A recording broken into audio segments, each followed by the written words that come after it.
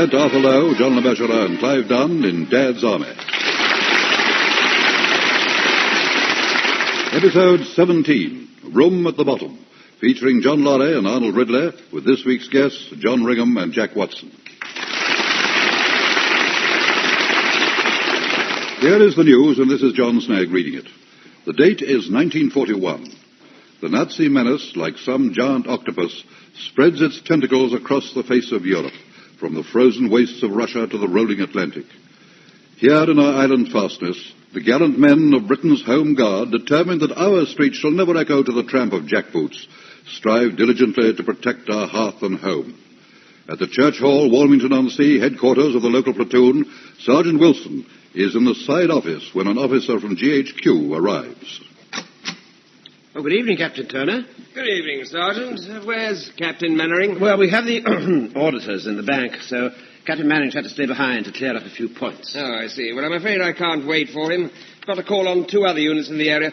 Perhaps you could give him a message for me. Oh, certainly, sir. Yes, a bit awkward, really. Look, tell me, how long has Mr. Mannering been a captain? Well, ever since we started, sir. You mean when you were local defence volunteer? That's right, sir, yes. But there were no commissions in the LDV. What? Weren't there, sir? Well, no, of course not. How did he get to be a captain in the first place? Well, he sort of made himself one, sir. Oh, did he? Mind you, there's been all sorts of ranks in the Home Guard, and we're only just starting to sort it all out. Oh, I'm very sorry and all that, but he never was a captain, and he can't walk around with 3 pips on his shoulder. He'll just have to take one of them off. You must tell him as soon as he gets here. Yes, sir. All right, yes, sir. I'll do that. You can also tell him I'll confirm it in writing in the next few days. Very well, sir. All right, good night, Sergeant. Good night, sir. And your lieutenant. Oh, dear. Fancy that. Oh, well, Mr. Mannering. Let's see now. How can I put it to him? Oh. I'm afraid I've got some rather bad news for you, Mannering. No, that's not good. No. Now, look here, Mannering. You better brace yourself for a shock. One of those pips has just got to come off. It's hopeless, absolutely hopeless. You must keep it short, that's the thing. Keep it short, that's the best way. Good evening, Lieutenant Mannering.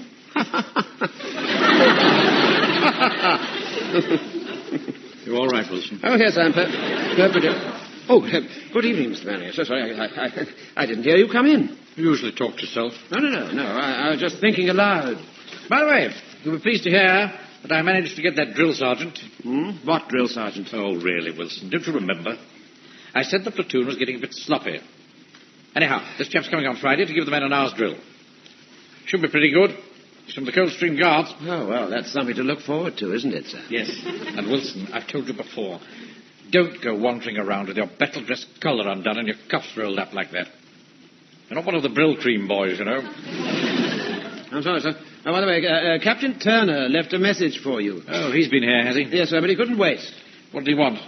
Usual red tape nonsense, I suppose? Yes, sir. He says you've got to take a pip off. Is that all? What did you say? He says you're not really a captain, sir. You should only be a lieutenant. I'm trying to be funny, Wilson. Oh, no, sir, no. Well, I'll soon settle this. I'll get on to GHQ right away. Coming up, start. Hello? Eastgate 166, please. But he's got nothing better to do. You know, Wilson, sometimes I think that... Hello? Is that GHQ? It's Mannering. Mannering. Captain Mannering, Warmington-on-Sea platoon. Well, I'm sorry to bother you, but there seems to be some mistake. Captain Turner was here earlier on this evening, and he left some peculiar garbled message about... What? Yes. Well, yes, of course, it's just possible my sergeant could have got it wrong. I see, yes. Quite absurd, of course, yes. Something about taking a pip down. Yes. Oh, I thought so, yes. Thank you very much. What's the game, Wilson? Game, sir? Yes, the game. What's the idea of saying that I wasn't a captain? Making me ring up GHQ like that? What sort of a fool do you think I look? Well, who did you speak to, sir? The sergeant in the office. Of course, he didn't know what I was talking about. Oh. Well, I'm waiting for your explanation.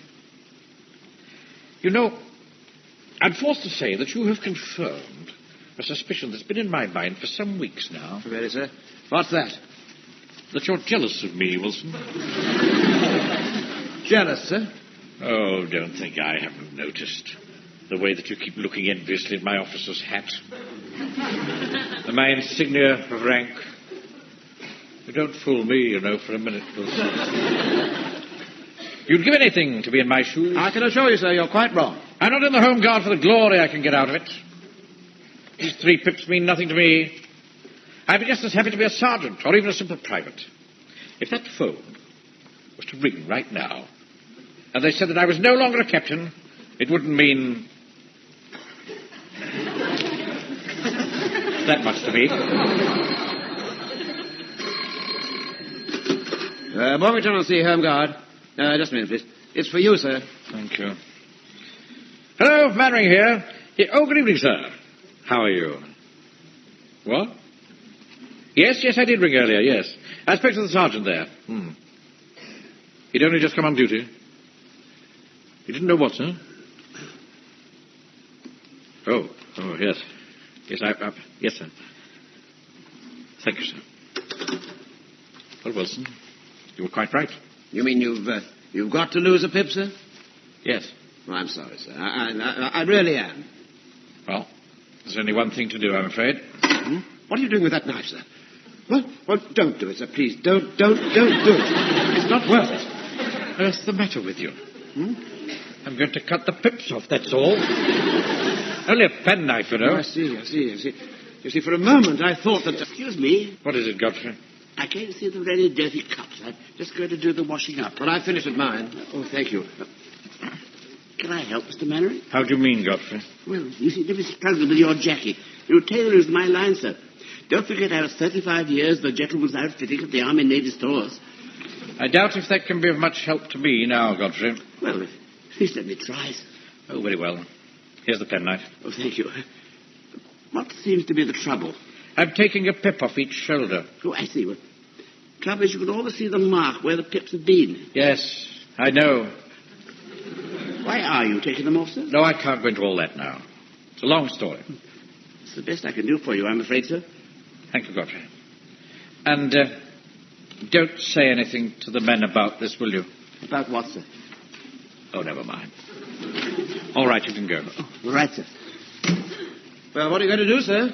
No time to dismiss the parade. The men are bound to notice you've taken your pips off. Well, let me see.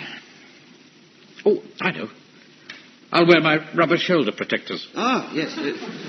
You mean the things Walker designed from old car tires? That's it, Wilson. Where did I put it? You were going to equip the whole platoon, but Walker was charging too much for the tires.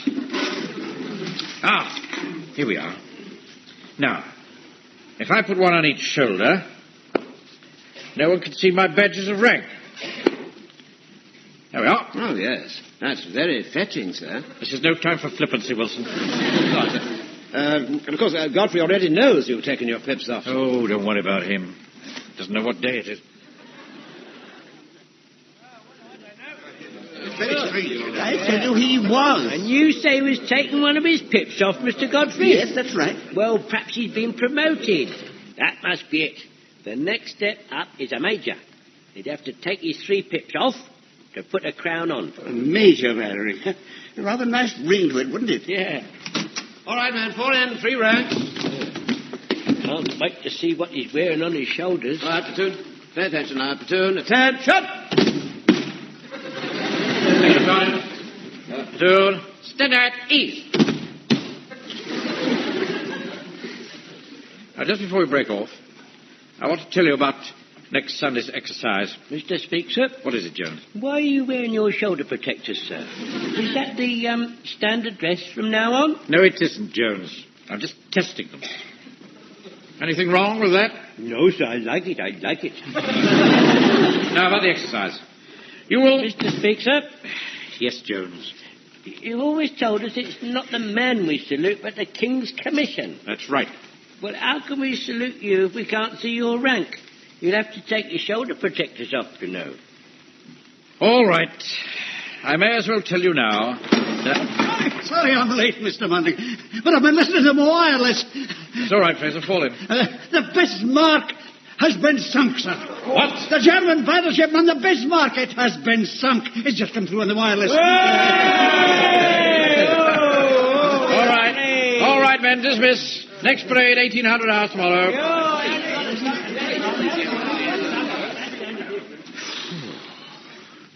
This is excellent news, Wilson. Yes, it is, sir, isn't it? Once again, the Royal Navy has saved your bacon.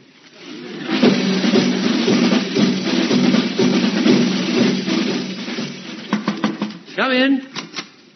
Oh, good evening, Captain Turner. Evening, Wilson. Mr. Mannering not here yet? No, sir, it's not. We've still got these auditors in at the bank. Ah, pity. How did he take it last night? Take what, sir? His pips off, man. Well, he cut them off with a penknife. No. I mean, how did it affect him? Oh, well, he put a brave face on it, sir, but I really do think he was pretty cut up. You see, sir, he just lives for the Home Guard. Yes, I realise that, Sergeant, and that only makes my task more difficult. Well, what task's that, sir? Well, the trouble is, you see, when Mannering rang up GHQ yesterday, they started looking into things, and it appears that he hasn't even been granted a commission as a lieutenant. I don't think I quite understand, sir. Well, it's perfectly simple. Mannering hasn't got any rank at all. Therefore, he's got no authority to be in charge of this platoon. It's all in this letter. Give it to him as soon as he arrives. All right, sir. Oh, and by the way, you're in command of the platoon. Till I can make other arrangements. I'm in command of the platoon. Oh, Lord.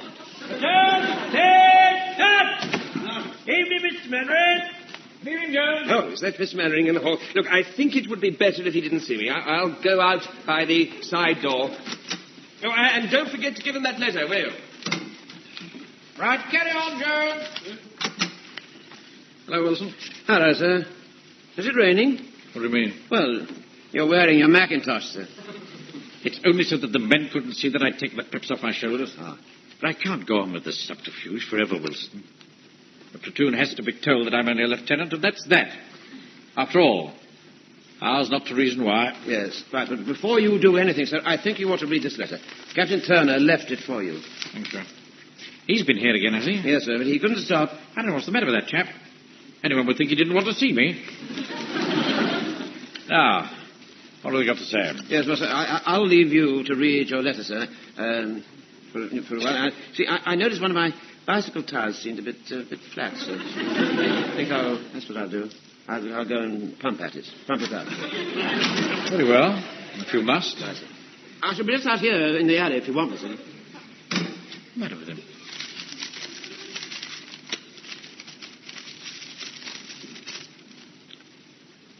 No. Oh, my God. Great Scott, he shot himself. Captain Mannering, are you all right? Say something. Oh, I'm wounded, Wilson. Oh, dear, sir. Where? Here. Inside. Are you in pain? Sorry about that, sir. We were in the hall, and Mr. Godfrey had got one up the spout of his rifle, and it just went off. Oh, thank God for that. I thought for one horrible moment that... I said it's all right, Mr. Mannering. Very good, Jones. Carry on. What's the matter with him, Mr. Wilson? He's all gone all far away. Come back, sir, come back. It's all right, Jones, all right. Mr. Mannering's had a bit of a shock. Oh, dear, I never thought a rifle going off would affect him like that.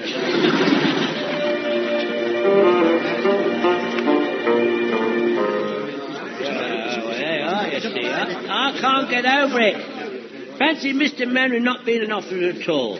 He's not an officer at all. Wonder how he's taking it. I hear it was terrible at the bank today. Never came out of his office once. Mr. Wilson told me to put his letters under the door. Yes, poor Mr. Mannering. We're going to miss him, you know. Yeah, it's his own fault if you ask me. He's been dead in Providence for a long time, strutting about the place like a peacock. Well, I like Mr. Mannering. He's always so considerate, never unkind or anything like that. I wonder who we're going to get in his place. Yes, the point, Mr. Godfrey. I hadn't thought of that. Whoever it is, I hope he doesn't shout. I can't stand people who shout. You're too soft, a lot of ye. You need somebody to shout a bit. Well, when I think what would happen if you were in charge, Fraser, you'd have us running around from what's-his-name to breakfast time. What a wonder. I'd knock spots off ye. All right. Come on. Fall in, you chaps, quick as you can. Look here. I think I ought to tell you that I have been put in charge of the platoon until a new officer can be appointed. Oh, Does that mean you'll be leading us in the exercise on Sunday? Yes, Fraser, I'm afraid it does. Will Mr. Mannering be there? Oh, but no, Godfrey, no, he won't. Mr. Mannering is no longer a member of this platoon. Just a minute, Sergeant. That is not strictly true. You see, men, when I was told that I was no longer your commanding officer, I must admit that my first reaction was to leave quietly. Oh, dear.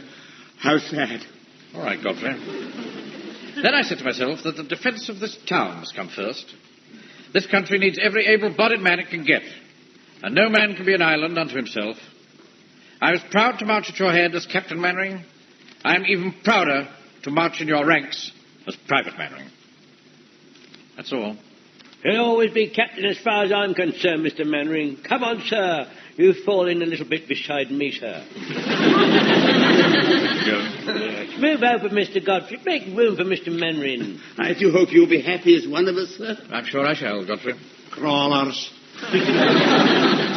That's tune. Attention! Oh, dear. I was a bit late, then. Oh, never mind, sir, never mind. We'll try it again. Tune. Stand at ease. Don't worry. I'll get it. I used to have the same trouble, Mr. Mannering. Mind you, I practiced and I'm all right now. All right. Tune. Attention! Well, I'm nearly always right. All right. Come on, Jones, come on. Yeah, sorry about that. I think Mr. Mannering must have put me off. Yes, all right. Once again. Tune. Stand at ease. I'm sorry, I can't understand it. For goodness sake. It's taken Jones a year to get it right. And now Mannering's put him back where he started. Yes, well, I think we'd better settle for that. Now, all right, now pay attention, please. As you know... All standing by then, are we? Really, Sergeant? Name's Gregory, drill sergeant. Is the platoon ready? Ready for what? Drill. I'm supposed to give you an hour's drill tonight. You knew about this days ago. Oh, yes, of course, yes. I'd forgotten. Oh, forgotten, had you? Well, you won't forget me again. Leave a lasting impression, I do. Right, let's have a look at you all. Mr. Mannering, are you sure you wouldn't like to slip quietly away? I don't think I have anything to fear, Wilson. Sergeant? Oh, but it's so awkward, sir. Who's that talking in the ranks there? And you, Sergeant, did I hear right? Were you calling him sir? Well, What is he then, knight or something? Looks like a rough night to me. What's the matter with the lot of you? Ain't you got no sense of humour? Come on, laugh! Well, that's better. Have a good laugh. Get plenty of air in your lungs. I do a lot of laughing, I do. In my job, I get plenty to laugh about. I think a lot of you will give me a few chuckles before the evening's over, too. And what are you laughing at, lad? What's your name? Godfrey. Well, what are you laughing for? I'm not really laughing. That's my normal expression. Well, looking at you, I think that's about the only thing that is normal. And you get that on straight. Referring to me, Sergeant? Yes, you, Sir Harry Lauder. And don't stare at me as though I was something the wind had blown into it. Yes, Sergeant. Right away, Sergeant. And who have we got here? That's Lance Corporal Jones. Oh, an old campaigner, eh? That's right, Sergeant Gregory. I went all through. I'll bet you did. I expect you've been through more than I've had up dinners. Well, Kitchener may need you, but I don't. I mean, I don't know what I'm doing here tonight. I could have been doing something useful, like drilling soldiers. What a sloppy lot. Talk about Fred Carnos. What are you, the boys of the old brigade? And what do you think that you're going as, Sergeant? With your collar undone and your cuffs rolled up like that? Well, Now, you're not on Daddy's yacht, you know. You'll be wearing a silk scarf next. Well, I'm terribly sorry, but I so you're terribly sorry, are you? Well, get yourself smartened up. Right, Sergeant. The whole lot of you need a good shaking up by the looks of you. I think we'll have a bit of running on the spot that'll liven you up. Right, off you go. Hup, hup, hup, hup, hup. Come on. Come on. Pick 'em up. You look like some foreign Nancy boys treading grapes. Hup, hup, hup. No, not you, Jones, not you. I don't want to be had up for manslaughter, do I? But I like it, Sergeant Gregory. No, you'd better not. All right, platoon. Halt! I wouldn't want anything to happen to you. You're such a nice old gentleman. You remind me of my granddad. Oh, really? Yes, he died 10 years ago. We dug him up last week and he looks better than you do now. Now, look here. You're going too far. I beg your pardon? Who said that? I did. Oh, So it's the nasty night again. You're going too far. Did you hear that, everybody? His lordship says I'm going too far. Well, you're not going too far, but you're not going to get nowhere. All right, now you just get winning on the spot of the double. Are you ready? Hop, hop, hop, come on there. Get it up. Come on there. Come on, get your legs up. Sergeant, Come on, get your I legs think up. you ought to know that Mr. Mannering used to be our officer. No need to bring that up, Wilson. Officer, was he? I hate officers. Pick him up, come on, I'll give you a wet shirt. Come on, hop, hop, hop, hop. I'll teach you to ask me back, you horrible little nut, you. Come on, hop, get him up, come on, get your legs up there. Higher than that, that's no good, I am much higher than that. Well, I don't know. Well, I never seen anything like it in my life. Never seen anything like it. Oh, hello, Mr. Fraser. Hello, Jones. Is Mannering in tonight? No, I don't think so. Oh, still recuperating, is he? Well, Sergeant Gregory did give him a pretty rough time, you know. I think he's really staying away to make it easier for Mr. Wilson. Well, if they don't hurry up and appoint a new officer, there'll be no platoon left to command. It's falling to pieces, if you ask me. Oh, please don't say that, Mr. Fraser. It's true, Godfrey. The men's morale's at rock bottom. Look at that disastrous battle exercise against the Southgate platoon yesterday. Sergeant Wilson led us right into an ambush. Yeah, right there, Mr. Mandarin wouldn't have done that. Well, he might have, but he'd have done it in a more dignified way. Yeah, battleman. It was more like a massacre. Only we could get Mr. Mandarin back as our officer. The pen is often mightier than the sword.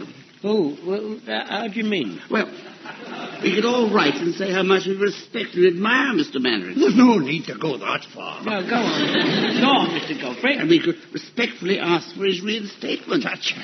Never listen to us. Well, it's worth a try. It's a good idea, Mr. Godfrey. I'll go and tell the others, and then we can all go home and write a nice letter to GHQ.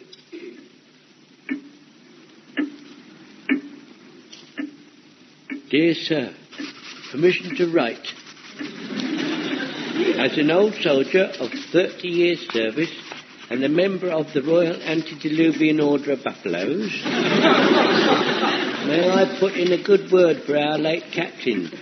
His reduction in rank has had a shattering effect on our morals. And furthermore, Dear Sir, may I most humbly and respectfully beg to place before you the following facts for consideration at your convenience, to whom it may concern. Mr. Mannering has always carried out his duties in a conscientious and diligent manner. Now, let me see. How did I put it? Dear Sirs, now that the post of commanding officer for the platoon is vacant, I would like you to consider a private who served with distinction during the last conflict. Unfortunately, a certain amount of jealousy has caused him to be passed by whenever promotion was due in the past. In spite of all this, I feel I must speak up and reveal his name, which is Private Fraser. Signed, a well-wisher.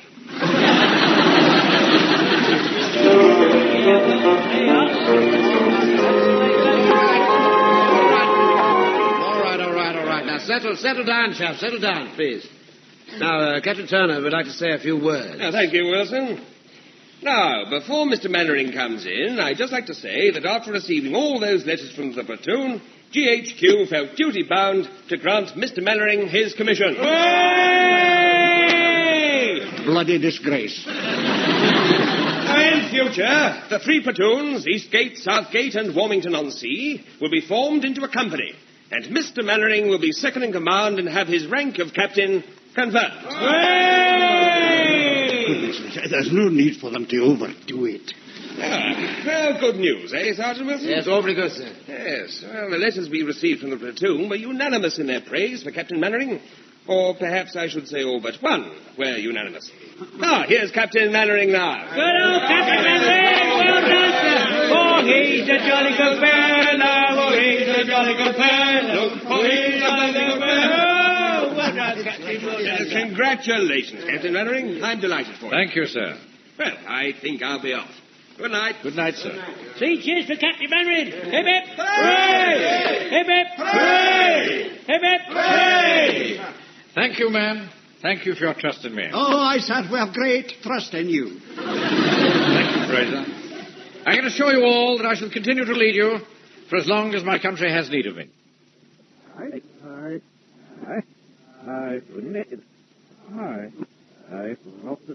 Thinking of making up another Lance Corporal? I'd be proud to serve under you, sir. I'll bear that in mind, Fraser. Well, Wilson, nasty business, eh? Still, all's well that ends well. Yes, I must say it did have its funny side. You know, when I got home, I laughed and laughed. Did you really? Yes, I did. Yes. To think all that time you were running things, you really had absolutely no authority at all, did you? None at all. You're absolutely right, Wilson.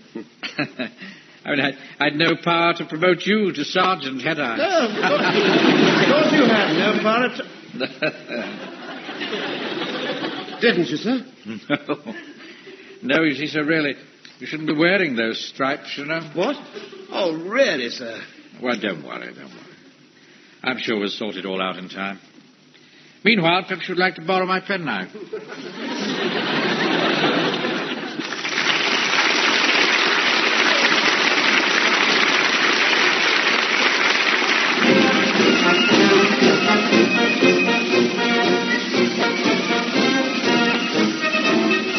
In that episode of Dad's Army, from the original television series by Jimmy Perry and David Croft, you heard Arthur Lowe as Captain Mannering, John Le Mesurier, Sergeant Wilson, Clive Dunn, Corporal Jones, John Lorry, Private Fraser, Arnold Ridley, Private Godfrey, John Ringham, Captain Turner, and Jack Watson as Sergeant Gregory.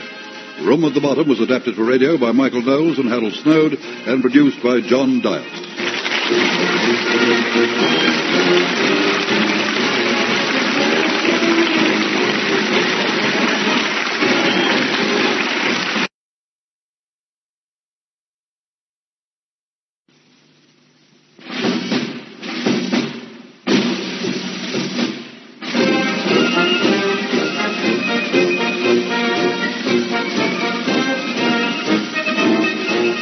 Present Arthur Lowe, John Le Mesurier, and Clive Dunn in Dad's Army.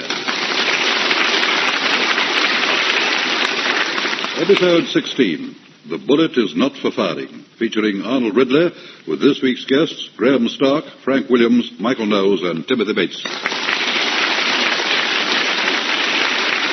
Here is the news, and this is John Snagg reading it. As a consequence of incessant heavy raids on Britain by the German Luftwaffe, that ever-vigilant band of men, the Home Guard, send out their patrols ready to catch any enemy parachutist foolhardy enough to land on British soil. At the Command Nerve Centre, the Vicar's office in the Church Hall at Walmington-on-Sea, the platoon commander, Captain Mannering, and Sergeant Wilson eagerly await the return of their patrol.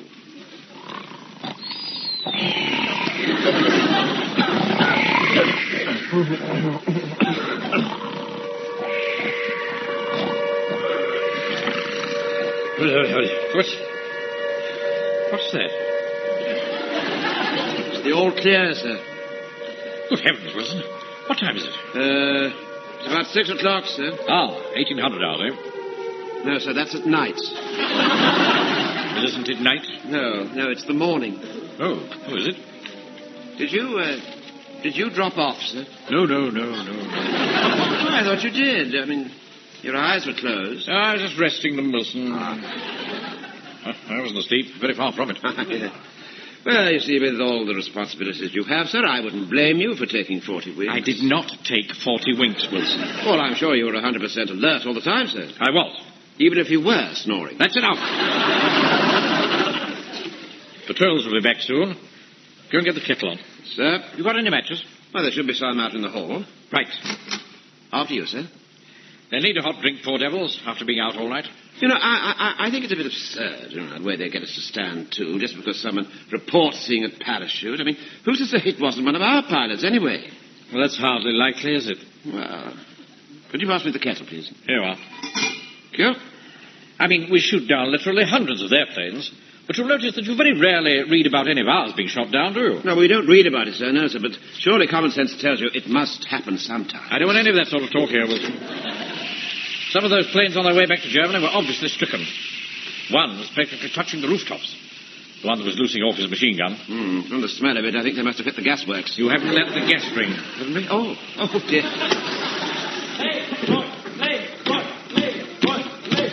Here are the men now, Wilson. Right, Will. Pick them up there, come on. Put some guts into it, pick those feet up, Godfrey. They don't go much higher, I'm afraid.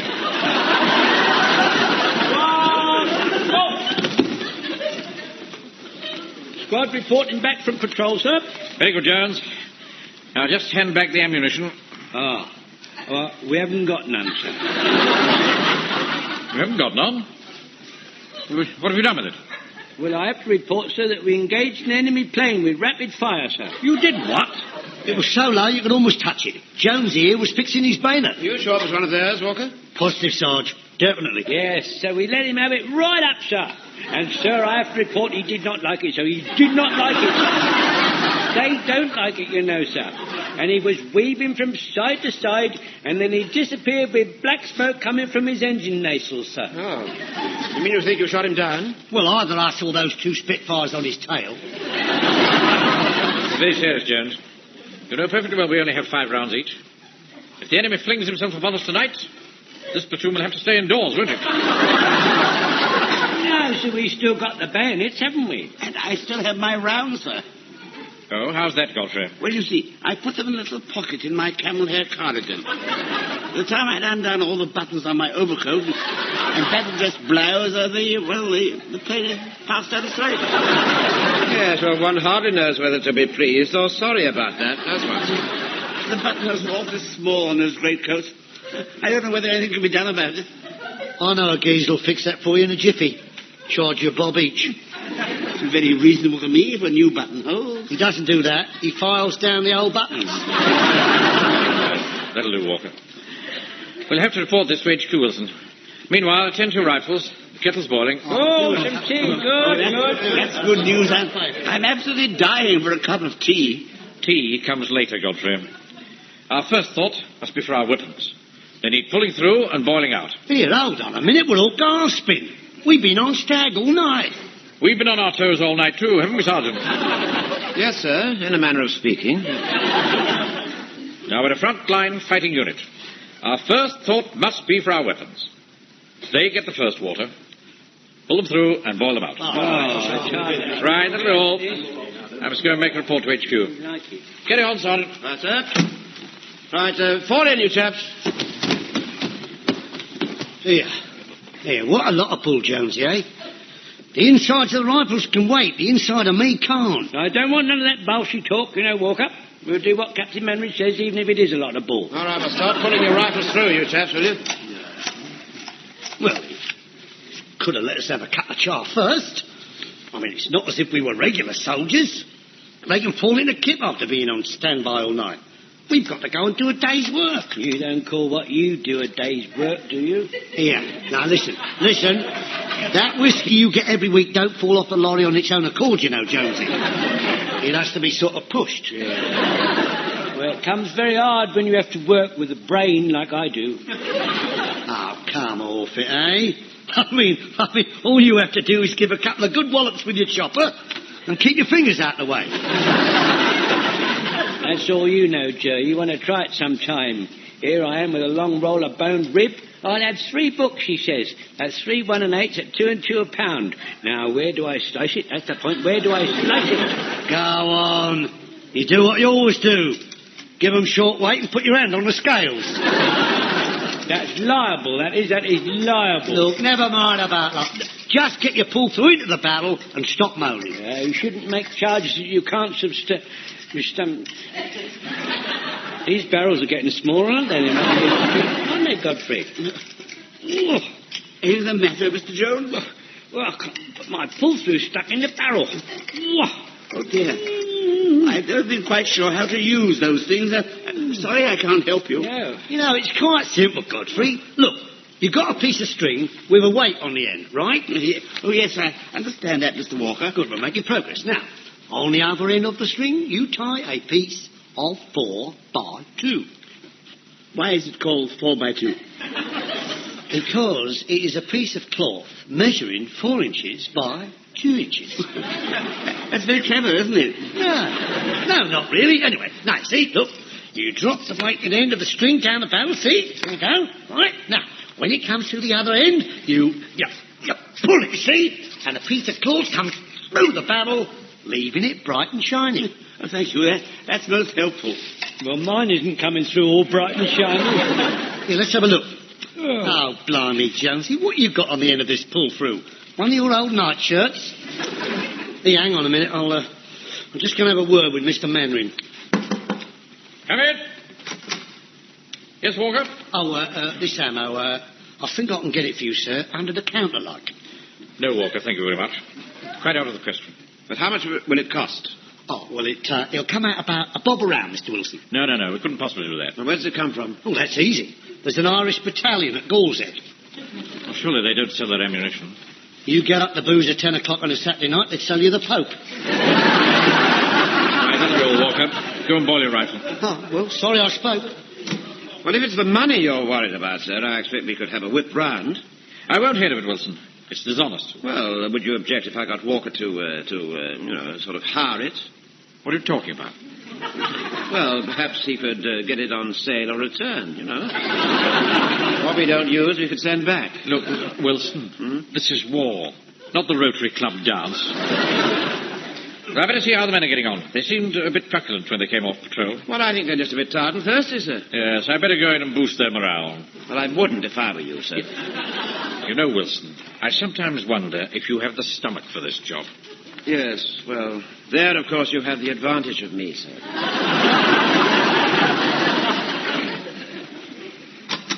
Now, men, how are we getting on? Are those barrels all bright and shining?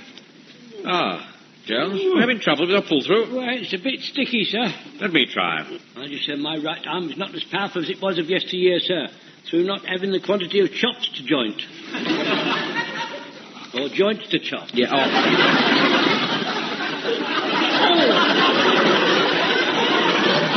What have you got on the other end of this pull-through?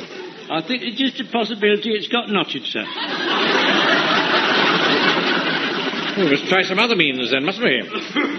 Just watch this, men, will you? It's a little wrinkle I learned in the last conflict. We tie the end of the pull-through to some immovable object. Now, let me see. Yes, this banister rail should serve the purpose. Just like Roy Rogers ties trigger. Well, roughly speaking, yes, not too bad. There we are. Now, having tied the pull-through securely, take a firm hold of the rifle. Just give me plenty of room here, will you?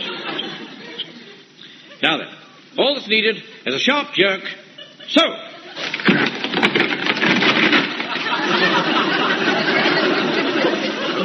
Oh, dear, I don't think the vicar's going to like that hole in his banister. Well, don't worry, we'll get it mended for him. We must evidently attach it to something more substantial. Now, this pillar looks solid enough. I'll tie it round this.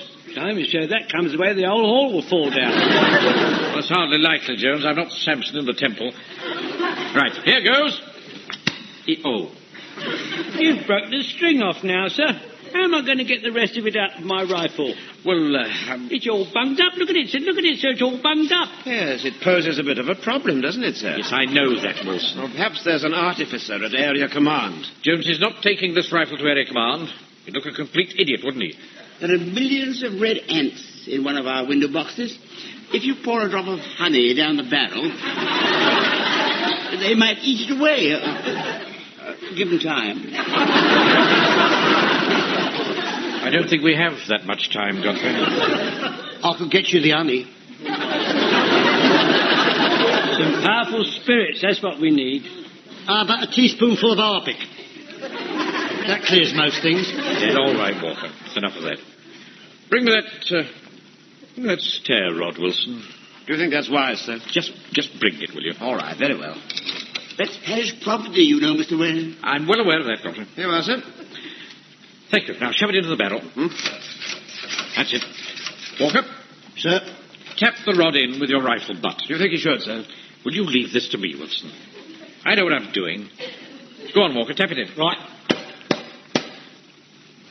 There we are. That shifted it. There's the rifle, Jones. Just take the rod out, and it's as good as new. Thank you very much, sir. Now listen to me, Ben. When you leave here this morning, I want you to go back to where you shot at that plane and collect as many used cartridge cases as you can. I shall need them to get replacements from headquarters, so bring them in when you parade tomorrow. Excuse me, sir. What is it? We've got a bit of a problem. Having got rid of the blockage from Jones's rifle, the question is, how do we get the stair rod out of the barrel? What? I'm afraid it's stuck, Mr. Mannering. Oh, yes. Well, you'll just have to take it to an artificer at Area HQ. But what shall I tell him, sir? Oh, well, you'll just have to say that you did it during bayonet practice. Tell him you missed the target and ran onto a stair rod. I think that sounds reasonable enough, don't you, Wilson? Oh, yes, sir, yes. I'm sure it happens all the time.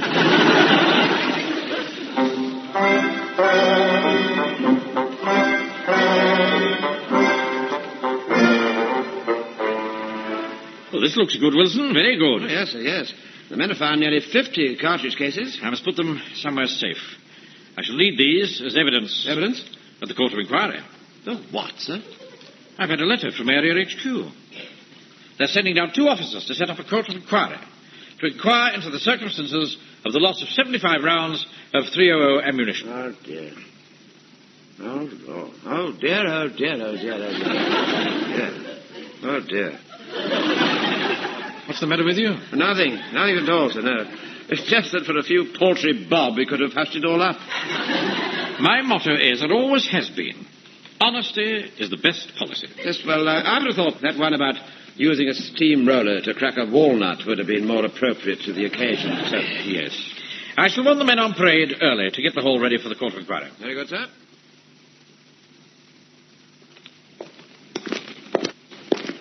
Now, this must be it, Pringle. St. Aldham's Church Hall, eh? Is that the Warming Ground Sea Platoon's HQ? Well, apparently. I must say, Marsh, it doesn't seem quite like the General to convene a court of inquiry about a little thing like this, does it? The General didn't want to. It was that pompous little captain fellow, wasn't it? Mannering. We just asked quite politely why he needed more ammo. He started to get all regimental, saying he didn't want to cover anything up. That's a damn nuisance. I've got 2 tickets that Leslie Henson's here tonight, taking a wren. Yeah. Is she commissioned? Not really. No. She's a sort of midshipwoman. No. Trust the Navy to think up something like that, eh? We'll cut it short then, eh? You bet. I want to get back. I'm having a 5-shilling utility dinner at the Ritz. I'm taking a fanny. Commissioner? I don't know. They all look alike to me. Come on.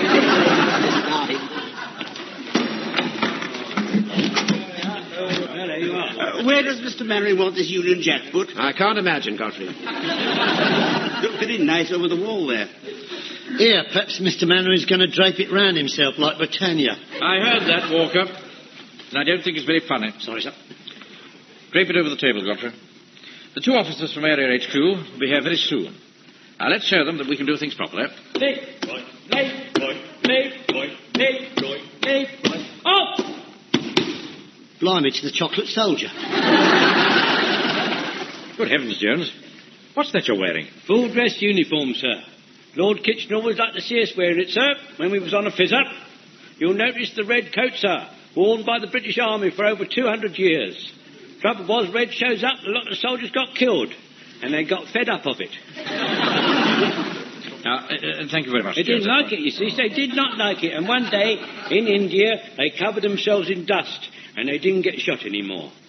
So, hence the expression khaki. That's an Urdu word, sir. It means dust. Hence the other expression, not so dusty. That will do, Jones. Or you could say not so Urdu. Yeah, all right. I've taken the liberty of bringing you my sword, sir.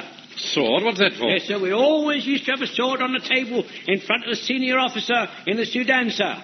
We always like to give the whirling dervishes a fair trial before we shot them. Yes, well, it's a kind thought, Jones. We'll keep it in reserve. Now, pay attention for a moment, will you? Now, I know that some of you think I'm letting you down by calling in area command, but consider this. To fight for our homes and loved ones, we must have ammunition. I know the way the army works, and believe me, this is the only way we'll get it. Excuse me, sir. Yes, Godfrey? This box has just arrived from Area HQ. I think it's the ammunition. Ah, well, obviously they were impressed by the fact that we tackled the problem in the correct manner. Issue it at once, Samuelson. Sir? Oh, and the two officers of HQ are here, sir. They seem rather pleasant gentlemen. Quite young. Right, Wilson. Parade the men outside. Right, sir. Godfrey, bring the officers in here. Right you are, Mr. Mannering. Ah, Captain Mannering. Oh, good afternoon, Vicar. I gather that someone interfered with my balusters yesterday. Yes, I'm sorry about that, Vicar. We will be responsible for the repairs. It does seem a pity that you can't show more consideration for church property. Well, I'm sorry. There is a war on, you know. If you ask me, most of the damage is being done by the ones who are supposed to be on our side. Oh, come now, Vicar. I still haven't got over your doing bayonet practice during matins. It made the choir very shaky in the canticles. If you don't mind, Vicar, I have a court of inquiry starting here. And I have a meeting in the side office, if only I could see it for maps and guns. We'd better discuss this later. Captain Mannering, here are the officers, gentlemen. Oh, good afternoon, gentlemen. Good afternoon. I'm Captain Marsh, and this is Captain Pringle. How do do? How do do? All ready for you, gentlemen. Well, good. We're pretty keen to bash on, Captain Mannering, so may we start? Of course. We both have some pretty urgent affairs to tend to. Right, gentlemen. We'll take a seat. We'll start right away. Thank you. Mr. Speak, sir. Yes, Jones. The men have fallen in outside, sir. Good. Sir, you stand by to call in the witnesses. Sergeant Wilson will take down the evidence. And I will now read the order convening the Court of Inquiry. The Court of Inquiry will assemble at St Aldham's Church Hall, Warmington-on-Sea, at 17:30 hours on Thursday, the 17th of April, to inquire into the loss of 75 rounds of .300 ammunition by number 1 Platoon, B Company, Warmington-on-Sea. Yeah, well, we'll take that notice as read, shall we, Pringle? Oh, yes, let's. Oh, very well, gentlemen. Can we call the first witness? Mr. Speak, sir. Yes, Jones. I would like to volunteer to call the first witness. Call Private Walker. Very good, sir. Call Private Walker. Call Private Walker. Call Private Walker. Call Private Walker. I've called Private Walker. Did someone call me? Yes. Just a minute, Walker. I put a man on the door, sir. Right, Wilson. Sit down and carry on taking notes, will you? Now, Walker, let's get started. Yes, sir. The witness is ready for you, Captain Marsh. Thank you. What's your name? Joe Walker, sir. Wholesale supplier, scrap dealer and private. What happened? Yeah, just excuse me, Captain Marsh. Shouldn't the witness be on oath? Well, he doesn't have to be, but I suppose if you want it that way, you can swear him. It's my experience, gentlemen, that if you do a thing the right way, there are no comebacks. Hand me the Bible, Wilson. I haven't got one, sir. You haven't got one. I told you to provide a Bible. You never said a word about a Bible. I distinctly remember telling you to bring a Bible. When I told you to order the extra milk. Here, I know what I can lay my hands on, Captain Mannering. A quid. Gold letters on the back, authorised version, no rubbish. There's no time for that, Walker. We're allowed to take evidence without oath. Why don't we just get on with it? Well, under the circumstances, I think perhaps we should. Here, Mr. Mannering, if you want to play it my way, I can lay my hands on 75 rounds at 8 o'clock tonight, £2.10. Continue with your evidence, Private Walker. Take this down, Wilson. Right, sir. Oh, well. We were swanning around by the waterworks like, minding our own business, when out comes this dirty great ankle. Look at that Jonesy, I says. Jonesy's a cook, you see. No, just a minute. Do you mind? Excuse me. What is it now? Well, you see, if I'm supposed to be taking all this down, do you understand? And I've only got as far as swanning around. We've got the gist of it. Carry on, Walker. Right, well, look at that, I says. What's this, Jonesy? A big ankle, I says. Where, he says. There, I says. I can't see it, he says. His eyes being on the blink, of course, him being the age he is. Of course, he is over 70, you know, and a little bit deaf. I've heard that. All right, Jones, I think you'd better wait outside. Yes, right, sir, I will. I'll wait outside, sir. Right, sir. Thank you very much, sir. I shall be on my way outside, sir. Yes, sir. Just going outside, sir. Now, Walker. Just, Mr. Mannering? Yes? I'm outside now, sir. Now, Walker, just tell us about the shooting as quickly as you can. Yes, sir. Sorry, sir. So, we shot at him.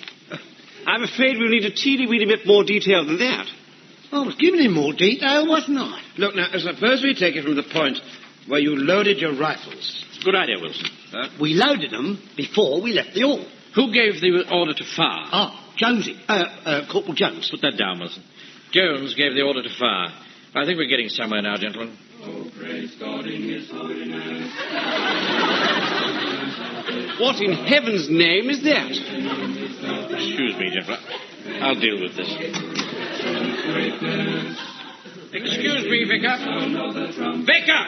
Just a moment, ladies and gentlemen. What's the matter, Mr. Mannering? I've got a very important court of inquiry going on in the hall, and I can't have all this. I beg your pardon, Mr. Mannering, but it is the church's hall, you know. No, it isn't. It's been requisitioned. Not this office. This is still church property. We can't carry on in there with all this noise. If you can do your blood-curdling bayonet practice during my responses, I can do my jubilati during your inquiry. Now listen, Vicar. You and I are standing shoulder to shoulder, facing the common enemy. Can't we cooperate? Oh, very well. We'll do something quiet. The nunc dimittis. Lord, now lettest thou thy servant depart in peace. Nothing personal, Mr. Mannering. Thank you. Well, I've dealt with that. I don't think there'll be any more interruptions. Right, Wilson. Stand by two. Stand by the sandbags. Stand up front. Section party falling behind the scout hut. All right, sir. It's all right. It's all right. It's not a bomb. It was thunder. What? I'm sorry about that. Shall we continue, gentlemen? Oh, yes. Thank you, Captain Mannering. What's going on, Jones? Excuse me, sir, but the men are refusing to wait outside on account of they're getting soaked to the skin. Should we adjourn for half an hour, gentlemen? Great Scott, no. I definitely think we should continue. We can't have all the witnesses listening to each other. Well, look, why don't Corporal Jones and the platoon demonstrate to us precisely what took place? I say, what a wizard idea. Well, thank you, Pringle. Very well. Corporal Jones, show them what happened. Well, Captain Mannering, when I saw the plane, sir, I remembered all you taught us about engaging enemy aircraft. You remember, sir, how you told us to camouflage our faces with khaki handkerchiefs? Yes, that's right. Well, we didn't have no time for all that rubbish for a start, sir. Then you said we was to scatter. Well, we did that all right, sir. And then I gave the order.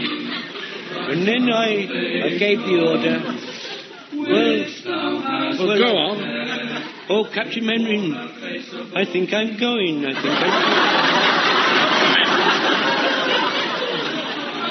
I can hear angels' voices, sir. Oh, Jones, it's not angels. It's the choir in the side office. I thought the harmony was a bit ropey. Excuse me, sir, but am I supposed to be taking all this down? For God's sake, no! What happened next? Oh, well, we remember what you taught us, Mr. Mannering. Yeah, that's right, we did. Cock, I said. I beg your pardon? Cock your rifles, I said. Go on, lads, we'll show 'em. Rifles up, I said, just like you said, sir. Swing with the plane, lads. Swing with the plane.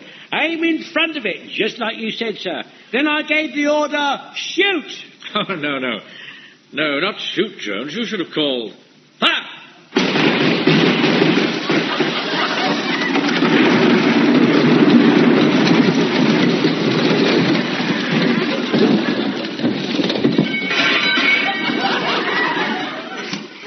What on earth was that noise? Oh, really, look at my roof. You're vandals, a bunch of vandals. Sorry about that, Vicar. Captain Marsh, Captain Pringle, would you be free to attend another inquiry, say, sometime next week? Oh, no.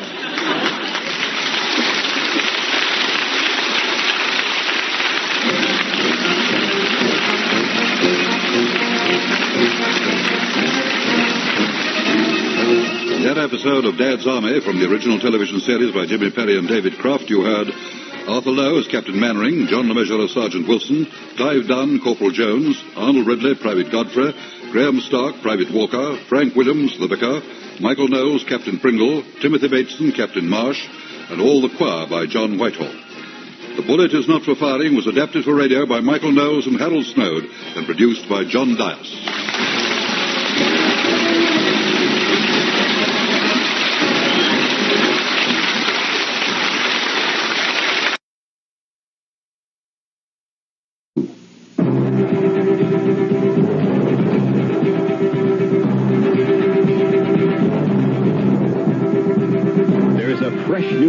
Sweeping the land. A spirit of honesty and integrity. A free spirit.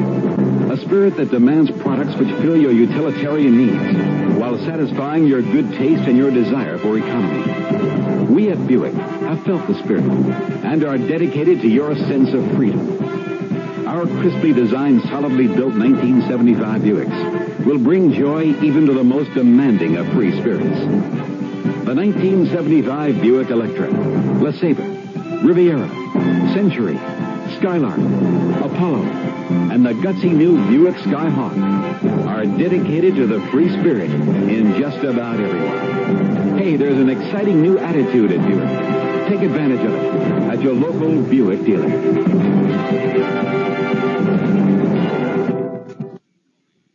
Dine in a real City of Dallas trolley car under the largest collection of Tiffany lamps in America. Or relax in an antique barber's chair and sip something cool.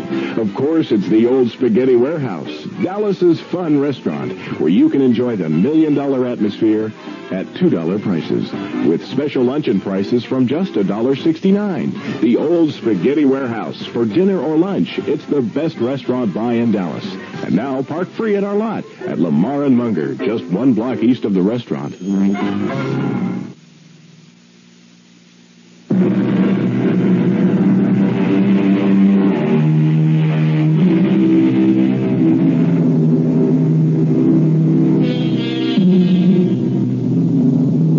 Kramer glares with revulsion at the freak tent barker, ballying the treasures within.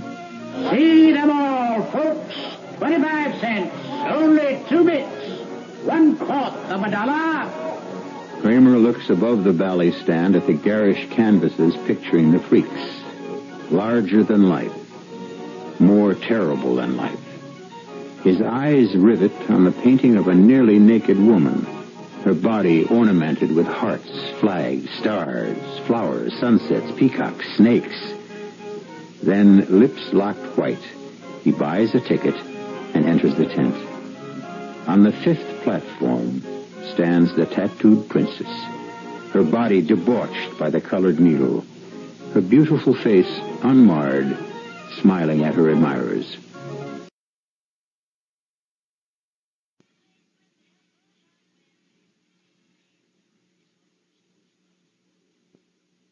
From the Spain of legend, Mistala is here. Mistala, the light, natural rosé wine created in Spain to capture a legendary flavor. Mistala, imported rosé, born of vines that once bore the wines of a fabulous era. Salud, amor y pesetas, y el tiempo para gastarlos, America. Mistala. The CBS Radio Mystery Theater presents...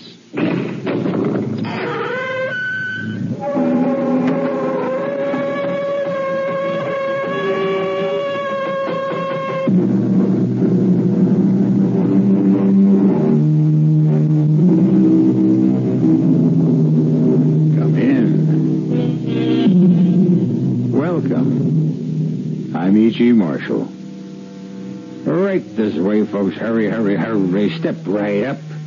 Yes, welcome this night to a carnival. To the razzle-dazzle clash of color and sound. Hiding hate and evil and murder. Right this way. The Freak Show, ladies and gentlemen. See nature's mistakes. Step right up. It's opening night at Prince's Carnival outside St. Louis. But no fortune teller sees in cards or crystal ball the dark events that will happen here. I loathe everything you are. The sight of you sickens me. I'll... You'll what? Beat me? Break me? Yes. Try it. Every man in the carny knows you're here, knows what you are. Giant, strong man, grips, barkers, they're all standing by. If I call, they'll tear you apart. Oh, give me reason to call. I'd love it. Go on. Hit.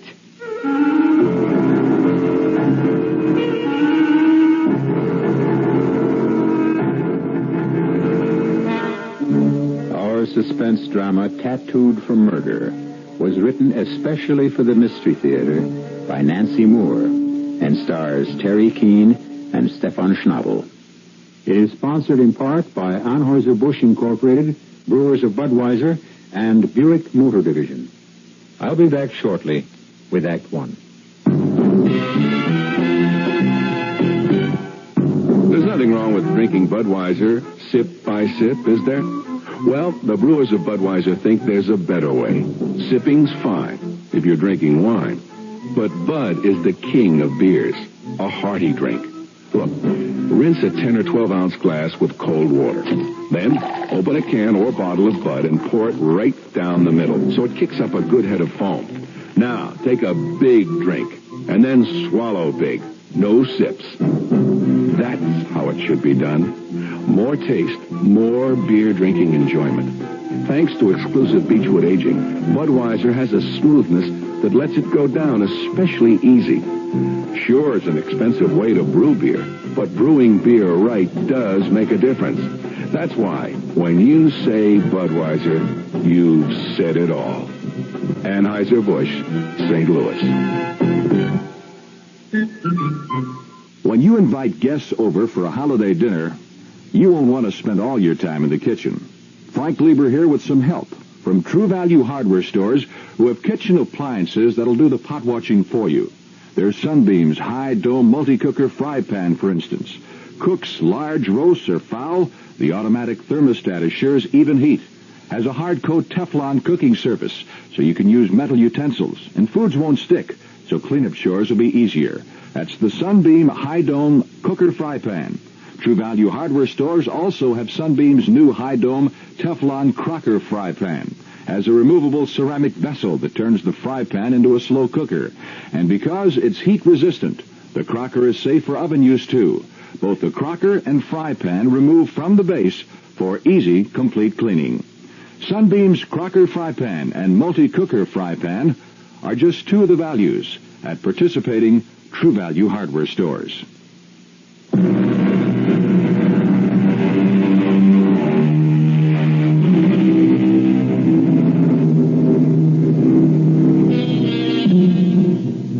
I promised you a carnival. I'll keep that promise. But be warned that I do not promise a spun sugar candy time. On the contrary. First, we must go back 3 years.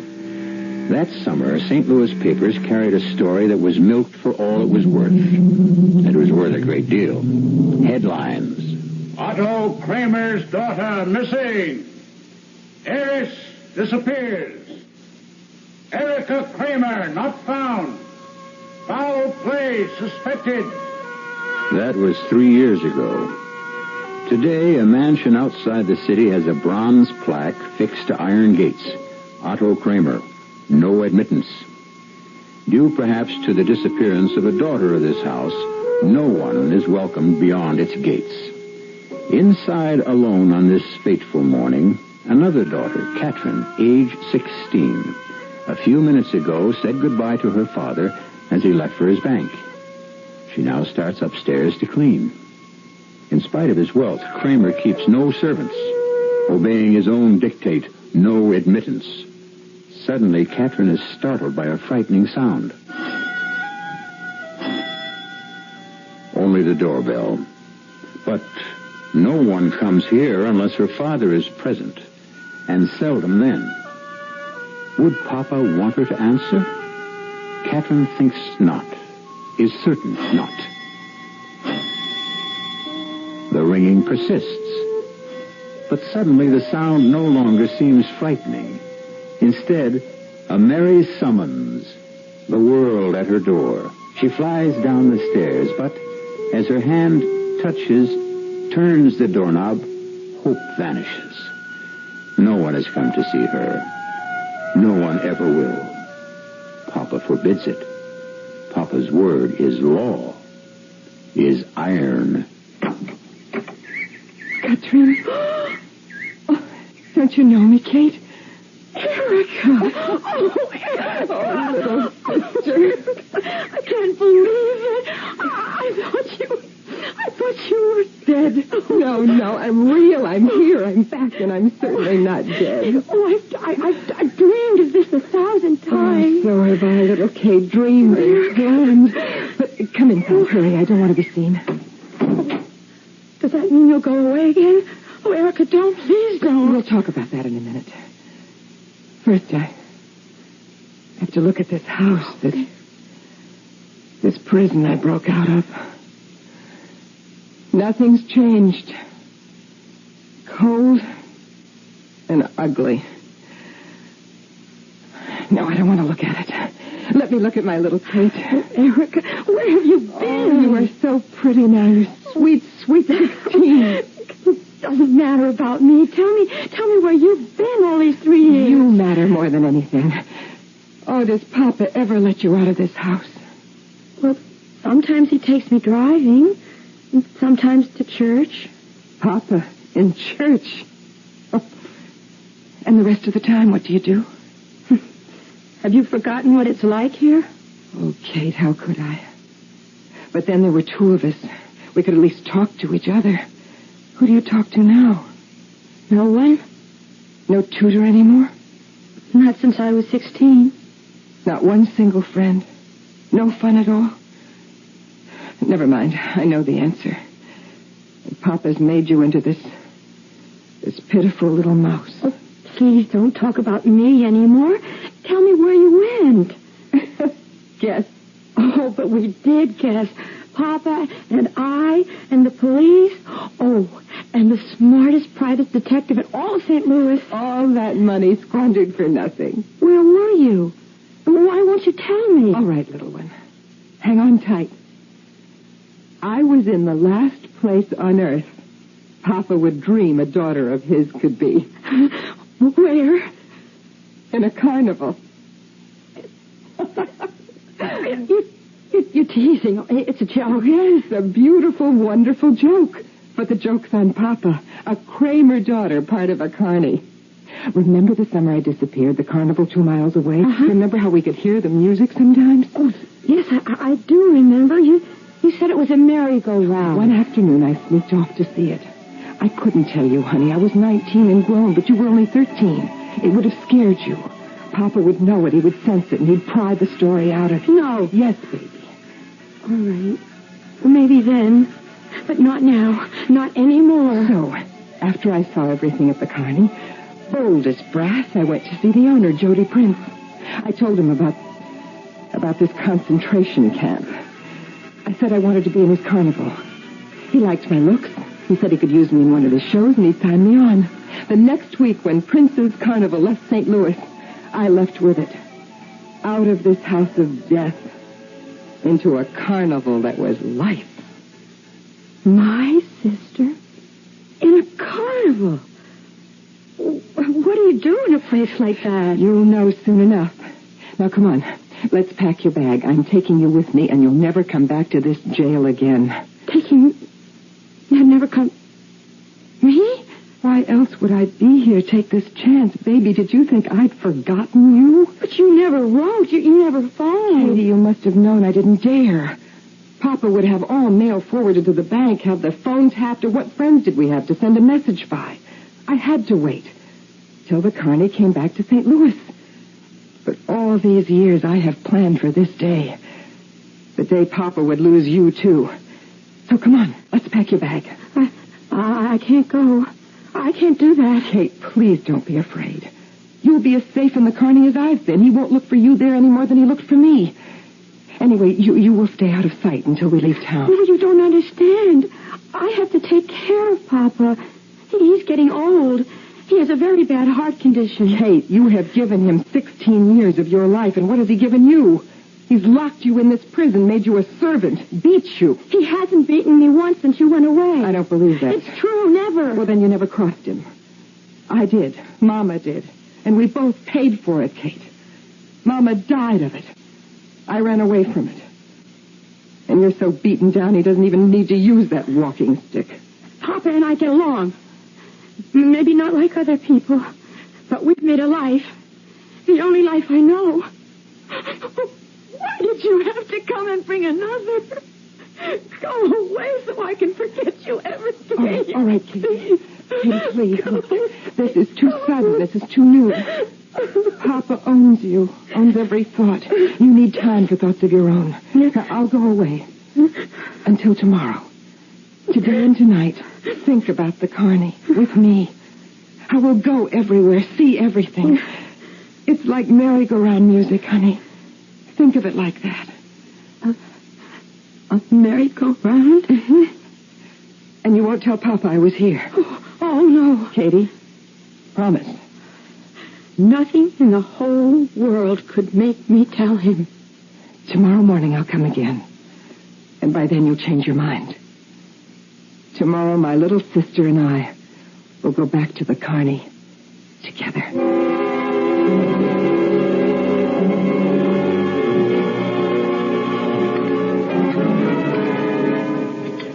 Papa? Would you like some more meat? No. Wasn't the roast the way you like it? Papa? Will you have anything else at all? No. Then, if it's all right with you, I'll do the dishes. Excuse me. Don't have. Sit down. You have not my permission to leave. Yes, sir. You will answer a question, Catherine, and you will answer with care. What is wrong with you tonight? Nothing's wrong, Papa. Nothing is wrong. I see. Or do you think perhaps you can fool your father? Yes, Catherine? Please, I'm not trying to fool you. There's a difference here. Something has happened. Now you will inform me what it is. What could possibly happen? That is what I intend to learn. Did you leave this house? No, sir. Someone was here? No, sir. You lie. No, Papa, no. Then why did your hands tremble when you passed my food? Why is your face flushed like an apple? Huh? Why? It's just... Well, I just don't feel very well. All day All day you hide something. Tonight you lie. I will have the truth, Catherine. One way or another, I will have it. I did tell you a lie, Papa. I went out. Out where, my child? To the grocery store. And how did you go to the grocery store? The bus. And what did you want at the store? To buy apples. I do not see any apples. Oh, but they didn't have any. A pity. Since you so much wanted apples that you left the house, you are not allowed to leave. But we are very fond of apples. Are we not, Katrine? Yes, Papa. Why can't you look at me, Katrine? I am, Papa. Yes, now you are. Now, why do you stammer, huh, little one? Your pleasant outing today has made you nervous, yes? Answer me! Papa! Answer, what ails you? I told you, I don't feel good. Your health is poor. I had forgotten. You will forgive me my lapse of memory. I'll go up and lie down if you don't need me anymore. No, I cannot spare you. There's something I want you to get for me. My walking stick. But it's there by your chair, Papa. Yes, so it is, yes. But it is my whim that you hand it to me. I walk around the table, pick it up, place it in my hand. Come on! Good. I put great store by obedience. You know that, do you not, Katrine? Yes, sir. Your stick, Papa. On second thought, you will hold it yourself, and we will observe it. The gold carving on the top. Describe it, please. It's a crown. A crown signifying authority. My walking stick once belonged to the Emperor Napoleon. His hand held it. Now yours, soon mine. One more question, child. Why do I always carry it? I don't know. As the symbol of my authority. And when that authority is questioned, is in doubt, the walking stick of Napoleon removes that doubt. You follow me? Yes, sir. Alas, your sister's disobedience in the past compelled me to use it. But not on you, never. And I trust I never will. Shall we test you? I don't know what you mean, Papa. I think you do. Who was here today, my little Katrine? No one, Papa. No one was here. Only me all day, except when I went for the apples. No one. All right. Hand me the stick. Thank you. A fine instrument for changing lies to truth. Soon it will persuade you to talk, and not about apples. Who was here today? Now will you answer? Yes. Ah, splendid. Who was here with my little girl? Who? Erica. 1 hour later, Otto Kramer stalks down the thronging chaos of the carnival midway. Fury mounts to the bursting point as again and again he asks the same question. Where is Erica Kramer? And receives the same answer. Never heard of no Erica Kramer, mister. Carney personnel banded together to protect one of their own. Step right up, folks. Right this way. Right what way? Where in this pigsty is his daughter?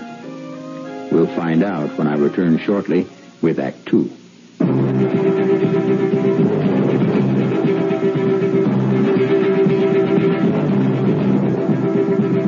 There is a fresh new spirit sweeping the land. A spirit of honesty and integrity. A free spirit.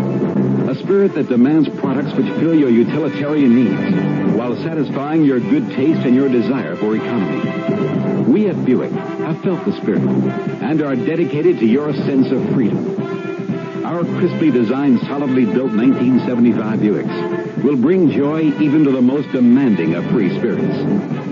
The 1975 Buick Electra, LeSabre, Riviera, Century, Skylark, Apollo, and the gutsy new Buick Skyhawk are dedicated to the free spirit in just about everyone. Hey, there's an exciting new attitude at Buick. Take advantage of it at your local Buick dealer.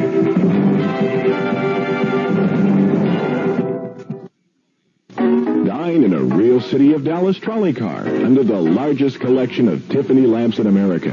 Or relax in an antique barber's chair and sip something cool. Of course, it's the Old Spaghetti Warehouse, Dallas's fun restaurant, where you can enjoy the $1 million atmosphere at $2 prices, with special luncheon prices from just $1.69. The Old Spaghetti Warehouse for dinner or lunch. It's the best restaurant buy in Dallas. And now park free at our lot at Lamar and Munger, just 1 block east of the restaurant.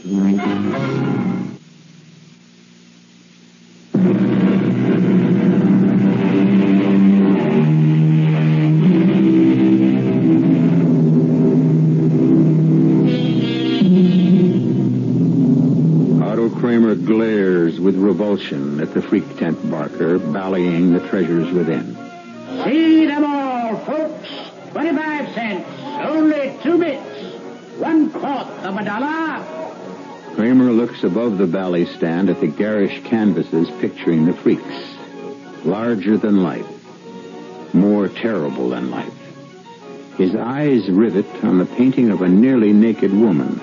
Her body ornamented with hearts, flags, stars, flowers, sunsets, peacocks, snakes. Then, lips locked white, he buys a ticket and enters the tent. On the 5th platform stands the tattooed princess. her body debauched by the colored needle, her beautiful face unmarred, smiling at her admirers. Kramer halts by the first platform, stares, and when he has seen enough of his daughter's depravity, he turns and quits the tent. Erica, Princess, he's coming. I'm ready. Stay back of my wagon, Jody. Stay out of sight. I ought to be in here with you. Your father's got a heavy walking stick. Of course he has. He always has. Go on, Jody. I'm not afraid of him anymore. I can take care of Papa. All right. Holler if you need me, sweetheart. I will. Go on. Oh, hurry, Papa.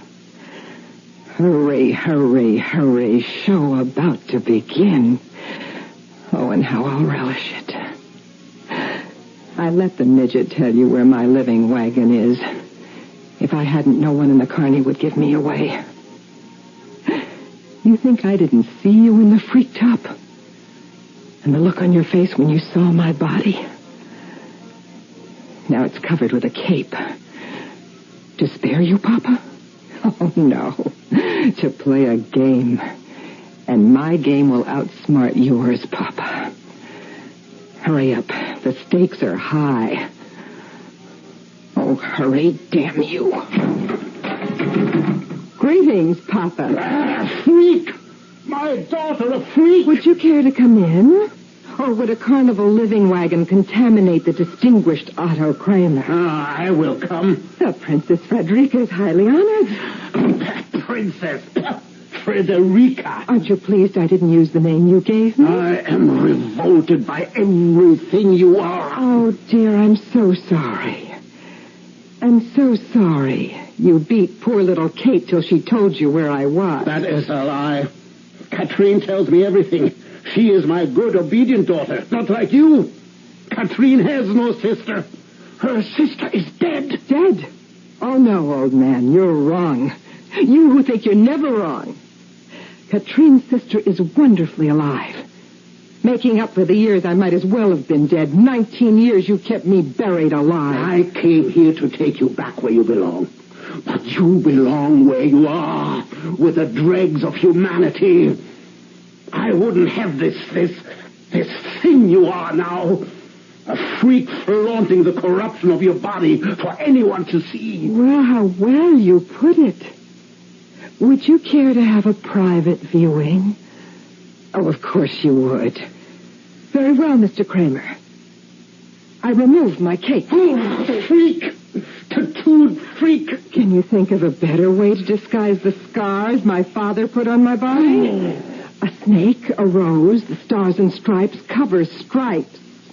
You gave me. Oh, yes. I read the description you supplied the newspapers of your missing daughter. Scars on back from automobile accident. What accident? Oh, God, how I wanted to write to the editor. Dear sir, you cheat my distinguished father. You underrate his powers. The scars on Erica Kramer's back are from his loving hand. Papa, why can't you stop staring at me?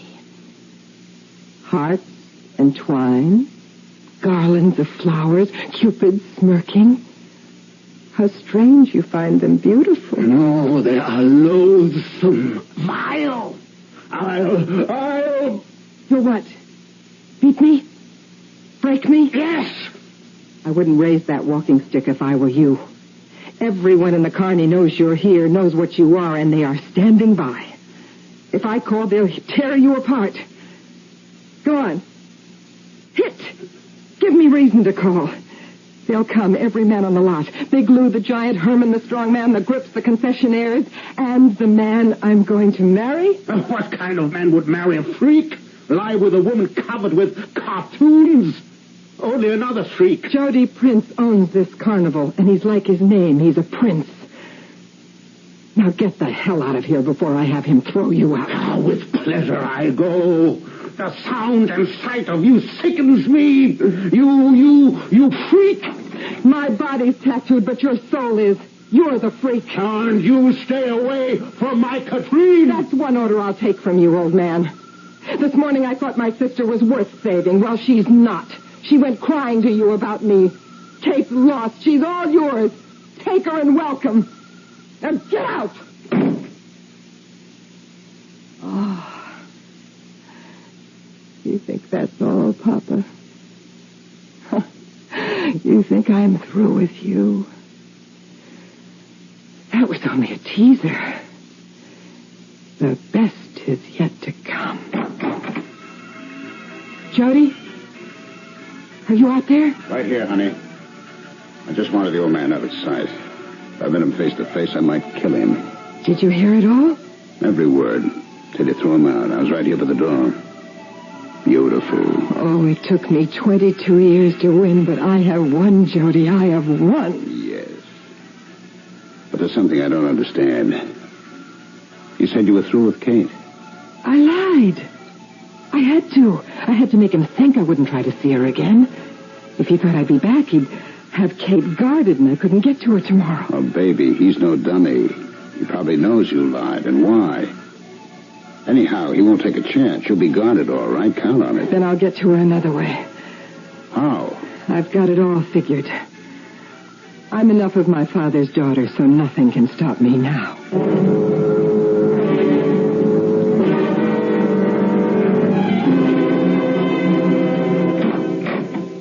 Good morning, Papa.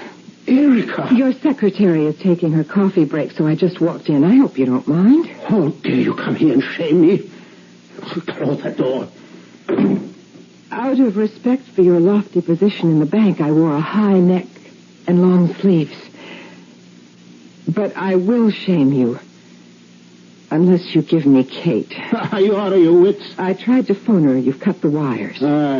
Telephone is merely out of order. Very unfortunate. I went to the house. You've hired a thug to keep me out. A friend, a house guest. A jailer guarding the gates. He will protect Katrine from undesirable associations. She suffered that indignity yesterday. It will not happen again.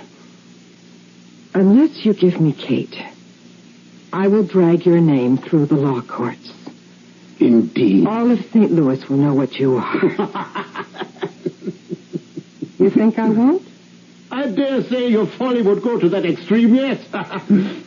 But what judge or jury would take the word of a cheap carnival tramp, your word against Otto Kramer's? Who would believe a freak whose body is a monstrosity? Oh, they'll believe me when I show them what the pious Otto Kramer did to that body. Leave this office. Go where you belong. The freak tent.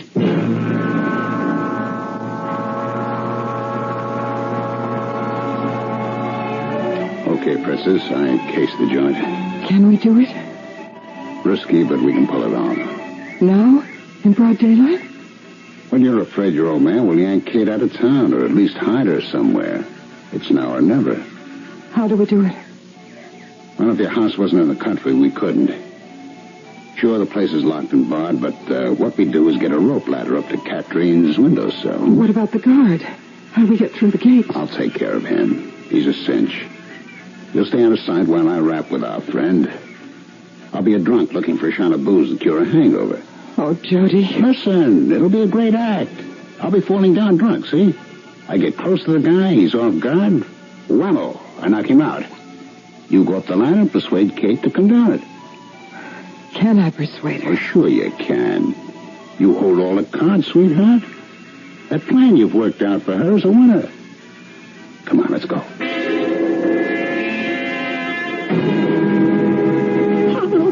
He'll bring me back. He'll come all right, but not bring you back, I promise, honey. But how can you say that? You know he will. Because I've got a plan to stop him. Marvelous plan. I fooled him when I joined the carny, and I can again. No one can fool him. Last night when I tried to lie, he knew. He always knows. And last night, what did he do to you, Kate? I don't want to talk about it. Kate, we have to. Now listen to No, me. I can't. He has started and he can't stop. The least thing you do to displease him, he'll use that stick. And nothing will please him except pain. Yours. Don't. That's what you'll say to him. Don't, Papa, don't. And it won't do any good, Katie. Can't you see you don't dare stay here anymore? I don't dare go. When you went to the carnival, he didn't know where you were. He couldn't bring you back. With me, he'll know, and he will bring me back. Little sister, please trust me. I tell you, my plan will work, but we need all day to get ready. Now stop crying. Listen to the plan.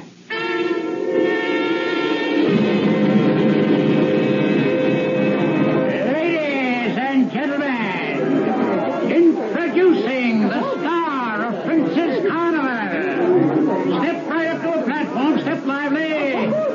Feast your eyes. Every inch of her lovely body a work of art.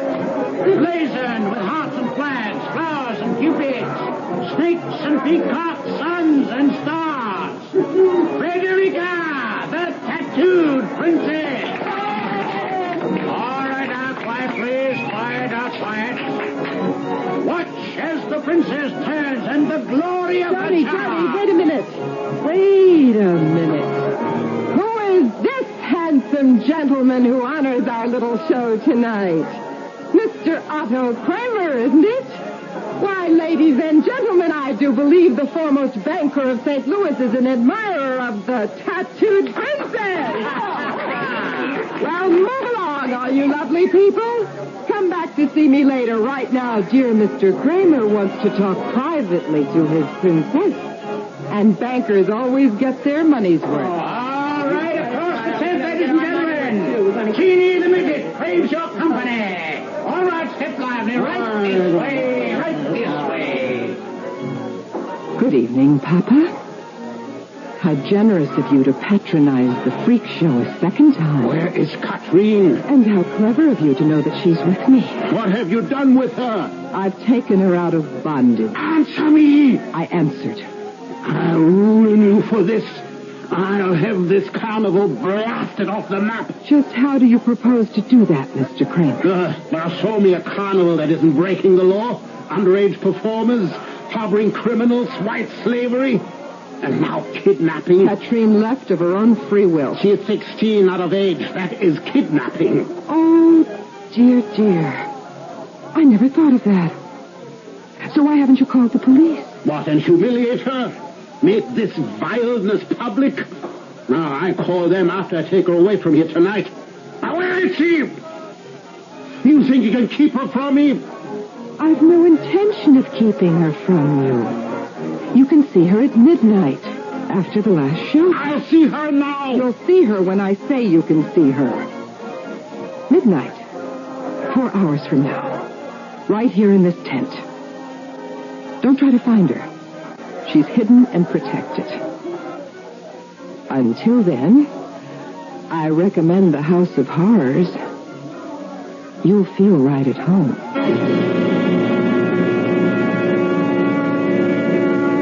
Earlier this night, when Otto Kramer found his house empty, he stood murmuring Catherine's name over and over. Can it be that, in his twisted way, he does love this daughter? Nevertheless, his fingers tightened on the walking stick. When he left for the carnival, he did not trouble to lock the door. What was valuable in his house already had been stolen. No admittance. Anyone who disobeys Otto Kramer must be punished. We'll witness someone's punishment when I return shortly with Act 3. I want that sinus medicine. Headache tablets? No, sinus medicine. Sinus tablets. Helps the headache and the pressure. Oh, you mean sign-off. Exactly. Headache pain is one thing. A sinus headache is something else. Sometimes your whole face can seem to throb with pain. You want relief. Take Sign-Off tablets. SINEOFF. The sinus medicine that gives you a full dose of pure aspirin plus a sinus drainer. Sign-Off. The sinus medicine that helps relieve sinus pain while you drain. And Sign-Off doesn't stop there. Have you tried Sign-Off Sinus Spray, the fastest known form of sinus congestion relief? It works in seconds. That's Sign-Off Sinus Spray. When sinus flares up, use Sign-Off tablets and spray, only as directed. SINEOFF. Sign-Off. Exactly. Sign-Off, the sinus medicines in the bright red box. Midnight in Madrid. We walk down the ancient street of the knife makers, Calle de Cuchilleros. We open the carved wooden doors of Botín. Here friends have gathered for 250 years to dine and talk and taste the beauty of Spanish wines. Now, in another age, Mistala is here. Mistala, the light, natural rosé wine created in Spain to capture a legendary flavor. Mistala, imported rosé, born of vines that once bore the wines of a fabulous era. Mistala. Taste it. The talk will be good, and so will the memories. Mistala. Mistala, Spanish Rosé.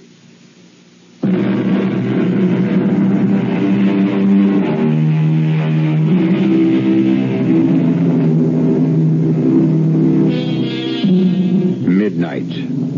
The carnival toys are silent, closed down. The midway is emptying of customers, departing with bright balloons and cheap prizes won in games of chance.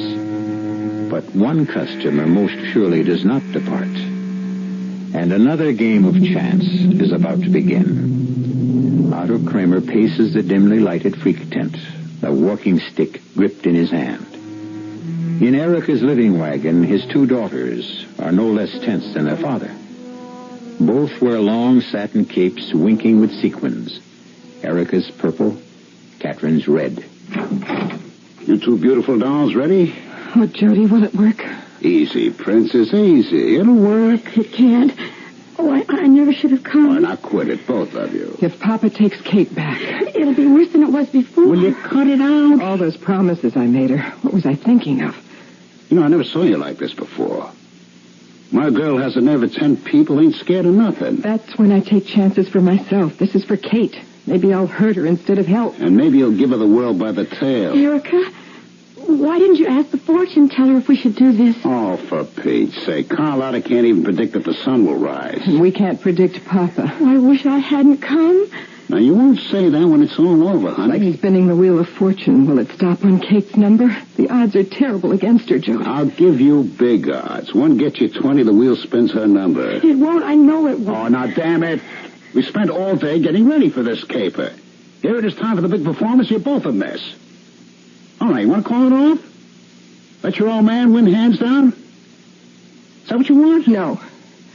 No, never. Just the sound of the words makes me sick. Thank you for saying them. Put my head back together. All right, Kate. I promise you all over again. Papa won't want you anymore. He won't take you back. Now believe it. I will. I have to. Now can we please just get it over with? That's more like it. All right, you all set, Kate?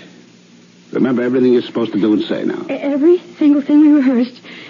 If I can just go through with it. My money's on you, kid. You're your sister's sister. Why, I hope I can remember the part about the wings. I like that part. Let's just run over a couple of things. Princess, when you go into that tent alone, you keep the old man standing right by the entrance. Don't let him too near Kate, huh? I know. If he moves toward her, step in between if you have to. Don't worry. Kate waits about 2 minutes, then makes her entrance. Oh, it'll be the longest 2 minutes in the world. Well, that's why you wait till I say when. I don't want you jumping the gun. And remember, you're the one that stays close to the entrance. I will. And all the time, I'll be right outside.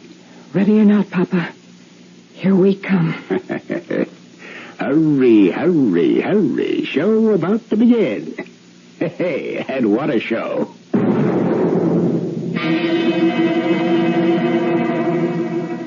So sorry I kept you waiting, Papa. Where is Katrine? She'll be along. What new trick is this now? Such a suspicious mind, Papa. You kept me here cooling my heels while you had her spirited away. But it will do you no good. You will be arrested for kidnapping and forced by the police to tell me where Catherine is. Simmer down, Papa. None of that will be necessary. Kate is just primping a little. She wants to be pretty for you. Hello, Papa. Catherine, you will come home with me this minute. And take off that cape.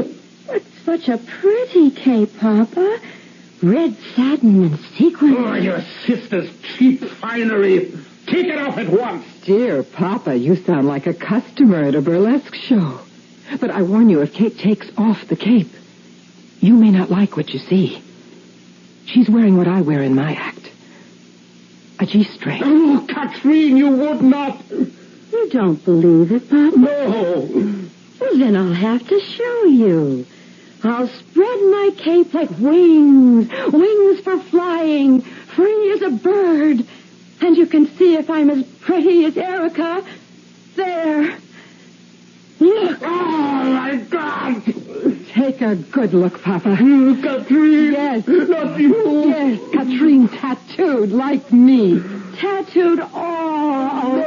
No tattooed daughters. What a proud father. Aren't the roses and sunsets pretty? The flags and the hearts. Put down that cane. I'll break her in two for this. Hey, Russ, get out. Get out. Go to my wagon. I'll finish with Papa. I'm sorry you don't like it, Papa. Jody, go with Kate. Oh, you. Put down the cane. You won't break me in two either. Kate and I have broken you. Oh, Catherine. Catherine. Catherine tattooed. Catherine as repulsive as you find me. Can you ever bear to look at her again? No. Since you don't want her anymore, then she can live with me. So that is your game. I see now. I see. Want her? No. So go home to your empty house, and I wish you joy in it. I do not want her, but I will have her. What? I will have my daughter. You'll take her back the way she is now. I will take her, and the rest of her life she will be locked away. She's a freak, and freaks should be hidden from the world. You can't. You can't. A freak. What you have made of your sister, made ugly what was beautiful. I hope that you are satisfied, that you are said. Papa.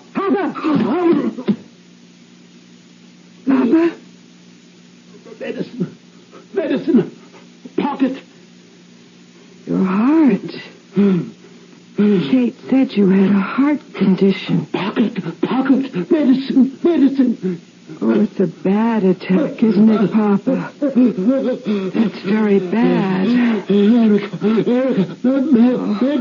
What a shame, because I didn't quite understand what you were saying before you fell down in the sawdust like that. I think you were saying you hope I'm satisfied? Please. Oh, Papa, I'm satisfied. I'm very satisfied. That medicine in your pocket, you have to take that to live, don't you?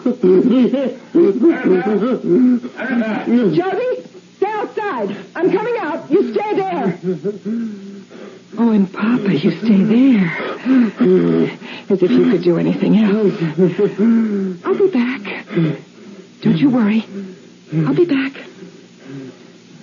You all right, Princess? Oh, yes. Yes, Judy. You go back to Kate. You go back. What's the matter with you? Nothing's the matter. I'm saying goodbye to Papa, that's all. Go on, Jody. Katie needs you. I don't. I don't like the way you sound. You think this is easy? The hardest thing I ever did in my life, but I have to do it alone. Now, will you go? All right. All right, now go. Can I do it? Can I? Papa? Erica, Medicine, yes. I understand. You needed to live. Oh, yes, Papa, I understand that, too. But I don't know that, do I? Nobody ever told me.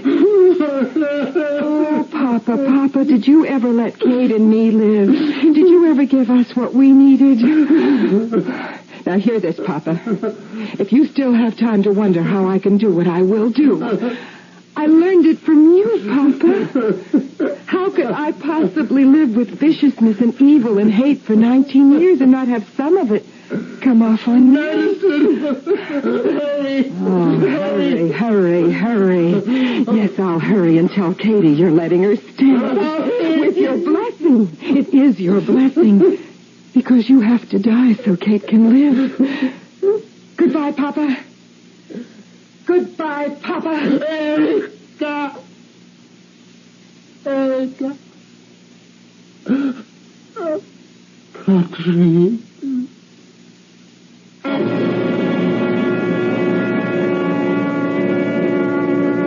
Tell me again. Say it again. Papa doesn't want me. He doesn't want Oh, he you. won't take me away. No, he won't take you away, now or ever. He doesn't want me all tattooed. He doesn't want you. And you're sure he's gone? Yes. He is gone. Poor Papa. He didn't like my sunsets and flags and roses and hearts. Or truth, or decency, or kindness. Erica, what's the matter with you? You don't sound a bit happy. I am. Of course I am, little Kate. It's just that I don't like sunsets and flags and roses either. Not on you. Come on, let's wash all those pictures off. Oh, what if Papa had come close to me? What if he'd seen they were only painted on? How could he, Kate?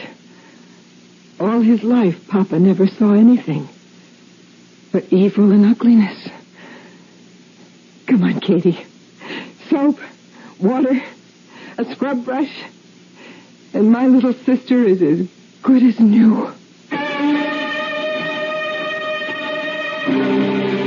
By now you know it is not my custom to point a moral. But allow me, just this once. Thank you. The moral is this.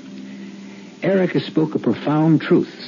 You cannot live with viciousness and evil and hate and not have some of it come off on you. I'll be back shortly. There's a fresh new spirit sweeping the land. A free spirit that demands good products. Products that satisfy your sense of good taste and desire for economy. But above all, products that perform. Buick has been touched by this spirit. And this year, our crisply designed, solidly built Buicks will bring joy even to the most demanding of free spirits. The 1975 Buicks, dedicated to the free spirit in just about everyone. Stanley Myron Handelman. Did you know you can have a college grad's career without 4 years of college? All you need is a year or two of technical education to work in fields like engineering, health service, automotive design, and forestry. The facts are in a free booklet called 25 Technical Careers in 2 Years or Less. Just write, Careers, Washington, D.C. 20202. A public service message of this station and the Advertising Council.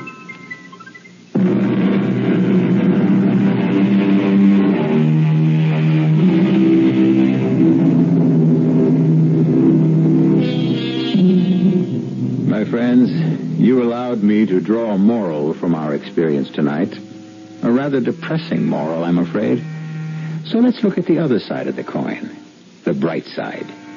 If you live with the good, the true, and the beautiful, some of that will come off on you, too. Our cast included Terry Keane, Stephen Schnabel, Rosemary Rice, and Ralph Bell.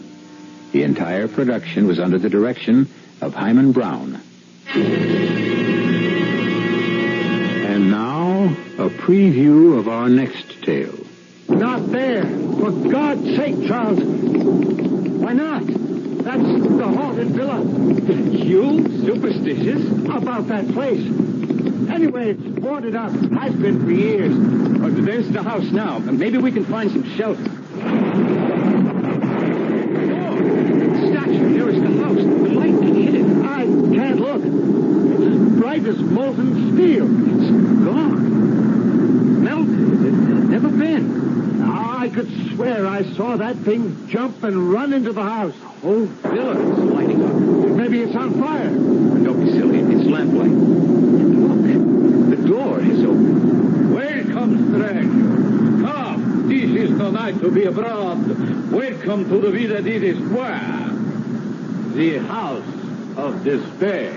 Radio Mystery Theater was sponsored in part by Sign-Off, the Sinus Medicines. This is E.G. Marshall inviting you to return to our Mystery Theater for another adventure in the macabre. Until next time, Pleasant dreams.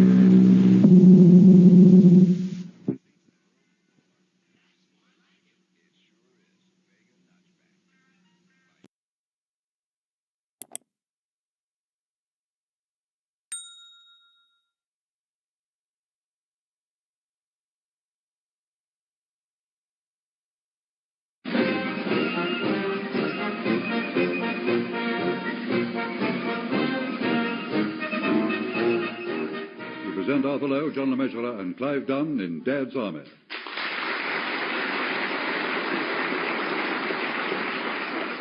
A jumbo-sized problem, featuring John Lorry, Arnold Ridley, and Ian Lavender, with this week's guests, Bill Pertwee and Larry Martin.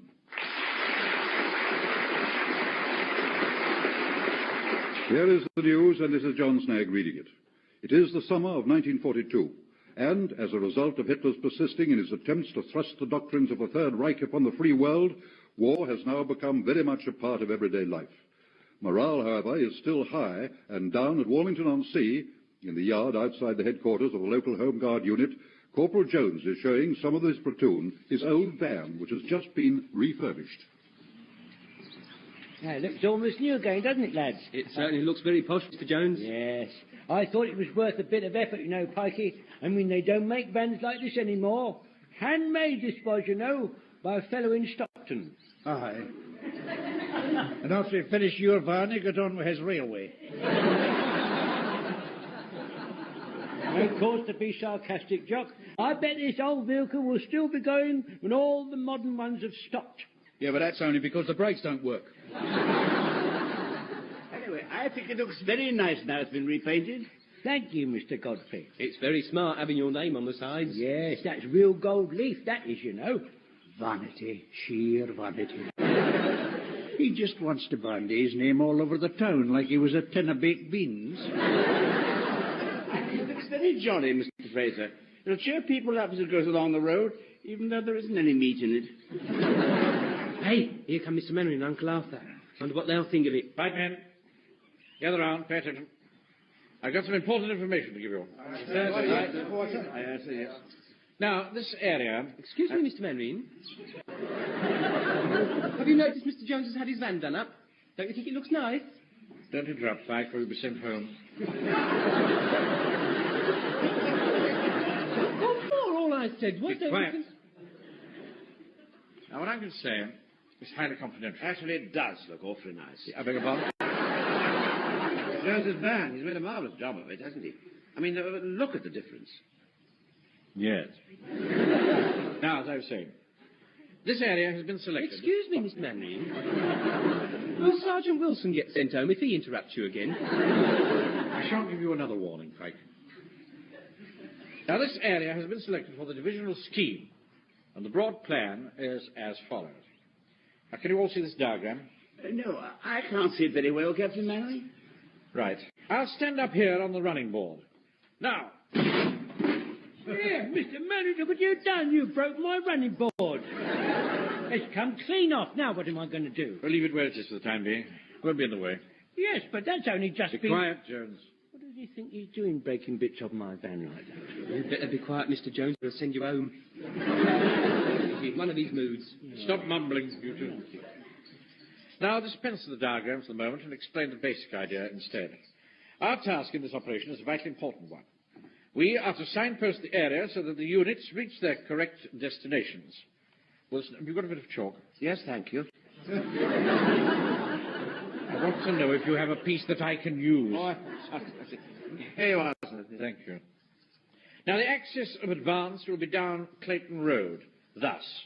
Hey, Mr. Mannering, please don't draw on my van like that. It's only just been repainted. Oh, don't fuss so, Jones. Rub off again, look. Watch out what you're doing. You're rubbing my gold leaf off. You're desecrating my lovely band, Mr. Manning, desecrating it. Oh, you can soon get that fixed. Now, of course, in common with the rest of the country, all the real signposts have been removed. So, without our help, the whole convoy could finish up in chaos. And that is why you were told to prepare secret signs to guide them. Let's have a look at a couple of them. Pike, you were making the sign for Warmington. Can we see it? Yeah, here you are, Mr. Manning. See, it says Warmington, and I've drawn a hand with a pointing finger. That's very good, Frank. The hand is absolutely lifelike. Don't you think so, sir? Yes, I do, indeed. Very well done, Pike. The hand's got a dirty fingernails. I don't like that sort of thing. I'm sorry if you find it offensive, Walter. Personally, I think it's a very good sign. So do I, sir, so do I. In fact, there's only one wee thing wrong with it. What is that? It's pointing the wrong way. When you come down yon road, Warrington's to the left. Ah. I was wondering who were the first to spot that. Well, we can easily solve that by hanging the sign upside down. Look.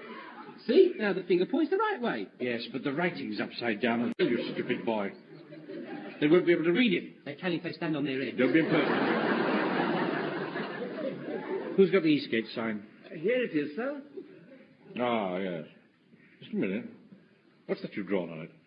Looks like a man standing by a fence. Well, you said it was secret, so I did the thing in code.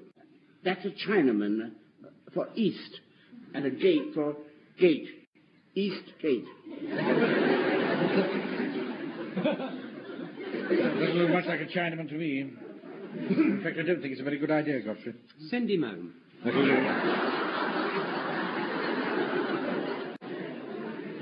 Now, each of you will be dropped off the van in turn to fix your notice, and then as soon as the convoy is passed, you will destroy it.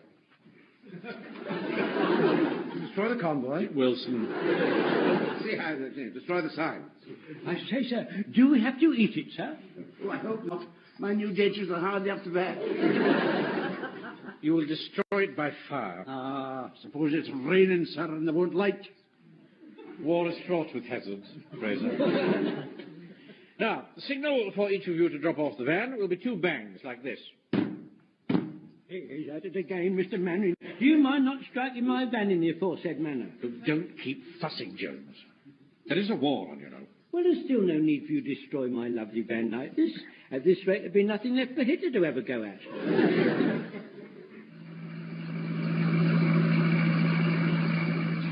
Right, Wilson. Only about a mile to go. There? What attractive countryside, don't you think? The hedgerows always look so beautiful at this time of the year. Wilson, we should remember you're on a military exercise.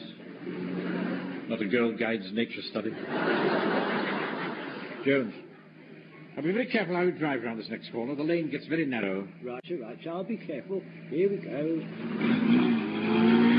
Lord, look out, Jones. There's a huge truck blocking the road. I think I'd better stop, sir. Of course you'd better stop. We can't get by. You know, sir, it looks to me as if he's parked there. That's ridiculous. Can't block the road like that. Give him a toot on your horn, Jones. Right you are, sir. That should shift him. He doesn't seem to be moving, sir. Perhaps it's a bit hard of hearing, Mr. Manning. Oh, possible, I suppose. Let me try, Jones. Try making it a sort of a longer hoot, sir. All right, Wilson. I know how to hoot. Thank you. Oh dear. It seems to have stopped. I'll give it a bang to get it free. Oh, be careful, Mr. Manning. Be quiet, Jones. I know what I'm doing.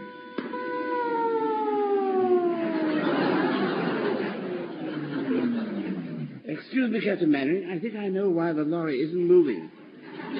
Really, Godfrey? Why? There isn't a driver. What? Oh, yes. Well done, Godfrey. Perhaps you better go and investigate. Follow me, Wilson. All right, I'm coming, sir. Hey, look, Mr. Manning. It's a truck from a circus. You can see it written on the side. Look, Bailey's International Circus. Yes, so it is. You were right, Godfrey. There's no sign of any driver. Ah, perhaps he's gone into a field to That'll do. Captain Mannering, does it no put you in mind of the Marie Celeste? She was found abandoned in the midst of an empty ocean, food on the table, wine in the glasses, not a human soul on board, dead or alive. Only the creaking of the rigging. The eerie cry of the birds.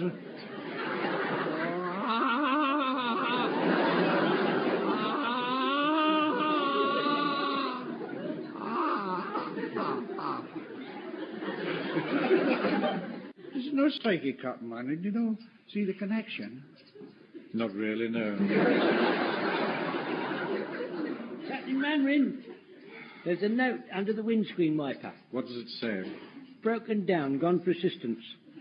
We can't afford to waste time waiting for him to come back. He may have had to go for miles. We have to drive round him. How do you mean, sir? Well, we pull off the road onto that grass and bypass But him. you know, sir, that there's been rather a lot of rain lately. If we drive over the grass, won't we get bogged down? No, of course not. Ground's as firm as a rock. Anyone can see that. Right, hurry up, everybody. Everyone on the van. Come on, Wilson, get in. Don't you think it would be wiser if we stayed off the van to lighten the load? Oh, really, Wilson? You're not very scientific, are you? Anybody knows that extra weight gives more traction to the driving wheel. Do use your common sense. Now get in. All right, well, if you say so, sir. Right, Jones, drive onto the grass and pull round the other vehicle. All right, Captain Mannering. Pulling onto the grass now, sir. Good. Hang on, everybody. Soon be back on the road again.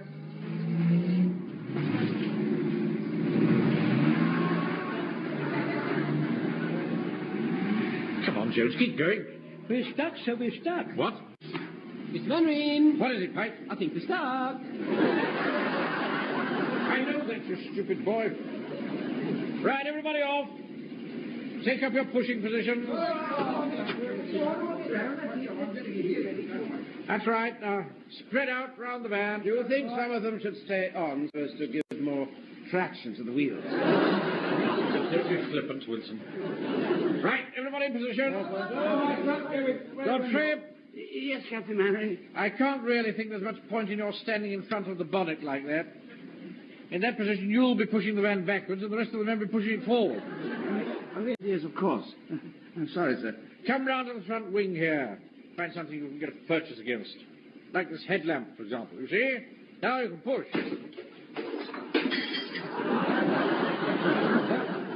Mr. Mannering, you've done it again. Look at my headlamp. It's dangling. Well, you ought to maintain your van. Only have to look at it a bit, start dropping off. Pike! Sir? Move round to your left a bit so that you're right behind the near side wheel. Able to get more leverage in that position. Righto, sir.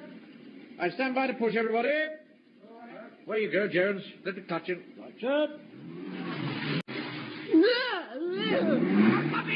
Puppy Mannering, I knew that would happen. Look at me. Hold it, Jones. Nearly got it that time. What do you mean, nearly got it? I got it all. Look, it's all over me. What are you playing at, Pike? Just look at the mess you made of your uniform. Covered in mud. Wasn't my fault. The wheel churned it all up. Anyway, you told me to stand there. Now stop arguing, boy. But look at me, I'm absolutely filthy. Head to toe I am. Oh, stop prancing about like that. This is war, not Sadler's Wells. Ah, look. There's a car coming along. Let's give it a hand. I don't think that's a very good idea, sir. It's that dreadful Warden fellow. Hodges, the greengrocer. Oh, no. Yeah. Hello there. Stuck in the mud, are we? Ignore him, Wilson. Right. I don't want you to lose your temper with him. Blimey, lad, you're in a bit of a mess, aren't you? Been playing at mud pies, have we? You wait till Mummy sees you. It wasn't my fault. Now, look, Hodges, just clear off, will you? Captain Mannering, why don't we ask yon Warden fellow to give us a tow? Yes, I suppose that's an idea. If I may say so, sir, if we're going to ask Hodges, of all people, for assistance, I think you should be very diplomatic. Oh, of course I will, yeah. Hey, you, Hodges, over here. Me? Yes, well, I reckon that should have done it. What do you want, Napoleon? Be good enough to give us a tow, would you? Me? Give you a tow? What have you ever done for me? Now, look, this is no time to bandy words. There's a large military convoy coming up this road soon. We are responsible for seeing that it gets to its destination. Well, that's your hard bun, ain't it, mate? Very well. In the name of the King, I requisition your transport. Oh, no, you don't. There's a load of logs in the boot of my car for the warden's post, and I'm going to deliver them. And if you don't like it, you know what you can do. Turn off! Why don't you shoot him, Mr. Manring? Be quiet, Pike. Go on, shoot him. You've got the authority. I said be quiet. Hey, look. Look, he's trying to drive round as well. He's going on the grass. You'll get stuck like we did. Oh, no, I won't, you dopey-looking thing. Because I'm going to use my common sense and background. At last, then, you could shoot him. Oh, don't be silly, Frank. But he called me a dopey-looking thing. You're not going to stand for that, are you? Well, yeah, well, I don't see why not. See, all you have to do is to use your head. Cheerio. Hey, look, Mr. Manring, he's got stuck in the mud as well. So, damn all right. Well, don't just stand there. Give me a push. Shall we have him, sir? No. Just ignore him. Leave him to his own devices. We've got to think about getting ourselves out. Mr. Rogers, we're not going to push you, and that will serve you right for calling me a dopey-looking thing. Fight. Heaven's sake, stop shouting. What with you and Hodges, there's enough noise in the last few minutes to awaken the dead. I don't know about that, Captain Manley, but he spoke to the elephant. There you are, you see, Pike, I told you we'll make it. It what? What did you say? Did you see an elephant?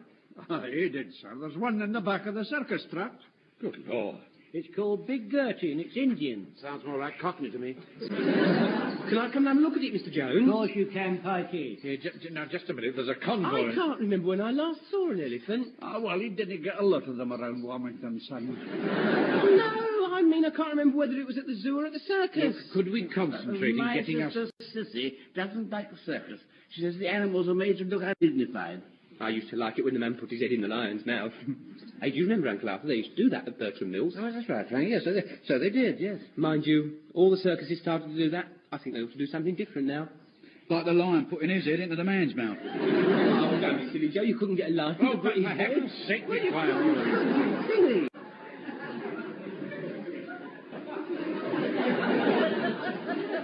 Now, that convoy is due in an hour, and we haven't put one signpost in position yet. We've got to get our van out of that mud. Now, what we really need is a tow. Mr. Spixer. What is it now, Jones? Why don't we borrow Big Gertie? Who? The elephant, sir. Oh, don't be absurd. Well, they're very strong, sir, and they never forget. Forget what? Well, whatever they're trying to remember. We had a lot of elephants when I was on the northwest frontier. We could use the elephant, sir. We could, you know. No. It's out of the question, Jones. Might have been possible if the handler had been about, but as he isn't, it's quite impossible. Well, I myself, sir, have a lot of experience with elephants. When I was on the northwest frontier, I was in charge of 3 of them, and they used to do exactly what I told them. Really, Mr. Jones? Yes, Puggy. In fact, by the time we'd parted, me and those elephants used to think as one. That I can well believe. Blimey, what's the matter with you lot standing about like this? I thought you said you were expecting a bark of convoy, Napoleon. That's right, we are. Well, in that case, you should be putting all your efforts into getting your van out of that mud, not chatting. We are not chatting. We're formulating a plan of campaign designed to deal with the situation. Oh, yeah? What are you going to do, then? Beg your pardon? What is this scheme you've been working out? Well, now, we're going to be towed out by an elephant. An elephant? Oh, God, blimey. Anybody else would ring the AA, but not you, no. You have to use a ruddy elephant. Look, Hodges, just go away, will you? Go away? You must be joking. I wouldn't miss this for the world. Right, carry on, Jones. Get the elephant out. Yeah, off you go, Sabu. Right, Jock, help me with that leather tow board. Aye, I'm coming, son. You're quite sure this is wise, sir? After all, it isn't our elephant. I mean, don't you think we should ask somebody? There isn't anybody, is there? Anyway, if there's any trouble, I shall slap a requisition order on the beast. I say that conjures up a pretty picture. Hey, Mr. Manring. Come and have a look at her. Yes, all right, Pike. She's ever so big, Uncle Arthur. She's ever so big. Yes. Well, elephants do have a habit of being rather on the large side. Ah, yes. Splendid-looooking beast. Don't you agree, Wilson? Well, yes, I suppose so. Yes. I'm not actually a connoisseur of elephants. Well, at least you could show a bit of interest. Right, Jones. Get her out. Very good, sir. Haja Sundari. Haja Fia Din Shuru. Very interesting, this, Wilson. I wish I could understand what Jones is saying to it. Well, I wouldn't worry too much, sir. It's far more important that the elephant understands. Hey, Archie Larky. What did you say to it? Get out. Mr. Speak, sir. Yes, Joe. I don't think this elephant speaks Indian. Look, there must be some way of persuading it to come out of that truck. Well, we could try tempting with some food, so that might do the trick. Good idea. Pike! Yes, Mr. Mandarin? Give the elephant your packed lunch. Why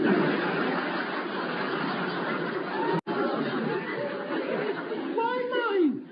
Don't argue, boy. This is an emergency. It's not fair. Mum made me some lovely plate sandwiches today. Look. Oh, yes, they do look very nice. Yes, it'll like those. Right, here are, Jones. Try tempting you with these. Thank you, sir. Here you are, go. Look what I got for you. Look, come on now. It's working, sir. Here she comes. By Jove, yes. Well done, Jones. She's almost out. Just another 6 feet. Blimey, it's an elephant, not a centipede. Walker, don't you start. She's out, Mr. Mandarin. Good. Right, Jones, lead her over to your van. And Fraser, go on ahead and get the rope out of the back. Oh, I'll do that, sir. Mr. Mandarin, now we've got the elephant out of the truck, can I have a ride on it? Certainly not. Oh. That's right, Jones. Stop her in front of the van. Here's the rope, sir. Thank you, Fraser. I wonder how we attach it. Well, you could just tie it round the bumper. I'm not talking about that end of the rope.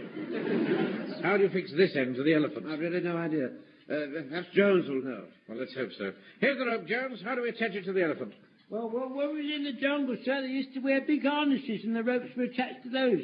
Well, we'll have to tie it round her neck. Yes, all right. Off you go, then. Are you going to get up on her head, Mr. Jones? It's ever so high. No, don't you worry, Puggy. All I shall have to do is tap her on the leg and then she'll lift her knee up. And I'll be able to climb up onto her back. Hence the expression, having the knees up. Come on, Jones. Don't just talk about it. We must get that rope. Very good, sir. Well, would it in order to borrow your swagger stick to do the tapping? Huh? Oh. Yes, all right. Here you are. Thank you, sir. Thank you. Stand by, everyone. I shall now tap the elephant's leg. Doesn't seem to work. Hey, wait a minute. No. Look, there she goes. Yeah, that's not right. Jones, why is she standing on her head with her hind legs in the air?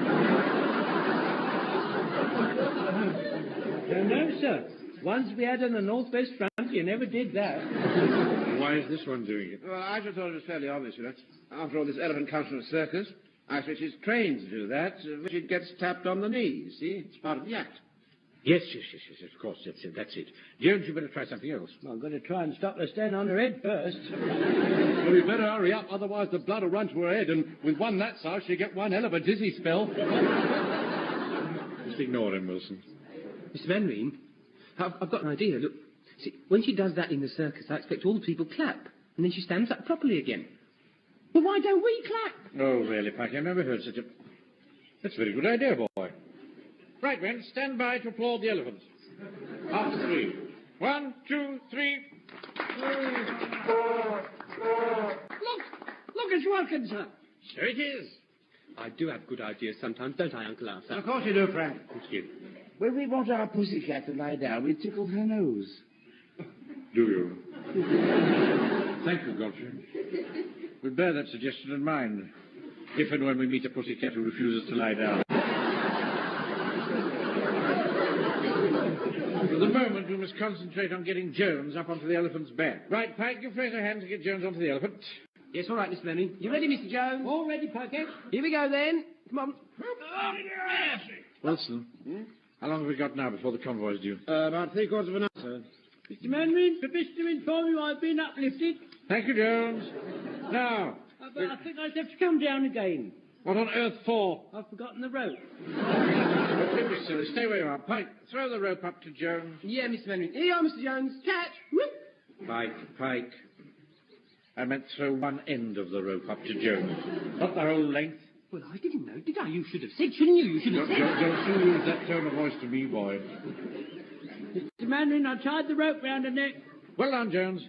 Throw the other end down. And Fraser, Aye. you tie it off in front of Jones's van. I'll do that, sir. Come on. Excuse me, Mr. Mandarin. Oh, what is it now, Jones? You'll be careful with my van, won't you? I mean, you won't let anything else happen to For it, will you? heaven's sake, we're only going to tow it out of the mud. All right, now, sir. Thank you, Fraser. You better get in the van and steer. Right, yeah, sir. Now, I need some more food to encourage the elephant to walk forwards. I've got some of my sister's upside-down cakes here. The elephant might like these. They're very dainty. Yes, all right, Godfrey, thank you. Go and stand directly in front of the elephant, and we'll have a go. Very good, Mr. Mannering. Oh, this should be good. I can't wait to see this. Right, everybody standing by. Okay, Godfrey, go ahead. Tempt the elephant. Very good, Mr. Mannering. Come along, Jumbo. Walkies. Who's a pretty girl, then? Hey, look, Father, she's moving forward. Right, Godfrey. Now encourage the elephant to run by running yourself. I beg your pardon, sir? You don't mind my saying so, sir. I think it's going to be far more difficult to encourage Godfrey to run than the elephant. No, don't worry, Wilson. It's going to be all right. Look, the elephant's picking up speed. As soon as the slack is taken up, the van will move. Any minute now. There she goes.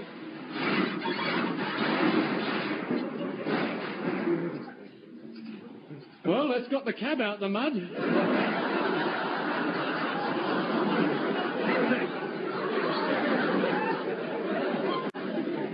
All you've got to do now is go back and get the bits of the wheels.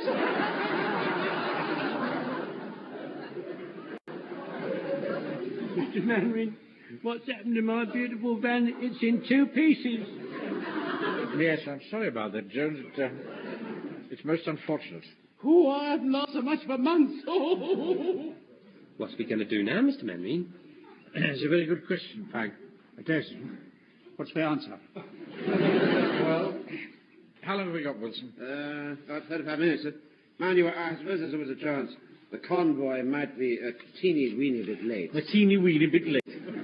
Wilson, this is a military exercise, not a cocktail party. That convoy will definitely be here at the time stated on the orders, and there were 1,600 hours, wasn't it? Well, if you say so, so yes. Actually, I've never seen the orders regarding this exercise. If you remember, the evening they arrived, I was away at the dentist, you see, having my wisdom tooth looked at. Yeah. A rather fruitless session, that. Anyway, I've got the orders here. I'll just double check, although I'm quite sure I'm right. Now, let's see. Ah. Yes. Well, What's the matter, Mr. Mannering? Is it no 1,600 hours after all? Oh, yes. Yes, it's definitely 1,600 hours. Well, what is it then, sir? Well, unfortunately, I appear to have got the date wrong. The exercise is next Saturday. Mr. Mannering, does that mean you smashed my lovely van up and all to no one's avail? Yes, I'm afraid so, Jones. It does rather look as if an error had occurred. Still, never mind.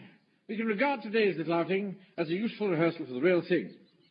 So if you can get your van put together again by next weekend, you're all ready to have another go. Oh, no, Mr. Mannering, not with my van, we don't. What do you mean, Jones? Well, sir, in times gone by, I've stood by you, not only through thick, but also through quite a lot of things. However, enough's enough. After all, I'm only immortal. That's right, Mr. Jones. You go on, tell him. Oh, this has really made my weekend, this has. Talk about love. Why don't you just dry up, Hodges? Mannering, look at the elephant. Where? Oh, good Lord. Oh, what an afternoon. I feel quite exhausted from laughing. Yes. I think the elephant must be feeling exhausted. She's just sitting down on your car. It's all your fault. Look what she's done. Get off that great brave beast. Get off my car, you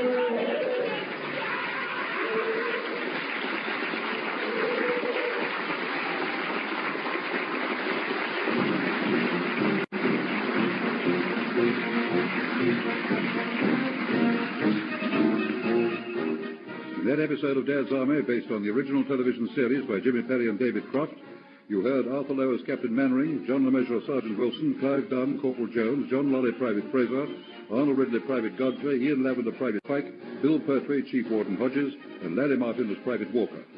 A jumbo-sized problem is adapted for radio by Harold Snow and Michael Knowles and produced by John Dowell.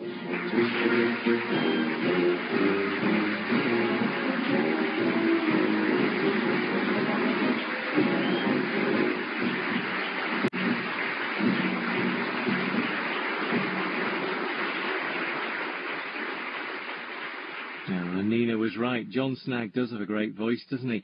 And remember that just for today you can see a picture of him if you go to the BBC7 website. You could even join in the discussion on the message board. It's all at bbc.co.uk/BBC7.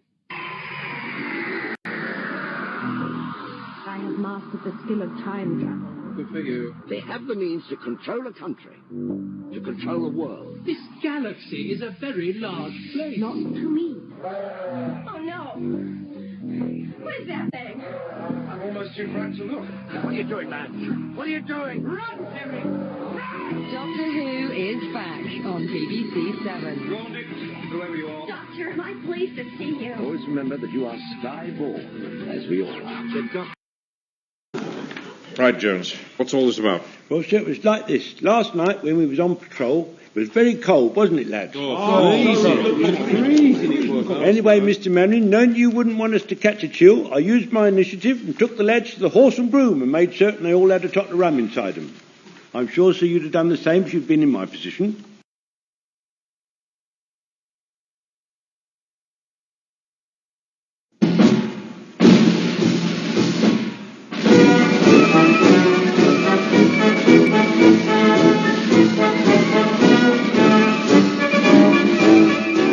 We present Arthur Lowe, John Le Mesurier, and Clive Dunn in Dad's Army.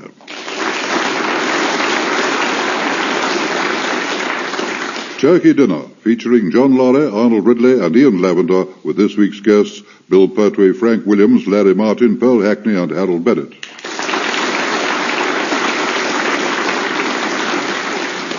Here is the news, and this is John Snagg reading it. It is September 1942.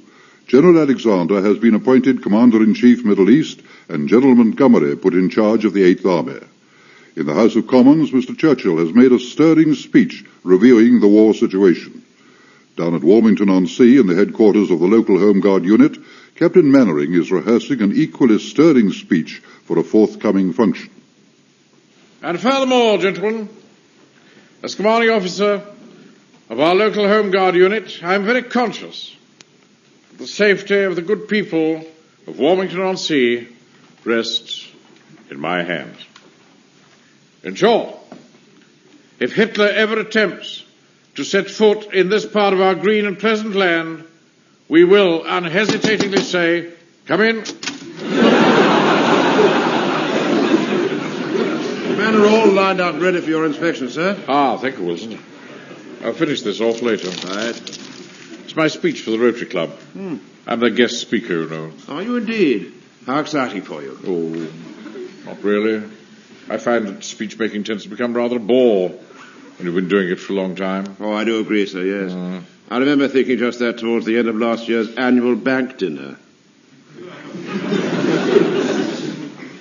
How are the men tonight, Wilson? Is morale high? Actually, sir, they seem to be rather down this evening. Oh, I shouldn't put that right. I've just finished reading a book called Great Leaders of Men.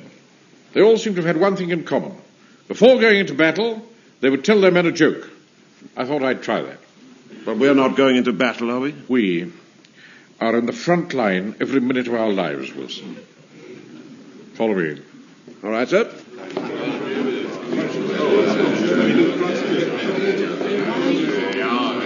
Watch, hand! Stand at ease. Now, pay attention, men. As we have a long night ahead of us, I thought I'd lighten the proceedings by cheering you up with a little anecdote. Hey, Joe, I thought that was what they gave you when you'd been bitten by a snake. That's an antidote, idiot. Sorry. Now, when I finish this little story, you have my permission to laugh in the ranks. How nice, sir.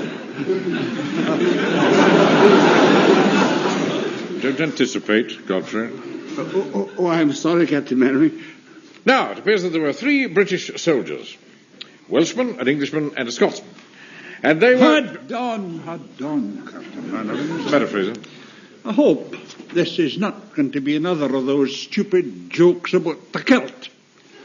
As a Scot, I'm sick and tired of being used as a butt for silly sensational jokes. After all, us Scots don't make jokes about bowler hats. Fraser, will you be quiet? Nothing to do with kilts at all. Oh. Where was I, Wilson? A Welshman, an Englishman, and a Scotsman, sir. Oh, yes. Now, these three Tommies were sitting in the mess hall, and suddenly the Scotsman said to the Englishman, "Pass the semolina pudding." The Englishman said, "No, I won't." So the Scotsman said, "Why not?"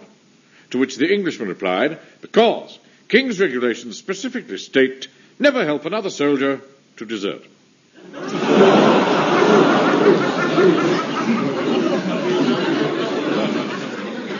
Well, it's all right, you can laugh. If you'll allow me, sir. All right, men, that's the end of Captain Mannering's joke. Thought you'd all enjoy that. See, Wilson, let's put them in a good mood. Oh, yes, sir, yes. Cheered them up no end. Nothing like a joke. No, sir, no. Nothing. Mr. Speak, sir. Yes, Jones? I hope you don't think that because we didn't laugh very much we was casting nasturtiums on your joke-telling, sir. It wasn't that at all, sir. No, you told it quite well, sir. Yeah, I'm going to write it down after parade and send it to Radio Fun. They give you £half for a joke like that. £5 if it's a good one. He says, just at the moment we're not much in the mood for merriment and horseplay. Oh, come, Jones, that's not like an old soldier. Tommy Atkins was always one for a laugh, even when he was up to his neck in mud. Oh, you're right there, sir. We did a lot of laughing in the mud in the last war. We was doing it nearly all the time, except when we got shot. Yes, all right, Jones. Now, I want to start... We're not able to laugh tonight, sir, because of an incident what happened last night, in consequence of which me and my section would like to go with you into a private place and reveal something. I see. Well, I'm sure that after parade will be soon enough. Quite right, sir. I'd like to say here and now that Corporal Jones is making a flagpole out of a matchstick over this affair. And bringing you into it's only going to make things 10 times worse. Well, whatever it is, we'll sort it out later. Now, as I was saying... I don't agree with you, Mr. Fraser. It's only fair that Captain Mannering should be told. I mean, after all, he's the one that we court-martialed. Court-martialed? Right, Jones. What's all this about? Well, sir, it was like this. Last night, when we was on patrol, it was very cold, wasn't it, lads? Freezing it was. Anyway, Mr. Mannering, knowing you wouldn't want us to catch a chill, I used my initiative and took the lads to the Horse and Broom and made certain they all had a tot of rum inside them. I'm sure, sir, you'd have done the same if you'd been in my position. I doubt it, Jones. You know my views on alcohol. Well, sir, be that as it is, we'd only been back on patrol for 10 minutes when Mr. Godfrey here started shivering. You see, sir, I'm not very good in the cold. Unfortunately, my sister Sissy hadn't quite finished my new cardigan, because she can't get the orange wool that she needs. Yes, all right. Quite prepared to accept the fact that you were cold. Oh, thank you, sir. You're very understanding. Anyway, sir, we took Private Godfrey into the next pub, the King's Head, and by the time we'd downed a couple of port and lemons, he was as right as ninepence, so we went on our way. I only had one in there, Mr. Mannering. I must admit I'd one as well, sir, but just to keep Godfrey company, you understand? Yes, all right. Go on, Jones. Well, a few minutes later, just as we were passing the Goat and Compasses, the landlord come out and he said he thought he heard something rumbling down below. So I sent 2 men into the cellar with hand grenades, and the rest of us stood by to give them covering fire. Whereabouts? 2 in the saloon and the rest in the snug. I see. Well, this is all very serious. You did the right thing telling me about it. And so long as you promise never to let it happen again, I'm prepared to overlook it just this once. Yon corporal hasn't finished yet, sir. You mean there's more? I'm afraid so, sir. It got a bit embarrassing. If it's embarrassing, sir, I'm sure you'd rather not hear it. Of course I want to hear it. Go on, Jones. Actually, sir, it was I who got rather embarrassing. You, Godfrey? Yes, sir. Afraid so, sir. I started to sing, rather raucously. It was a song about a monk. Glad that it was at least a religious song. This one wasn't religious. It was about a monk of high renown. I see. I didn't know high-renowned monks were all wicked like that. All right, Frank, that's enough. I must say, Godfrey, I'm flabbergasted to think that you should even know such a song. I heard it quite a lot in the last war, sir, when I was sitting in the mud. I hope nobody heard you last night. Ah, well, that brings us to the next bit, sir. I see. Let's hear it, Jones. Well, sir, someone come in and said they could hear something going on in a nearby haystack. And I, in a jocular fashion, said, well, there's lots of things go on in haystacks. You can say that again. I know a Welsh girl called Bronwyn Evans who spends half her life in a haystack. The fellas call it a welcome in the valley. You know, because she's always... Yes, all right, we understand. I don't understand. Why do they call her that? Oh, Frank, be quiet. Just be quiet. Go on, Jones. Well, sir, all jocular thoughts were suddenly wiped from my mind as I realised I was a soldier and it was my duty to investigate. Well, I'm glad somebody came to their senses at last. I rallied my men and we went out into the murky night with our bayonets fixed. I wasn't at all frightened this time, Mr. Manring. You know, I think rum and whiskey and cider must give you courage, don't you, Mr. Fraser? Young fool. Anyway, so we was crossing the field near the haystack when all at once something flutters up. I was very alert by now, sir, and my reflections was very quick. So I raised my rifle and I shot it. That was then we got a bit of a surprise. Good Lord. Don't tell me you shot Bronwyn Evans. No, sir, it was an enormous great turkey, which is now plucked and in my fridge. I find this quite unbelievable. To think that men from my platoon would go out on a drunken rampage from pub to pub. Like one of those comic stories that chap on the wireless tells. Who, Rob Wilton? The day war broke out. Yeah, now look, man, I want you to know that I consider what you've just told me to be very serious. By rights, you should all be on a charge, and as for you, Pike, you're getting much too cheeky. I shall have a word with your mother. That's not fair. I'm being victimised because of my youth. I mean, why don't you have a word with Mr. Jones's mother? You leave my mother out of this. My mother's gone to another place. Oh, I'm sorry, Mr. Jones. She's moved to Hastings.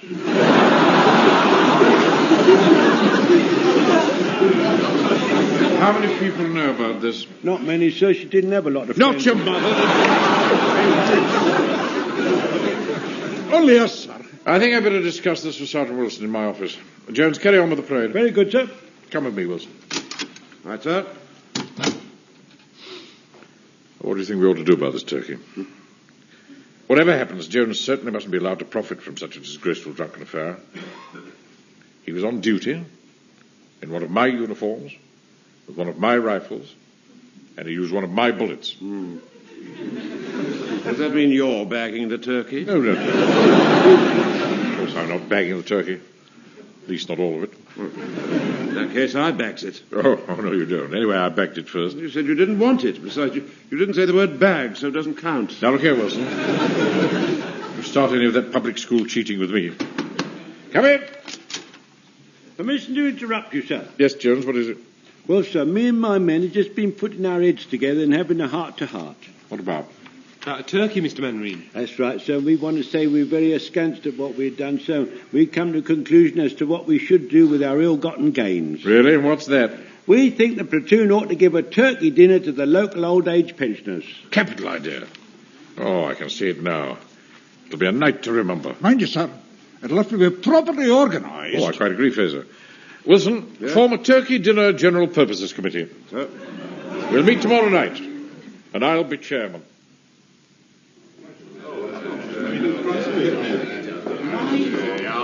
Look, Wilson, it's 8 o'clock. Do you reckon everybody's here? Because I think we ought to make a start. Just a minute, sir, just a minute. I'll just check my list. Let's see now. There's Jones, Fraser, yes. Walker, Godfrey, Pike, yes, they're all here. I'm here. Mr. Blewett, Mavis. Mavis? Yes, you know, Mrs. Pike. Oh, yes, Mavis. Now, where's the vicar? Captain Manning, can you see the vicar? No, what's he doing? Has he arrived? Oh, yes, I see. He's over there in the corner, look, behind the harmonium. Oh, yes. Well, in that case, we're complete. Good, right. We may as well start then. Just a minute. What's Hodges doing here? Surely you didn't arrange for him to be on this committee, did you? Oh, no, of course I didn't, sir. We're going to ask him to leave. Well, I can't really do that, sir. I mean, you see, officially, he had the hall booked this evening for an ARP meeting, and he agreed to let us use it instead. Oh, I see. I suppose it is rather difficult to throw him out, then. Anyway, let's make a start. Ladies and gentlemen, would you come and take your seats round the table, please? I think we ought to begin. About time and all. Now, as chairman of this turkey dinner committee, I've been giving the matter some thought, and I've come up with a scheme to speed our deliberations. This consists of a short list of the various elements that have to be brought together to ensure a successful function. Blimey, trust him to make it long-winded. Now, to start with, there's the turkey, which Mr. Jones's section has provided. Yeah, I heard about that. What do they do? Fix bayonets and charge it? Don't you start. You're a troublemaker, you are. Oh, don't you talk to me like that, you silly old goat. Now, please, gentlemen, just sit down or we'll be here all night. Well, he started it, didn't Jones, I think the vicar's quite right. Please sit down. Now, when times were different, a turkey dinner would also include the following: sausages, bacon, vegetables, roast potatoes, bread sauce, and last but not least, gravy. Now, the Giblets. thing is... Giblets. Giblets? We need giblets for the gravy? Yes, he's quite right. Makes lovely gravy, giblets does. Did you save the giblets? Of course I saved the giblets. Let's all give a vote of thanks to Mr. Jones for saving the giblets. Now, look here, Mr. Rogers, don't you stop... Jones. Try to ignore him. My sister Sissy won't boil the giblets. She says the smell makes our Pekingese too excited. I used to have a cat who was like that with kippers. Look, this is all very interesting, but do you think we could get on? Yes, I quite agree. Don't let's get bogged down in giblets at this stage. Now, the first thing to do is to select a volunteer to cook the bird. For Mr. Speaker, sir. Yes. As you're always telling us that Mrs. Manning is such a good cook, I feel the honour should fall to her lot. Yes, what about that, sir? Could you ask Mrs. Mannering if she'd volunteer? No, I don't think that's a very good idea, really. She's never had the experience of anything so large. You see, there's only ever been the two of us. Well, there's a week still to go. She could start with a pigeon and work her way up. My mum could cook it. She can cook anything, can't she, Uncle Arthur? Well, go on, Arthur. Answer the boy. Oh, yes. Well, of course you can, Frank. Yes. My friend Mrs. Fox is the finest cook I've ever come across. She's known all over Warmington for her dumplings. Yeah. Well, perhaps we should put it to the vote. Hands up, all in favour of Mrs. Pike cooking the turkey. 1, 2, 3, 4. Now hands up in favour of Mrs. Fox. 1, 2, 3, 4. In that case, I give the casting vote to Mrs. Fox. Well, that's nice, isn't it, Arthur? You didn't put your hand up for me, did you? Well, I didn't want you to have all that trouble, Mavis. Oh, that's a nice way of thanking you, isn't it, Mum, eh? She gave you her egg for breakfast this morning. Oh, look, Mavis, please... Wilson, will you please address your remarks through the chair? What? Oh, I'm sorry. But through the chair, I did not know it was Mrs. Pike's egg. Look, could we please get on? My choir is waiting for me. Yes, all right, Vicar. We're getting along very nicely.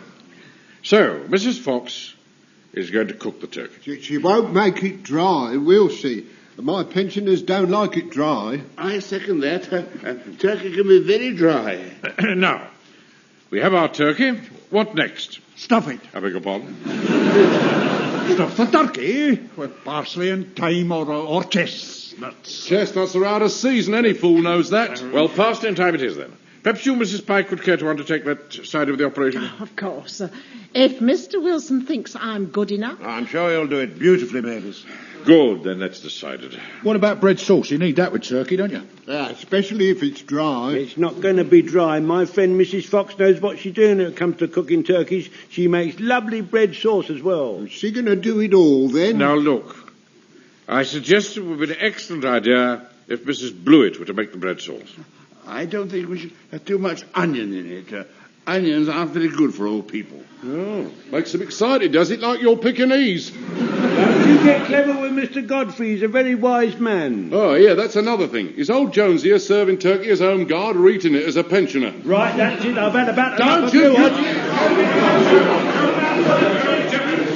Sit down. And as for you, Hodges, If I've any more trouble from you, I shall have to ask you to leave. You be careful, mate, or I'll have my all back. May I remind you, Mr. Hodges, that it's not your hall. It is mine. It belongs to the church. Now, as regards the serving, everyone here will be involved in this, except Mr. Blewett, of course. I shall supervise, but I shall have to leave a little early, as that same night I'm guest speaker at the Rotary dinner. Uncle Arthur. What is it, Frank? Is that why you sent your tickets back? What, Frank? Sorry. Of course, we cannot serve the meal until we finish cooking it. So you better not leap ahead too fast. Too fast? Blimey, at the rate you're going, you'll only be halfway through talking about it before it's time to bung it in the oven. Shall we turn our attention to the gravy? Well, giblets makes lovely gravy. Oh, you've already said that, you silly old fool. There's no need to be offensive to Mr. Blewett, just because he's getting a bit past it. I'm not getting past it. Ask my wife. Look, can we stick to the gravy? Mr. Mannering, my girlfriend Shirley, she makes smashing gravy. She burns everything else to a cinder, but she's a dab hand with gravy. Look, I really think we ought to get on. Oh, dear. The choir will definitely have gone off the boil by now. We are getting on, Wilson. Now, the next thing we have to consider are the vegetables. Now, as I see it, the vegetables could present a rather larger problem. Not only because of their availability, but also their preparation. Here you are, Walker. Put a roast potato on this one. Right you are, Mr. Mannering. There you are. Oh, don't throw it on the plate like that. Anything splashes up, it might get on my tails. The way you covered yourself up with that apron, sir, I shouldn't think there's much chance of that. Be that as it may, there's still no point in taking any chances. As guest speaker of the Rotary Club dinner, it's essential that I should look as smart as possible. Hey, Napoleon, I want 2 more, one without the sprouts. Right, there you are. Right, about time and all. Watch what you're doing, Wilson. I'm sure you're putting too much turkey on those plates. There won't be enough to go round. Well, according to my calculations, there are only 4 more to serve. Captain Maverick, I really must protest. Why, Vicar? What's the matter? Well, this whole affair is not at all well organised. All the old people started to eat as soon as their plates arrived. Of course they did. Otherwise it would have gone cold. Well, it's not right. Before I had a chance to say for what we are about to receive, half of them had already received it. It's too bad, it really is. Fraser, here you are. Thank you, sir. Put some gravy on this one. You know, sir, in my opinion, this gravy is far too thick. What are you talking about, Jock? My Shirley's been up all night with that gravy. Can't help that, son. I still say it's too thick. Take these 2 plates in, Godfrey. Yes, all right, Mr. Bentley. I still think there's far too much onion in the bread sauce. Mr. Mannering. Yes, what is it, Joe? Permission to inform you, sir, I've had a complaint. Well, as long as it's cleared up now, Jonesy, I wouldn't worry. Be quiet, Walt. Mr. Blewett, sir, he's the one that's complaining. Why, what's the matter with it? He says he's left his teeth at home, so can you put it through the mincer for him? We don't have a mincer. Cut it up into small pieces. All right, so I'll do that. Mr. Mannering. Right. 1 or 2 of the pensioners are asking what's happened to the parson's nose. It looked all right when he came in here just now. Right, Walker, I warned you. Put that last potato on this plate and then go into the hall and help with the clearing up. All right, Mr. Mannering. There you are. I might as well take this last portion in with me. I'll come with you, Joe. You never know. Some fool might like some more of this half a gravy. Hey, Mr. Mannering, what about the parson's nose? I mean, what's that tell the ones who are asking? What? Oh, just say we have the parson's nose in hand. I must say that conjures up a pretty sight. Now, don't you start. Right, off you go, Pike. All right, Mr. Mannering. I shall have to leave in a minute to go to the Rotary Club dinner. Oh, yes, of course, yes. By the way, don't forget you've still got your apron on. I mean, it's the Rotary Club you're going to, not a Masonic meeting. Nearly forgot. That's better. Oh, my goodness me. Yes, your tail certainly suits you, sir. You really look smart. Well, I am the guest speaker, you know. Anyway, I don't think we should lower our standards just because of the war on. Oh, no, of course not, sir. Come on, let's go in and see how the pensioners are. All right, sir, right. Ah, Mr. Blewett. Everything all right now? No, it isn't. Mr. Povey over there's got all white meat and I haven't got any. What's more, he's got a bigger lump of stuffing. You can soon put that to right, Mr. Blewett. Excuse me, Mr. Povey. Right. Oh, I'm just going to take some of this white meat and a bit of your stuffing. There you are, Mr. Blewett. Here, I'm not going to eat that. It's been on his plate. Mr. Mannering? Mrs. Williams says, have we got anything else because she doesn't eat turkey? If she doesn't eat turkey, why on earth did she come to a turkey dinner? That's what I told her. Has she got any white meat, Mavis? Expect so, Arthur. Why? Well, we need some for Mr. Blewett. Oh, I see. Well, look, I'll just go and have a look. All right. Mr. Blewett? Yeah, what is it? Well, I'm sorry you didn't get any white meat, but we're hoping to give you Mrs. Williams. Ah, well, if it's all the same to you, I think I'd rather have some turkey. Oh, very droll, yes. Come on, Wilson, let's get away from this table. That's a very good idea, sir. Yeah. Excuse me, Mr. Mannering. Miss Mannering, I've got Mr. McCulley's plate here. He says, are there any seconds? No, Pike.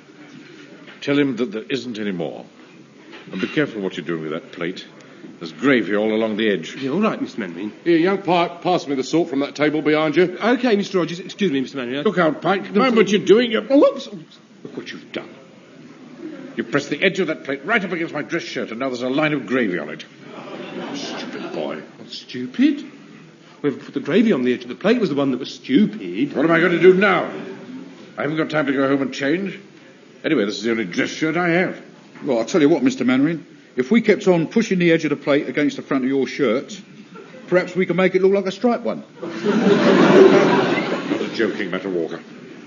I'm the guest speaker of the Rotary Club dinner, and I have to be there in 15 minutes. Now, look, sir, why don't we go into the office? There's some blotting paper there. That'll probably take it off. All right, I suppose it's worth trying. I'm very sorry you got gravy on your dicky, Mr. Mannering, but I'm not stupid. This is not a dicky, Pike. Well, anyway, I'm still not stupid. If I say you're stupid, you're stupid. And close the door. We don't want all the pensioners watching us. Right. Now, here's some blotting paper, sir. I'll just mop it up. Be very careful, Wilson. Don't spread it. It's all right, sir. All right. There we are. There. That's much better. I'm sure no one will notice that. Excuse me, sir. Oh, dear, Mr. Manning, you've got a gravy stain on your dicky. It is not a dicky, Jones. Oh, sorry, sir, sorry. Wait a minute. I've got an idea. There's a small tin of white enamel on the shelf over there. A little dab will cover that mark so it don't obtrude. Hey, what's this then? A meeting of the Mothers' Union? What do you want, Podges? Well, when you can spare the time, I want this jug filled with gravy. Here we are, sir. There we are. There's the paint. And I've got a little brush as well. I shouldn't take a second to do a little touch-up job. Hang on a minute. What about the gravy I want? Well, just leave the jug. One of us will bring it out to you in a moment. Oh, all right. But don't be too long. Here, I'll tell you what, Napoleon. Why don't you bring it out? Dressed like that, you look just like a waiter. Damn cheek. Commissioner speaks, sir. Yes, Jones. I'm standing by to touch you up whenever you're ready, sir. All right. Over here. Sir, very good, sir. And please be very careful. Yeah, right, sir. I'm being very careful there. It's almost gone. Just a little bit more. And middle there, that's right. And you'll be as right as rain. Excuse me, please, Mr. Jones. Can Look I get out, by? look out, Pikey, don't. Look out. Oh, now look what you made Jones do. White paint all down my lapel. Sorry, Mr. Mannering. Who could say I'm sorry? How can I possibly get to my feet as guest speaker with white paint all over my dress suit? Anyone got any black paint? Well, I've got a suit of tails at home, sir. You're welcome to borrow that. Oh, that wouldn't be any good, Uncle Arthur. It wouldn't fit anyone as round as Mr. Mannering. That's enough, Pike. None of this would have happened if it hadn't been for your carelessness. Just get out. Yes, Mr. Mannering. I think I have the answer, sir. Why don't you pretend you hurt your arm and make a sling with your scarf? A good idea, sir. Your arm would cross the lapel and cover the mark up a tree. Oh, no, I don't think It's worth trying, sir, isn't it? Look, I'll just tie the ends of your scarf together and we'll see what it looks like. Oh, very well. Blimey, how much longer are you going to be with that gravy? This is supposed to be tonight's turkey dinner, not tomorrow's breakfast. I know, I'm sorry. You'd better come in and get it yourself. Thanks. I should have done that in the first place. There you are, Captain Mannering. That's got your arm in a lovely little sling, and it completely covers the white mark. Now, what do you think? Oh, I don't know. Oh, you look very brave during your speech-making. I really don't think it looks very No, good. I think Jones is right, you know, sir. And if you wince a bit now and then, you'll get twice the applause at the end. Yes. Well, it does seem to do the trick, doesn't it? Oh, it does that, sir. No one will ever know. Well, I'm very angry that all this has happened, of course, but nevertheless, Wilson, I think it's typical of our lads to show such ingenuity and resourcefulness. Yes, indeed, sir. Right, put my overcoat round my shoulders, will you? Yeah, all right, sir. There you are. And there's your bowler. Thank you, Wilson. I better be off. Good luck, Good luck, sir, and don't worry, you'll find. Thank you, Fraser. Look, when you lot have finished, can I get past to the door? All right, be very careful what you're doing with that jug of gravy. Hey, Mr. Rogers, hurry up. They're still waiting for the gravy. Whoa!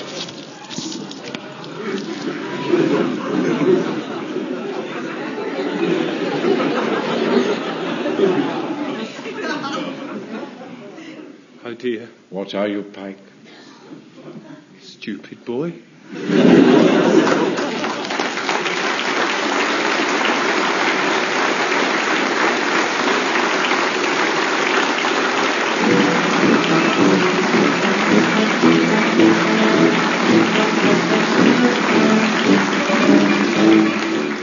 In that episode of Dad's Army, based on the original television series by Jimmy Perry and David Croft, you heard Arthur Lowe as Captain Mannering, John LeMessurier as Sergeant Wilson, Clive Dunn Corporal Jones, John Lorry Private Fraser, Arnold Ridley Private Godfrey, Ian Lavender Private Pike, Bill Pertwee Chief Warden Hodges, Frank Williams the Vicar, Larry Martin Private Walker, Pearl Hackney Mrs. Pike, and Harold Bennett as Mr. Blewett. Turkey Dinner was adapted for radio by Harold Snowd and Michael Knowles and produced by John Dias.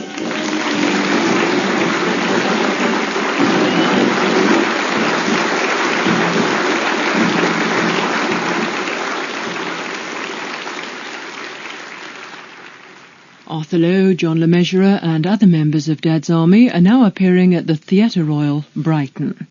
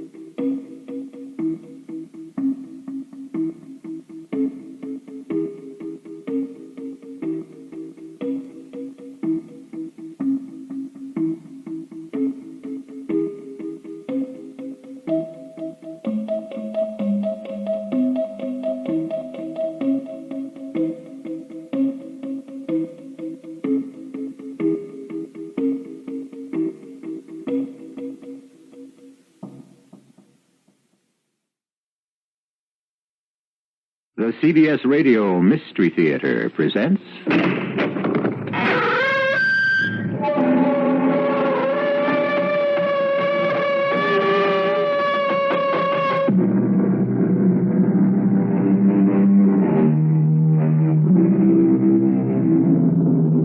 Come in. Welcome. I'm E.G. Marshall. If your game is suspense, mystery, we play it here. Join us. There are those who hold that marriages are made in heaven. There are also those who insist that marriages are consummated in hell. People marry for love, for convenience, for money, and now and then they may even marry for murder. Alaric, come in. Thank you.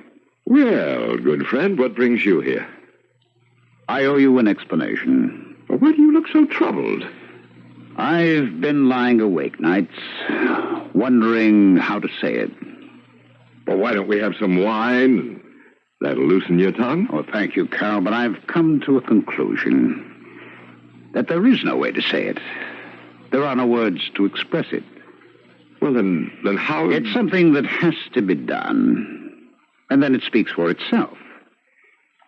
And so, I've come here to do it. Alaric, have you gone mad? This explains everything.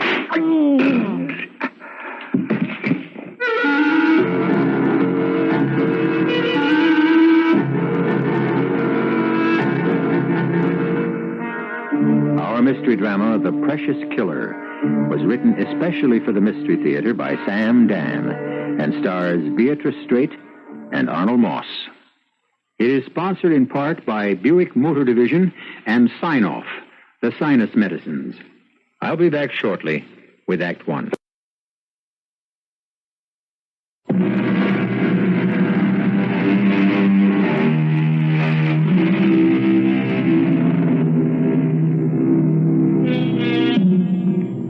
be no peace, no truce, no ceasefire in the eternal war between good and evil. Who's ahead? It's hard to say. It appears that evil wins most of the battles, while good winds up winning most of the wars. Or is it the other way round? The problem is, we have angels and devils on both sides. The name of the country is Rurania. It is located in Middle Europe. It is an absolute dictatorship. The time is the present. Talking about time, anyone can be arrested at any time. The police just come around and kick in the door. Shut up. Who are you? Get out of bed. Alaric! Alaric, it's me, Carol. Get dressed. Are you mad, Alaric? This is me, Carol. Let's go. Why? Why am I being arrested? We don't have all night. Why am I being arrested? I demand an answer. Answer him, Benish. You have no right. You have no right to... He doesn't understand, Benish. Answer him again. That will do, Benish. I think he's getting the idea.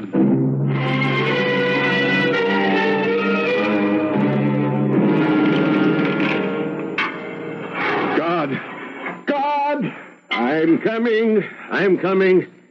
Now, what's all this noise, Your Honor? Do you know who I am? I believe I do. There's been a mistake. Why have I been arrested? Because you committed a crime against the Republic. No. I did no such thing. Oh, but you did. Otherwise, you wouldn't be here. But I am innocent. What crime did I commit? I'm sure you know. But I don't. You know who I am. Oh, yes. Your Honor is Professor Carol Vortic. That's right. I'm a hero of the Republic, a chief of scientific research. I demand to see the First Minister. He would never come here. Oh, yes, he will. I'm first scientist of the Republic. I have the same rank. Have him sent for. At once. Now, Your Honor, you just get some rest. Wait. You're wearing the silver medal of the 1st of August. You're a veteran of the August Brigade. Oh, yes. My brigade. How well I remember, Your Honor. I recognize you. You're... No, don't tell me. You are... Rykov, first gunner in the 3rd Company. Yes, Your Honor. And you were a fine young officer. You were the best. The August Brigade. We made the revolution. That we did, Your Honor. Rykov, why am I here? Why? Now, Your Honor, no point in fighting it. They'll tell you soon enough. But when? I've been here 6 days. I've seen no one. I am losing my mind. Oh, you mustn't do that, Your Honor. My wife? But what about my wife? She must have come home from rehearsals, and I was missing. Oh, yes, your wife. I've seen her so many times. The greatest actress in the world. When she came home, I was gone. Without a word, without a clue.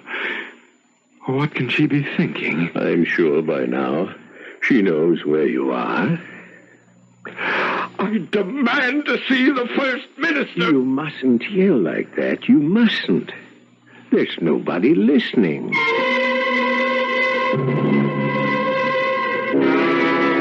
Where did you hide it, Carol? Hide what?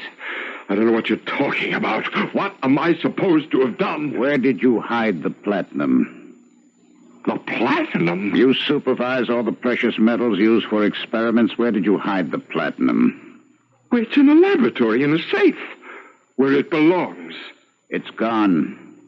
No. Only you knew the combination. But I didn't. I wouldn't. Well, what would I do with all that platinum? You planned to leave the country. Oh, no, that's a lie. Is it? Were you not going to attend the International Metallurgical Convention in London? Yes, but that's not leaving the country. I had permission to go. Everybody knew. Well, you knew. We talked about it. And once in London, you would ask the British for asylum? Oh, no, never. This is my country. And with platinum worth almost $1 million, you could start a brand new life for yourself. Never. Where did you hide the platinum? I swear How to did you, you Alaric. propose to smuggle it out of the country? Alaric, you're talking to me, to Carol. I am your best friend. Where did you hide the platinum? Will you get it through your head that I never had any... Finish. And now we shall begin all over again. Where is the platinum?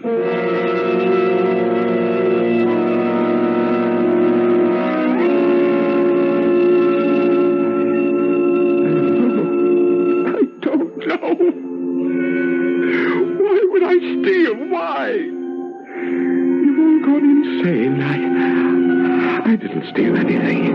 It's a mistake. It's all a mistake. Who is that? Who is that? It's just me, Your Honor. Rykov. Oh, Rykov. Machine Gunner Rykov. 3rd Company, August Brigade, huh? Report. Machine Gunner Rykov. Your Honor. The ammunition, has it arrived? Your Honor, wake up. We'll attack just before midnight. Listen to me. Good, honest Rykov, the best gunner sergeant a lieutenant ever had. Wake up, Your Honor. Wake up. They can't tear a man loose from his home, his wife, his work, without warning, for no reason. They want to see you. They can't destroy... They want what? They want to see you. Who wants to see me? The High Commissioner. Why? I don't know why.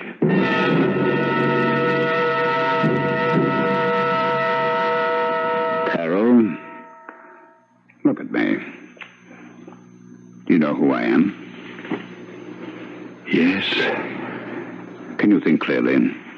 Here, drink this. No. I don't want anything from you, Alaric. Oh, now, relax. It's all over. What's over? This ghastly mistake. Mistake? Yes, mistake. That's all it was. And what now? Do we just shake hands, you and I, and that's to be the end of it? Yes, Carol. That must be the end of it. Oh, no. Oh, no, not for me. Well, what is your complaint? What is my complaint? What law was violated? Well? What law? The law of the overwhelming right of the people. Alaric, I don't want to argue. I only say there was no need to treat me like... The law states the people must be protected from the insidious henchmen of imperialism and treason. The people must always use overwhelming force. The people must strike first and fast to obtain the confession from the guilty. I don't care about... First, last, and always, the law must protect the people, not the person. You wrote that sentence, Carol. Please. I'm tired. I can't think. Don't do that, Carol. Don't play the martyr with me. I suffered as much as you did. I could have sloughed off my responsibility. I could have given a subordinate the job. Instead, I did it myself. May I ask why I was arrested and what was the mistake? We received a tip that the platinum was missing. We had to suspect you, naturally. And then about an hour ago, your assistant, Trestoff, was picked up about 300 miles from here, at the border. Trestoff? Oh, that's impossible. He was driving a van. No, not Trestoff. The platinum was in it. So you see... Oh, yes. Yes, I do see. Well, And now Trestorff has been shot, justice was done, and now you're free. Free. Free to go back to your wife, your work, your home. As if nothing had happened. Of course, my friend. It was all for the good of the people. Now we must shake hands and redouble our efforts to preserve our glorious revolution. Shall we? Yes, Alaric, certainly. Now, I am even more determined than ever to preserve our glorious revolution.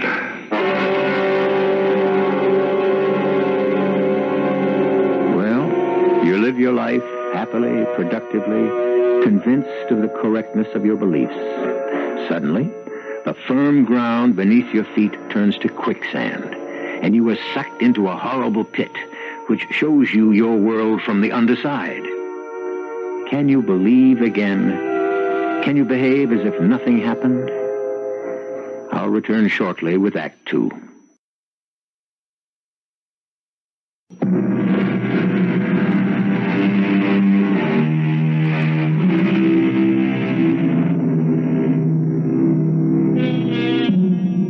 Vortic is one of the world's leading metallurgical scientists. He is also a hero of the People's Republic of Rurania. At this point, he is a somewhat bruised and battered hero because he has been in prison, and no one has ever confused the central prison of the People's Republic with a country club. However, it was all a mistake, and it has been sorted out and set to rights, and Carol has been returned to his job, his luxurious home, and his beautiful wife. Katerina. Darling, I woke you. And I did try so hard to walk in quietly. No. I've been up a while. Oh, that's not good. You should be sleeping. The doctor said you need rest, lots of rest. How did it go at the theater? Oh, I missed you. When I can't see you in your seat just before I make my entrance, I don't care. I heard the review on the radio. It was a triumph. It would have been a greater triumph if you'd been there. The reviewer said, Katerina makes a stunning return to the theater. Completely recovered from her illness, the divine Katerina proved, if proof were needed, why she is the first actress of the Republic. Recovered from what illness? Oh, well, I can't expect them to say I refuse to act and protest against your arrest. You shouldn't have done it, Katerina.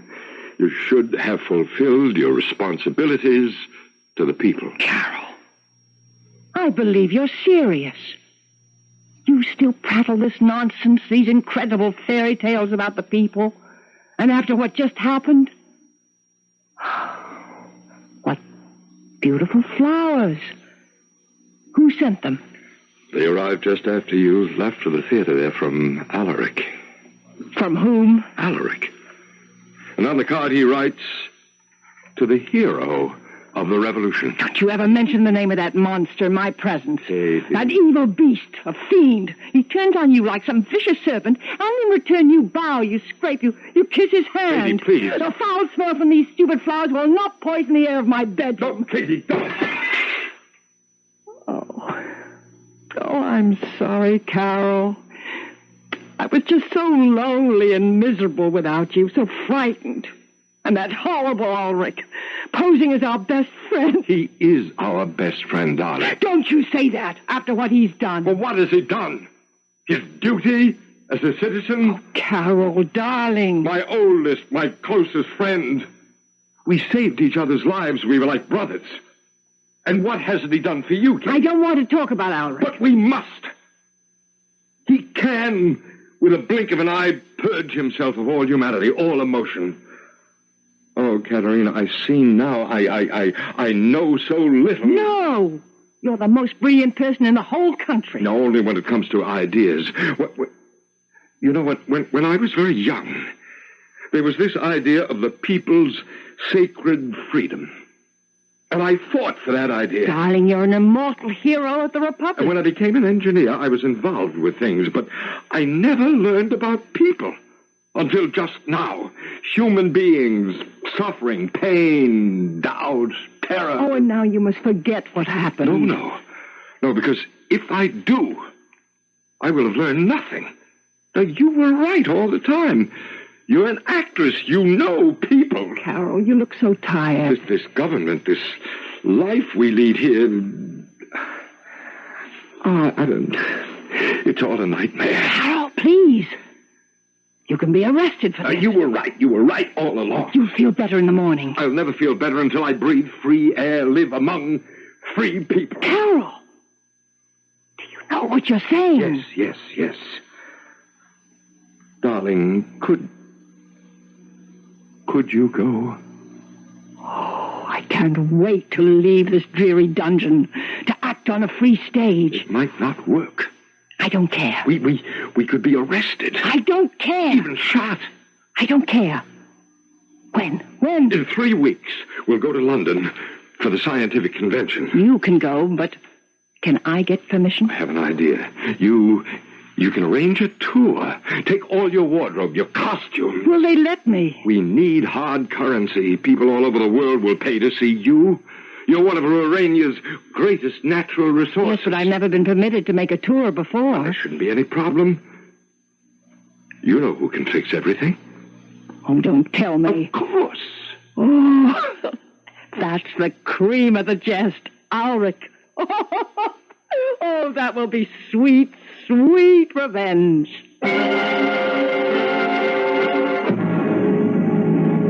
Little heart, you will never break again. What you do now will be remembered. You will die, but you will not be dead. You will live forever in the soul of the people.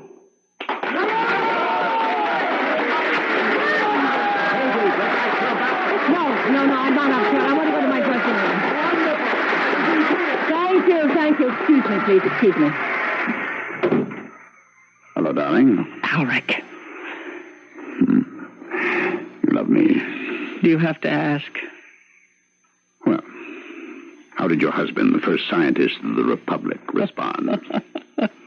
It worked. You were right. You were so right. Poor Carol, he's really too much. A true patriot. You couldn't say a word against his precious People's Republic. Well, some acquire wisdom through the brain. Some must learn through the body. And you really worked him over. Oh, no, not really. Well, he's ready to defect. That is only the first half, my dearest. After all, we will need the money to live comfortably in England. Yes, but that's going to be a problem. He is very, very ethical. As you well know. My darling, I'm not going to starve in the West because Carol is ethical. Won't they like you in the West? You chose freedom, didn't you? Somebody will give you a good job. Oh, they're bored with people like me. Besides, Lorraine is too small a country. Half the world never even heard of us. The money will be difficult. Darling, the plan calls for him to become angry enough to defect.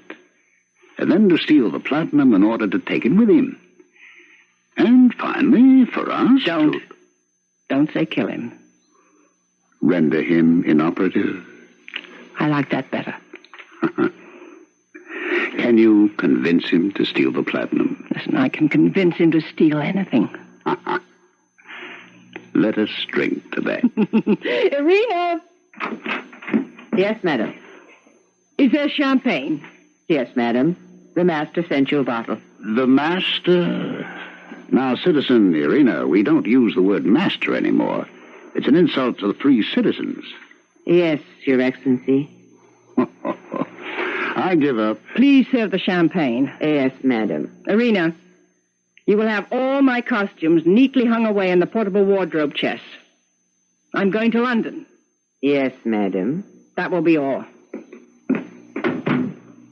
It seems to me we may have been a little bit too demonstrative in front of her. Oh, she's a stupid woman. She doesn't think about anything except finding a boyfriend. Oh, really? I would think she's too old for that. A woman is never too old. The problem is, I wish we could tell him somehow that all he has to do is put the damn platinum in the van and drive across the border. I would see to it that no guard stops him. No. There's no way we can tell him that. without making him suspect. Very well, let him have fun, conjuring up some brilliant plan in that scientific brain of his. Yes, but how? How do we plan to get rid of him? Oh, quickly, painlessly. After all, we're very old friends. No, we're not going. What? I changed my mind. Why? But because it's the cowardly thing to do. I don't understand. This government is a crime against the human race, and I am part of that crime. I fought to create it, to support it. I am responsible. You say you're responsible? Now, what does that mean? What will you do here now? Refuse to work? Well, you'll be thrown in jail. I'm not afraid. But what good will that do? Oh, I don't know. I wish I could fight them. Well, you can. No, Katie. They have the army, the police. Oh, I've been talking like a fool. But that's because I've been a fool all my life. But you can fight, darling.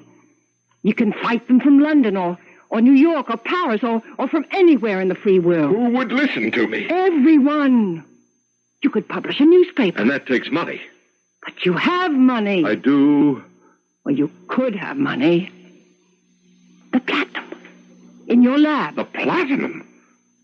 The platinum belongs to the people. Carol, you must not react without thinking. The platinum belongs to the oppressors of the people. Oh, wait. Oh, this is irony. I'd been accused falsely of stealing the platinum, and now... Of course. We must get it out of the country. How? Well... How? Sometimes the simplest plan is the best. We could just try to drive it past the border in a car. Well, hide it in the sleeping bags and the camping gear, as if we were going on a trip. No. That would never work. You can't get anything past our border guards. Yes, it was just an idea. Besides, we have to fly out of here. I'm going to a convention, and you're going on a tour. Now, let me apply some scientific thinking to this. How can I get that platinum out? Oh, no. No, I don't believe it. You don't believe what? What just flashed in my brain. It's so simple, so ridiculously easy. And it's absolutely foolproof. What is? This plan, this idea. Oh, tell me. No, darling. You're too important. Well, if I'm so important, shouldn't I know? No. Because if you knew, you might unconsciously give it away. Its success depends on your not knowing until exactly the right moment.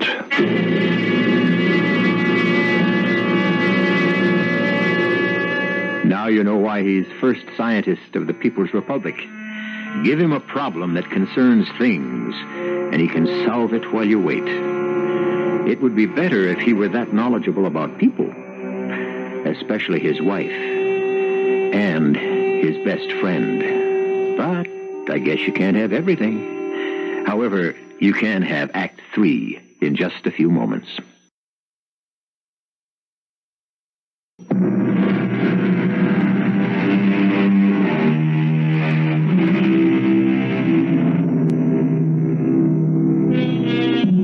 The problem. How do you smuggle a fortune in platinum past suspicious border guards?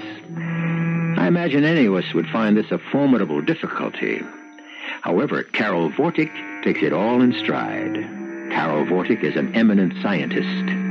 It's a pity he doesn't know more about people, especially about the people he loves. Darling, you mean you won't tell me how we're going to get the platinum out? Oh, I will, dear. Just as soon as we've done it. Yes, but... This is for your protection, But Katie. I should know. No. If you knew, it would make you nervous. And without intending to, you might betray yourself. Oh, darling, I've never seen you so excited. It's a challenge. You know me and challenges. I'll leave you now. Katie, darling. Am I doing the right thing? Of course we are. Is it right for me to go into exile? How can you even ask?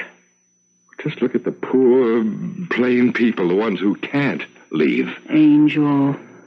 There's a basic unfairness to life, and one must live with it. The alternative is madness. Yeah, but I love this country. How can I live in exile, never to hear this language, breathe this air? You'll be working for freedom. Yes. Well, I must get to work.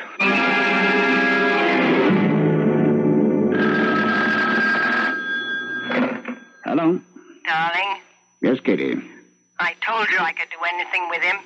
He's agreed. I don't believe we need to be specific on the telephone. The answer, I assume, is positive? Yes. As the Americans would say, we are go. Your tour is also go. Oh, marvelous. How soon can you be ready to leave? I only have to pack my clothes and my wardrobe, and you?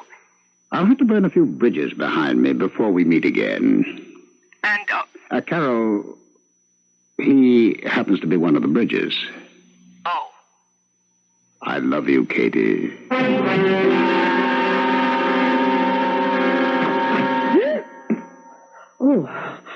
Oh, Professor, you frightened me. I'm sorry, Irina. What are you doing here, sir? What am I doing here? Oh, I'm sorry. I have no right to ask.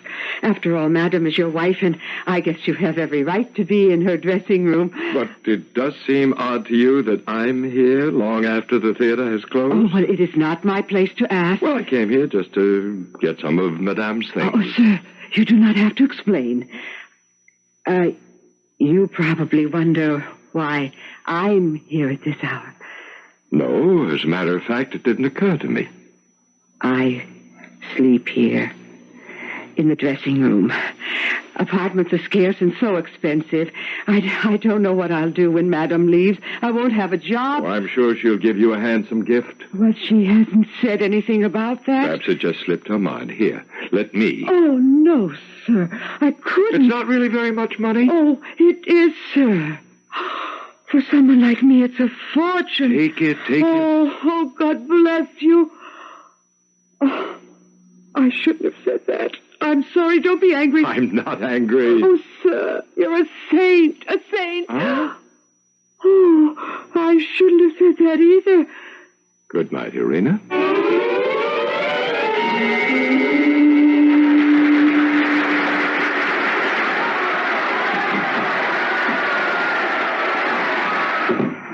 Well, what kept you? Can't you hear, Alric, darling? They wouldn't let me leave the stage. 7 curtain calls. You better go back and take another bow. My final performance in Ruania. How do you feel? Wonderful. Oh, wonderful, darling. Everything's packed. Everything? I didn't know I had so many gowns, so many costumes. But it's all put together. And tomorrow morning, it all goes with me on the plane. And the platinum? He says I'm not to know till I arrive in London. And then he'll tell me.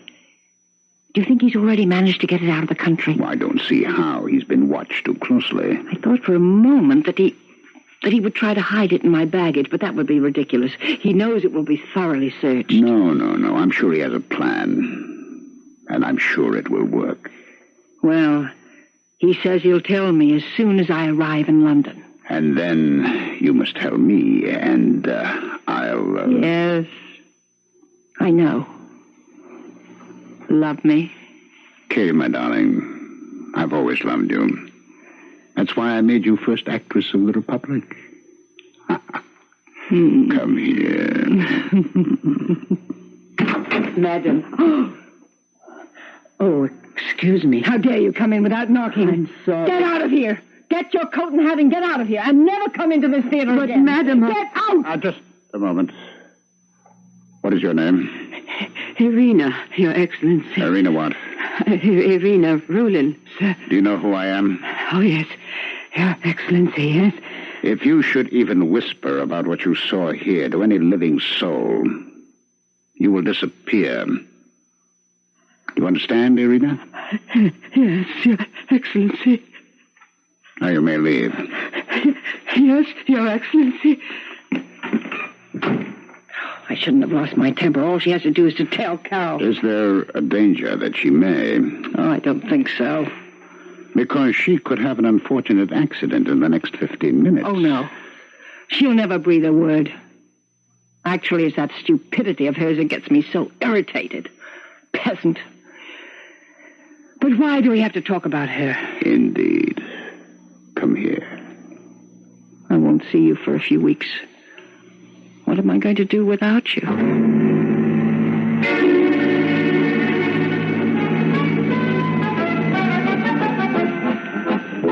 Like dirt they treat us.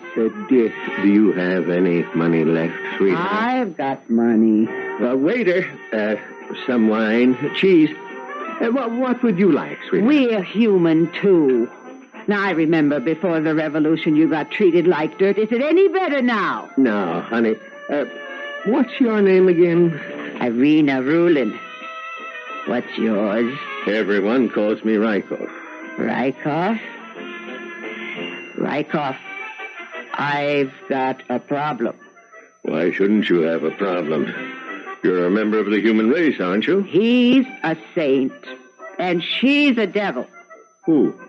Who's a devil? The great Katerina. Oh, I love that woman. She's a devil. But Master Carol, her husband, he's a saint. His Honor, Carol Vortic. Oh, they come no better. What an officer he was. Let me tell you about the time we were surrounded. She is cheating on him. She's what? With his best friend. Isn't that always the way? Now, I don't know. Should I tell him? Now, you're a man. What do you think? Now, that requires a bit of thought. He's so good to me. And she treated me like dirt. What should I do, Rykov? As an old soldier, let me tell you that you cannot make an important decision on an empty stomach. Waiter, some chicken, dumplings, boiled beef, potatoes.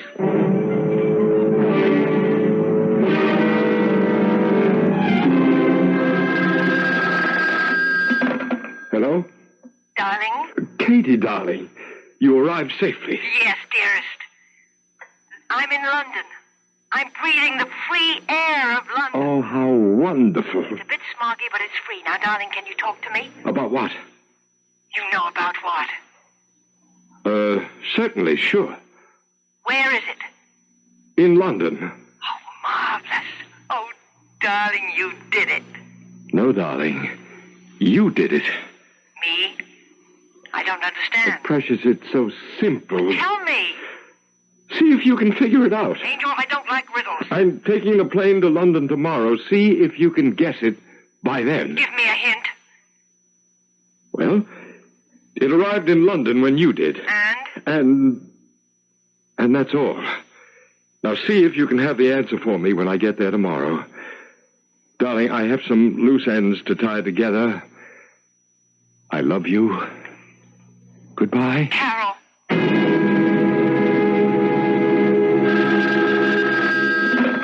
Hello? Ulrich, my darling. Dearest, you're in London. Yes. And, the material? It's here. It's here in London. Ah, good. I'll leave tonight. Ulrich, Hello? Hello? Katie? Katie? Operator? Listen, I've been cut off. I was on the line to London. Yes, sir. Well, don't just say yes, sir. Do something. I'm sorry, sir. We're having trouble with the London circuit. This is a call of vital importance to the government. Yes, sir, but we're still having trouble. Oh. Doesn't matter. It's arrived. It's there. And now to burn the final bridge.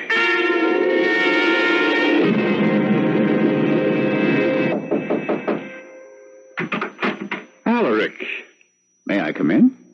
Why? I have something to say to you. We'll never see each other again. What makes you say that? Well, you're going away. You won't return. Are you sure? I've come here to make sure. What are you saying, Alaric? I wondered... I stayed awake nights wondering how to say it. And the truth is, there's nothing to be said. No point to any conversation. You simply do what must be done. Alaric! This is what must be done. Quickly, efficiently, and finally. Alaric, don't! Not that it means anything, not that it helps, but believe me, Carol, believe me, I'm sorry.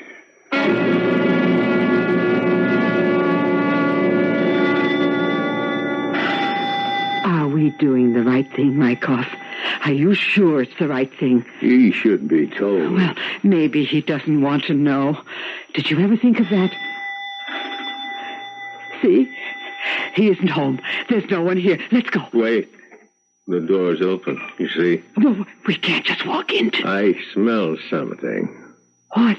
I'm an old soldier. I know that smell. What is it? Death. Death?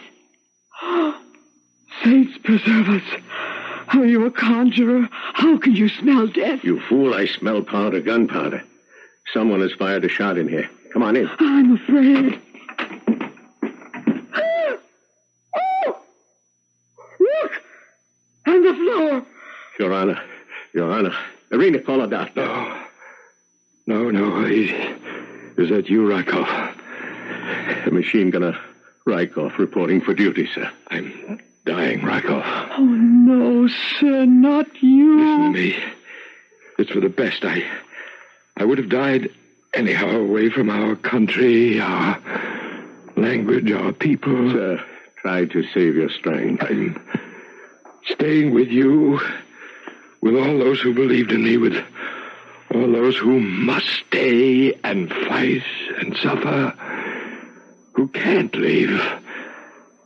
I'm staying, Rykov. I'm staying. Yes, sir. Rykov. The good Lord must have sent you.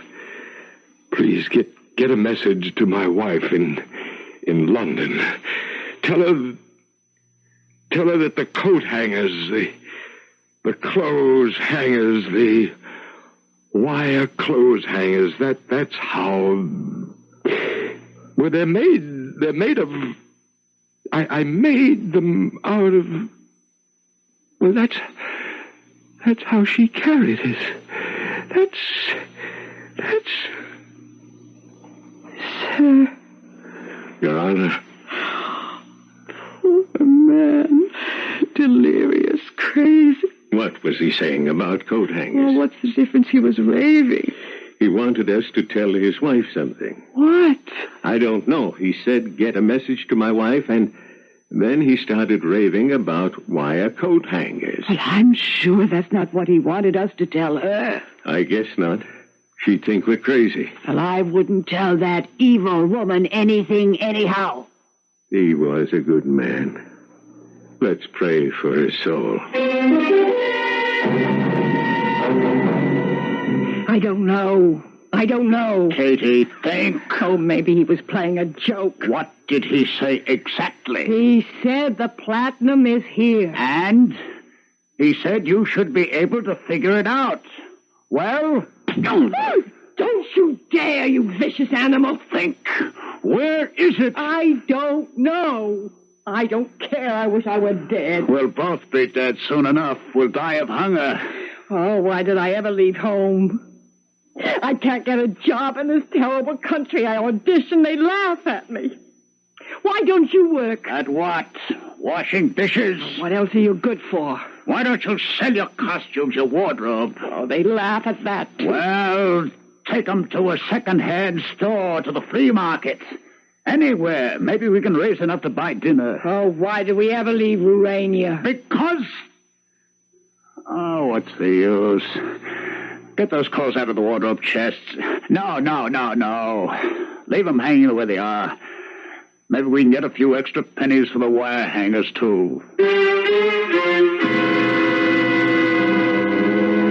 Maybe. Well, if you're ever in London and in some old clothes shop or a flea market and you see some threadbare theatrical costumes, check out the hangers. The ordinary, everyday wire hangers.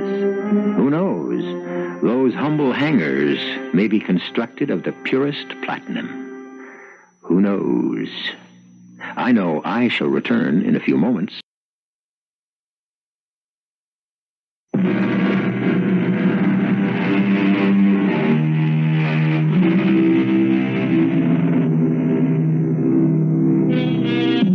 Precious metal. How men sell body and soul for it. Betray, kill, no holds barred.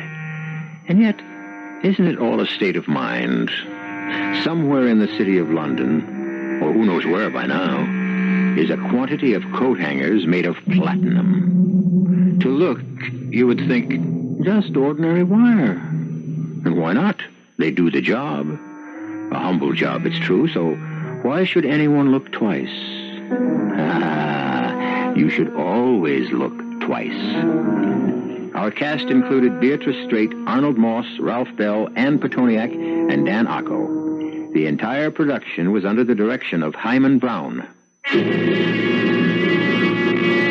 And now, a preview of our next tale. These documents show that Rasputin has sold millions of rubles worth of medical supplies to Germany, a country which is waging war against us. As payment, Rasputin has been given shares in the Süddeutsche Munitions Factory, as well as shares in Taunus Manufacturing and Copernicus Industries in Bavaria. Your Highness perhaps knows of these companies? Little father, tell Colonel Amdur what you have told the Tsar and me. Madame, it will make no difference to him. Tell him. It is a prophecy, Colonel, and it is this. If I die at the hands of the nobility or members of the court, the Tsar and the Tsarina will lose their crown and their son within 6 months of my death. Radio Mystery Theater was sponsored in part by imported Vigna Rosé wine. This is E.G. Marshall inviting you to return to our Mystery Theater for another adventure in the macabre. Until next time, pleasant dreams.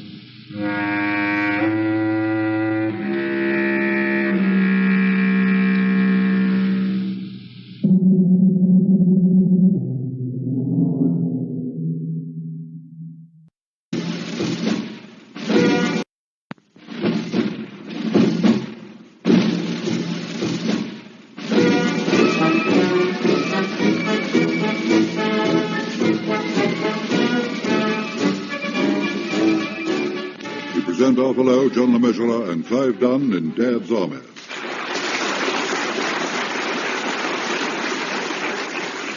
Things That Go Bump in the Night, featuring John Laurie, Arnold Ridley, and Ian Lavender, with this week's guests, Laddie Martin and John Barrowden.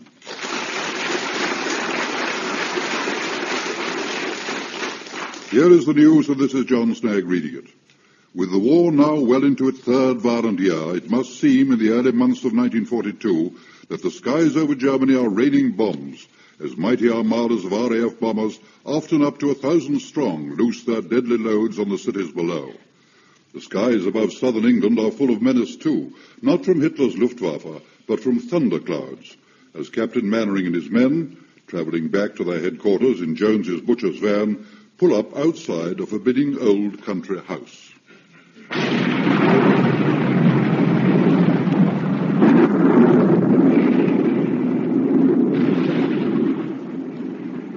Now then, Wilson, you're the navigator. Where are we? Well, according to my calculations, we should be just outside Jones's shop in the High Street. In other words, you're lost. What? Well, I'm not the only one who's lost. I would say we all were. How much petrol have we got, Jones? Well, according to the petrol gauge, about half a gallon. Just a minute. Walker! Did somebody call? No need to shout in my ear, Walker. Oh, sorry, Captain Mannering. What was it you wanted? Did you fill the petrol tank up yesterday? Yeah, that's right. In that case, why is it empty now? Ah, well, you see, I had a customer who wanted 4 gallons, so I took some out of the tank. How dare you tamper with my fuel? You haven't paid me for it yet. And you know my terms, cash on delivery. Take his name, Wilson. Got any paper? What? That's all right, Mr. Wilson. I'll give you my bill for the petrol. You can write it on the back of that. How dare you? Oh, dear. Oh, that's a nasty cold you got there, sir. You should be between sheets. Never mind about that, Jones. Now, look, we can't sit cooped up in this van all night. We'd better go up to that house and get some help. You're not going out in the pouring rain with that cold, Captain Mannering. You'll catch pneumonia. Don't talk rubbish. Let me out. Well, I can't allow you that, sir. I will not allow you, sir. I will not allow you, sir. What are you doing? Take your hands off me. You're strangling me. I'm sorry about that, sir, but I must restrain you. I will not allow you to catch pneumonia. Nonsense. Drop of rain won't hurt me. Jones is right, sir. I knew a man once, just about your age and build he was. He had a slight head cold and he went out in the rain. 5 days later I was screwing the handles on his coffin. Thank you, Fraser. I know how to get you up to that house without getting wet, Mr. Mannering. We've got some tarpaulins in the back here. We can rig up a sort of canopy. Hang on a tick, we'll come round. Come on, Pike, Godfrey, give us a hand. Look, this is all really quite unnecessary, you know. Don't you fuss yourself, Mr. Mannering. We'll look after you, don't you worry. Oh, here they come. They got the tarpaulin, and they're sticking a rifle in each corner, sir. Highly ingenious. Yes. It reminds me of those covered litters they had in the Sudan. There was a Nubian slave at each corner, and they used to carry the sultanas in them. Seems rather an elaborate arrangement just to carry dried fruit.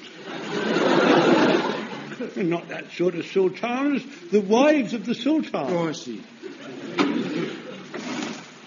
Right, Mr. Mannering, you can come out now. Righto, Joe. I'll get down and I'll help you out, sir. Hold your corner of the tarpaulin, Pikey. I am holding it steady. No, you're not. You're juggling your rifle, and the water will dribble on Mr. Mannering. You don't get any dribbles on the officer. Right, now, come on, Mr. Mannering, I've got you. Jones, will you stop mauling me about? Let me get down on my own. I must protect your welfare, sir. I will not have you getting pneumonia. Right, you can let go now. I'm down.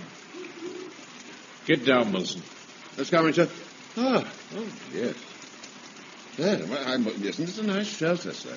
Awfully clever of you, Walker. Oh, it's nothing, really. Now, if we all keep close together under the tarpaulin, we won't get wet. You get in front, Sergeant Wilson. That will stop the dribbles getting on Mr. Mannering. And you, sir, you get behind Sergeant Wilson and put your arms round his waist, like that. Look, just a minute, Jones. I'm in command here, and I'll give the orders. I assure you, sir, no intention of usurping your officership. I must try to keep you dry, sir. I better do as he says, sir. After all, we don't want you to get wet. I don't mind you putting your arms round my waist. Oh, thank you very much, Wilson. And I'll put my arms round your waist, sir, if that's all right with you. Oh, get on with it, Jones. Right, walk up, Fraser, Pike, Godfrey. Right. Hold your rifle steady. We don't want a sagging cantaloupe. Here we're all ready now. To the house, by the left. Quick, march. Left, right, left, right, left, right. You know, I feel like the Emperor in Aladdin. I feel like I'm at a Jewish wedding. That'll do, Walker. You get any dribbles on you, Mr. Mannering? I told you not to juggle the canopy pipe. I'm not juggling it. I'm all right, Jones. Just keep going. Very good, sir. Left, right, right. Oh! Well, we made it, sir. Made as dry as a bone. Look, the tarpaulin's sagging with the weight of water. Yes, I suppose we should be grateful that none of us has got wet. Right, Pike. Go and ring the doorbell. Yes, Mr. Mannering, right away. Oh, look out, look out! Yes! Water from tarpaulin all over me. Don't play the fool, Pike. Because I'm all wet. Well, you shouldn't have pulled your rifle away from the tarpaulin. Stupid boy. You told me to ring the bell. Now look at me. I'm wet through. Don't shake it all over me. Stop scattering yourself all over Mr. Mannering. Go on, Wilson. Knock at the door. All right, sir. Good heavens. Oh, look, sir. The door's open. Well, let's get inside. Well, you can't just walk into a strange house without being invited. We can't stand out here in the pouring rain. Come along. Hello? Hello? Anyone at home? Can you see a light switch, Wilson? Just a moment, sir. Ah, here we are. They're not working, sir. There are some candles over here, sir. Good. Light them, Fraser. And you, Godfrey. Aye, sir. Yes, Mr. Mannering. There we are, sir. Hello? Anyone there? Hey, isn't it creepy? Just like that film, The Old Dark House. There is something weird about it. No mistake. Oh, dear. I think I shall have to go. You're scared, Tory? No, it's all that water. You'll just have to wait, Godfrey. Now, everybody keep absolutely quiet, so we can hear if anybody answers. Hello? Did you hear that? It's the sound of the death watch beetle. They haunt these old places. Aye, the riddle with them. What are you talking about? It's Pike's teeth chattering. Told you to keep quiet, Pike. I can't help it, Mr. Henry. I'm freezing. I really think you ought to get those wet clothes off, sir. What am I going to wear? Can't stand around with nothing on. Permission to speak, sir. He could wear one of those flag things on the wall there. Tarbards. I beg your pardon, Fraser? Tarbards. They're not flags, they're tarbards. Oh, yes, of course. Go and get one down, Jones. Very good, sir. Right, Pike, take your clothes off. Don't like to. Oh, come on, Frank, come on. Do as you're told. All right, then. But don't anybody look. Don't look! You know, Wilson, I think that boy's going soft in the head. The way you mollycoddle him only makes him worse. Well, I feel sort of responsible for him, sir, you know. I mean, if I don't look after him, Mavis, that is, Mrs. Pike, goes round with a miserable look on her face. Now, as you know, if there's one thing I cannot stand, it's people looking miserable. Yeah. Not none of him. What is it, Fraser? Can he feel a strange atmosphere in this house? I tell you, sir, there's something amiss. Something strangely amiss. Oh, stop rolling your eyes about.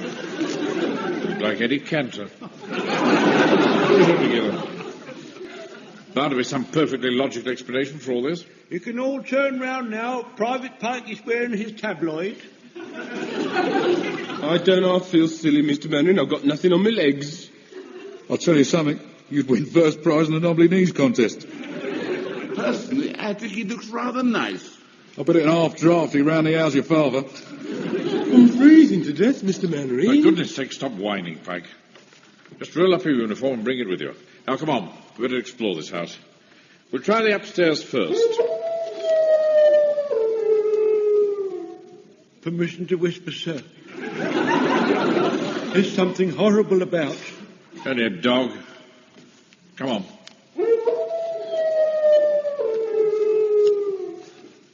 That's no ordinary dog. It's a hound. A hound? Aye. Hey, did you hear that? There's a whole pack of them.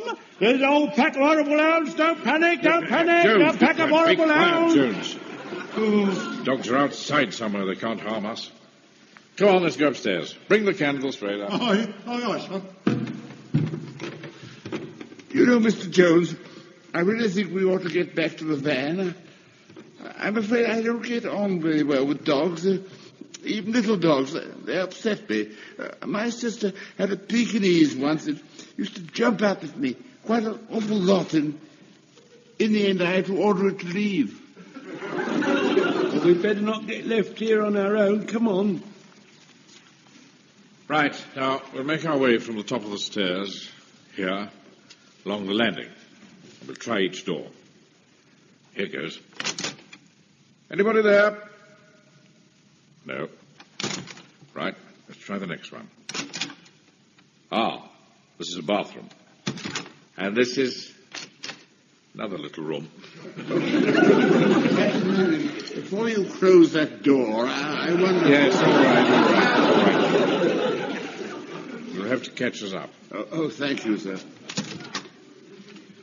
Now, let's see what's in here. Ah, this must be the master bedroom. Anybody here? It really is very strange, Wilson. This house seems empty. Well, whoever was here must have left in a hurry.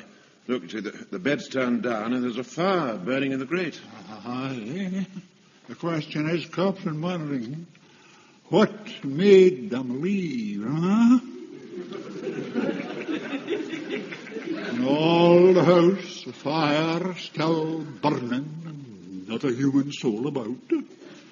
This is a haunt of the undead, if ever I saw one. There's nothing here but the wind and the rain, and those ghostly hounds howling, howling, howling. Oh, come now, Fraser. Ah, but why are they howling? Are they of this mortal world? Are they the hounds of hell? I told you to stop rolling your eyes. All right, Pike. Put the uniform by the fire to dry. Yes, Mr. Manry. Now pay attention, everybody. It's quite on the cards that this storm may last all night. So we shall just have to make the best of a bad job. This room's very comfortable. There's a big four-poster and a single bed. I suggest we all settle down here for the night. I shall take the single bed. The rest of you make yourselves comfortable. Where am I going to sleep, sir? In the four-poster, of course. Where are the others going to sleep? In the four-poster, with you. Well, that's ridiculous. You know, Wilson, you really are one of the most selfish men I've ever met. What gives you the right to think that you should have a bed to yourself? Well, Right, that's settled. Fraser, Godfrey, Walker, Jones. Yes, sir? You sleep in the big bed with Sergeant Wilson. NCO's at the top, other ranks at the bottom. Mike, you'll have to sleep in the chair. That's not fair. It's always me who has to sleep on his own. I'm awfully sorry, Frank, but if it was up to me, I'd let you share the bed with me. But Mr. Mannering's the officer, you see. Well, come with me to the bathroom, then. I've got to wash my hands and clean my teeth. You know, Mum won't let me go to bed without washing my hands and cleaning my teeth. Yes, but you haven't got a toothbrush. Surely you can give it a miss for one night. I'll tell Mum. No. And that's that. Now, settle down, everybody. I'm going to bed. Stop, Mr. Mannering, you mustn't. What are you talking about, Jones? You mustn't get into that bed, sir. The sheets will be damp. I will not allow you to have pneumonia. Nonsense. No, you sit by the fire, sir. I'll warm up the bed for you. Hey, what are you going to do, Jonesy? I'm going to do what the young serving wenches did in days of yore when they warmed up the bed for their masters. Blimey. I don't think Mr. Mannering wants to cuddle you all night. All right, that'll do, Walker. I'm going to put some hot coals in this warming pan. There we are. Really, this is not necessary, Jones. Let me be the best judge of that, sir. There. I'll just put the warming pan into your bed. And in a few minutes, it'll be lovely and warm.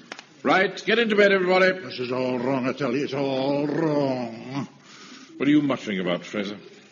You know how I hate mutterers. I can't see why we should have to sleep at the bottom of the bed. No dust for it. Certainly not. Now do as you're told and get into bed. Yeah. I told you those sheets were damp, Mr. Mannering. Look at all that steam coming out of your bed. By Jove, you're right, Jones. Excuse me, sir. I don't think that is steam. Looks rather like a smoke to me. What? Blimey. It is smoke. The bed's on fire. Get some water, quick. There's a jug on the washstand, Walker. Right, I've got it. Stand clear, everybody. Here, Pikey. Take this jug and go and get some more water from the bathroom. It's the second on the right. Righto, Jones. Really, Jones, of all the stupid, idiotic things to do. Oh, I'm sorry, Mr. Mannering. I was only trying to warm you up. Well, it stopped burning anyway. The bed's wet through now. Where am I going to sleep? In the four-poster, sir. Officers and NCOs at the top, other ranks at the bottom. All right. Shut the door, Fraser. Drafty enough in here as it is. Ready, Arsenal. It's all right, Mr. Mannering. I've got the water. Oh, Mr. Mannering. I'm all wet again.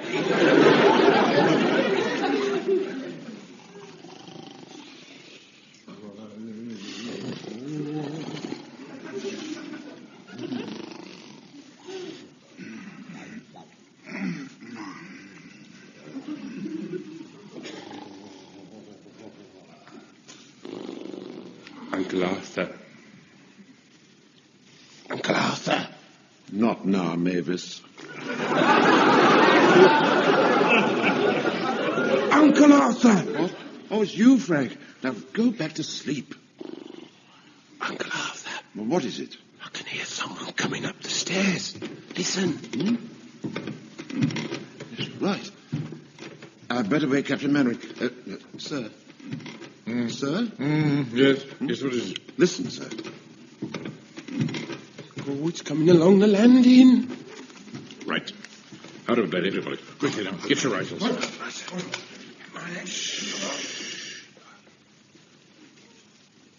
It stopped. It's turning the door handle. It's coming in. Don't panic. It's coming in. It's one of the undead come to claim its victims. Look at that ghastly white hand clutching the air. It's searching desperately for a victim. Yeah, the light switch. It's working now. Look, it's going to speak. I say, you chaps, what are you doing sleeping in my bed? That's what Grumpy said to Snow White. Well? He doesn't sound very undead to me. Who are you? I'm Captain Cadbury, and this is my HQ.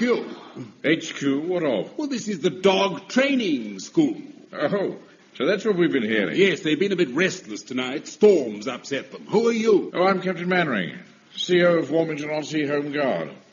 What are the dogs for, sir? Well, we train them as tracker dogs for the War Department. Of course. Oh, I always knew something of that description. We're a bit slack at the moment, so I've given the rest of the staff the weekend off. So that's why the house is deserted. Anyway, what are you doing here? We were returning from an exercise when our transport ran out of fuel. Oh, I see. Well, look, as you seem to have made yourselves at home, you may as well spend the rest of the night here, and I'll take you to a garage first thing tomorrow. That's very kind of us, sir. Well, good night, and see you in the morning. Good night.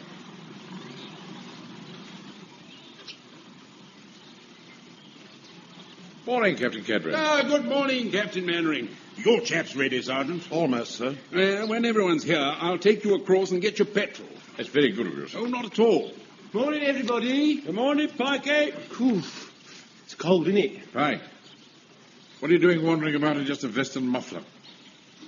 Where's your uniform jacket? I can't put that on. It's still damp. Catch me death. You'll get even colder without a jacket at all.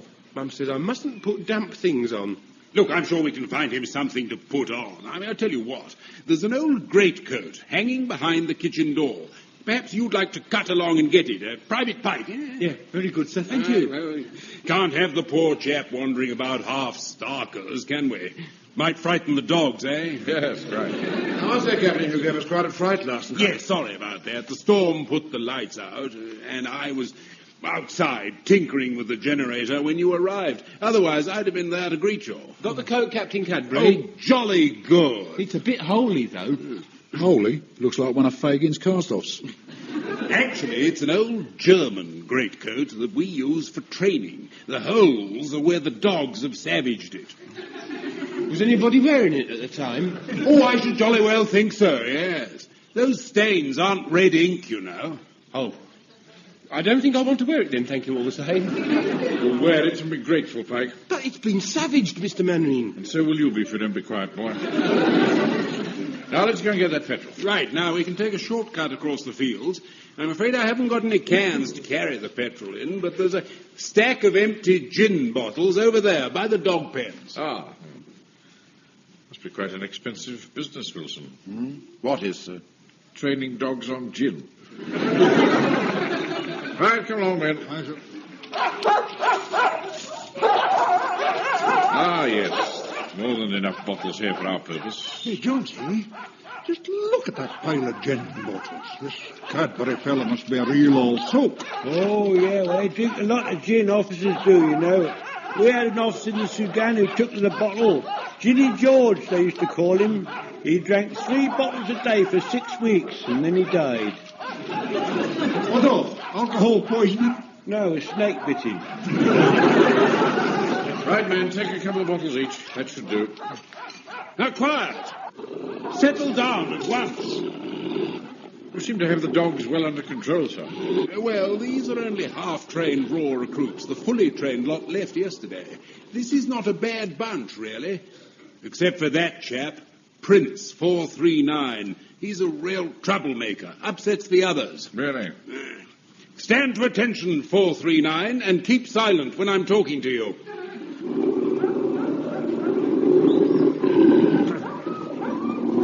Oh, well, have it your own way. Absolute slacker, that dog. Failed the course 3 times. I've had him on a charge twice. If he fails this time, he'll be out on his ear. You know how it is. You get 1 rotten apple. Oh, quite so, yes. I have much the same trouble. Wilson, fall the men in. Very good, sir. All right, fall in, please. Now, men, nice brisk walk across the fields do us a world of good. Excuse me, sir. What is it? Do you want us to carry our gin bottles at the trail or at the slope? All right, that'll do, Wilson. Spot. Ham! Left turn. By the left. Quick. Out. Left. Right. Left. Right. Left. Right. Left. Left. Right. Left. Really is a lovely morning, isn't it, Captain Cadbury? Yes, absolutely first class. Not far to go now. We're nearly at the river. Ah, yes, I see. Yes, well, once we got across that, we're practically at the garage. I can't see a bridge anywhere, sir. Oh, there isn't one. We'll have to ford it. Very shallow at this time of year. Tell me, sir, those dogs of yours, what exactly do they do? Well, they're trained to track down German parachutists. You must have quite a way with dogs, sir. Oh, good Lord, no. I'm scared stiff of the brutes. I don't have anything to do with the training. I'm just in charge of admin. Your dogs have got very loud voices, sir. Oh, yes, on a clear day they carry for miles. What happens when the dogs have tracked down a parachutist? Well, they hold him until the troops arrive. Of course, I'm talking about a fully trained dog. The ones here at the moment have only completed the first half of the course, the tracking bit. What's the second half of the course? Holding the parachutist. That's the most difficult part. They have to be trained not to tear the poor chap to pieces, limb from limb. Lord. Well, here we are. Left, right, squad! Halt! Excuse me, Captain, but is this the shallow river you were talking about? Yes, that's right. Looks awfully deep to me. Yes, you're right, Sergeant. All that rain last night must have swollen it. It's practically bursting the banks. Captain Mannering, What is it, Gopher? I wonder if I might... Yes, all right, but hurry up. Oh, thank you, sir. Sorry about that, sir. He suffers from bladder trouble. I suppose seeing all this water has sort of stimulated him, eh? Yes, quite. Well, I think I'd better look for a suitable place to ford the river. Oh, good idea. Here, Mr. Mannering, those dogs are definitely getting louder. I think Morgan's right, sir. Quiet. Listen. Good crumbs! They must have got out. They won't come after us, will they, sir? Oh, I see no reason why they should. What's that smell? Someone eating sweets. Are you, Pike? No, Mr. Mannering. I had some hundreds and thousands, but I finished those at breakfast. Remember, Uncle Arthur, I offered you some, but you didn't want any. Yes. I didn't really think they'd go very well with bacon and eggs. There's a distinct smell of aniseed. That's it. Oh, no, I haven't got any aniseed balls. Mum wouldn't let me buy them. She said I might break my teeth.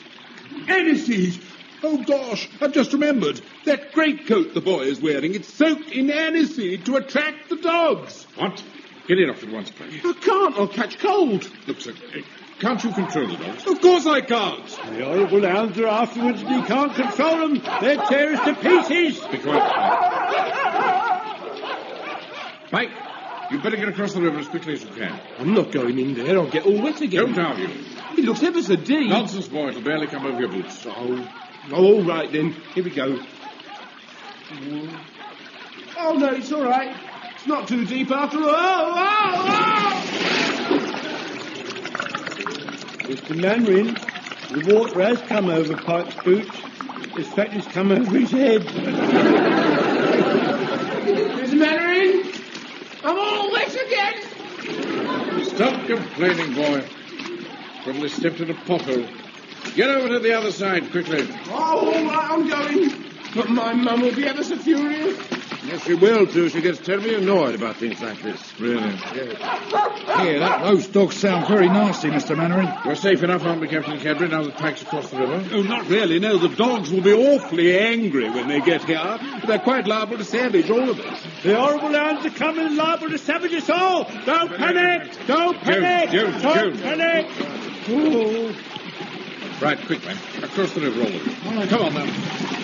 Oh, water's awfully cold. Oh, never mind that, Wilson. Get a move on. Come on, man. Keep up. See, it's not very nice, is it? Be quiet, Pike. Give Godfrey a hand, somebody. Come on, Mr. Godfrey. You hang on to me. Oh, thank you, Mr. Walker. Yeah. I bet it's a long time since you had a paddle, eh? Oh, yes, it is. Especially with the water up to my armpits. Keep going, man. We're on as fast as we can, man. Come on, nearly there. You know, these stones are terribly slippery underfoot. Stop complaining, Wilson. We're almost there. Right, up the bank.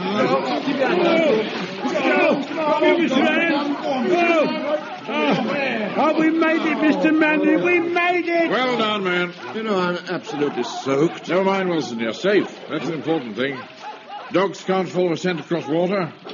Believe me, Wilson, I'm pretty shrewd judge of these things. I see. In that case, why are the dogs jumping straight into the river and swimming across? What? Good Lord.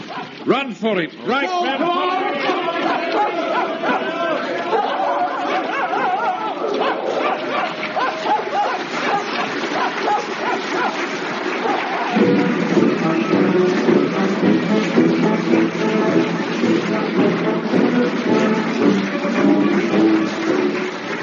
That episode of Dad's Army, based on the original television series by Jimmy Perry and David Croft, you heard Arthur Lowe as Captain Mannering, John LeMessurier Sergeant Wilson, Clive Dunn Corporal Jones, John Lorry Private Fraser, Arnold Ridley Private Godfrey, Ian Lavender Private Pike, Larry Martin Private Walker, and John Barron as Captain Cadbury.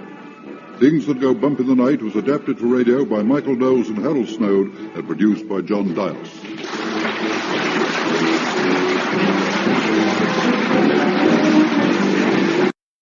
Reed, and from all accounts, they were better at it than the men. Fog's getting awfully thick, Richard. I've never seen one roll in so fast, and the sun's gone. I'll take over. No, I can hold her on course. You keep looking for that buoy.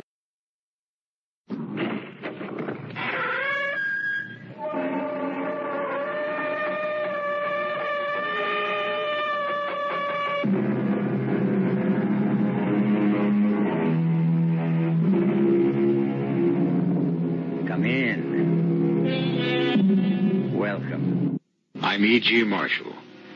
Won't you join me in the exploration of the rich resources of your own imagination? Modern science tells us we live in a world of waves. Beyond the atom, the electron, the ion, substance itself breaks down into waves. My voice is coming to you now on waves.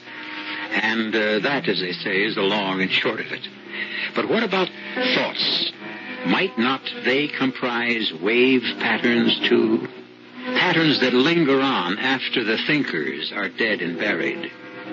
Might not that explain the empty footfall in the vacant house? The rattle of chains, now rusted and broken? And even the sound of voices long ago silenced. They'll overtake me. They'll put me in irons. And this time, they'll hang me. No, my dear, no. They can't harm you now. They're all gone. They're all turned to dust long ago. They'd be after me. You'd not want to see me swinging in the wind, would you? No, I wouldn't want to see that. I must have a swift, able ship. In mercy's name, help me. Help me.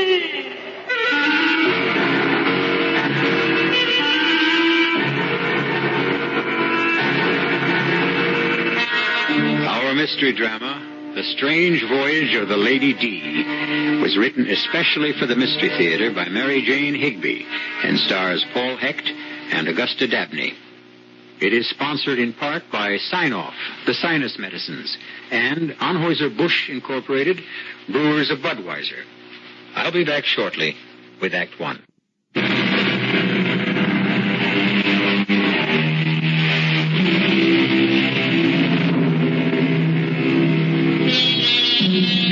The curious adventure that befell the Stevens family would never have happened if Ellen had had her way. But Ellen was a realist, her husband Richard a romantic. And when did realism ever hold the line against the subtle persuasions of romance? It all began during a visit to one of those cruise-ridden, sun-drenched islands in the Caribbean. A friendly family disagreement was in progress, an old story. It's been going on now for 6 years. It's the one at the end of the dock, Ellen. There. Isn't she beautiful? Mm-hmm. Very nice. But you promised her, Richard, no more boats. Well, not until Susie's at least 16 years old. We'll never see a buy like this again. They're practically giving it away. Well, then there's something wrong with it. It's got dry rot. Not this ship. Come on, step aboard, Ellen. Richard, why do you start these things? You know we're not in the market for a boat. Oh, but this is such a jewel. Wait till you see the cabin. Plenty of headroom.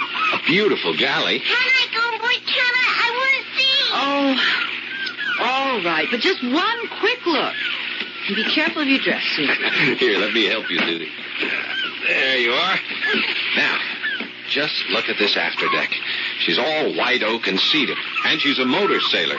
You know, a lot better than an auxiliary engine. You can run just as well under power as under sail. There are 2 50-gallon fuel tanks below deck. Mama, look at this kitchen down here. There's even an oven. Really? Is there an oven? Of course. The ship is a real home. Ellen, what do you say we take a short run? I have the ignition key. The guy in the boatyard office said I could take her out. No, Richard, I've had it with boats. And anyway, the question's academic. Even if we bought it, we couldn't get it back to the States. We could sail it. Are you out of your mind? It's hundreds of miles. She has an enormous cruising range. What with the engine and sail, we just watch the weather predictions very carefully. Well, come on, Susie. We're going to get off now. Richard, you take the keys back to the boatyard man. And I'll get the car and bring it down as far as I can. I'll pick you up at the gate. Daddy? Yeah? I want to take a ride in it. Can I tomorrow, Daddy? Can I? Can I? Huh? What, dear? Can we go for a boat ride tomorrow? I don't know. Depends on your mother. Oh, I wish we could buy the boat. Don't you? Daddy? Don't you? Don't I what? Wish we could buy the boat. Yeah, well, that part's all taken care of. I already bought it. The only problem now is how to break the news to your mother.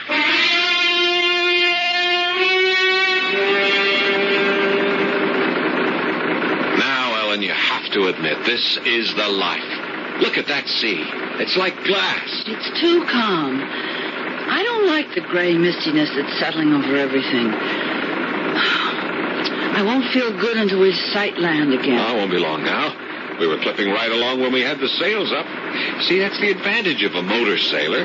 When the wind died, we could switch right over to power and still maintain our speed. Except for that panicky half hour when you couldn't get the engine started. Ah, just a little corrosion around the points. Bit of sandpaper fixed that. Here, Ellen, why don't you take over the wheel, huh? I want to go and look at the chart. Now, the first buoy we pick up is number 12.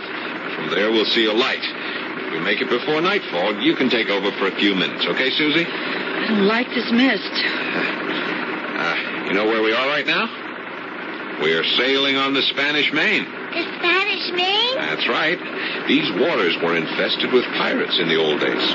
Blackbeard or Calico Jack. Richard, I think there's a fog closing in. Look ahead. Yeah. Well, just hold a steady course. We'll be sighting that buoy any minute now. Susie, go below and bring up my binoculars. There's a good girl. The visibility's not any too good. We can't be far from port. Oh, Richard, I hope we're not running into one of those awful pea soupers. Now, don't panic. Don't get Susie frightened. Here's binoculars. Thanks. Can you make out anything? Well, I don't see it yet. But we will. Tell me more about the pirate. Okay. Well, Calico Jack Rackham. They called him that because of the fancy clothes he wore. He sailed with Anne Bonny. They were girl pirates, too, you know. Girl pirates? Sure, Anne Bonny and Mary Reed. And from all accounts, they were better at it than the men. Fog's getting awfully thick, Richard. I've never seen one roll in so fast, and the sun's gone. I'll take over. No, I can hold her on course. You keep looking for that buoy. We should have been in port long ago. Well, we lost a little time trying to start the engine. Are we lost? Of course not. I think we ought to start sounding our foghorn. Not yet. Don't you want to hear what happened to Anne Bonny? What happened to her? Well, the pirates all went to jail. They hanged poor old Calico Jack. Mary Reed was dying of a fever, and Anne Bonny nursed her. And then, well, nobody knows just what did happen. In the morning, when the jailkeeper opened their cell, he found the body of Mary Reed, but Anne Bonny was gone. She disappeared and was never heard of. Richard! What? Look! Look what you've done, oh, Richard, how could you? Well, what? Well, what is it? This monkey wrench, it's right behind the compass, Richard. Who put that there? Who? Who was working on the engine? That wrench will have pulled that compass so far out of line, heaven knows where we are now. Yeah, sorry. I was so glad to get that motor started. Oh, Ellen, I'm sorry. Oh, if I ever get my feet on dry land now, again. Look, let's keep calm. We are not lost. Oh, no, we're still right here in the Atlantic Ocean. I'm sorry, Ellen. How I ever let you talk me into this expedition. Just try to keep cool. Daddy? It's all my fault. We're probably 50 miles off course. Daddy, there's a big can floating over there. What? Where? There. The buoy. It is. Oh, thank heaven. I'll take the wheel. I want to go right up to it. We got to be sure of that number. It should be 12, right? I see it. I see the number. What is it? 3. 3? No, it can't be. A 3 and an 8. Oh, no. That's what it is. Ellen? Susie's right. 38. That's impossible. Take the wheel again, Al. Just idle here by the buoy. There's no 38 on this chart. We're way off course. I have to go below and get the other charts. Can you still see the buoy, Susie? Sure. It's right here. Well, keep your eye on it. Don't let me drift too far away. Darling? Yeah? You're not smoking down there, are you? Good Lord, no. You know I haven't smoked in 10 years. I smell tobacco. So do I. What? Oh, well, let me get at the engine. Maybe there's a short in the wire. No, it's not like that. It's tobacco. Did you hear that? What? It sounded like somebody laughed. Ahoy! It's a ship. Where? I don't see anything. Ahoy! Ahoy! You don't answer. Blow the horn. Ahoy! What ship are you? The Lady D. We're off course. Can you give us our bearings? You'd best lay over for the night. Steer north by east, a quarter east. You'll run right down the channel. Thank you. I still can't see anything. North by east, a quarter east. It was a woman. Bring the ship around. Slowly, Ellen. That's right. I hope she knows what she's talking about. And I still smell tobacco. So do I. Was she that close? Funny. I didn't see a thing. I didn't hear any motor. Maybe she's sailing. Now, Susie, how could she be? There's no wind. And she seemed to get away so fast. Ellen, go as slow as you can. I'm going forward and keep a sharp watch. We don't know what we're heading into. Right, I've got her throttled way down. Hey! What are we hitting? Quick, put her into reverse! Reverse!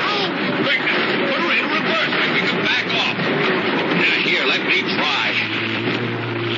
That's no use. Oh, we've gone aground. Yes, and we're stuck fast.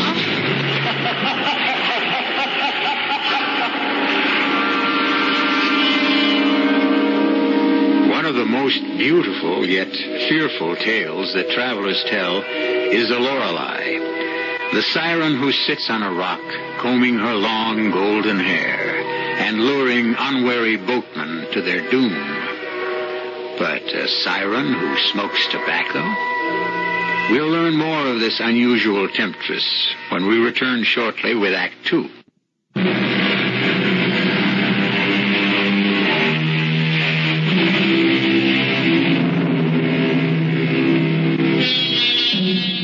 There's nothing so eerie as the feel of a ship gone aground. A living, pulsing body beneath your feet goes suddenly dead. Aboard the Lady D, only Susie slept that night. Ellen and Richard kept an anxious vigil, waiting to see what the dawn would bring. Where were they? How great was the damage to their boats? On the last question hung the safety, perhaps the survival, of the ship and her crew. Ellen, come up on deck. You've got to see this. What, dear? Look at that sunrise. Isn't it magnificent? Oh, darling. You are the one man alive who could run a valuable boat aground in the middle of nowhere and greet the dawn like Shelley. Some sort of ship is sure to pass by. Meantime, this is a great adventure. Mm-hmm. Wait till the tide runs out. That'll be an adventure. This boat's going to roll over on her side. No, she won't. She's built like a sea skip. They used to pull them right up on the beach to unload the catch. So, give us a kiss, Cassandra. Good morning, darling. Well, I guess I better go ashore and see if I can find a water supply on our desert island. Is this really a desert island? I'm afraid so, sleepyhead. And your father's playing Robinson... Richard, look. Yeah, if I'm not mistaken, here comes Friday. Hello. Good morning. Good morning. Good morning. You are it. What'd he say? I think he said we're early. Early for what? What island is this? Campbell's Island. Campbell's Island? Yes, mistress. I'm Campbell. Oh, how do you do, Mr. Campbell? I'm Richard Stevens. This is my wife. Good morning, mistress. My daughter. Welcome. Did you say we were early? Yes, yes. Usually September come before she bring a boat. Who? The lady who smoked the pipe. A pipe? Yes, a long clay pipe. You did not see her. No. We smelled her pipe. Is Campbell's Island... is there a town here? How? Ho, ho, ho. Campbell, the only man here. Oh, we missed the harbor channel. Campbell's Island. Have no harbor. The lady said there was a channel. Oh, yes.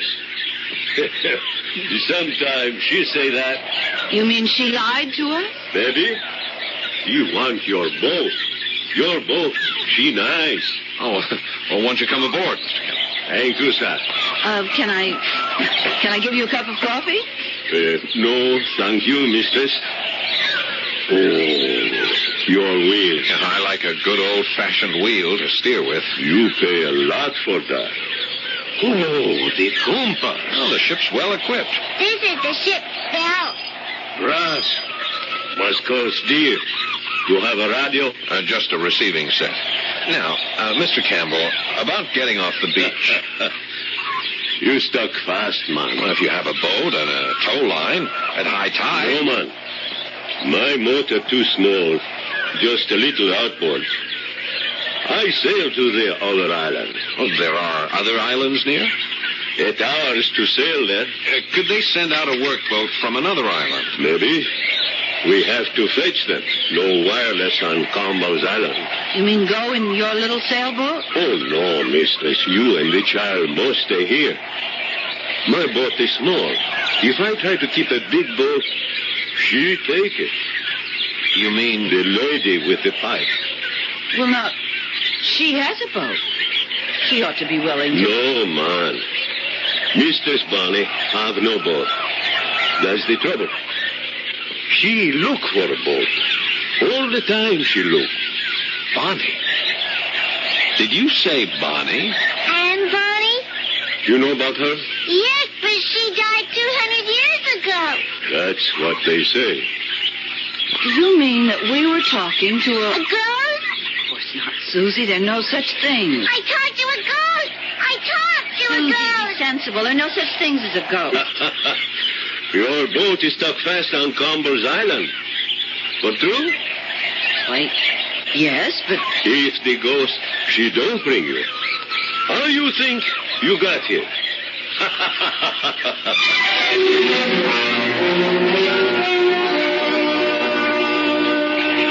Mr. Campbell and Susie are certainly getting along together. Look at them striding ahead of us. He's striding. She's trotting. What a big, powerful man he is. And his skin like ebony. How old do you think he is? Well, I don't know. 40? Well, I'm eager to see his boat. Listen, I hate to think of your starting out all alone with him. I have to go for help. But why can't he go by himself? I don't know. He doesn't seem willing to do that. Did you notice the way he examined our boat equipment? Yeah, like he was taking inventory. But what do they call those people who lure ships to their doom by putting out beacon lights? Wreckers. Yeah. You think he's a wrecker? The thought crossed my mind. But we did hear a woman's voice. Now, look, there could be two explanations for that.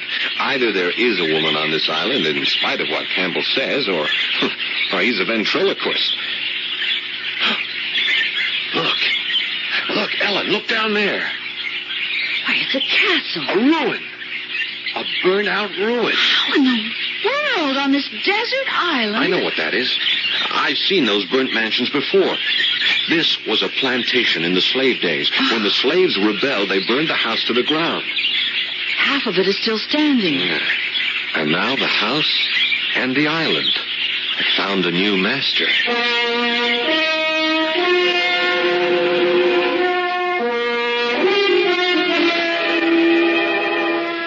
Welcome. You like a drink before lunch? Lunch? Yes, I give you a nice lunch. You like foie gras, caviar, potted shrimp, any kind of wine? Nothing, thank you. A vodka Collins will be just fine. Vodka Collins. Soon come back. Mama, Mr. Campbell says there's an ice-cold spring behind the house and coconuts and pineapples and... Hey, look in the corner there. Cast bronze and enormous. A propeller. That's worth a lot of money. And that wheel, it's huge. Must have come off a schooner. What does it say on this plate, Mama? Duchess of the Caribbees. This one says Rita 2. This one is Morning Star at SS. What's this word? The SS Odyssey. Oh, Richard. Yeah. All of ships. Don't wreckers usually murder their victims? Now, Ellen, we don't know that he's a wrecker. You like my house? Oh, it's lovely. I have good life, man, since I learned to get along with Mistress Bonnie. How did you come here in the first place, Mr. Campbell? I was fisherman, hard work, no money. One night, she take my boat. I swim to this island. I see all these rich things here on the beach. So I come back in a new boat. She put that one on the Devil's Thumb. What's the Devil's Thumb? Big rock. The devil, he put his thumb up at low tide. Then he pull it down at high tide. Then up at low tide. He hide it again, just below the water. Along come a sailorman. Up come the thumb, right through the bottom of the boat. The devil, I think he good friend of Mistress Bonnie.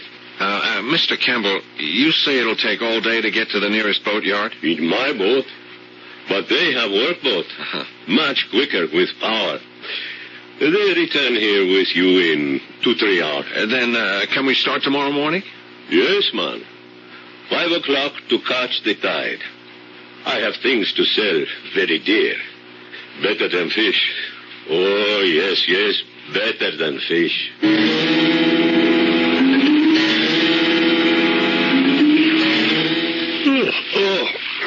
It feels good to stretch out. Ooh, I'm exhausted. I was certainly glad to get back to our boat. Yeah.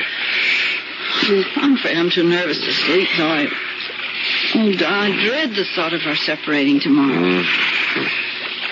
When I think of you, all by yourself on the sea with that giant of a man, I'm so frightened. Why won't he go alone to get help? That would be perfectly normal, wouldn't it? Unless there's a price on his head. Richard? Richard? Oh, Richard, are you... Richard?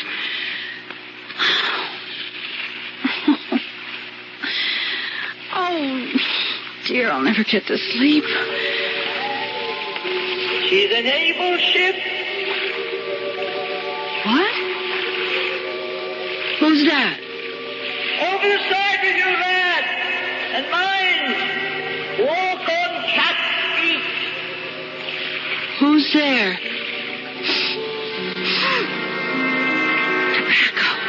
Aye, a good seaworthy vessel.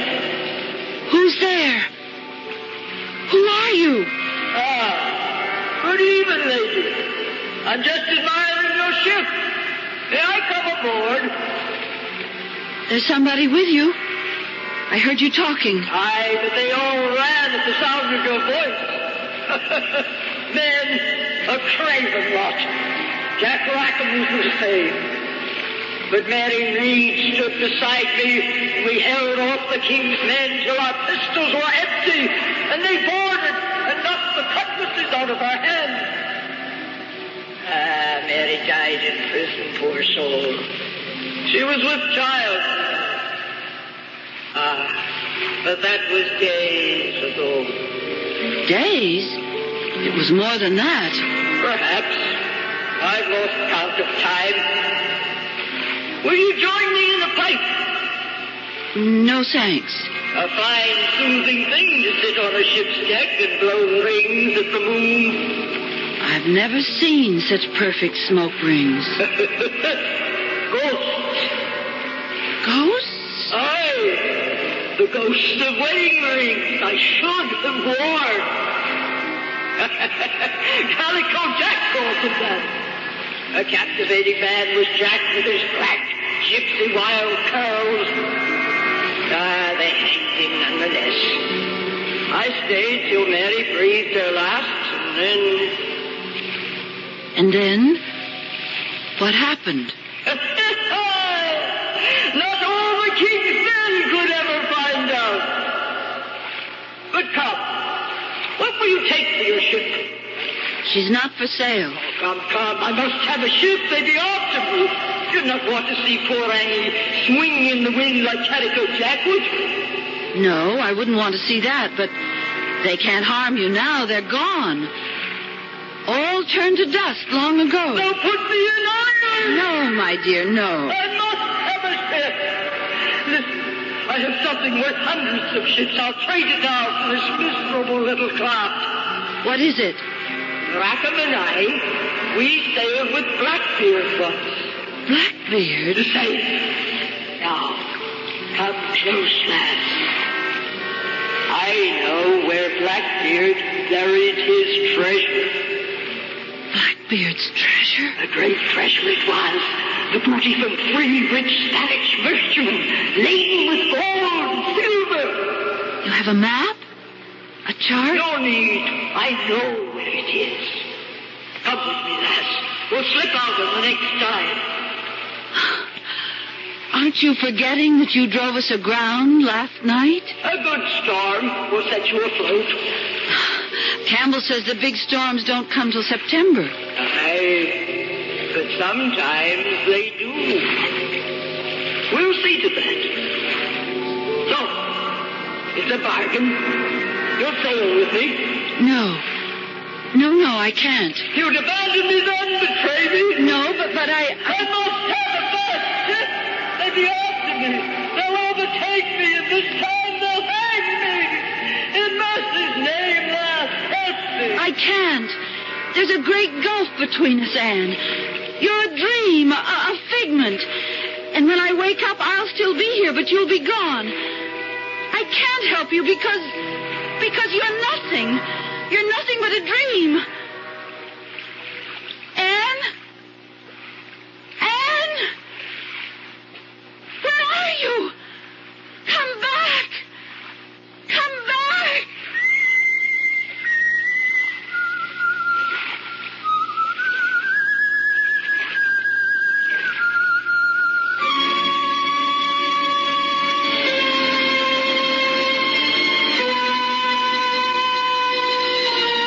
There's an apparition for you.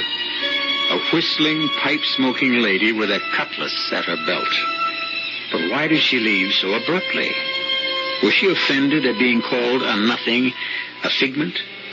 Well, none of us likes to hear the truth about himself, least of all a ghost. We'll follow Anne Bonny's ruthless quest for a ship when we return shortly with Act 3.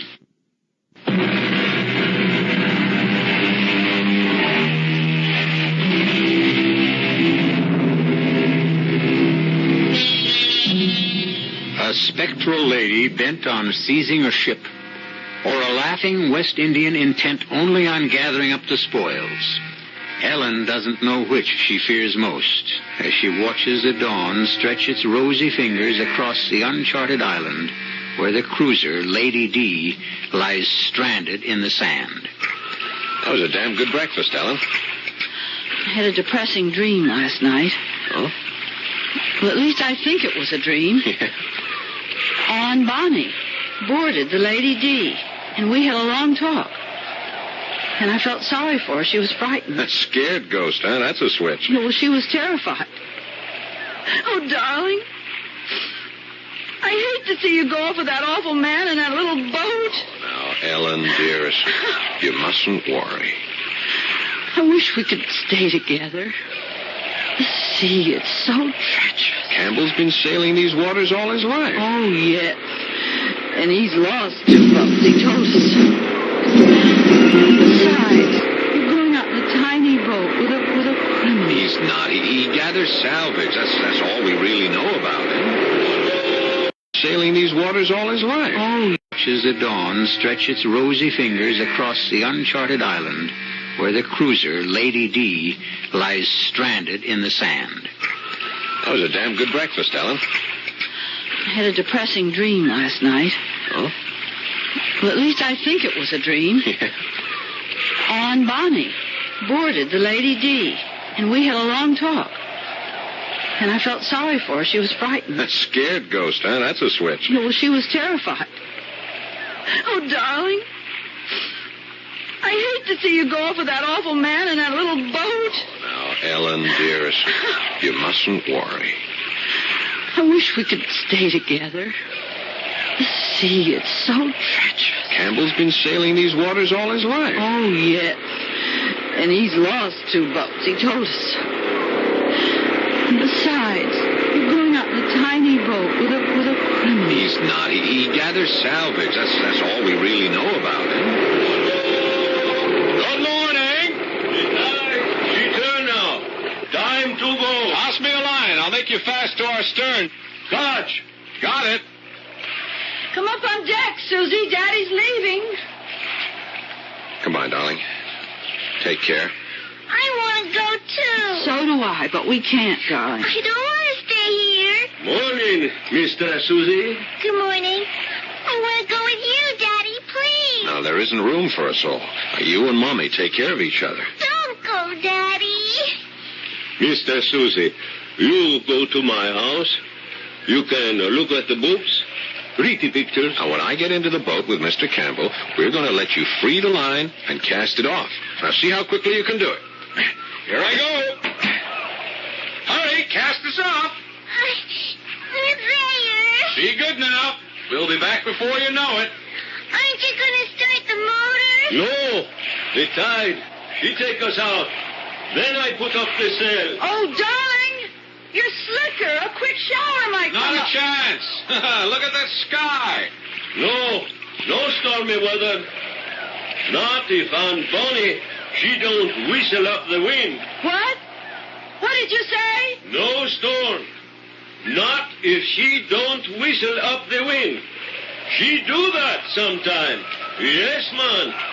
Ooh-wee, she do that.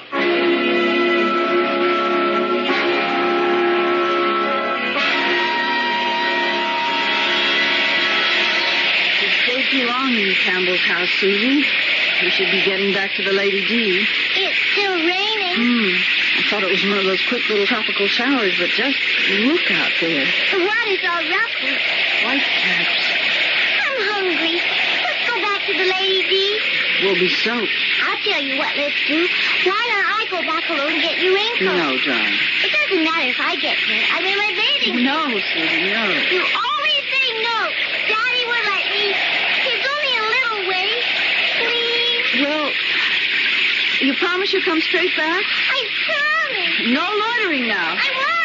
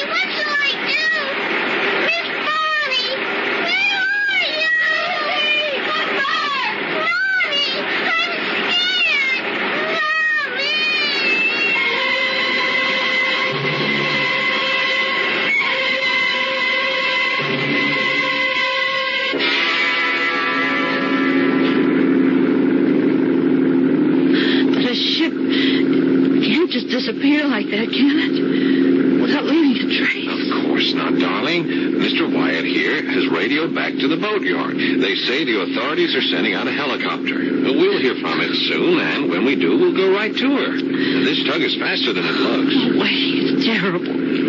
Isn't there anything else we can do, Mr. Wyatt? I don't know what to say to you folks. We've been around the island several times. There's no sign of a ship. My baby. I should never have let her out of my sight. I had no idea she'd try to start the engine. Ellen, darling, don't. We'll find her. She was only gone from the house just about 10 minutes. I set out right after her. I know, dearest. And then when I got to the beach, the boat was out a little way from the shore. And Susie was standing on the deck crying.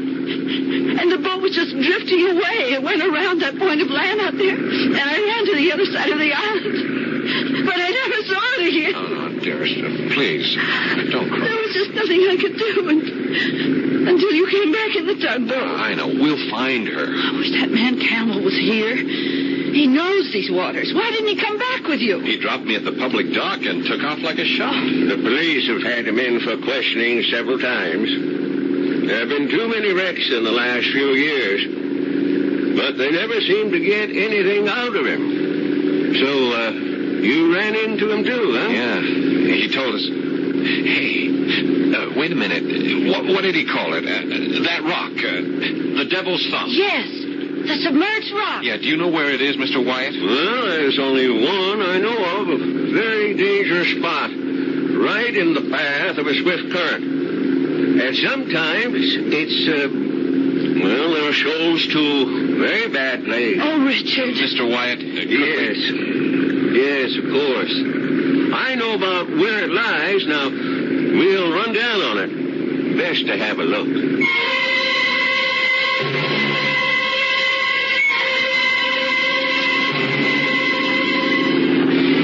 This is the tugboat Swallow calling Coastal Police Launch. Tug Swallow to Police Launch. Come in, please. Over. Police Launch to Swallow. I read you. Over. That's good. I can hardly hear you, but it doesn't matter. We've located the missing cruiser, Lady D. Over. Is the child okay? Over. Yeah, it's a miracle. The kid was alone on board. She managed to drop a small anchor onto a submerged sandbar near the Devil's Thumb. I have the boat in tow, and we're heading back to port. Over. Glad to hear it. Over. Right. Over and out. Well, Susie, you're quite a sailor. But how did you know that sandbar was there? You couldn't see it. The lady told me. The lady with the pipe. A lady? She's not a real lady. She's a ghost. No, well, it's hard to explain. We don't believe in such things, of course, but... She went away for a while, but when I started to cry, she came back. A ghost? I'm sure there's some perfectly natural explanation. She said to put out a long, long line so the anchor wouldn't drag. Well, that was sound advice.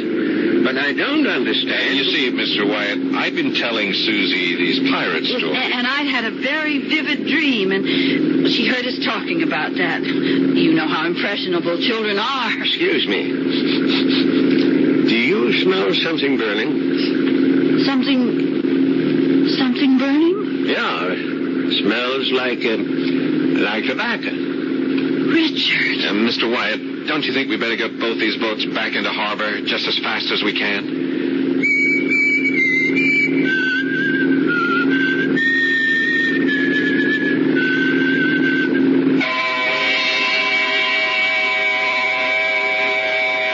Well, those were the known facts of the strange voyage of the Lady D. To this day, Susie insists she talked to a ghost. Ellen believes it was a startling example of the power of the imagination. And Richard has been reading up on the dematerialized nature of modern physics. And he wonders if somewhere in space there exists a vast psychological viewing screen picking up impressions from other times, and through which it was the fate of the Lady D to pass. I'll be back shortly.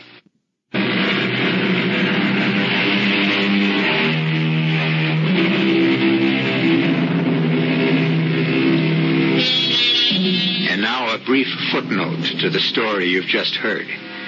Among seafaring men, there is a belief, as ancient as the art of navigation itself, that when the wind dies down, a sailor may bring it to life again by the simple act of whistling. The mystery concerning the fate of Anne Bonny, as well as her life of piracy with Calico Jack, Mary Read, and the nefarious Blackbeard, is not legend. It is thoroughly documented historical fact. Our cast included Augusta Dabney, Paul Hecht, Corinne Orr, Margaret Barker, and Dan Ocko. The entire production was under the direction of Hyman Brown. And now, a preview of our next tale. Joe. Jane? Joe, there's something crazy going on in this house. Something real crazy. Now, Amy, honey. Joe, listen to me. There's something wrong. Jack says he never saw me before in his life. What? And never proposed marriage to me, and then he did. And his wife, she came to my bedroom with an axe in her hand. For chimney's sake, hold it.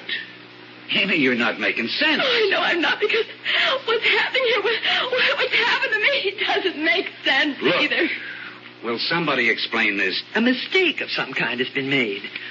A mistake? Your sister, well, I haven't wanted to spell this out in so many words, but since you're here now and can take care of her, Joe, I'm afraid your sister is crazy. Radio Mystery Theater was sponsored in part by Buick Motor Division. This is E.G. Marshall inviting you to return to our Mystery Theater for another adventure in the macabre. Until next time, pleasant dreams.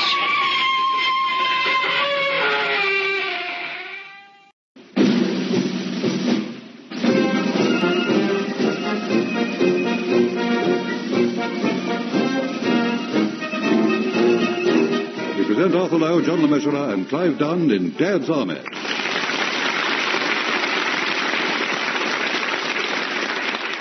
Episode 15, Sorry, Wrong Number, featuring John Lorry and Ian Lavender, with this week's guests Graham Stark, Bill Pertwee, Pearl Hackney, and Avril Angus.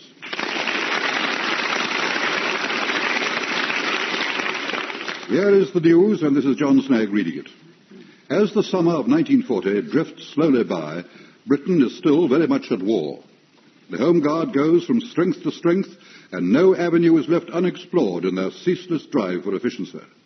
It is Saturday morning, and at the headquarters of the Wilmington-on-Sea platoon, Captain Mannering is about to begin one of his lectures. The subject of my lecture today is communications. Now, in the event of an invasion, it is obvious that enemy paratroopers will try and seize certain key points in the town. Samuelson, hand me the blackboard pointer, please. I haven't got it, sir. What do you mean you haven't got it? Of course you have. The billiard cue we use as a pointer. I know what you mean, sir, but I still haven't got it. I distinctly remember telling you to bring the billiard cue. No, sir, you've never said anything about bringing a billiard cue. But I did... Oh, really? Would a table tennis bat do, sir?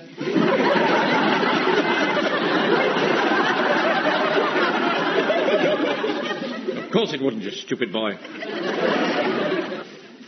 Now, in the absence of a suitable pointer, I shall use my finger to point out the most likely places to be seized by the enemy. This should be interesting.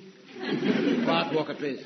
Now, the key places are the gasworks, here, the railway bridge, here, telephone exchange, here, and the water reservoir, here. Now, with all these points out of action, the town would obviously be crippled. No gas, no trains, no telephones, and no water. After all, not many of us can last very long without water to drink. I've managed it for a year. Get quiet. In short, all these parts of the town are absolutely vital. So, the object of the exercise is... to stop the enemy getting his dirty hands on our vital parts. Yes. One way of putting it, I suppose. Now, we shall post 2 men at each one of these points. In the event of an attack, one of the men will run to the nearest telephone box and phone me at the church hall here. Excuse me, sir. If one of the men's running to phone you, what happens to the poor fella who's left behind? He'll be running the other way. Get Walker. This is not a matter for levity. No, the man who is left behind will pin the enemy down with constant withering fire. Sir, it's going to be a bit difficult to keep up a constant withering fire. We've only got 5 rounds each. I realise that, Jones. You'll just have to make every shot tell. Now, you'll see on the plan that I've drawn that I have pinpointed the nearest telephone box to all these strategic points. In the case of the railway bridge, the nearest phone box is 100 yards away. Here. Gasworks, one here, 50 yards away. And the water reservoir, one here, just outside the gates. Captain Mannering, there's a phone box just outside the Hare and Hounds. That's nowhere near a vital supply source. That, sir, is a matter of opinion. Now, the problem is the telephone exchange. Now, unfortunately, the nearest phone box is over half a mile away, over here. So there could be a considerable delay in summoning help. Well, perhaps it would save time, sir, if we used one of the phones inside the exchange. What? Oh, yes. Yes, of course. Yes. As a matter of fact, I was just about to say that. Testing you, see if you're on your toes. Well, of course, sir. Quite an awfully clever little wheeze. Yes. Now, as soon as I receive your call, I shall relieve you at the head of a swift, mobile attacking force. Make sure that all your bicycles are in good working order. There's only one thing, sir. What's that, Fraser? What happens if the phone box is out of order? Well, in that case, as usual, we shall have to improvise. Anybody any suggestions? Yes. Yes, sir. Oh, good. Who's got the first suggestion? Mr. Speaker. Yes, Jones. Well, sir, one of us could climb to the top of the gasometer and heliograph down onto the church hall. That's a long way for someone to heliograph. I don't think I quite follow you, Jones. Heliograph, sir, you reflect the rays of the sun in a mirror. We used to signal like that when we were in the northwest frontier of India, you know, sir. That was when we was fighting the phantoms. Yes, all right. Well, never mind that now. They were boys, you know, used to come at you with a long knife and... Jones! Well, you could, sir, you could heliograph. Yes, there's only one snag, Jones. We can't see the gasworks from the church hall. Yeah, but couldn't one of us be on top of the church tower, Mr. Mannering? Yes, that's a good idea. Yeah, but make a note of that, Wilson. Wait a minute. There is a slight snag. We can't rely on the sun. After all, it might be raining. Anyway, sir, I've just thought.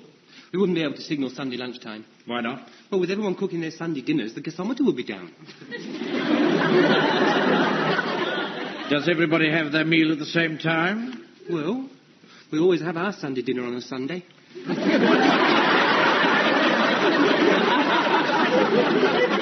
Mr. Speaker, why couldn't we shoot a hole in the top of the gasometer and then set light to it? You'd see that for miles. I think I'm going into the realms of fantasy now, Jones. Oh, I don't know what he's talking about to you, Fraser. He asked for suggestions, didn't he? And what did you want to ask them for if he didn't want them? It's always the same with him. Yes, all right, Jones, all right. Just settle down. Now, still assuming that all the phones are out of action, how would we signal? For Mr. Speaker. Yes, Jones. I know how we can signal from the railway bridge, sir. Just tap on the rails. You can hear that for miles if you put your ear on the line. Yeah. A train might come along and run over your ear. Don't be so silly. If you had your ear on the line, you'd hear the train coming, wouldn't you? Of course you wouldn't. You'd be listening to something else. You It wouldn't makes a actually lot of noise. All right. That's enough. That's enough. Now, all this has stimulated a very interesting discussion. But in the meantime, we shall have to assume that the phone isn't out of action. Oh, I'm not allowed to use a public telephone box, Mr. Mannering. My mum says it's unhygienic. She says you can catch things from the receiver. Always hold it away from your face? I tried that once, sir, but I couldn't hear. So you've never really used a phone box? No, sir. Well, what do you do when you want to make a phone call? Uncle Arthur lets me use the one in the bank. Does he really? I don't use it very often, though. Very glad to hear it. Only when I phone my auntie in Scotland. Well, sir, I'll talk to you later. Mr. Mannering? Yes, Corporal Jones? I just wanted to say that I am not very experienced in using a phone box. You see, sir, I have spent a lot of my time in far-flung places. Some of them quite a long, long way away. Them whirling dervishes, they don't do a lot of telephoning either, you see, sir. You're all right. Now, there's only one thing for it. I shall have to make sure that you all know how to use a phone box. Yes, but even if you show us, sir, my mum still won't let me use it. Surely, Pike, with the enemy pounding at our gates, you could run the slight risk of an infection? Well, I suppose so. I still don't like it, though. My mum says you get mastiffs in your ears. Oh,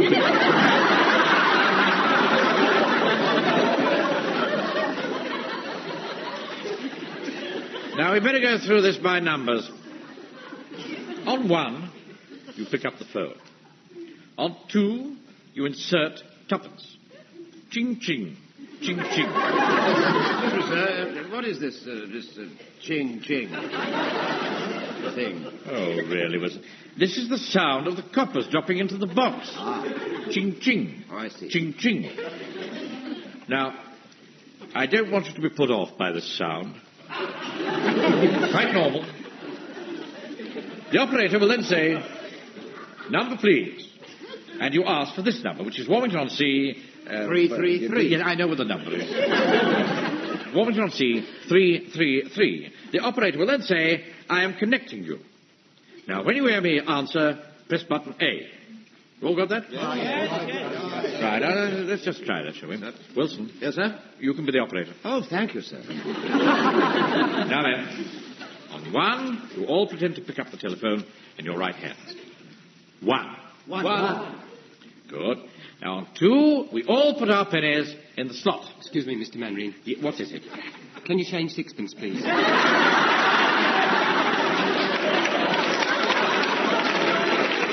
What on earth for? I haven't got 2 pennies. Stupid boy. We're just pretending. Now, here we go, then. 2. Ching, ching, ching, ching. Come on, Wilson. Number, please. Number, please. Warmington-on-Sea 333. Get on with it, Wilson. What, sir? I'm connecting you. What for? Oh, yes. Yes, of course. I'm so sorry. I'm connecting you. Mr. Speaker. Yes, Jones. I thought you didn't put coppers in until the operator tells you. Oh, you're wrong. You put them in first. No, Jones is right. You put them in when the operator tells you. All right. Only one way to settle this. We must try it out under actual combat conditions. Wilson, fall the men in outside. We'll march down to the phone box on the corner.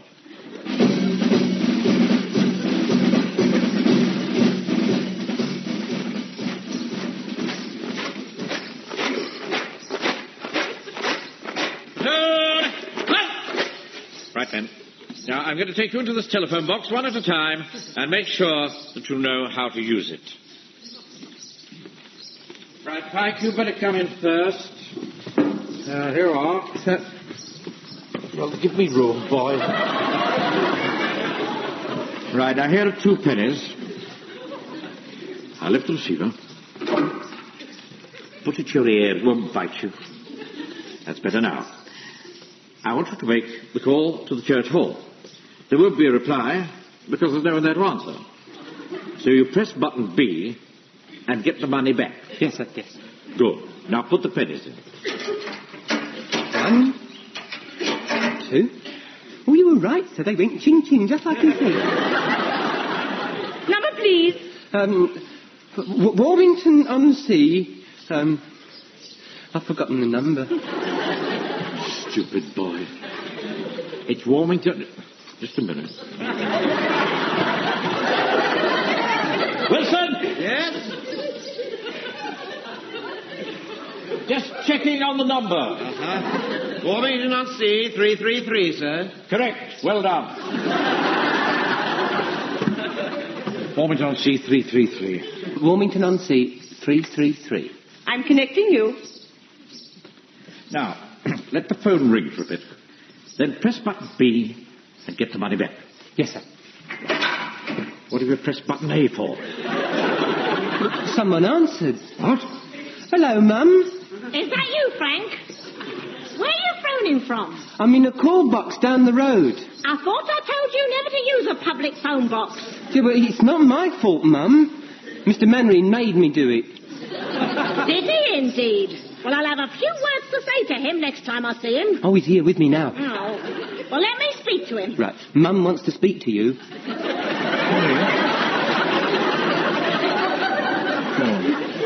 Hello. Hello, Mrs. Pike? May I ask what you're doing in my office? I brought Frank's scarf down for him to wear. He'll catch his death without it. And I heard the phone ring. All the same, Mrs. Pike, you've no right to be in my office. Now, look here, Mr. Mannering. What's the idea of letting my Frank use a public phone box? I've never let him use one before in his life. Why, he can catch all sorts of things from a phone. Well, you know yourself would you... Wilson? Yes, sir? Come in and sort this out, will you? It's Mrs. Pike. I'm coming, sir. Now, Pike, you get out and let Sergeant Wilson... Righto, sir. Will you say goodbye to Mum for me? Don't forget. All right, sir. Thank you, sir. Hello, Mavis. Oh, it's you, Arthur. Oh, I'd have thought you'd have known better than to let Frank use a public phone box. Well, it's not my fault, Mavis. Of course it's your fault. Well, you mollycoddle that boy far too much, Mavis. I think you're being very silly. Oh, silly am I? Well, you're silly if you think that I'm only here to administer to all your little comforts every evening. Oh, really, Mavis? You think that you've only got to knock at my door and I'll come running. I've never asked you to run, Mavis. You take me for granted, Arthur, and you always have taken me for granted, and I'm not going to stand for it any longer. She's hung up, sir. Thank goodness for that. Well, what am I going to do? I don't know what you're going to do. I've got a platoon to run. I can't be involved in your domestic squabbles. Right, Fraser, you're next. Come in, sir. God, of all the damn silly ideas, showing us how to use a phone box. What are you laughing at, Joe? Well, we're on guard duty tonight, outside the reservoir. Well, so what? Well, the point is, the gates of the reservoir are right on a corner, and there's one hell of a draught. Oh. So, every so often, one of us shelters in the telephone box until his circulation gets going again. Oh, that's a good idea. Not half. You can ring up the odd girlfriend at the same time. I don't have any odd girlfriend. Well, neither had I. Until I'd stood about on that corner all night long. You want to try it? Woohoo!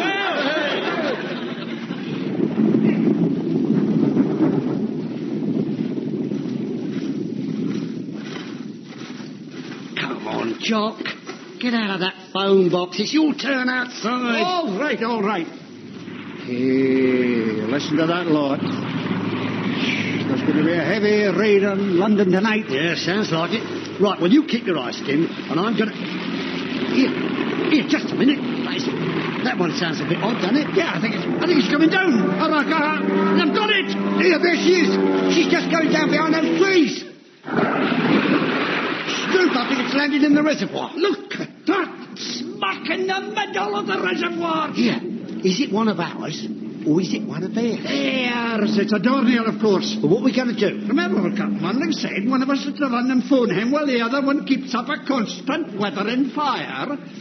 Well, if you're going to do that, you're going to need plenty of ammo, right? Here, you better take mine. Have you got tuppence on you? No, I haven't. Well, don't bother. I'll reverse the charges.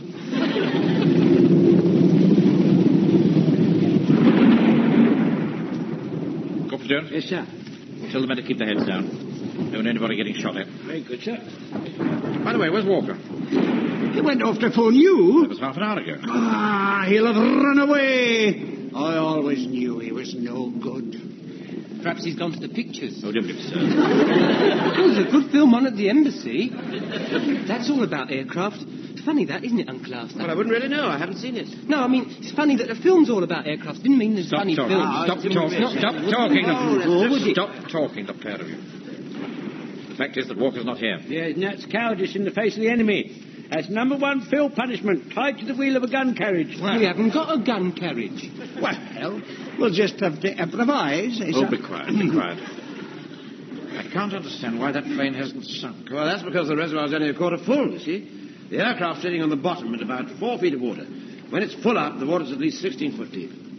I want to know how we're going to tackle the plane, Wilson. I'm not interested in the waterworks statistics. Sorry, sir. No sign of anybody in it. Must have all jumped out by parachute. Permission to speak, sir. Yes, Jones. Why don't we call on them to surrender in official terms? And then if they do not answer, we will be cognizant of the fact that they are not there and have sprung off previous. Thank you, Jones. Anybody know the German for surrender? No, sir, but Antioch is German for hands up. Yes, I think you've told us that before. Might as well try it, I suppose. Handy hop! Handy hop!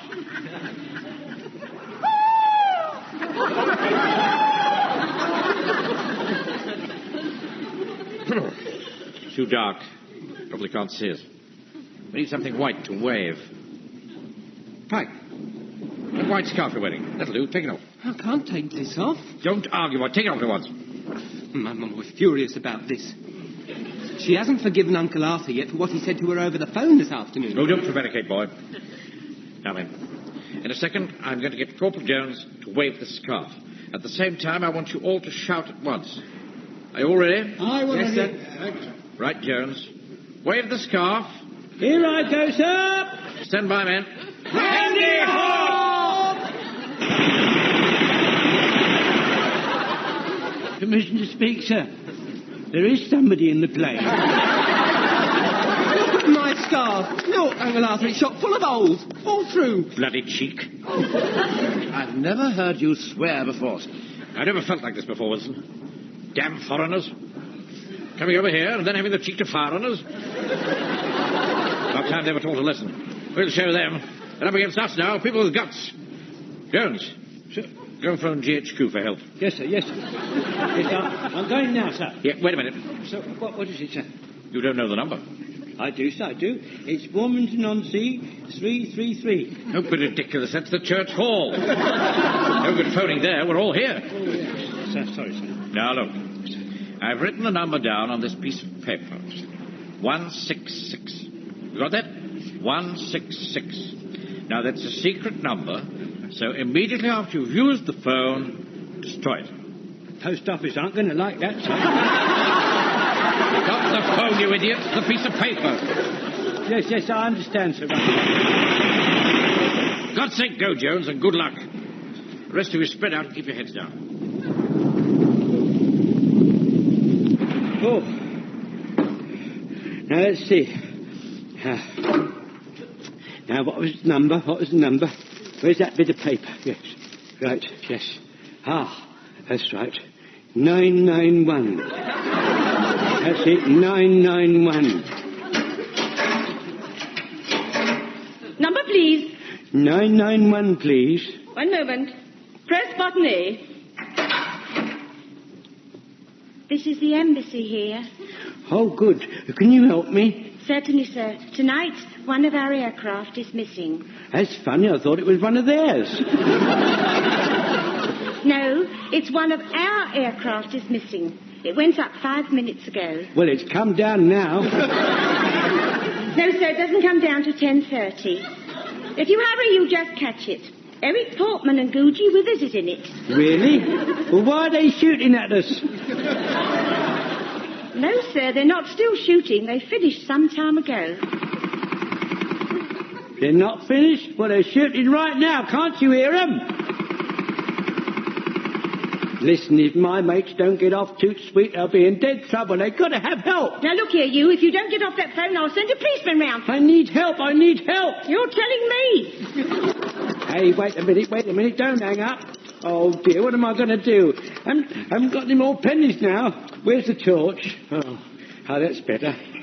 In the event of emergency, lift the phone and press button. Oh, well, here goes. Emergency? Which service do you require? Fire, police, or ambulance? There's an enemy plane in the reservoir. I want GH area command quarters. Oh. I'm sorry, I can only get you fire, police, or ambulance. Is the plane on fire? No, it's not. Well, you don't want fire service, do you, then? What about ambulance? Anybody hurt? Well, not yet. Oh, I don't think they'll send ambulance just on the off chance.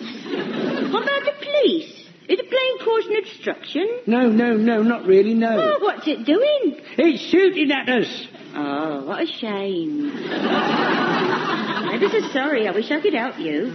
But I only deal with emergencies. Ta-ta. Ta-ta. What do you mean, ta-ta? No, hello. Come on, put that light out. Oh, it's you. What do you think you're doing, flashing your torch like that? Do you realise there are enemy planes overhead? Yes, and there's one down in the reserve, boy. What are you talking about? Well, an enemy plane crashed in the reserve, boy. Oh, well, you're a home guard. Why aren't you dealing with it? What are you doing, hiding in this phone box? I'm not hiding. I'm trying to get onto GH quarters for help. And I haven't got no more coppers left. Oh, blimey, shift over. I'll do it. Ah, Jones. Where have you been? I'm sorry, sir. I had a bit of a job getting through the GH quarters. But they're on their way now.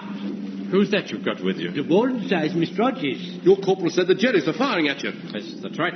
Well, they look peaceful enough to me. I think I better take charge. This is an ARP matter. How dare you? Look, mate, don't try to teach me my job. A lot of fuss about nothing. They wouldn't dare shoot at me. I'm a civilian. All right, you lot, out you come.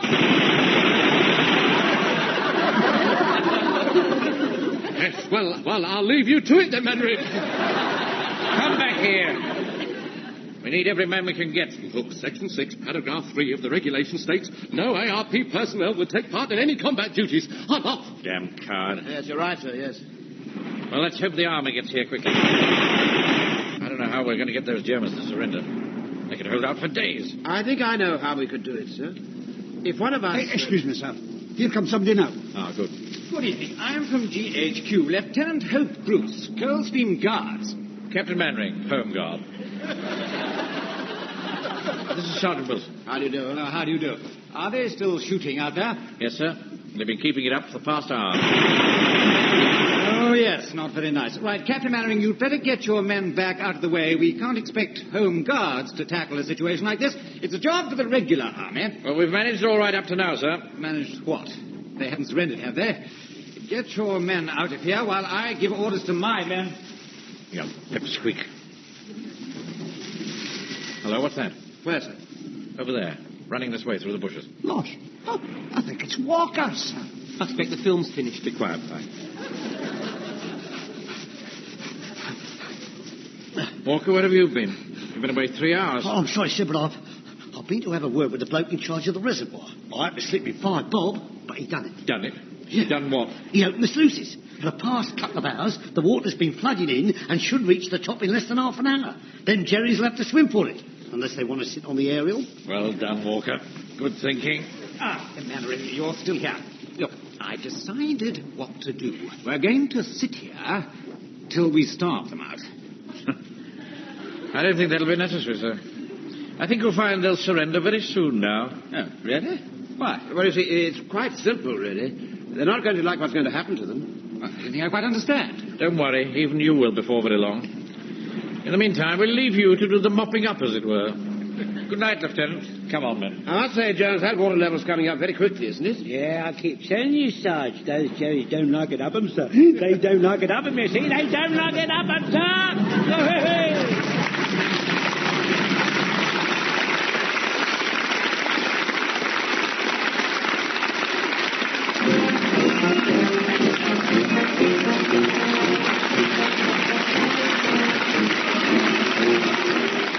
That episode of Dad's Army, from the original television series by Jimmy Perry and David Croft, you heard Arthur Lowe as Captain Mannering, John LeMessurier as Sergeant Wilson, Clive Dunn, Corporal Jones, John Lorry, Private Fraser, Ian Lavender, Private Pike, Graham Stark, Private Walker, Bill Pertwee, ARP Warden, Pearl Hackney, Mrs. Pike, Avril Angers, the telephone operator, and John Forrest as Lieutenant Hope Bruce. Story, Wrong Number, was adapted for radio by Harold Snowd and Michael Knowles and produced by John Dice.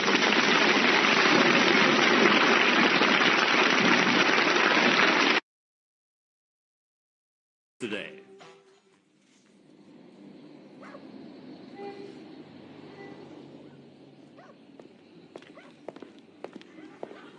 Dad?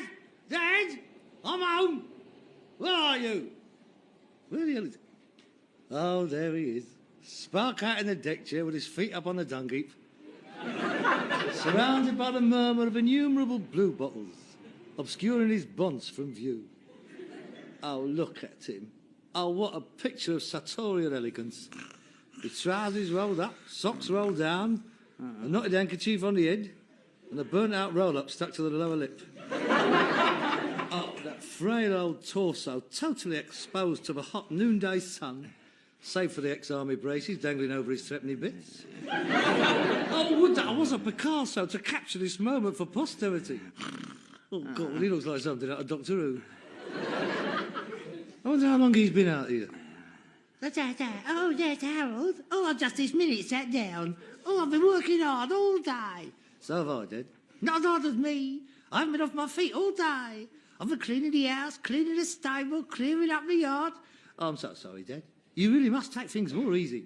I'm an old man. Yeah, where's that house pipe? Yeah. To quick jet up the car, but that'll make him jump about a bit. Turn it off! Who did that? You stupid overgrown kid. Turn it off! I'm soaking wet. That serves you right, you lazy little... Lazy? Me? I've only just this minute sat down. I've been working hard all day. So have I, Dad. Not as hard as me. Number one. I haven't been off my feet all day. I've been cleaning the house, cleaning the stable, cleaning the yard. Oh, yes. I'm sorry, Dad. You really must take things more easy. Here, there's one missing. I'm an old man. That's the one. Fancy doing a stupid thing like that. I could have had an heart attack, a sudden shock like that. Go on, dry yourself. And this little drop of water ain't going to hurt you. Oh, yes. This is all very south of France, this is, isn't it, eh? The sunshade, the deck chair. Well, I'm nearly fainting with heat on the cart. Very Saint-Tropez. Where's Brigitte, then? Did she hear me coming? Pop inside to put a bra on, did she?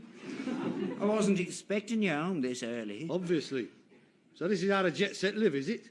Dining al fresco on the patio. Oh, beautiful. The outer remnants of a sirloin steak. A green salad, tossed, I may add. Ice cream, a panatella, and a quart of brown ale. Very nice. Do you know what I've had? A corned beef sandwich and a drink out of the horse's bucket. I got yours inside. Same as this, is it? Well, no, not exactly. What have I got? What has the worker come home to? What has the galloping gourmet created for me today? Shepherd's pie and bread and butter pudding. Both dishes made, of course, from the corned beef sandwiches what I brought home yesterday. Well, they're always on at me to save money, and food's very expensive these days.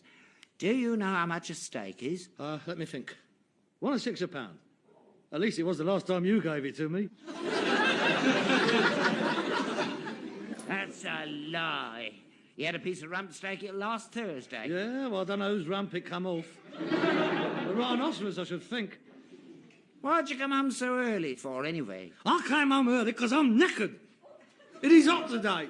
It is 82 degrees in the shade, and I didn't have any. I do not have a parasol, a bucket of ice drinks, and a car to keep me going. I also do not have an electric fan. The only breath of wind available to me come from the horse's tail, as he tried to prevent the gnats from congregating round his bottle and glass. Come on, help me unload the cart. You haven't brought much home with you? I fully appreciate that 3.5 yards of lead piping and 1 broken water heater will not keep you in the manner to which you is accustomed. But this could be quite valuable. Here, that's what the butler saw machine. Ah, you recognised it. Well, that takes you back to your lecherous youth, does it? Eh? Hanging round the penny arcade at Hammersmith Broadway, prior to bunking in the Picture Palace. Yeah, you have to be 16 to look at these. Me and Charlie Harris used to lift each other up, 8 each. I used to let him watch the first half, and then I used to watch the second half, till he tumbled that the second half was always better than the first half. Better than the pictures, they were. You could stop the handle. I'll stop your handle in a minute. Go on, help us down with it. Have you seen it? What's it like? Huh? Is it the maid having a bath, or is it the mistress caught in the rain and taking her clothes off in the woods? I don't know. I haven't seen it yet. Here. It's French. Fifi et la photographie. Oh, I remember that one. Red hot, that one is. She's posing in the raw, and the photographer emerges from under his black cloth with nothing on, except his socks and suspenders. His socks and suspenders? Yeah. I don't know why they kept them on. They always did, though. I expect it was the cold floors. Oh, come on, let's hurry up. Let's get it inside. Yeah, all right, don't get worked up. I'll have to turn the hose on you again.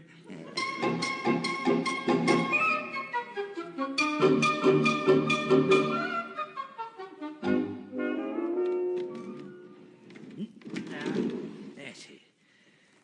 Yeah, it fits in that corner perfect. Let's have a look. The handle won't turn. You've got to put a penny in. I've got a penny. I've got a penny. Old pennies. Oh, God. Decimalisation. I said no good would come of it. 30 seconds of red-hot porn and they go and change the currency. Well, don't get out your pram. Now, patience. I believe I have some old pennies in my little pillar box. Yeah, there. 1904. Edward the 7th. He probably knew the bird in the film. Well, go on, Teddy boy, have another look at her. Let's have a look. It's my machine. You can have your penny in a minute. What's happening? Oh, no, she's not bad.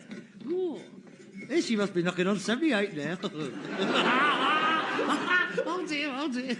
How did you get turned on by this? What a load of old rubbish. Here. Hey, it stopped. It's gone out. Hey, that's not right. Oh, go in your car, son. Go on. Hey, it says in 3 episodes, 3 pence. Twisters in them days, too. Oh, that's better. Oh, she's showing her ankle. Oh, stop it. My senses is inflamed. Oh, blimey. That must be the biggest pair of stays I've ever seen. Hey, you could make a trampoline out of them. Go on, let's get them off, girl. Go on. Show us. Get out of it. Go on, get out of it. Oh, dear. Here, look at the size of those legs. She could play for the British Lions. Hello. Here comes the photographer from under his cloth. You're right. He's got his socks on. You dirty old man. I can see your bum. Hey, wait a minute. That's not his bum. He's got his tights on. God, what a take on. Oh, God, it's gone out again. It always does when it gets to the interesting bit. Put another penny in. Here, wait a minute. That's not right. What? Well, it's a different story. It's a girl in a bathroom. It's not even the same bird. The 1920s, this is. When? She's nice, though. There you are. She's stripped off. She's on the scales now. Hello. The door's opening. Here he comes. It's the milkman. Milkman? The milkman. How ridiculous can you get? A crate of milk and no trousers on. Has he got his apron on? Yes. He's taking it off now. Oh dear. Is he pouring the milk in the bath? Yeah, that's right. All over her? Yeah, all over her. Right over her. Is he getting into the bath with her? Yeah, that's it. How did you know? Turn it off, Harold. You don't want to watch anymore. Shut up. I'm enjoying it. No, you don't watch that rubbish. It's not good for you. It's disgusting. Shut up. I'm enjoying it. Exploiting innocent people for gain. That's what they were doing. Oh, yes. Young men out to work, nothing to eat, not knowing where their next penny was coming from, leaning up against the wall all day. Oh, look at that. A bloke steps out of a big car and says, "You're a well-set-up young man. How would you like to earn a fiver? How would you like to be in films?" What are you going on about? Be quiet. Oh, here we go. Here we're coming up to the last furlong now. Here, what is he doing with that loofah? Oh, he's doing his pieces now. Oh, you want to see this, Dad? Oh, God, no, he looks a bit like you. In fact, he looks just like you.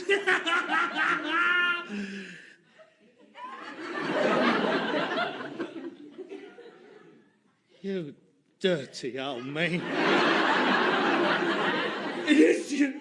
Now, Harold, I can explain. But it's you!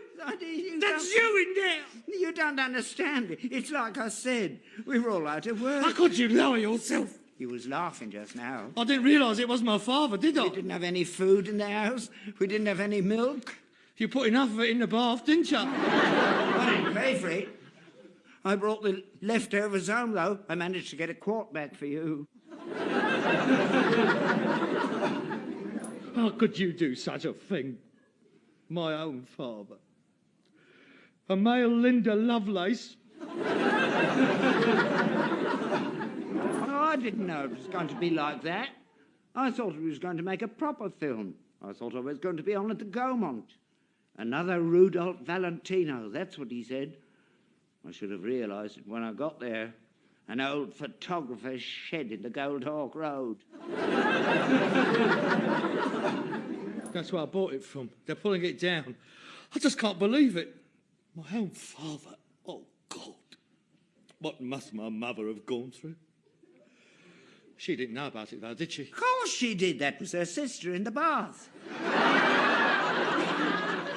It wasn't. Not Auntie Rose. Yeah. She died of pneumonia a week later. Oh, dear. Oh, you mustn't blame her. It wasn't her fault. It wasn't my fault either. You don't know what it was like in those days. They were hard times.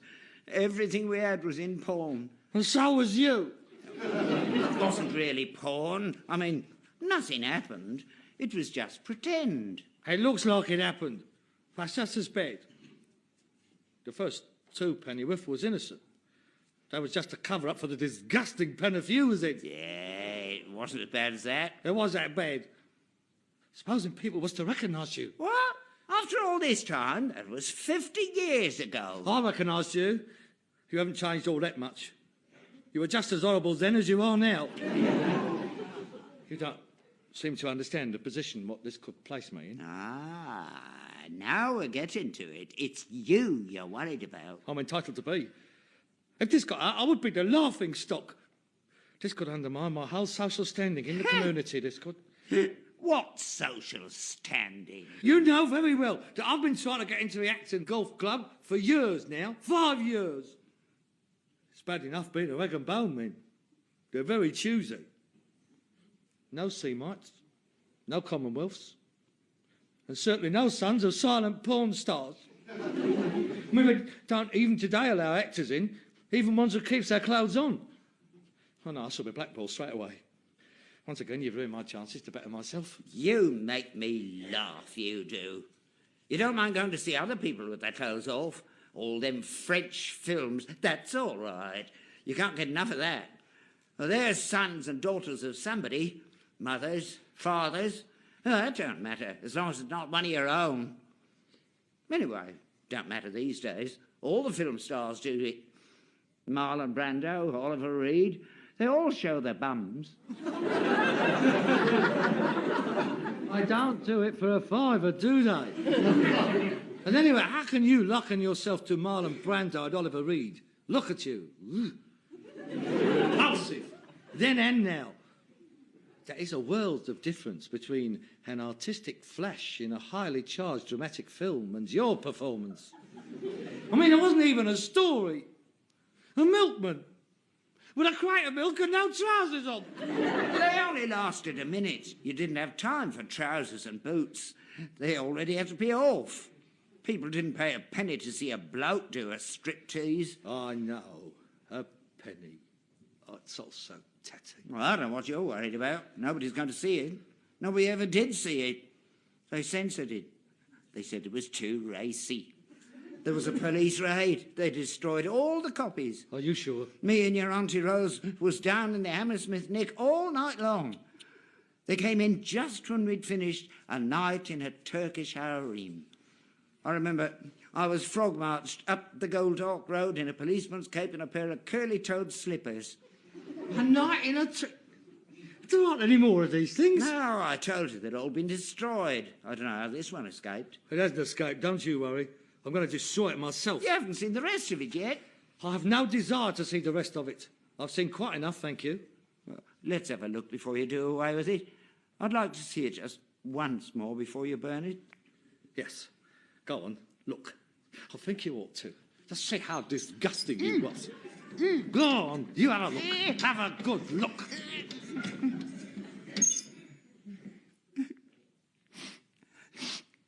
What's the matter? Are you ashamed of yourself? No. Just funny seeing what you used to look like after all them years. Yes. Yes, well, we all have to get old, don't we? It'll come to me one day. Right, let's get rid of this film. I shall destroy the entire drum. All 500 filthy photos.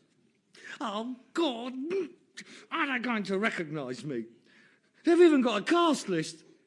Milk a Lady, starring Albert Steptoe and Rosebud Clark. Oh, auntie. Harold. What? Can I keep one of the pictures? No. Just for a memory. Look at it now and again. No. It's too inflammable. Nobody'll see it. I'll keep it in my suitcase. No. I'm sorry, Father. It's best that you forget all about this sorry episode in your life, and I will try to do the same. I shall destroy them all. Whatever you say, Harold. Oh, for God's sake, go and put some clothes on. You look like something Mortimer Wheeler's dug up. Yeah, all right. I won't be long. Oh, dear. I mean, how could he have done such a thing? And with Auntie Rose. He could only have been about 23 when these was taken. I mean, look at his shoulders. Covered in pimples.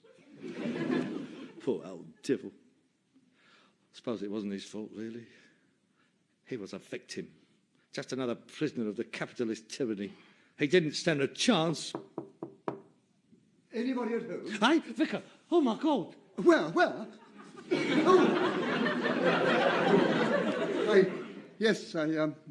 I do hope we're not intruding.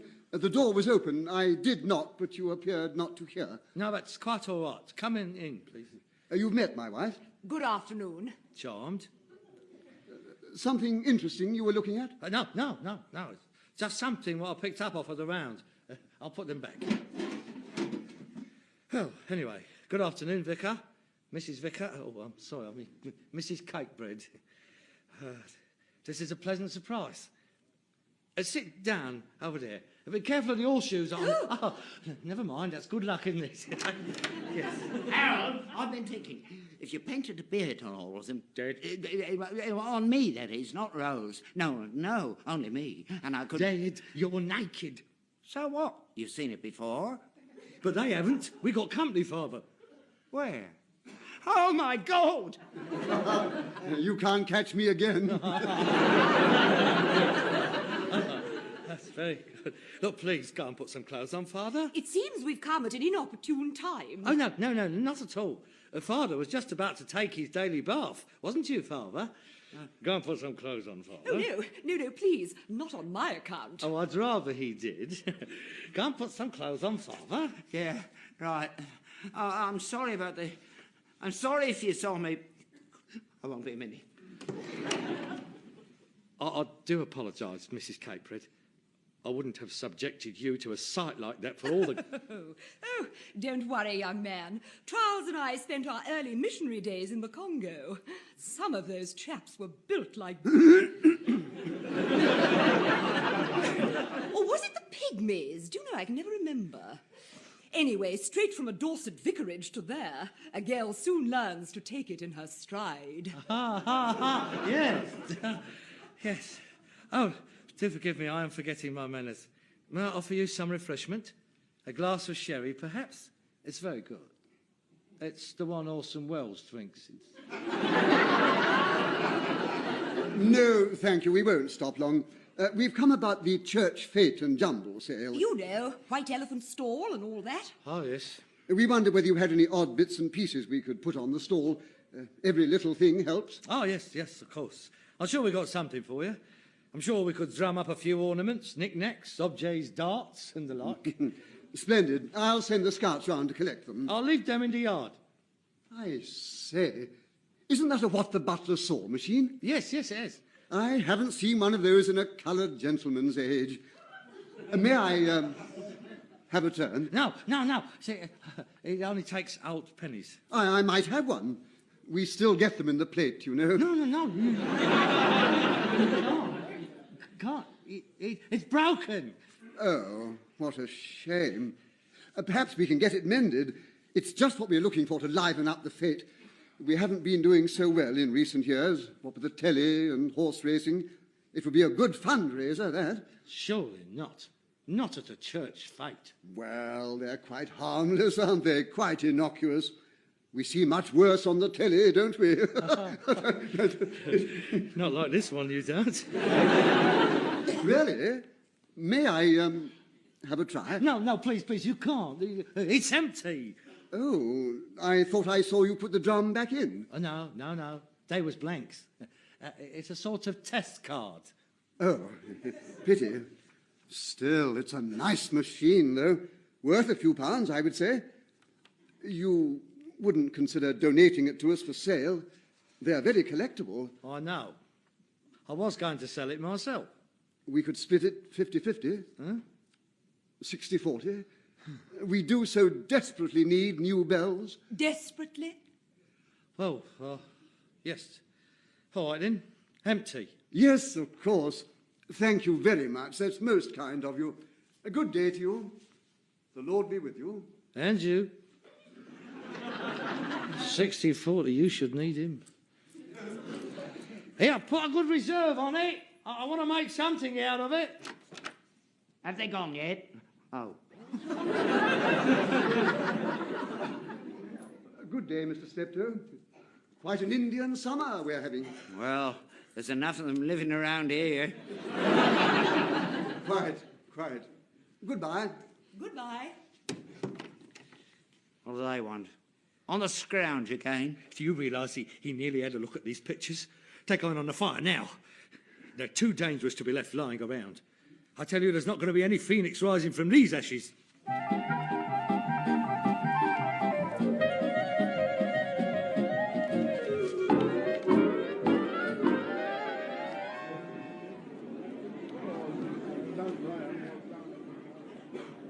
Mr. Steptoe, welcome to the fete. How can I thank you enough? Oh, no, that's all right. What's going on over there, then? I mean, that big queue. What the butler saw. A great success. We haven't stopped taking money on it since we opened. But it's empty. It was. You wouldn't believe how lucky we've been. Our foraging party of Boy Scouts, while searching among the debris of a demolished photographer's shed in the Goldhawk Road... Oh, my God. ...came across, under the floorboards, an old what the butler saw, thingamajig.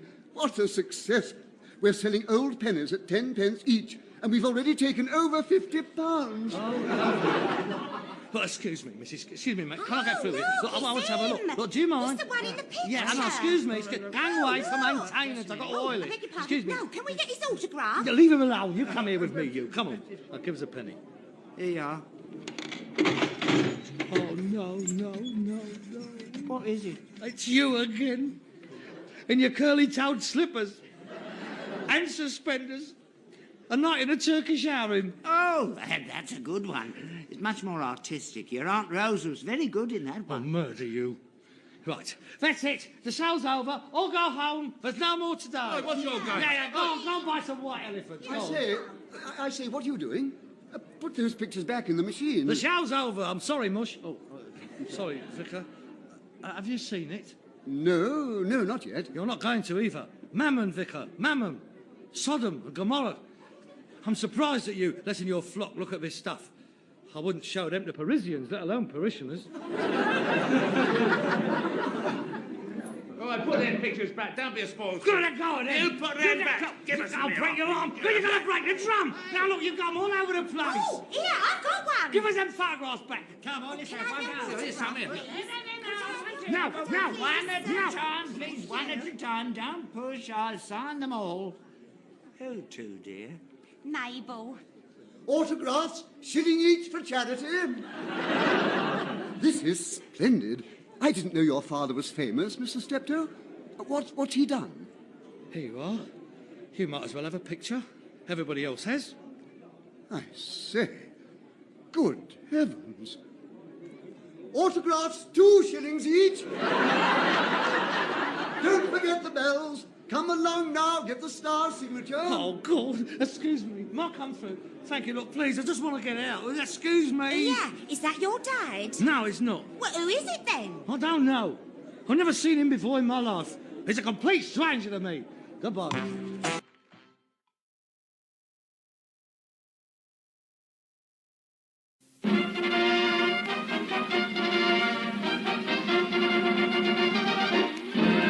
Contact! Stand clear. It's that man again.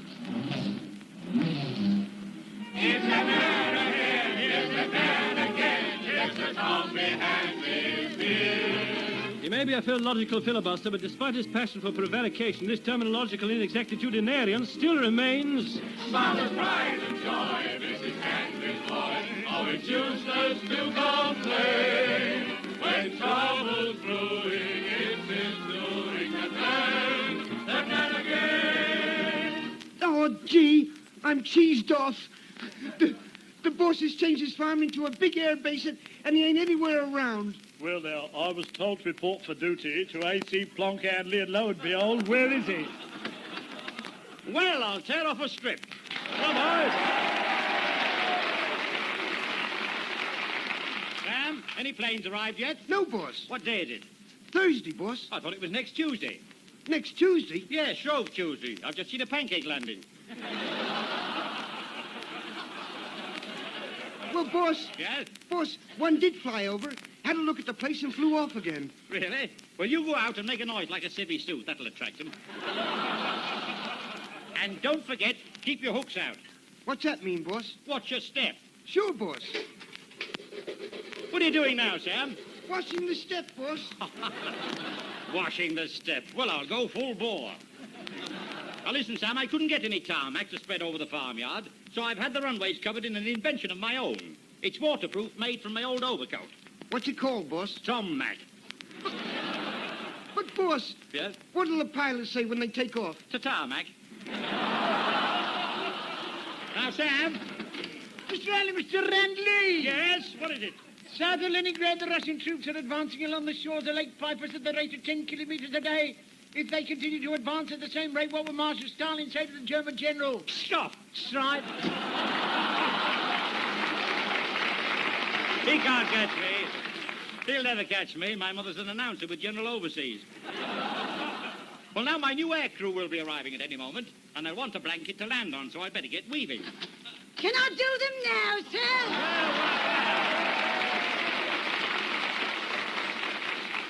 If it isn't Mrs. Mop, the sweetheart of the Sprogs. Now, look, I want you to look after the waps when they arrive. Oh, sir, am I going to be a cipher queen? A cipher queen?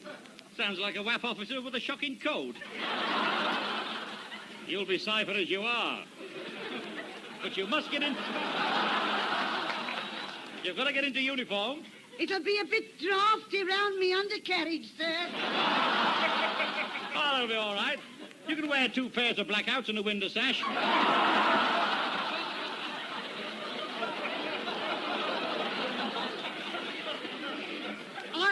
I'd rather wear me twilight, sir.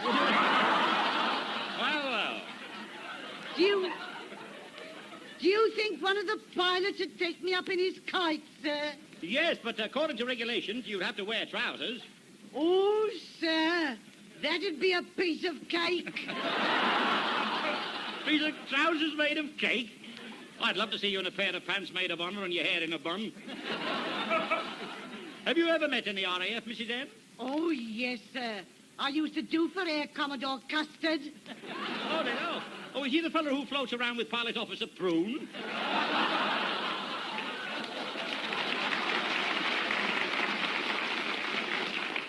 He was ever such a gentleman, sir. He used to serenade me at night on his banjo. Really? What a wizard twang.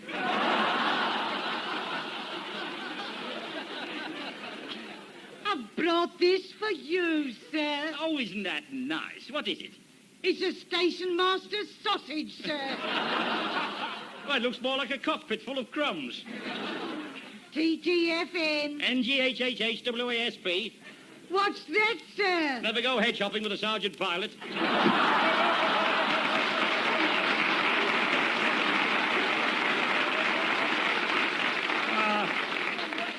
She'll be charborn before she knows where she is.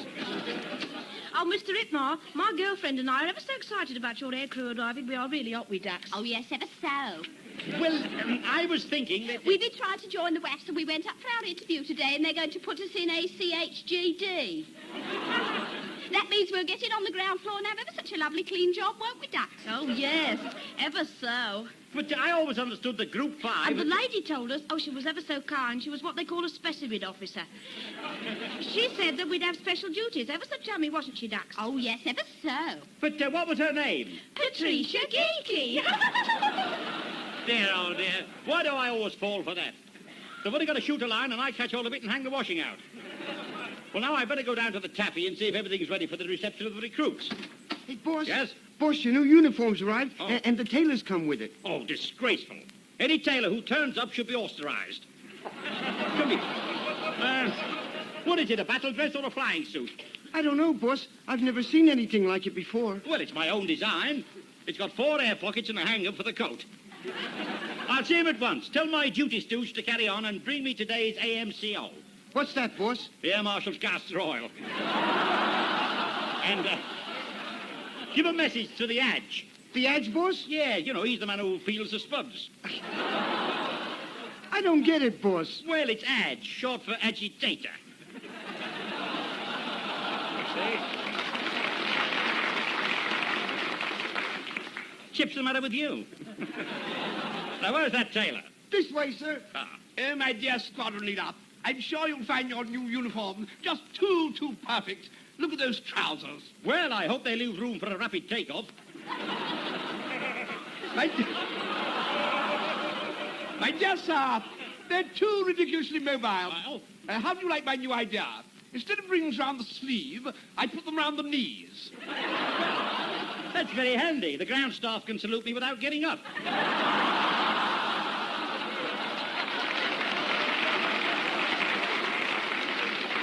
I'm so pleased. I made the very jackets full in the skirt. Oh, you have? Well, that ought to cover the empties. I've also left ample room for your decoration. Oh, yes, I shall want them right across and down the back. I'm expecting to get the order of the DOM. The DOM? Dirty old man. Really, Mr. Henley? Goodbye, Mr. Snips. You know, every time that tailor sneezes, he covers the carpet with pins. If those planes don't arrive soon, I'll have to build one myself and start my own air force. I've got a wing and a prayer, but I can't get anybody to come in on them. I don't know why they leave me to carry the can. Oh, I've got to get organised. Ah, Mr. Enkel Plane, I am unvegetated. Well, pull your finger out of your mouth when you speak to me. But I always wanted to be a milk canic. A milk canic? Oh, skim it. And I hope to be a flirt officer. Flirt officer, eh? Well, put some petrol behind your ears and you'll get off in no time. What do you know about flying? Nothing at all. Nothing at all. All right, you can have the biggest office in the place. But...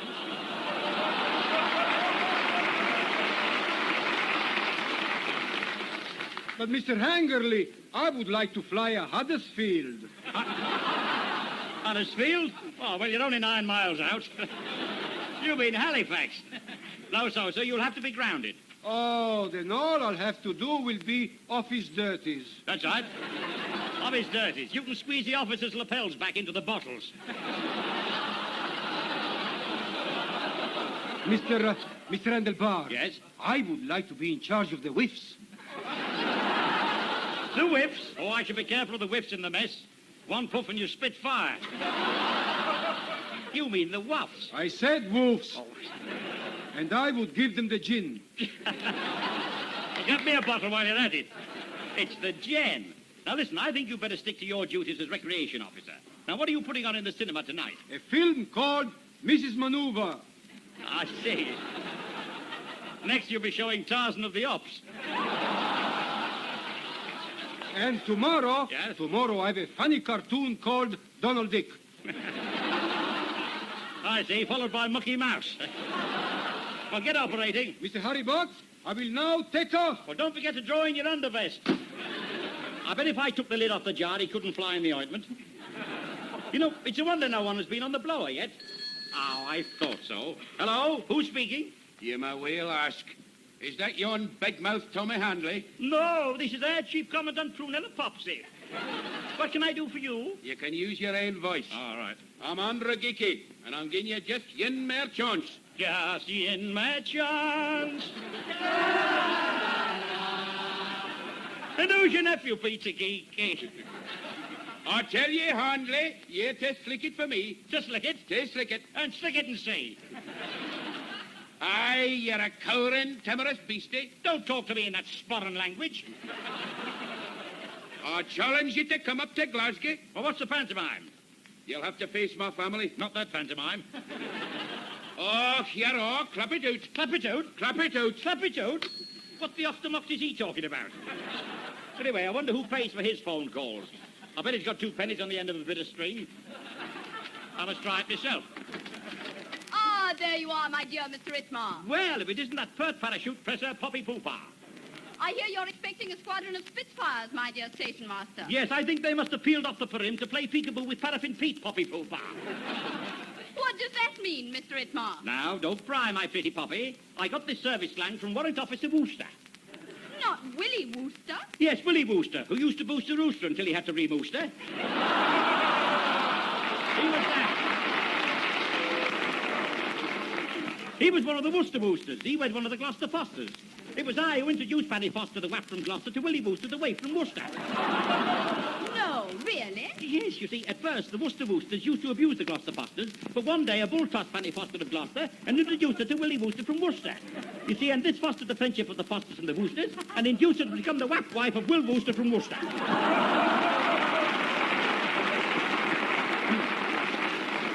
Oh, thank you, Mr. Itmar. You've had it, Poppy Poopa. Every time that girl comes in, my jaw goes out. Well, now I better put on my new uniform and see how many salutes I can collect before tea time. Hey, boss. Yes? Boss, something wonderful's happened. I know, Sam. I saw the air marshal fall off the lorry. No, boss. Better than that. Now, don't tell me. There's a man outside. Gee, how'd you know that, boss? Well, I can see his hat under the door and his feet through the fan light. Ah! Oh, there you are. I want to see you, why didn't... Ah! Yes, you're from the air pressers? No. No. I'm an air mini spy? Yeah, no. Oh, I've read your AMOs. Listen, what have you got to at the ship? I haven't got to anywhere yet. Oh, No, I've got to report, Porter. Porter? Yes, sir. Get me a taxi. Yes, sir. Right. No, I'll do it. Listen, they sent me here to short... Red? Yeah, no. No, like a lawyer's... case? No, brief. Oh, brief, yes. Yes, I've got to brief you. Now, when your air crew... Crew station, Porter? Yes, sir. Go away. I'm talking to somebody. Listen, I can't get a word in. Edge Hill, Porter? No. Yes, sir. You still here? Now, what is it? Now, get on with this briefing. Well, you see, you proceed at 1,400... Feet? No, hours. Not yours? Not ours. No, ours. 1,400 hours? Well, there aren't as many as the particular whatchamacallit as that. Oh, yes, there are. Yes. You take... A pill on an empty stomach? Yeah, no. No, you're not listening. Well, where do I... how far is it? Oh, it's farther than that.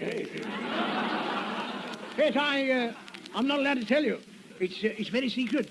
Careless... Rapture? Yeah, no. No, it's talk. Oh, yeah. But you came here to brief me, didn't you? Oh, yes, but you mustn't know to... Tooting, all change, Porter. Yes, sir. Put this man in the guard's van and send him to the Mumbles. Well, I'll be blow... Blow the whistle, guard. Goodbye, old boy. Don't forget to send me a... You know, I knew that train would come in handy. I must hang my stuffing up again next Christmas. Hello? What is it, boss? Just before the bus. Oh, I wouldn't take that lying down. Just before the bus. No, I certainly wouldn't take that lying down. No, but I have to told it because it was... No, on no account take that lying down.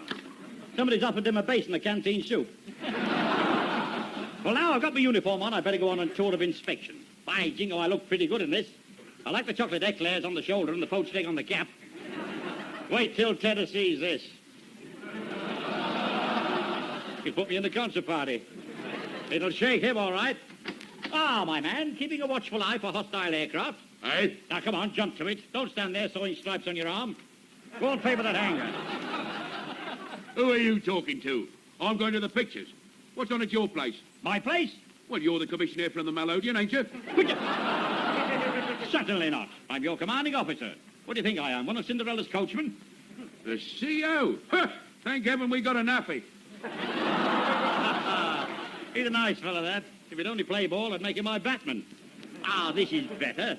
Two extremely winsome whacks. Oh, I say, Cynthia, look what the wind's blown up. What actually is it, Jennifer? Our new secret weapon? Well, girls, what about a pot of char and a couple of wads?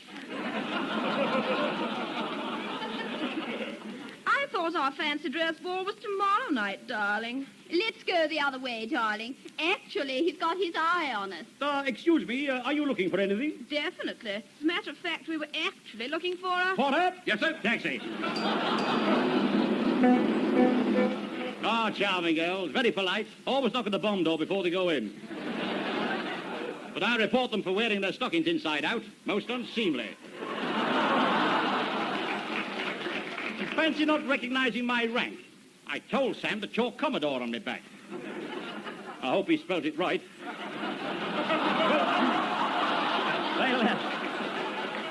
They'll have to get used to this uniform.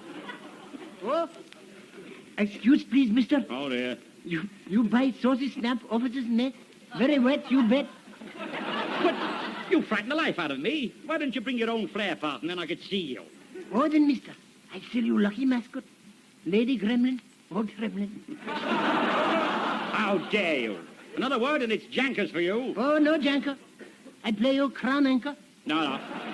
No, there's no future in it. Have you got any switch of money? Oh, yes, very best. I got bottle of... Now then, what are you two whispering about? Oh, it's all right, Sergeant. This coolie's asking me the way to Paddy's Market. Now, off you go and never darken my searchlights again. All right. I go back. This is a fine way to run a station. I'll get the snoops to bar him. Oh, excuse me, bandmaster. I'm not a bandmaster. Don't you recognize my rank? Yes, but I can't see your cap. Now, that's funny. Who's pinched it? Well, where's this band you're talking about? In the canteen, sir. Well, lead the way. Is this it? Yes, sir. Who are they? The Blue Racketeers? Well, let's hear this new RAF band.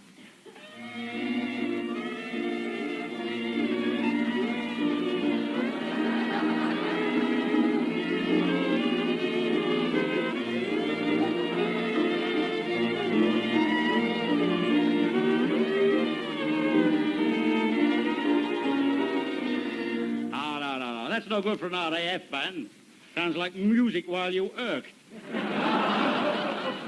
Tell him to swing the prop and get cracking.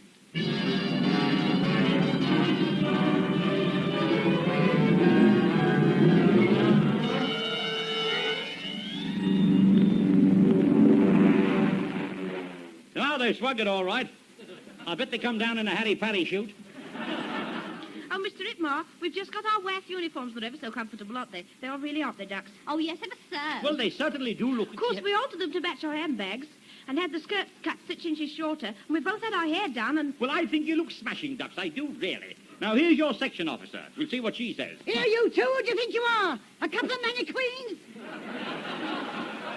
Get your hair off your collar there, or I'll...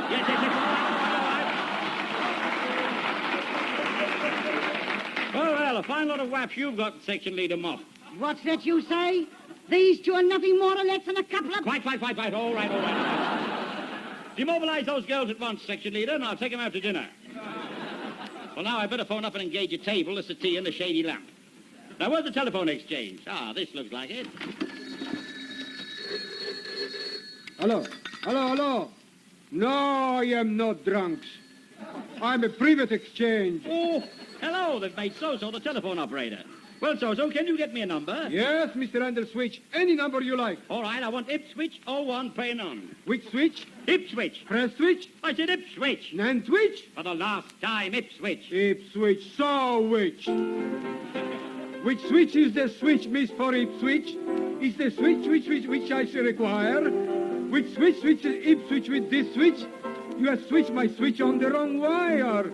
You have switched me on the watch, not switch. So now, to prevent further hitch, if you'll tell me which switch is Norwich and which switch is which, I'll know which switch is which. Sacramento.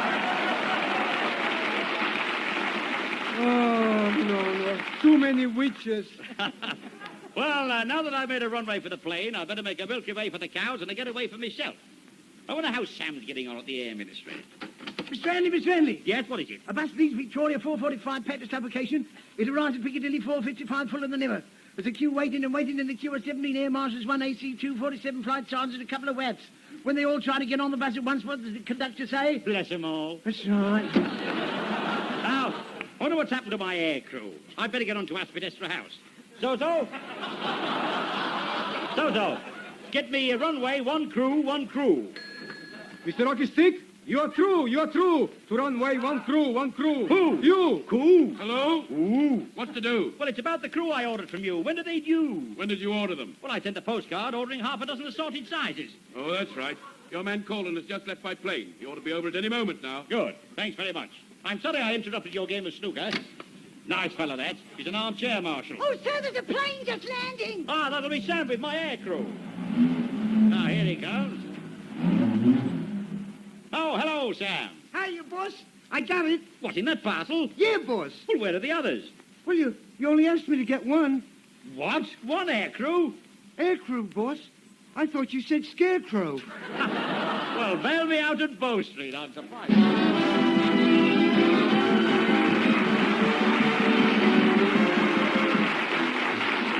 You're listening to Tommy Hanley in Itmar with Horace Percival, Sidney Keith, Fred Ewell, Dorothy Summers, Dino Galvani, Bill Stevens, Gene Capra, and Paula Green. BBC Variety Orchestra conducted by Charles Shadwell.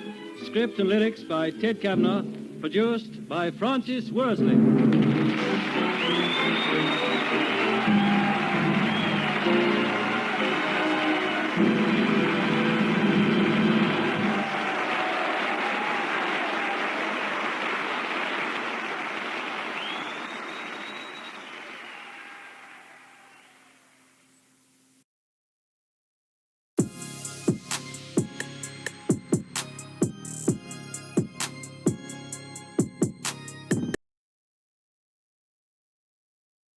Library.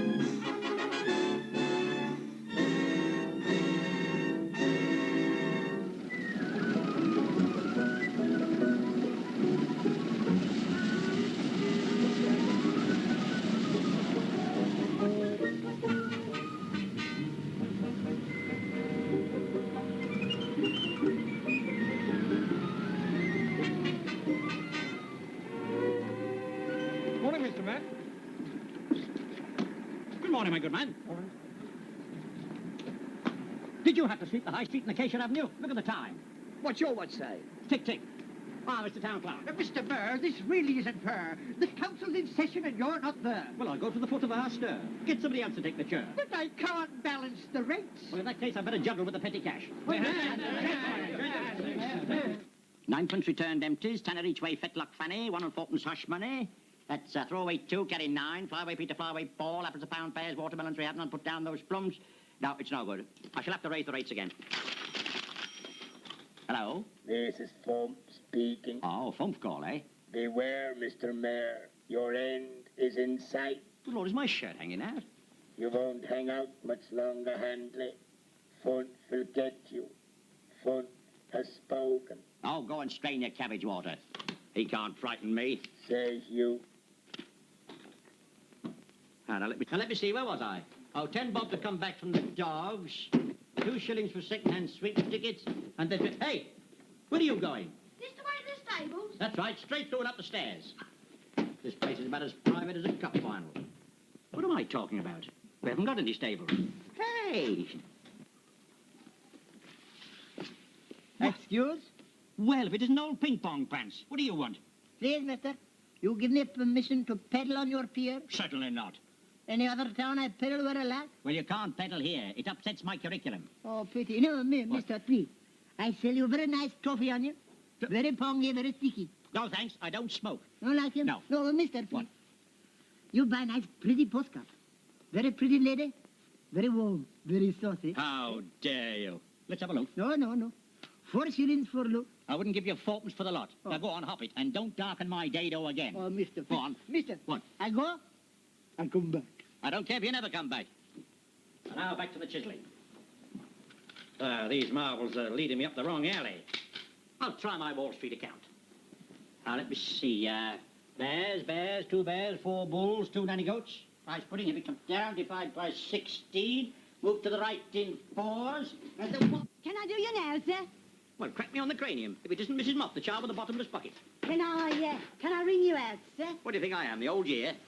I think you're an old rascal, sir. Ha ha! You've been reading my diary. I've brought this for you, sir. Ah, my robe of office. Help me on with it, Mrs. Mop. I'm expecting a summons at any moment. Oh, another of them nasty things, sir. I mean from the council chamber. I believe they wish to pay me the honour... Oh, then I can have me back wages, sir. Pay me the honour of re-electing me for a further term. Oh. Don't jump to conclusions.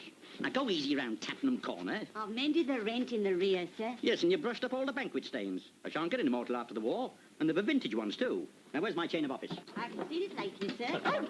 Hey, boss! Boss! Something terrible's happened. Not now, Sam. We haven't any time for accidents this morning. Help me to look for my chain. Can I for now? We'll meet at the plough. Oh, I chanced to confine a cantering canine with your choice chain, and the canine was chased by a cantankerous cat and careered quickly across the corner, carrying the chain conspicuously. I beg your pardon? Listen, Sam, can't you ever make a dry statement? You mean you tied a dog to the end of my chain of office and he's scarping? Sure, boss. Am I humiliated? Am I undone? But the dog, boss. I don't want to put on the dog. I want to put on me chain. But the dog forgot to leave the chain behind when he left, see? Quick, after him, Sam. And don't forget to wear your muzzle. Sure, boss. I'll see you at Barking. Mr. Murr, They're shouting for you in there. I've got the whole thing clear. What? You've balanced the rates? Without turning a hair. Good. I'll face them without further demur. The more, the merrier. Aha.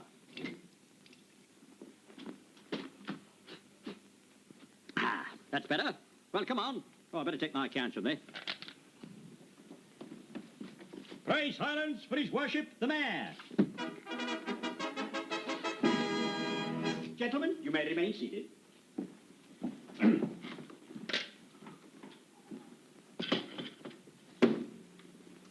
Nice weather we're having for this time of the year. Well, perhaps you're right. Just the right stag or the wrong stag. Don't do that to me. Know ye by all these presents? Thank you very much. I'll unveil the presents tomorrow, and they'd better be good. Members of the council are forming at the mouth. May I be the first to congratulate you at having re-elected me as mayor for a further term. Never mind that cackle. Now, Hanley, we want to know what you've done with all the money in the town's treasury. However did you find out it wasn't there? I wanted it to be a surprise. If you don't return that money at once, we'll throw you into jail. Throw me into my own jail? Don't be so salamoniac. Throw me into my own jail. I've never laughed so much since I kissed my mother-in-law with a lighted cigar in my mouth. Gentlemen, we must place this in the hands of the police. Mr. Town Clerk, fetch the superintendent. This has gone far enough. In fact, it's gone too far. Why, for 2 pennies, I'd resign as mayor. Well, why don't you resign? Get the change, Sam. Come on. Here.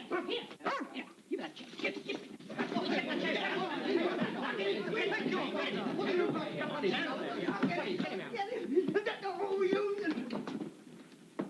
Well, gentlemen, that concludes the business for today. The meeting is now adjourned. What did you do with the money? Yes, sir, what do you do with the money?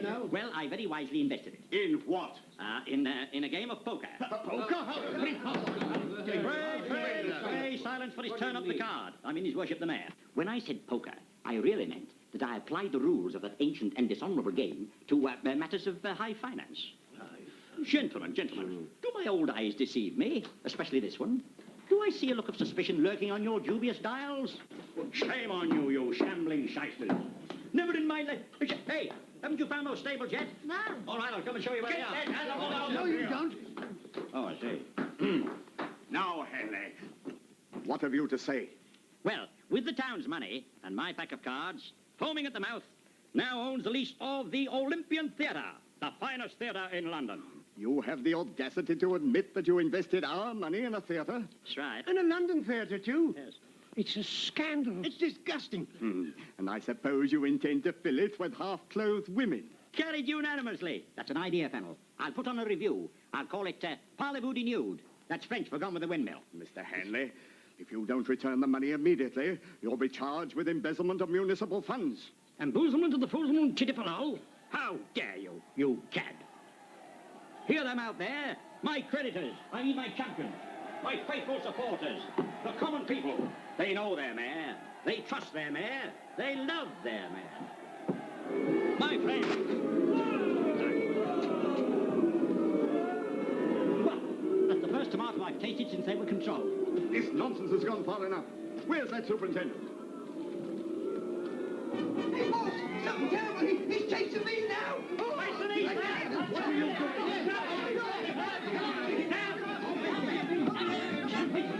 Okay, boss, I got the chain. Hurry,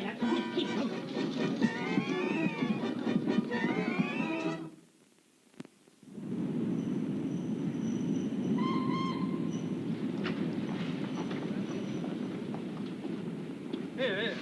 What's this? What? Can't get away with bus tickets? Oh, but they're beautiful tickets. Very good, sir. Just a minute. This way out. The mayor is trying to make a getaway. Stop thief. Dirty spy. You'll hear from our union.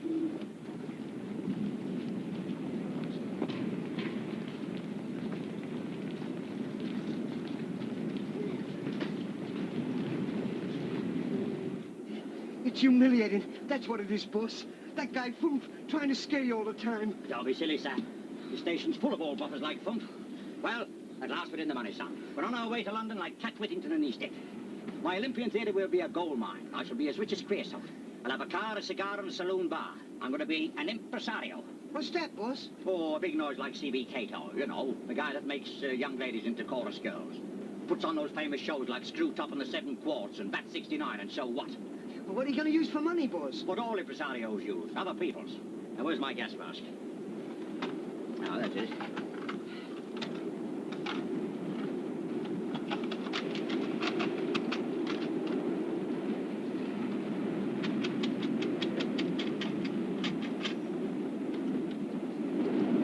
Can I do you now, sir? No, I'm too busy. I brought this for you, sir. Oh, isn't that nice of you? What is it, one of your daughter's dumplings? No, sir. Some of my relations' rissoles. Why, they're all old and no wrists. Kick him about until you lose them. Oh, I'll do you later, sir. Go and tidy the tender. Get off for now. Change here for slough. 5 and 9 and half a mark. Sam, there's a quizzling in the choir. Oh, gee, boss, we ain't got enough there for 2 tickets to London. What are you going to tell the guard? I shall tell him that the mayor of foaming at the mouth is doing his cockeyed railway a great honour by riding on it. And if he dares ask me for my ticket, I'll punch his return half. Oh, gee, boss, What? the guard's coming now. Oh. here we are, Sam. The Olympian Theatre. London's noblest and most magnificent festival of the drama. The Olympian. Gee, it sure is a swell dump, boss. Swelled up. It's not only Olympian, it's positively amphibian.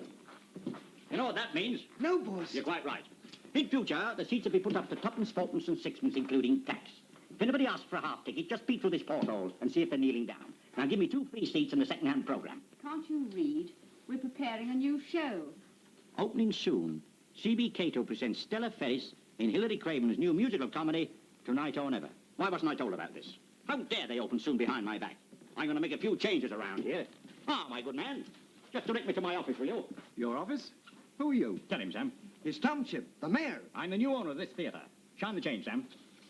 Oh, it's just up those stairs, sir. Well, go and fetch it. Oh, my office? Oh, thank you.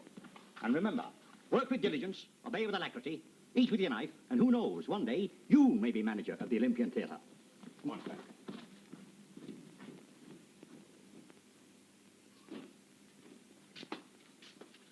Oh, Sam, this won't do. This won't do at all. I can't play my parlour games in here. Well, what's the matter with it, boss? Well, the floor's opposite the ceiling.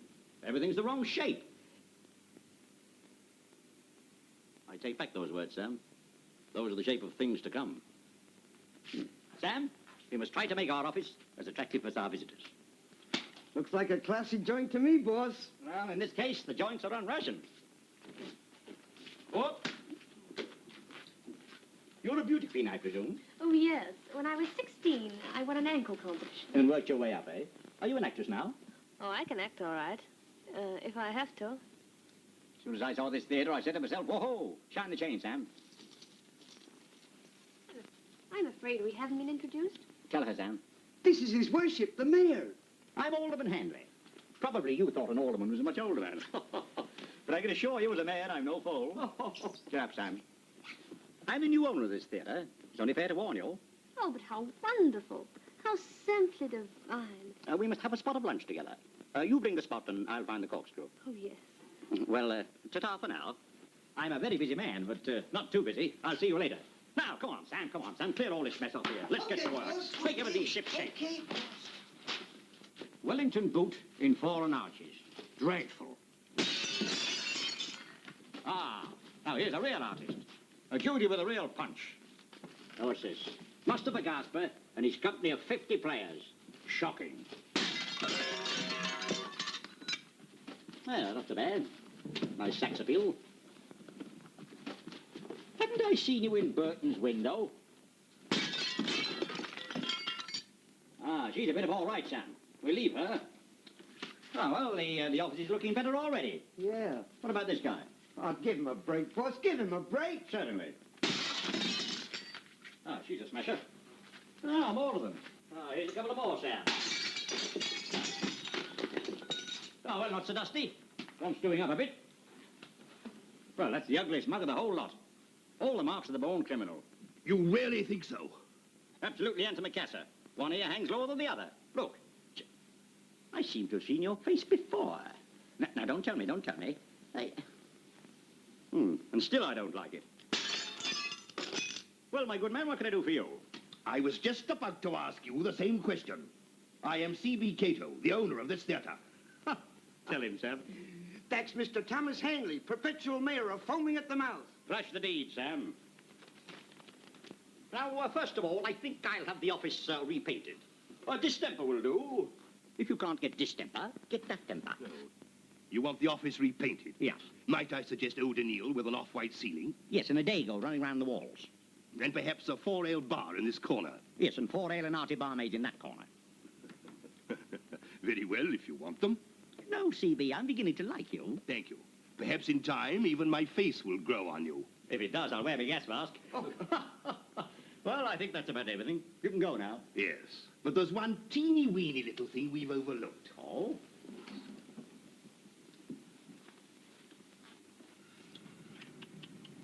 What an eyesore. All bits and pieces. Oh, I see what you mean. Well, phone up the demolition squad and tell them to move all this muck and rubble. But that muck and rubble, my dear sir, is your Olympian Theatre. This is the Imperial.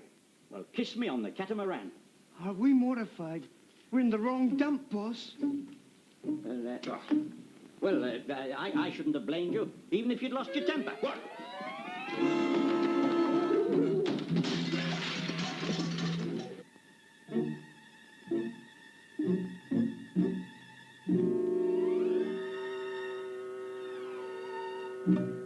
Gee,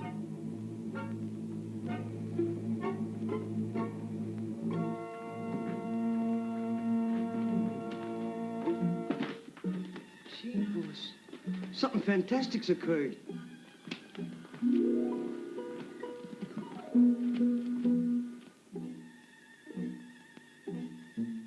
So this is the Olympian Theatre. Well, push me into the pit with a poleaxe.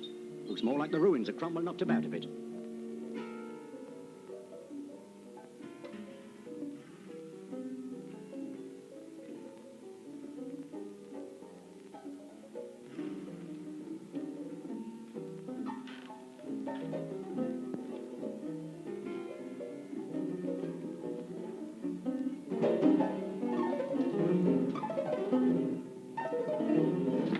I expected 2 cats, but there's 3. They must have been in there a long time.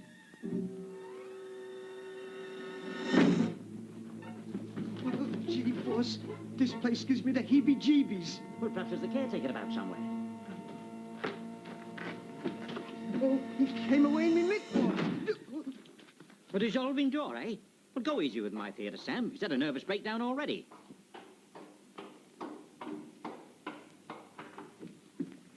Good morning. Nice day. No. Lovely weather we're having. I'll have some too. I'll call again. 2. Good morning. Good morning. Nice day. Who was that, boss? That was my pal, Iachi, the Phantom of the Opera. Oh. You bought a pup. Take no notice, Sam. He always walks on Friday. I'm scared, boss. Let's get out of this place while we got the strength. Oh, I see. You down there. Are you speaking to me? Oh, definitely. Look here. Would you awfully mind coming over here? Hurry up. Well, no, not as far as that. Back a little, please. Now, a little to your left. Am I all right here? Right, thank you. Hey! Ah, missed it. I'll get that guy, boss. I'll give him the whites. Boss, something phony's happening. I needn't guess who was down there. I'm the fairy of the wishing well. I've come to weave my magic spell with a hey nonny nonny and a ding dong bell. I'm the pitty itty fairy of the wishing well. Who let you mugs in? Suffering stoats. Tell her, Sam. You can't speak to the boss like that. He's a mayor. He's the new owner of this theater, see? Anything amiss, miss? The mayor? He looks more like an old hack. So you're the new owner, eh? Hey, come here a minute. Hey! Hey! Boss, this place will drive me screwy. It's an echo, you chump. Echo, you chump. Hello? Hello? Who's your lady friend? Who's the little girlie by your side? I've seen you. With a gun or two? Oh. Oh. I am surprised at you. This is from speaking. Your theatre is ruined, and so are you. Ta-ta for now. I can catch that scoundrel. I'll strangle him with his own sauerkraut. Oh, it's humiliating, that's what it is, boss. Who is this guy for? Why is he always after us? Who's behind him? If I knew Sam, I wouldn't be giving myself this headache. Anyway, I'm not worrying about Fumf. It's just a tenpenny trunk call. Well, how far is a tenpenny trunk call? Well, you would ask that. Well, look, Sam. Say this is Biggleswade here. Sam, did you see what I saw? Turn round. No, you turn round, boss. No, I promised my grandmother I'd never look back. Is that him? Is that the man that robbed us? Robbed you? Who do you think I am? Sweeney Tom? He's a dirty crack. You mean dirty crook? He says he's your new governor. Quite right. I am the new governor, your worship the mayor. And may I remind you, as legal owner of these premises, I shall prosecute all trespassers with the utmost rigor of the law. That's telling him, boss. Hey, come on, Mr. We want no excuses. You owe us each 8 of the pound. 8 of the pound? What are you selling, plums? I do not sell palms. Palms? You mean plums? Yes, I said palms. Listen, Garibaldi, it's P-L-U-M-S, palms. You mean plums. Now, please, will you dig the door up? Come on, hand over to smack us. Yeah! We want our money back. Now, perhaps I can explain. You see, we're all members of the school. School? Yeah, this is the Olympian Academy of Dramatic Art, and I'm the star pupil. All right, I can knock you guys off the stage. And now I surprise you, I'm the guy that dropped the sandbag. Yeah, and here's another thing. I'm the guy that says, I say, would you mind awfully moving over a little bit, please? Different voice. I like the sandbag best. As you've bought the theatre, I'm afraid you're also responsible for the school. Well, I wouldn't mind teaching you a thing or two if I could, but... But nothing. We want our money back. What do you think we are, a lot of poopers? Poopers? Don't talk garlic, you mean paupers. You see, they've paid half their fees to the old owner, Mr. Bookham, and he's disappeared. Yeah, Mr. Bookham, the first time I heard that man, I said to myself, whoa-ho. Oh. The school's a flop, a washout. Well, let me get this thing straight. How much do I charge per term for tuition? Oh, £16. 60? Then each of you owe me £8. Have you no sense of financial responsibility? It's perfectly paregoric. Pay you? What can you teach us? Everything from Hamlet down to paper tearing. Do you know anything about the show business? Oh, I should think so. Why, my dear old aunt used to iron Grimaldi's tights. And only a few moments ago, I had to tear myself away from the great C.B. Cato. Cato? Yes. I only left the stage to become mayor. Mayor? Don't tell me you've never heard of Big Tom Handbell. Go on, boss. Show 'em. Let's hit the trail, Big Timer.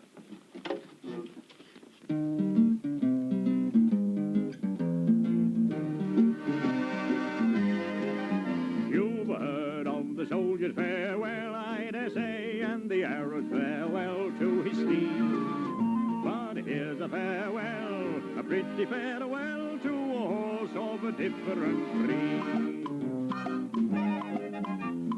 Hang all my clothes on the old clothes horse. I've been chased by the sheriff too long, and I've walked all the way from the bunkhouse today, so I'm singing a tenderfoot song. Hang up my saddle of mutton and bring me a chop or a change, and wheel in the old dinner wagon, 'cause I'm right in the kitchen range. Don't let all my pals know I'm drying. They'll all think this buddy's gone wrong. On the back of a chair you will find the old mare, 'cause I'm singing a tenderfoot song. Mighty fine, mighty fine. Howdy, partner. Howdy. Meet the horse. Well, that's a mighty fine Mustang you got there, my friend. Mighty fine, mighty fine. Oh, no, folks, before we hit the hay, how about singing a mighty fine chorus before the mighty fine campfire? Mighty fine. Mighty fine. Give me the A, partner. So hang all my clothes on the old clothes horse. We've been chased by the sheriff too long, and I've walked all the way from the bunkhouse today, so I'm singing a tenderfoot song. Hang up my saddle of mutton and bring me a chop or a change, and wheel in the old dinner wagon, 'cause I'm right in the kitchen range. Don't let all my pals know I'm drying. They'll all think this buddy's gone wrong. On the back of a chair you'll find the old mare. Mighty fine. Come and sing in a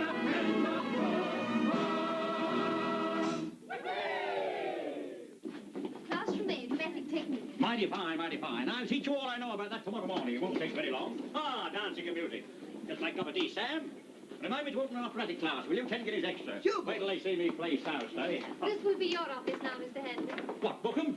Sam, obliterate that scoundrel's name at once. Sure. The moment I saw it, I said to myself, oh, no. Well, that'll be all. Ta-ta for now, students. Hooray, sirens, for it's time bomb the mare. Friends, humans, pupils, your future is before you. Remember, the stars of today are the night lights of tomorrow. Place yourself in my hands. I swear by my chain of office, shine the chain, Sam, that each and every one of you will ascend the ladder of fame wrong by wrong. Give yourselves to art. Art with a capital R. Only another 8 quid and you'll have your name in lights. Right. Now run along, students. Practice your party pieces, loosen your larynx, tighten your tights, and report at 10:30 in the morning when we start our classes. He's a great guy, a great Will you step into my parlor? Remind me to get some etchings, Sam. Ah, something like an office. Something.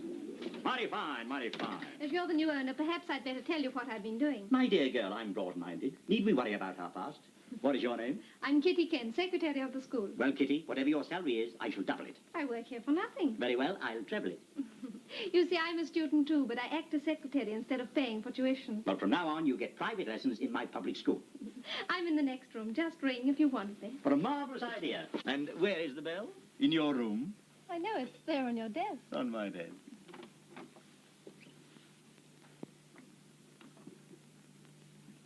Sam, the moment I saw that Judy, I said to myself, where's that bell?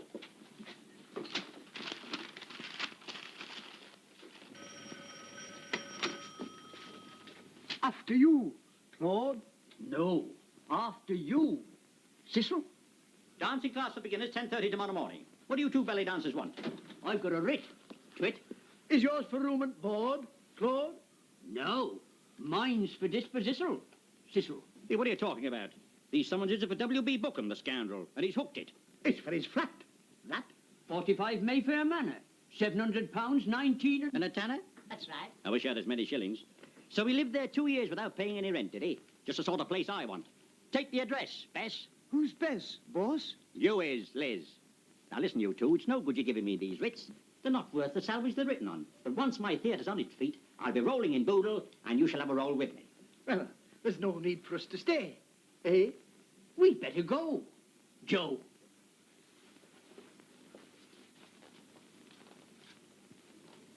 After you, Claude. No, after you, Cecil. Come. Well, cuddle me in the council chamber. 45 Mayfair Manor. What a posh address, Sam, eh? It's worth every penny of the rent I'll never pay. From now on, we live there. Oh, gee, boss, can't we go back where we belong? We ain't got a dime. Before long, you'll have all the fun and dimes you want. 8 quid a week from my students for a start. Mere chicken feed. Oh, what I could do to a chicken right now. Well, what's one empty stomach between friends? I'll rebuild the theatre. I'll put on the finest show London's ever seen. I'll make hundreds of pounds. Thousands. Millions. Where's that bell?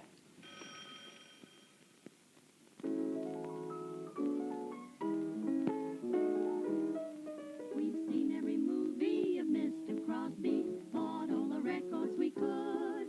And though he's hot, he'll learn a lot when local girls make good. Don't be so dull, we're rehearsing and all, Mr. Crosby. Someday you know we're the babies to show you a thing. You may be tough, but we're not gonna stop, Mr. Crosby. Till they are famous, they're slightly more famous than big. Now the rhythm's going, you can hear the corner growing. Heidi, Heidi, ho, Heidi, ho. Getting in condition for a wonderful audition on the radio. You little break, oh, you make a mistake, Mr. Crosby. Can't you recall when Paul was the king?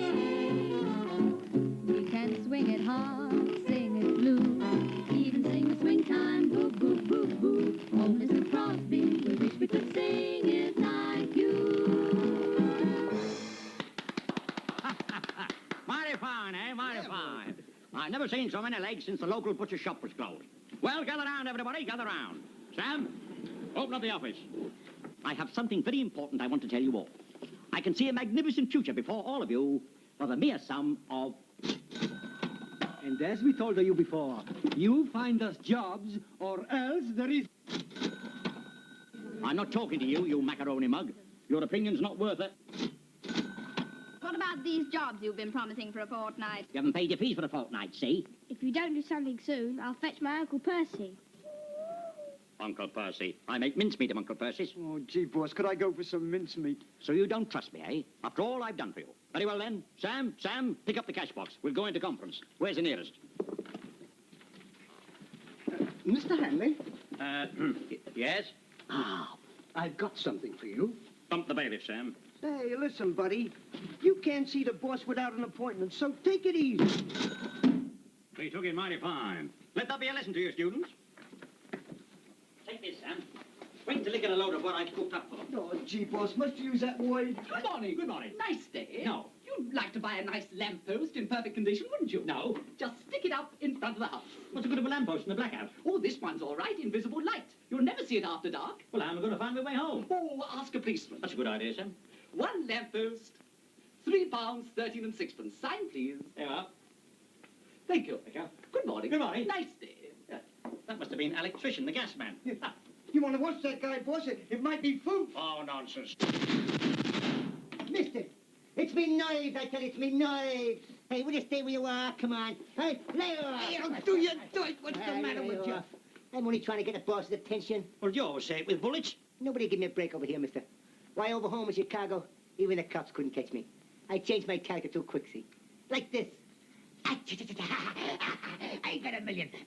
A different face for every voice. A different voice for every face. I'm colossal. I'm stupendous. Afraski. Oh, here's another one. Count us while you wait. You ready? Get a load of this, will you? Look at that. Thousand amply watts, the 14 dueling is leave all semi-hunter, hawks a tank silver. Guaranteed salt, the bend buckle all stitched, stamped in every hole, jeweled in every link, all taped and waterproof. I do not thief may watch the price of 5, nor 4, nor 3 shillings. Only off day 1/2 a crown, 30 cup a kind. Here, there's one, sir. No, thanks. No, I've just bought a lamppost. Anyway, come to my office tomorrow and impersonate a student giving me 8 guineas. Oh, thanks a lot, sir. You're a great guy, a great guy. Ever since I joined up with you, I ain't afraid of nothing. Boo! My knife, it's my knife! Well, slap me on the jetty with a jellyfish. That guy must be nuts. So here you are, Hanley. Yes, here today and gone this second. Excuse, please, mister. I show you a very pretty postal card. I've seen them all. Well, mister, I show you very pretty Persian carpet for theater. No. Listen, could you show me the Indian rope? Just a moment, Hanley. Oh, excuse, mister, please. I show you very pretty postal card you like, eh? Very risky, very saucy. Go on, try one. No, thank you. Oh. All right, I'll go. I'll come back. Now, Hanley, let's get down to brass tacks. Yes. All right, certainly. Do you gentlemen like cigars? Good, eh? Well, just put a few in here, will you? I'm collecting them. Now, stop fooling, Hanley, and understand this. If the town's money isn't paid in full, we'll jail you and close both theatre and school. Close down the school? I don't know who you are, but I think you ought to be ashamed of yourself when I think how Mr. Henley is sacrificing himself. Oh, true. Devoting all his skill and knowledge. Oh, very true. Never sparing himself for a moment to make our school a success. Oh, dear. Perhaps we better defer putting the man in stir. Oh, do you think so, Mr. Town Clerk? Well, if I thought there was any chance of Hanley repaying the money. But, All he needs is time. What? Time? Oh, yes, I see what you mean. Gentlemen, I'm expecting to close a colossal deal this very afternoon. What? You doubt my words? Very well, then. Sam, get me C.B. Cato on the phone, now. But, boss, I thought you wasn't going to Get Cato on the phone, oh. Okay, boss. Well, I suppose you've all heard of C.B. Cato. Who hasn't? Why, do you actually know him? As well as I know the wart on my wishbone. Now, I want you all to listen to this historic conversation. I expect to put over the biggest theatrical deal in history. Here, Titch, you have a do, too. Okay, boss. C.B. Cato's on the line. Hello, Tommy, you old rascal. How about having dinner with me tonight? I'll just look at my engagement book. I'm up to my neck in it these days, you know. It's okay, C.B. He's talking to C.B. Cato now so quietly. Now, I've given a good deal of thought to the whole proposition, and here is my final word. If we agree to put on the Hilary Craven play, I must have at least 50% of the profits. That's okay by me, Tommy, old boy. We ought to make 100,000 easily. Is that all? Well, I wouldn't have gone to all this trouble if I'd known. However, I've given my word. Thanks, Tommy. I knew I could rely on you. You'd never let a pal down. But there's still a matter of casting the show. Oh, don't give it another thought, C.B. My students are marvelous. That's good. We need new blood. I'll give them all star parts. Those who pay to their fees, of course. Yeah. Okay, C.B. Every student that stands by me will be rewarded. Hello, Tommy, you old rascal. How about having dinner with me tonight? I thought we'd settled all this before. Of course, Tommy. Tommy. Tommy. Tommy. We need new blood. Blood. Blood. Blood. Well, I think the best way to explain the whole thing is quite simple. All we have to do... Stop it! Stop it! Don Valentino, where have you been, oh? Don Valentino, don't tell a lie. It's plainly seen, oh, Machuca Vino has brought that naughty look to your eye. Don Valentino, you're very mean, oh, will you ever learn to to act right. You never wanna come home to Donna till that cantina is closed for the night.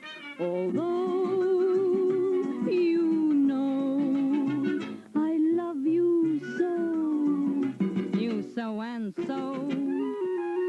I'd change the Casino and go to Reno to tell the judge how wicked you are. Don Valentino, you jumping beano, if you've a serenade that's new time, you started to practice it on your guitar. Yes, that's out, and the play's postponed, and it's your fault. Mine? Yes, for walking out on that drunken playwright husband of yours. You've got to go back to him. Not me. I gave him the best years of my life in our 6 months of marriage. Yes, but he's gone to pieces. All I got so far is a title. Not a line of the plays he's given me, not a line. Look at these. Costumes designed, sets made, and not a line.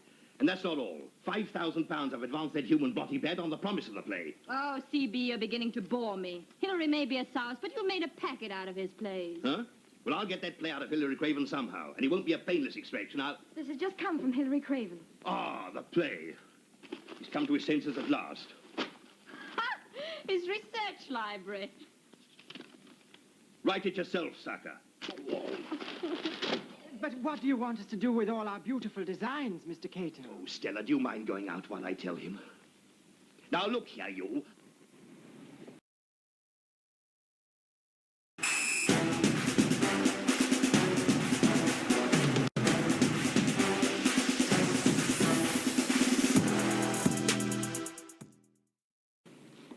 Oh, gee, boss, I'm so hungry I feel as if my stomach was full of butterflies. Let's beat it back home, boss. Nonsense, Sam. I'm hungry too, but I see a fortune awaiting me in the theatre, and I'm going right after it. I've got the bit between my teeth. I wish I had a bit between mine. All I need is wider scope. No obstacle shall bar my way. Oh, I beg your pardon, madam. I didn't see you with your mouth open. Now then, Sam, slip back to the theatre and get my robe of office. Okay, boss. Lummy, a flash in Japan. Yes, they're open all night. Oh, there's only room for one at a time. No, I haven't any change. Ask the attendant. Well, press button B and get your money back. Oh, thanks a lot. I mean, thank you. So it's you, is it? Go on, take him out. I know you. You couldn't bluff a bobby in the blackout. Gee, I'd be the finest character actor in the world except for one thing. What's that? It's my knives, I tell you. It's my knives. I'll be bumping into Goebbels next. My, haven't you grown? Oh, I beg your pardon, sir. Could you oblige me with a light? Eh? Well. Here you are. Henley. The very man I want to see. Fennel. The funnel now commenced. Henley, come back here. Come back, Henley. Henley. That was a narrow shape. Henley. Here, why don't you eat more carrots? I know that voice. It's him, Uncle Percy. Oh, it is it? I've got a bone to pick with you. I'll just go and get the mat. After him, Uncle Percy. Hey, come back. Henley. Hey, Henley. Henley. Henley! Henley! Hey, Henley! Come back! Henley!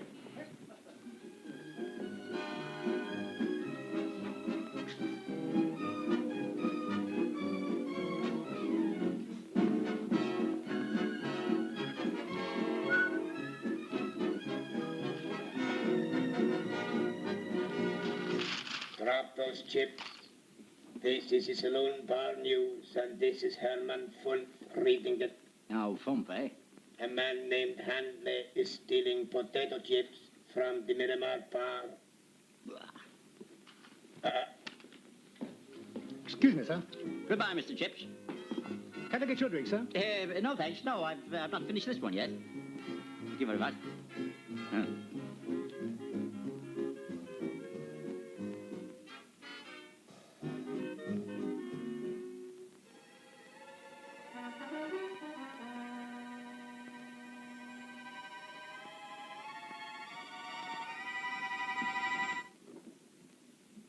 Excuse, please, mister? Well, if it isn't Dan the peddling man.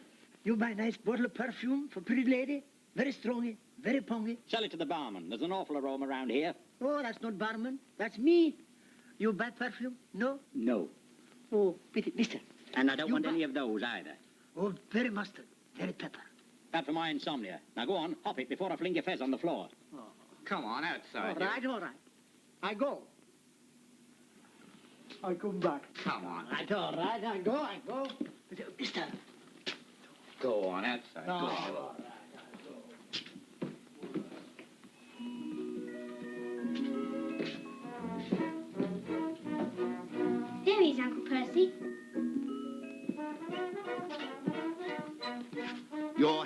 I believe. That's right. I'm very pleased to meet you. I feel like a dead end, kid. What about my niece? Why, they're troubling you again? Oh, your niece? Oh, Daisy. Oh, favourite of mine. Very promising pupil. Shall we drink to her future? Oh, well, I am sort of thirsty. Rather early for the cuckoo. Well, gentlemen? Yes. I see by your shoulder badges that you belong to an honourable corps. I've got badges on my uniform, too. Oh? Yours are for the commandos, but mine. Ah, mine. Huh? What's yours? A teeny-weeny double scotch. Huh? Double scotch, yes, sir. And what's yours, sir? I'd better have the same. Very good, sir. 6 shillings, sir. Well, cheerio. Ah, lovely drop of breakfast. I needed that. I've had a very full day on an empty tummy. I seem to have seen you before somewhere. Didn't we meet the other night down at the Chavin? Chavin? What Chavin? Same again. That'll be another 6 shillings, sir. What a common pub.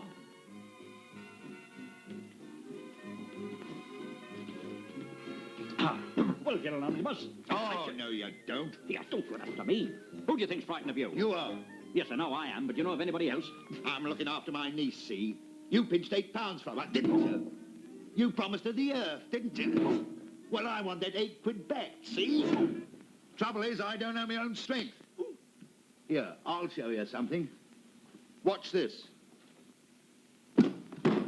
Yes, sir? The gentleman wants another round. Very good, sir. That'll be another 6 shillings. Here. Now, My dear sir, your niece's future is my greatest concern. Why, only this afternoon, I was talking about it to the great C.B. Cato. Yeah, I heard. On a gramophone record, you know Cato. I know 'em all. Cato, Cochrane, George Black, Noel Coward. Hilary Craven? Hilary Craven? Why, he's one of my best pals. We've stuck together through thick and clear. Do you know he's actually promised to write a new play for your niece?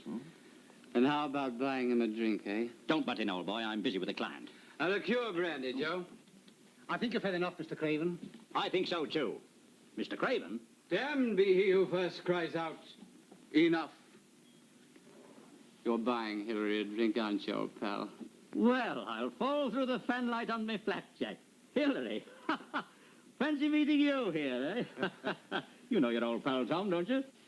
Tom the piper's son stole a pig and away he ran. What did you do with that pig, eh, you dirty crook? I gave it away for a pot of ferns. Uncle Percy, meet my old friend, Hilary Craven. Pleased, I'm sure. He doesn't know his own strength. First, show him that trick with the nail. Want me to do the same again? You heard that? The same again, please. Same again. And a liqueur brandy for me, Joe. Suffering cats. Well, now that our dear Daisy's well set on the road to fame, you'll excuse me if I go into conference with Mr. Craven, will you? All right. But you'd better do right by her or else... That'll be another 10 shillings, sir. Huh? You poor fish. You didn't ought to be allowed out alone. Should we have a drink at the bar? No, there's a table over there. Well, I can do with a drink, I can tell you. When I say a drink, I mean a drink. You're still burned up about Hilary walking out on you. I'm used to it by now. Here. Here. They followed me. Who? He's pumped after you, too? Shh. It's the ingratitude that gets me. When I think of all I've done for that rat of a husband of yours, and he hasn't written a line. Did you hear that? Haven't written a line, eh? That's all he knows. The best play I've ever written. All finished except the last scene. A Hilary Craven play's worth dough. What do we do now? Find another play. Hilary Craven's not the only scribbler on the stage. Did you hear that? Scribbler, me. You know what I'm going to do? I'm going to tear it into tiny pieces and throw it in Cato's face. Anyway, I've got one satisfaction. I've been to Scotland Yard. The police are after him now. I'm not going to let that souse chisel £5,000 out of me.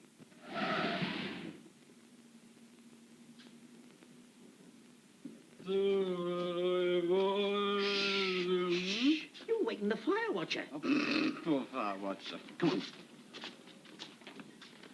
Our lift's out of order. Come on, let's get a drink. No, you don't want any more. I'll give you a lift. Oh, if you'll give me a lift, eh? Come on. Taxi? Up to Daisy. Lummy, I'll be finished before your play. Oh, that'll never be finished. What's the good? I shan't get any more money out of Cato. Girl bells. If you were to finish this play, you could sign it with another name, and I could take it to Cato. And touch him for another advance? Oh, boy, what an idea. I'll finish it right now. Don't write it on my back. Come on. And remember, we go 50-50. That's the bet. I'll start work right away. Get me a piano and a typewriter. I'm going... Princess Priscilla, attended by her maids of honor, appears in the royal bedchamber. She awaits the entrance of Prince Rudolph. You got that? Yes.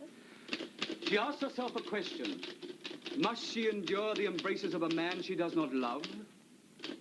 Sadly, she sings to herself, I must get that song finished. Over to you, over to you, over to me, over to me, around the corner, Find the picture on the wall. so late, it's on my toe, it's on his toe, it's on mine too, it's on his too, it's the lightest grand piano in the world. Jolly good, boy.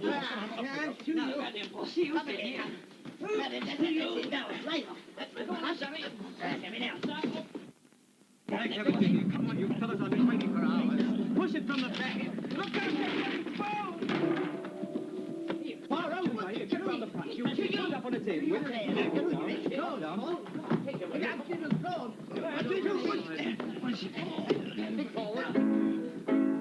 Hey, can't you wiggle the legs around? Here, come here, Leo. Get down. Get down on your knees. Right down. Come on.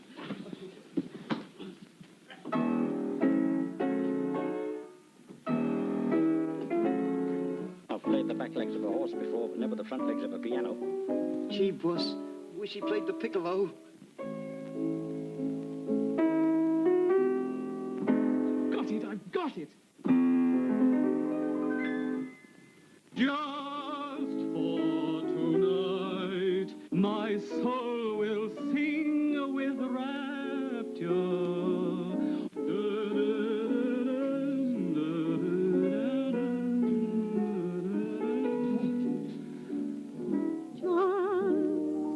For tonight, my longing heart will capture love's thrilling kiss before the stars take flight.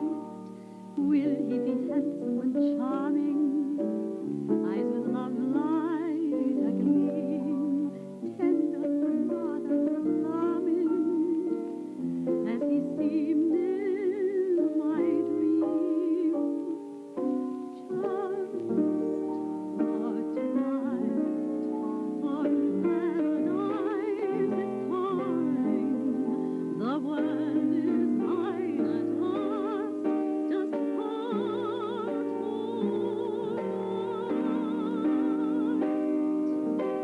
Well, that brings us into the finale. It's terrific. Far better than anything that drunken husband of yours ever wrote. It's wonderful. Wonderful, it's sensational.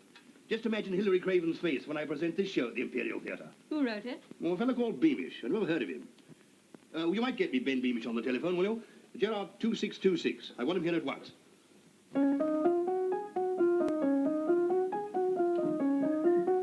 Good morning. Good heavens.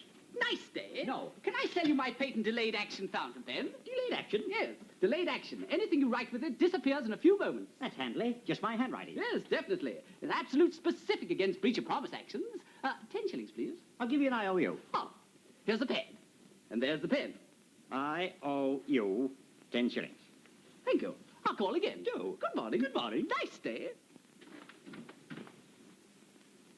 Good heavens. It works. I say, what's going on here? I've got my receipt for the first installment. If we can't get the money out of you, we'll get it out of your furniture. I'd love to dangle you on my chain of office. Come on, out of my way.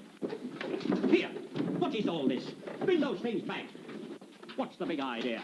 Pay these kids their cash and you can have this stuff back. Sam, where's my bodyguard?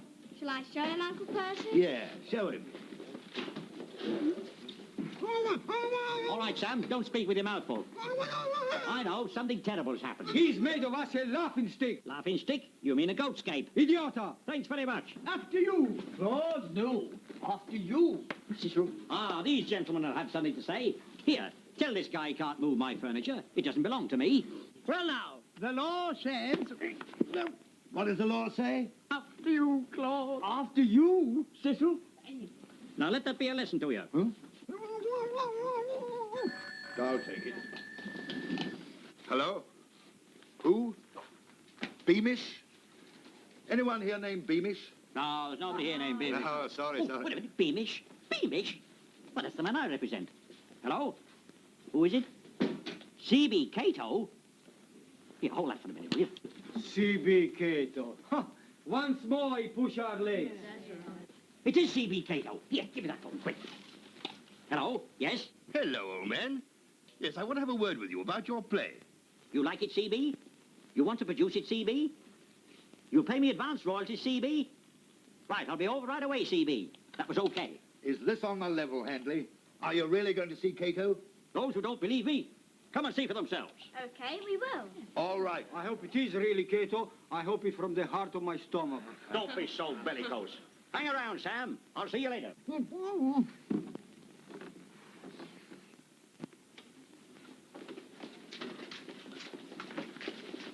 Now, in one moment, all your doubts will be relieved. And you can apologize when I come out. Hey, just a minute. Season. Ah, well, here I am, C.B. You?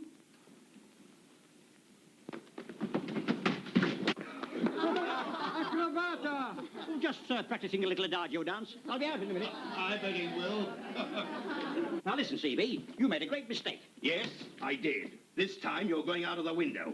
Well, if I do, I'll take my play with me, and you'll get no princess for tonight or any other night. Your play? Did you really write Princess for tonight? Well, Oh, now don't be modest. I know a genius when I meet one. Do you? My dear sir, I didn't realize. You know, I thought you were someone else. Won't you sit down? Thanks very much, thank you. And have a cigar. Oh, thank you, thank you. This is my leading lady, Miss Stella Ferris. What a beautiful production. May I ring up your curtain? You know, I have your contract already. CB never allows the grass to grow under his feet. Neither do I. It tickles my instep. If Cato throws him out again, I'll throw him back. Advance on royalties, £200. There you are. Thanks very much. May I offer you my congratulations, Mr. Beamish? No, I'm not Beamish. I'm Tommy Handley. Then why did you say you wrote the play? I didn't say I wrote the play. I said I represent Beamish. I'm his manager. Well, I won't have any truck with agents. The deal's off. Now get out. Oh, but just a minute. If I'd been Beamish, you'd have given me the cheque. That's who it's made out to? Well, as a matter of fact... You are Beamish. There you are, CB. I knew it all the time. Well, why didn't you say so? Oh, just a matter of civic dignity. I had to use a mal de mer. What? Oh, well, I'll soon write you another cheque to, Thomas Handley. Ah, yes. Don't forget to dot the Y. He must have killed him. Cato's got in first. Well, Tommy, I'm glad everything is settled. Yeah. Goodbye, Mr. Handley. Goodbye. Together we'll go very far. I hope we get back in time. You must come down to the theatre this afternoon. Yeah. Time is getting short and we must start casting. That's right, CB. We must have a good cast. The best that money can buy. Goodbye. Goodbye. There is going to be a play. My play, a Tommy Handley masterpiece. I'm just going round to the bank now to cash this cheque for £200 advance royalties. Come round with me and you can have that paltry £8 I'm supposed to owe you.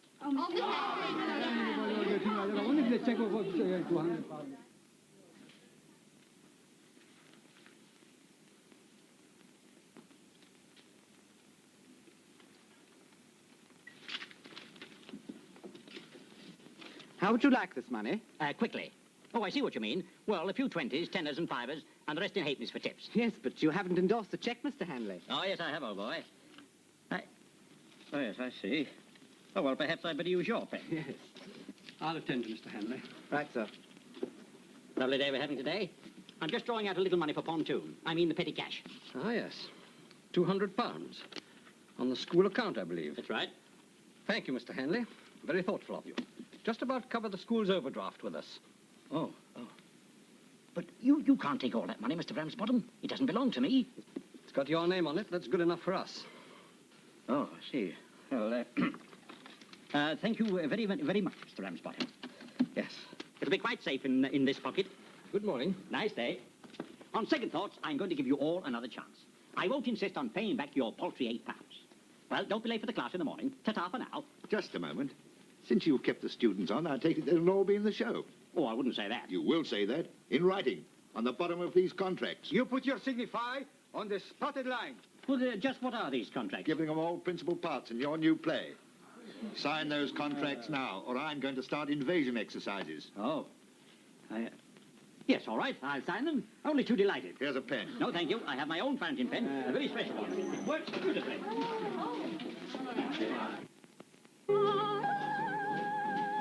Thank you. Will you give your name to that chap sitting at the desk there? Oh, yes, that's right. Well, I think I've got something for you here. Have a look at that, will you? You might be sorry.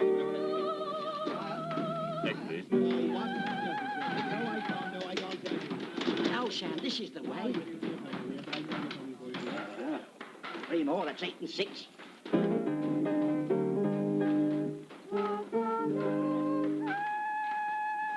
Thank you very much. You might try the dance. Lummy. Who is it, Funk? Worse than that, Uncle Percy and his gang. Body. I tell you, he won't have it. He's outside. Get back a lot of him. Mr. Cato, what's the meaning of this, George? Why'd you let these people in? Because I couldn't keep them out, sir. Well, what do you want? Parts in the show for these boys and girls. Ridiculous. The show's already cast. I'll say it is. These kids have all got contracts, signed by Handley. What? Well, we'll soon see about that. Handley! Handley! What the devil do you mean by wasting my time? There are no signatures on these contracts. Hmm? But we saw Handley sign them. He's done it on us. He must have used the incredible ink. Nothing at all. Nothing at all. I'll fix Handley for this. Well, now get out of my theatre, all of you. Go on, get out. I want to play Hamlet in Macbeth. See these people off the premises, will you? Ah, that's got rid of them. Come on, Sam, back to work. Lovely, the jackpot. Ah, biggity.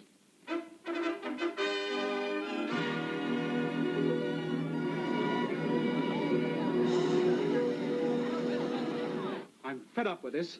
Writing all the time and not a drop to drink. And where is that advance payment you were supposed to get?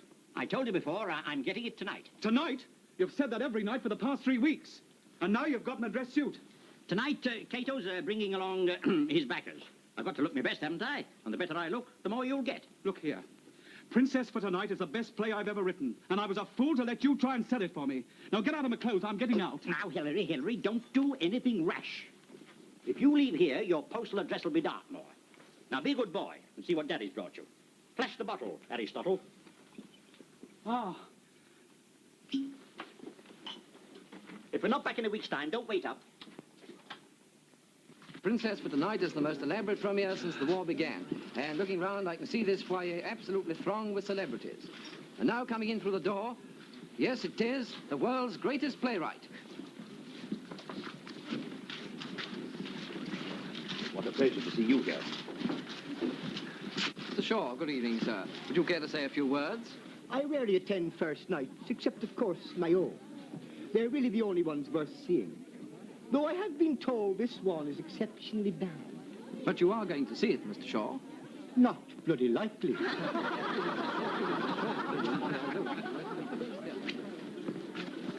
Are you sure? I'm certain. Well, I'm not. Aha, still trying to fool me with your phony faces. It's my noise, I tell you, it's my noise! It's his noise! And now I want to introduce to you a very famous man to say a few words. A man whose genius has done so much for the British theatre. Thank you very much. Hello, folks. This is His Worship the Mayor speaking. Now, some children are born with silver spoons in their mouths. I was born with a fountain pen in my fist. The idea of this play came to me when I was having a blow on the front. I wrote it with a hairpin on a piece of fried bread. And now here's the fat stop prices. Excuse me, my man. I'm due round the back. Mr. Handley, I've got something here for you. Pump the bailiff, Sam. Dear me. Pray applause for His Worship, the Mayor.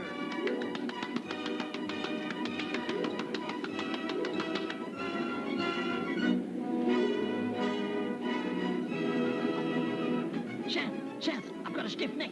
Hey, boss, you've caught your chain in a chunk of candelabra. Oh, thank you, Sam. That's beyond a choke.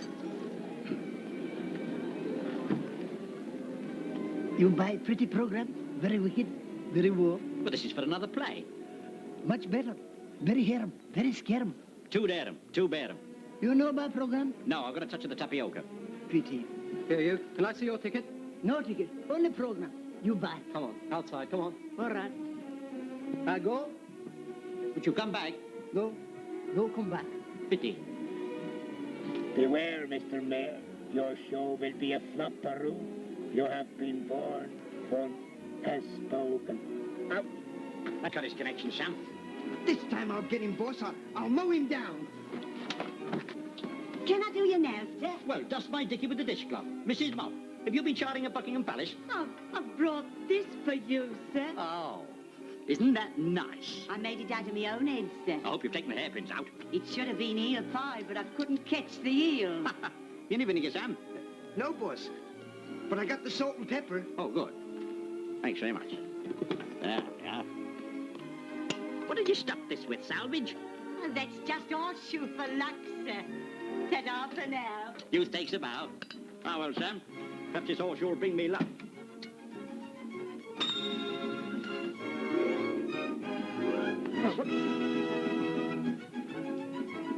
Boss! Boss! Something to... Don't make a noise like a motorboat. All right, I'll come quietly.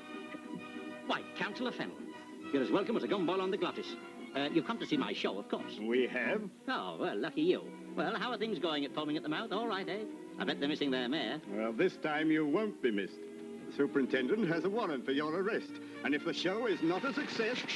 The balloon, I mean the curtain's just going up. So make yourself as...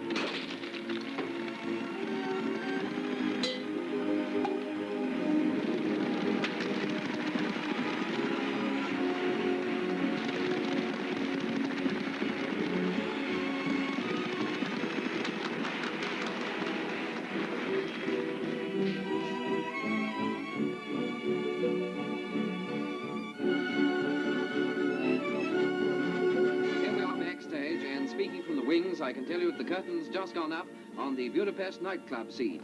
For tonight, my soul will sing with rapture.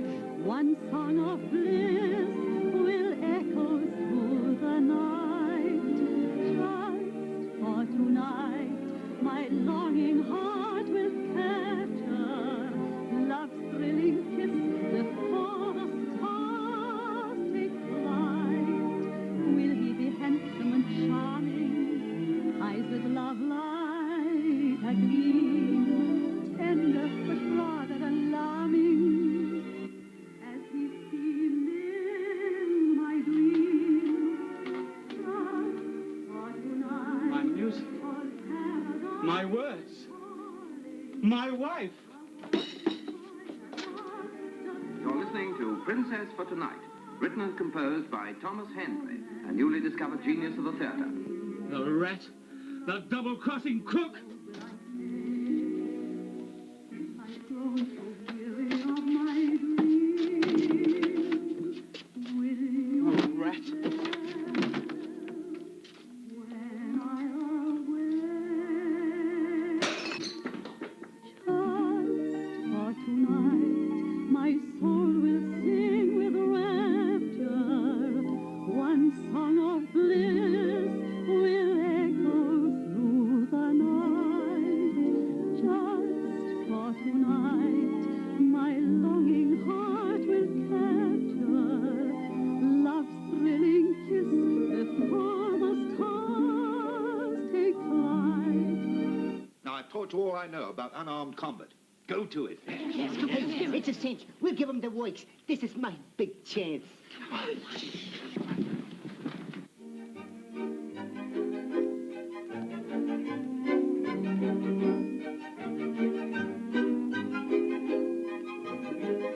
Them students, they got me scared.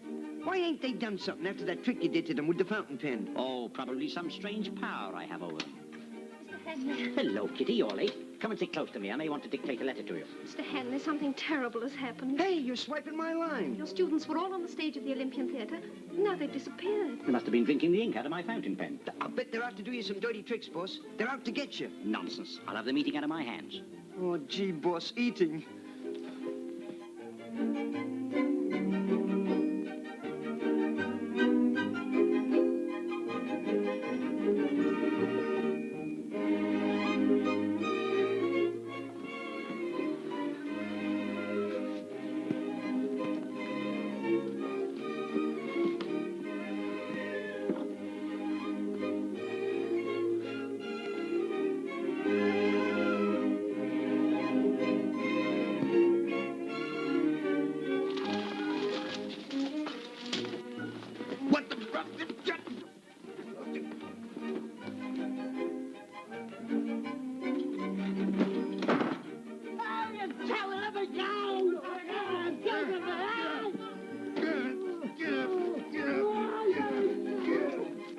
May we have your autograph, please? Why, certainly.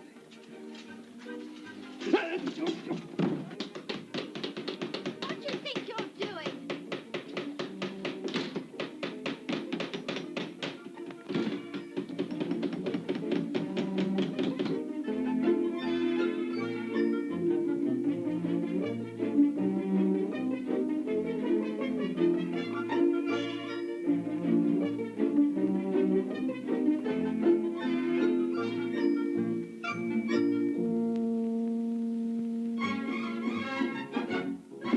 Good morning. Nice day. Good morning, I'll call again. I always find the world okay in hail or snow or rain. Go home and tell your mother she should keep you on a chain. Good morning. Nice day. Good morning, I'll call again.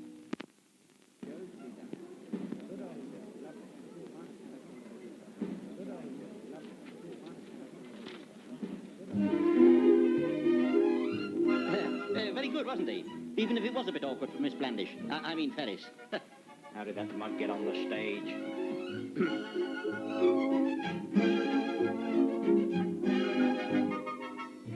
What the devil's going on here? Where is everyone? What's the meaning of this? Get up, are you all drunk?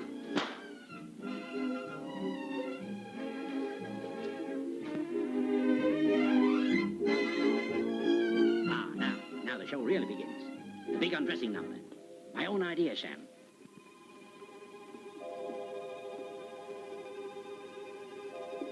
Remind me to open a cafe. Striptease sixpence with shrimp snipers.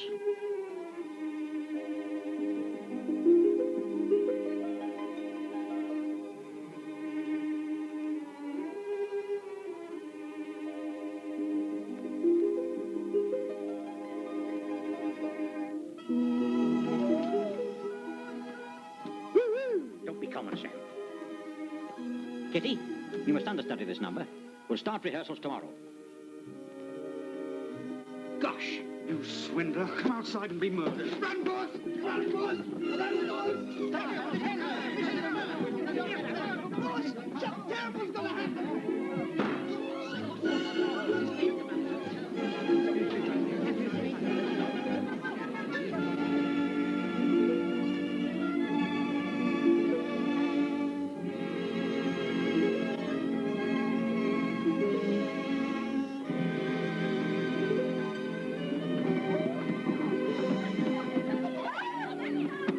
Let me out. Did you hear? I've got to go on.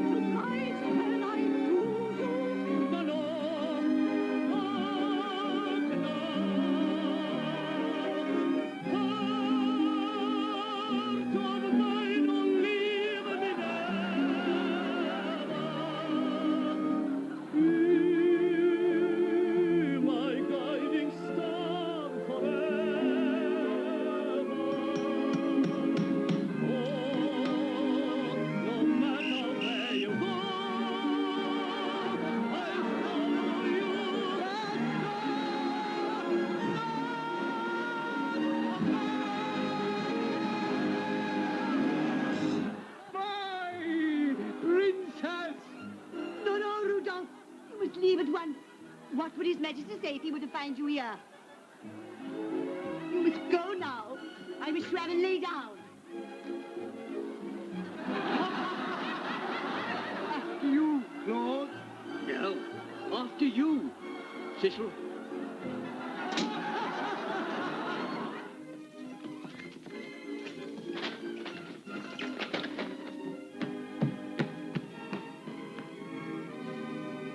Get out from under that lampshade, Handley. This is Pope speaking. I present a dramatic monologue written and composed by myself, entitled Hats Off to Winston Churchill.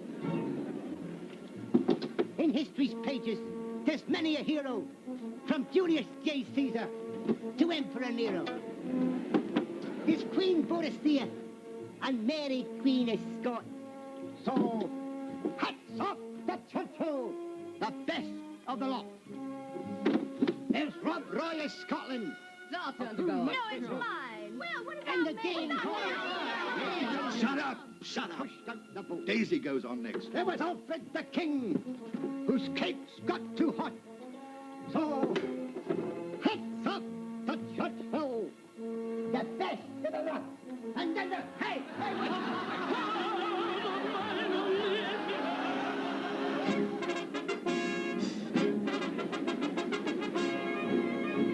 We've hoisted dear old glory beside the grand old Union Jack.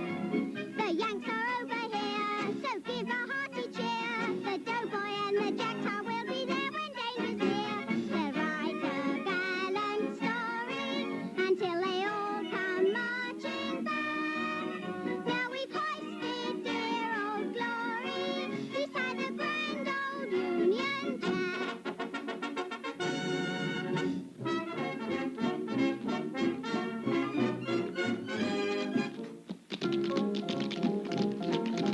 Hey, you guys, stop my performance. I'll shoot you down in flames.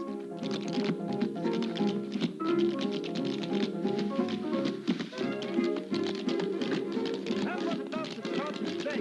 He'd always have a girl. The first time he saw Plymouth, he said to himself, "Whoa-ho!"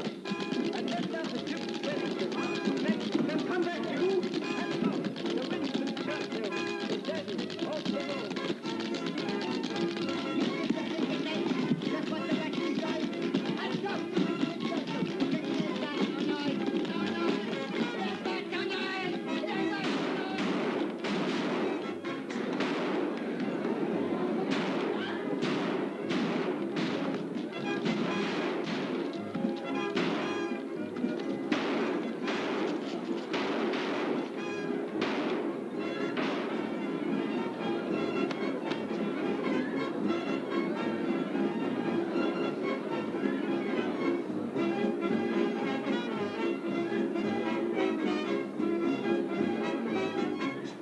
Ladies and gentlemen, my show has been sabotaged. For the first time in my life, I have disappointed my friends, the public. If you will apply at the box office on your way out, you can reserve your seats for the new first night.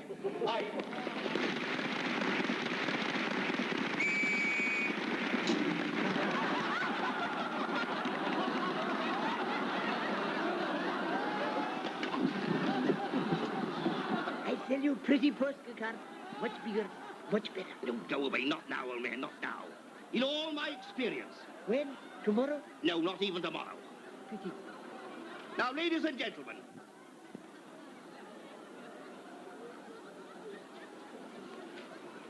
Ah, Mr. Handley. Mr. Burr. Henley!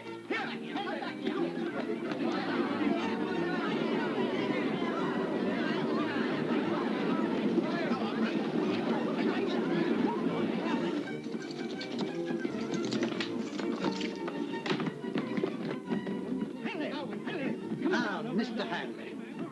All right. It's a fair cop. I'll take the summons. Summons? On behalf of my syndicate, I am entitled to offer you £5,000 for your Olympian theatre. What? Come out of there, Hanley! Come on!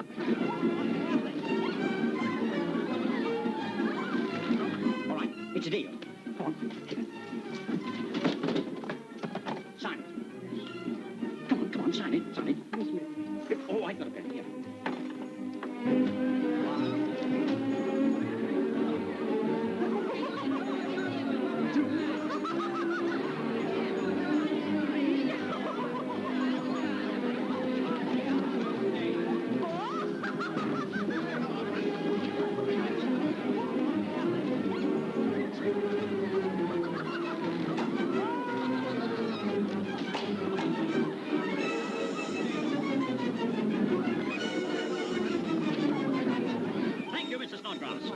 It's been a pleasure, Mr. Hanley. Goodbye. Goodbye. Excuse me, gentlemen. Arrest him, Superintendent. Just a minute. I have here a cheque for £5,000. For five? And never let it be said that the fair name of Handley has fouled the filthy name of foaming at the mouth. Thank you. Well, I must say you surprised me, Your Worship.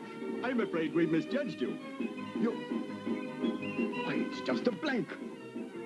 Lummy, my delayed action pen. Not fast. There, go on.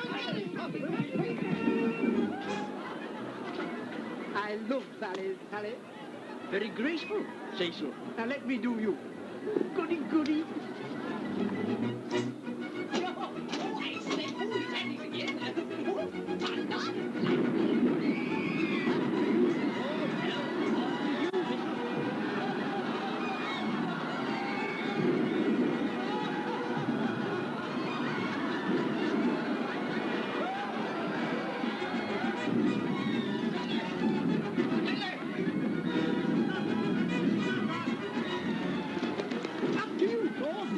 After you, Cecil.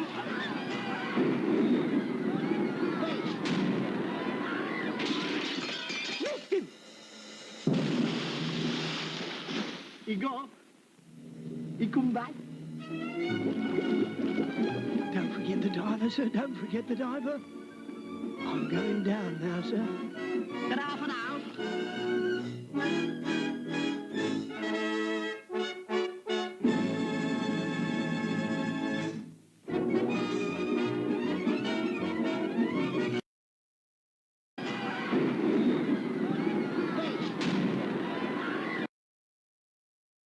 Wakey,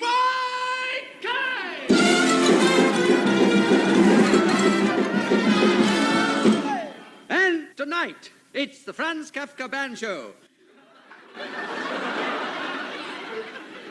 France's guests are Bishop Podgast with Sother the Exploding Hedgehog, King Freddy of Buganda and the Dreamers, Yaroslav Brovnik, the Dog-Toothed Czech.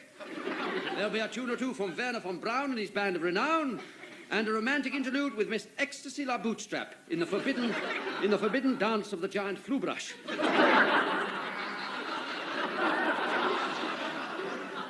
Once seen, never forgotten. Your comment for this evening is that zesty, curvaceous little armful mouthy tongue, or as he's better known to the Chislehurst police, get it, Hors!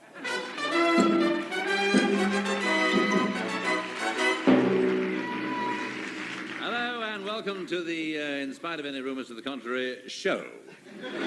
Now, last week the Polperro Poultry Breeders' Gazette devoted its fourth leader to a scurrilous attack on Round the Horn, saying that on one occasion in the past what might be construed as a heavily disguised double entendre was allowed to insinuate itself into the scripts.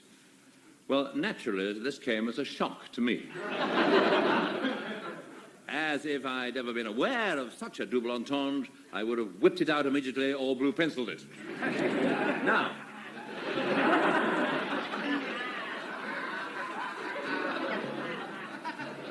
the phrase that the Polperro Gazette complained of was futtock-nadgering. Well, I mean, surely every schoolboy knows what futtock-nadgering is, and in fact, I believe you can get a badge in the Scouts for it. It derives from the old German. Was it not Goethe who said, Das Futtock ist Nadgerein? Well, no, it wasn't. But the word has a long and honourable ancestry and refers to agricultural implements. Now, we went to know that futtock-nadgering has quite a different meaning in Polperro, where, in fact, there's been an outbreak of it recently in the municipal car park. And police wish to interview a man in a fawn raincoat. My word, that chap gets about in the fawn raincoat. He must have a bicycle, I suppose. Still, on with the show. Smith, here. Come along. Sir, I was just taking off my fawn raincoat. Oh. Well, remove your cycle clips and announce the next item. Yes, sir.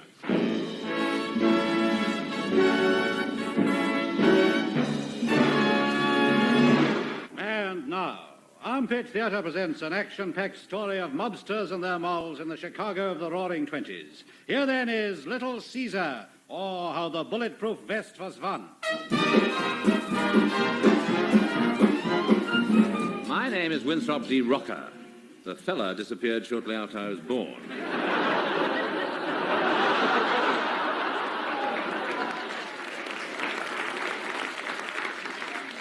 Well, you can't blame him, really, can you? And I was brought up by my mother on the wrong side of the tracks, the Chipping Sodbury side, which explains my accent. I was sent to Yale by my guardian, who was a judge. In 1925, I set up a small law practice, and that was when I first heard of babyface Omepalone. Soon to become public enemy number one. Oh, that's for me. I'm the baby face that Omepalone is talking about. My parents were of Italian stock, and as a little bambino, I helped my papa in his business. He had an ice cream car on the east side. Ice cream, okey pokey ice cream. You're lucky to buy some ice cream. Stop here and try some okey pokey. I don't know Luigi. Ah, the priest, old father, a hooligan. It's a hot day, father. Have some ice cream. Oh, I'll have a cassata. Coming up. Hey, bambino. Yes, Papa? Send up one cassata bolognese with a side order of spaghetti. Yeah. 153 with a 24 coming up. Why do you make your boy work down there in the ice cream cart? Well, keep him off the street. Oh. But it's not good for a boy to be in an ice cream cart all day. It's better than in the winter. I sell roast chestnuts. His mama had big ideas. She wanted him to be a gangster. Oh, that's no good being a gangster. Every day they're getting shot down on the steps of the church. Last week we had James Cadney 3 times.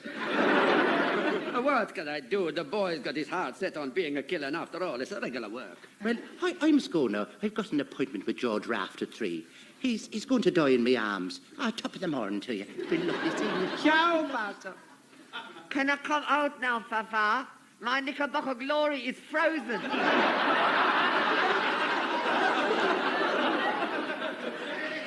Well, come up. Tell Mama she can come out too, and the rest of the bambinos. Come on. Papa, we got to find somewhere else to live. This cart is too small for us. Oh, don't worry, Mama. One day I'll be rich and I'll buy you a great big ice cream car. Oh, how are you gonna get rich? Oh, I'm gonna pull a stick up, Mama. Papa, lend me $5. I want to buy a gun. $5? Don't give the boy the money. Oh, how can he pull a stick up without a gun? All right. Here's the money. That only leaves me $2 in the world. Oh, thank you, Papa.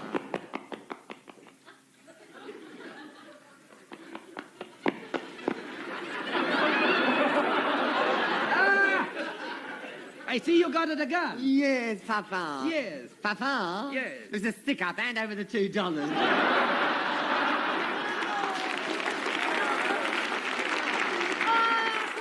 My boy, he's gonna be all right. From then on, Babyface travelled fast. Hardly a week passed without some new exploit. This is a stick up. Oh, it's Babyface Omepalone, and he's got a machine gun. It's no use holding us up. This is only a sub-post office. That's all right. It's only a submachine gun. News of Babyface's exploits soon reached Scarface Malone, public enemy number 2, and rapidly climbing the charts. I don't like it, see? I don't like it at all, see? No, there's only room for one Mr. Big around here, and that's me, see? Got that fat lip, Karlowski? Got it, Puppet, darling, hot. Open up, fat lip. Come in, Babyface. You wanted to see me, Malone? Yeah. Sharky, Yes, boss. What do you want? you know what to do. You want me to rough him up a little? Yeah. No, don't. I've just combed it. No. That's just a sample. Now button your lip. Zip up your nose and beat it. Not so fast. Oh, he's got a gun. It's a sawn-off Dusty Springfield. And I'm not afraid to use it. You've killed him. His eardrums are riddled. Quick, the cops. Evening, all.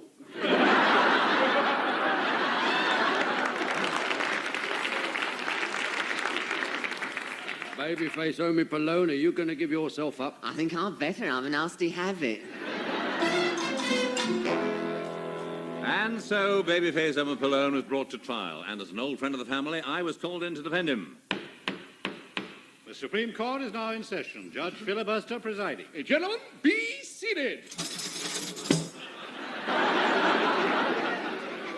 What is the charge? The state will prove that babyface Emma Pallone did willfully shoot 23 people in cold blood.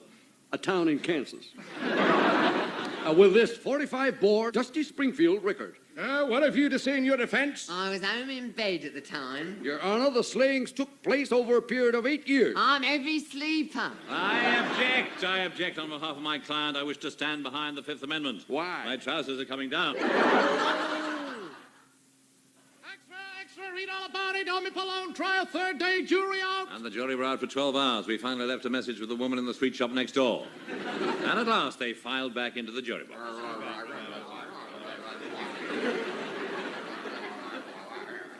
Members of the jury, have you reached your verdict? Well, we've considered his record and we've decided to vote it a... Have you anything to say before I pass sentence? Yes. Don't send me up the river. I don't want to be sent up. Thank you. Now listen, I'm only a kid. I'm a victim of society, brought up in a tenement ice cream cart. All day squatting on a block of ice. No wonder I'm a dead-end kid. Yes, all right, yes. I'm a pretty thief. The word is petty.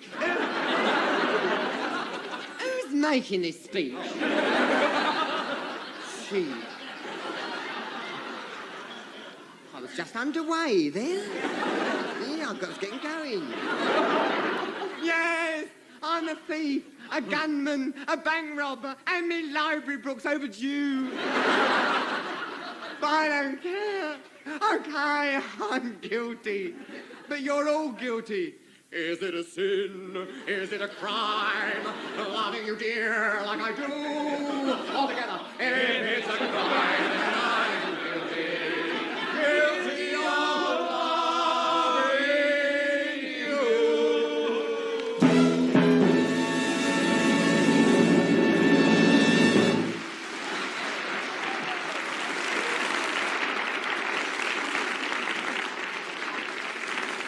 Now, the Round the Horn colour supplement. First, cookery. Great classic recipes by Daphne Whitethigh. Whenever I give a small informal dinner party, I always serve mousse stroganoff. It's simple and it's quite easy to prepare. First, take your mousse and truss it for the oven. 4 hours at regulo 6. Garni with a sprig of parsley, put an orange in its mouth, and stuff it with sage and onions or garlic pate. One tip, before you stuff it, make sure it's dead. Ah, lovely. That really made my eyes water. Now, this week the colour supplement turns its attention to the Englishman in love. Yes, the Englishman is often considered to be frigid in matters of the heart. Darling, I love you. Kiss me. No, Roger. Not before the servant. I'm sorry. After you, Mellors. Oh, thank you, your ladyship. I love you. Kiss me. Come on here. Oh, you're lovely.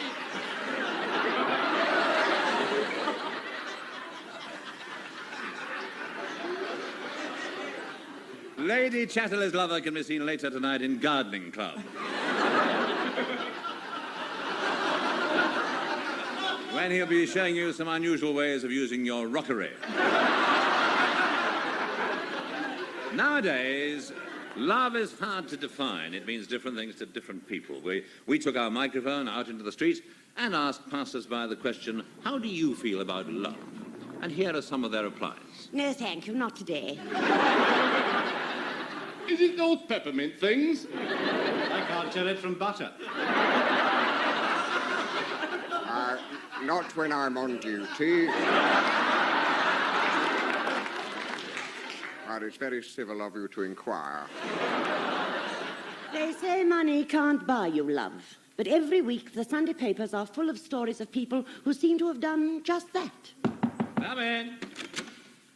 I Are you the editor of the Sunday Blast, the paper that rips the lid off? Yes, yes, I am.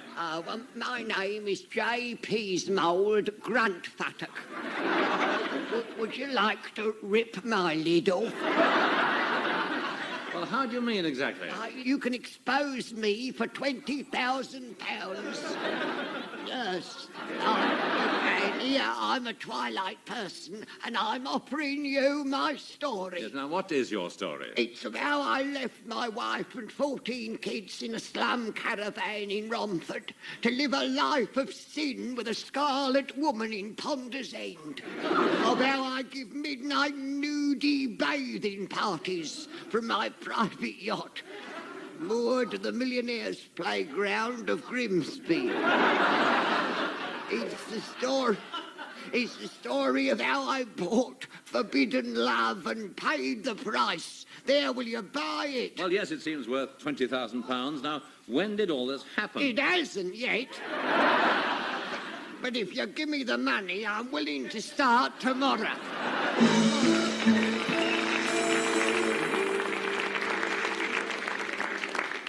Love is where you find it, providing, of course, you know where to look. And what can start as a casual friendship can blossom into a great romance, given the right location. For instance, on a boat. Oh, Charles, you startled me creeping up on me like that. Did I, Fiona? Yes, you gave me a turn. Did I? Oh, it must be my turn next.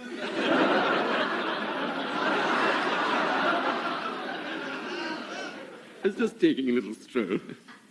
It's terribly romantic, isn't it? The moonlight glinting on the water. Look, Fiona, up there. It's vast, almost frighteningly vast, and dark. I wonder if there's intelligent life up there. Up there, Charles? Not up my nose.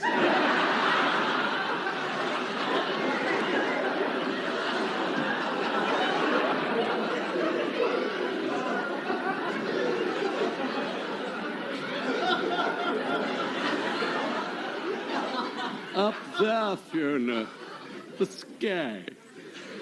All those stars, they're shining just for us. See them reflected in the water.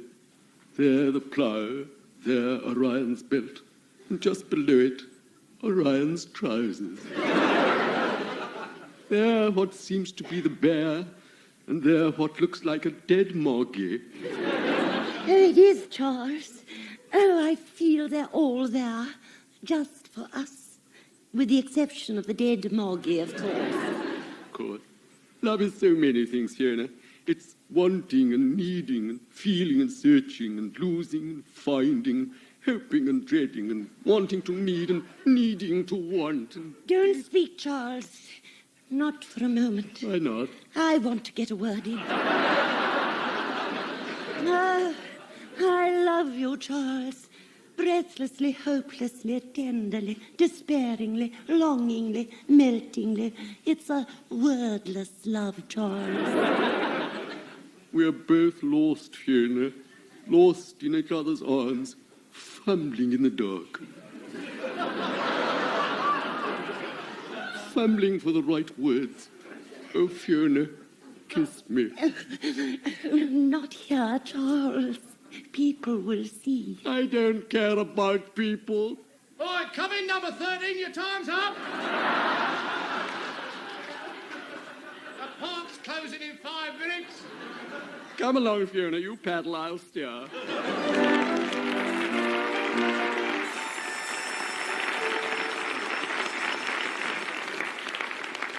the part of the dead moggy was played by members of the BBC Repertory Company.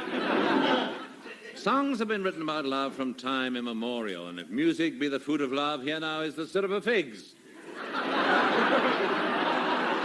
Rambling Sid Rumper.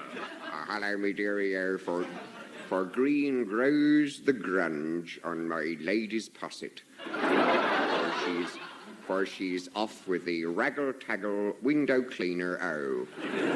Now, what have you for us in your gander bag this week? 'Tis a Lanarkshire air sung by the old spume pickers of they parts as they sit in the chimney corner scroping their cord wangles.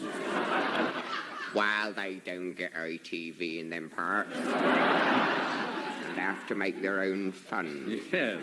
Well, perhaps it's just as well. I mean, scroping their cord wangles and watching Huey Green would be rather sort of bread and bread, wouldn't it? Precisely. Yeah.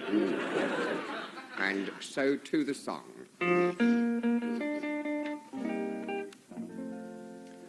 When I was a young man, I nadgered on my splod. As I nurked at the waggler's trade, when suddenly I thought while trussing up my groats, I'd wordle with a fair young maid. We wordled through the summertime until the winter came. And the only thing that I ever did wrong was to tell her my foggy name. Now I'm married and I've put away my splod, and my son's at the waggler's trade. Though I still think, as I'm trussing up my groats, of wordling with a fair young maid. I'd wordle her in the winter time. I'd wordle her for dear life. But the only thing that I'd have to do is to keep it from the foggy wife.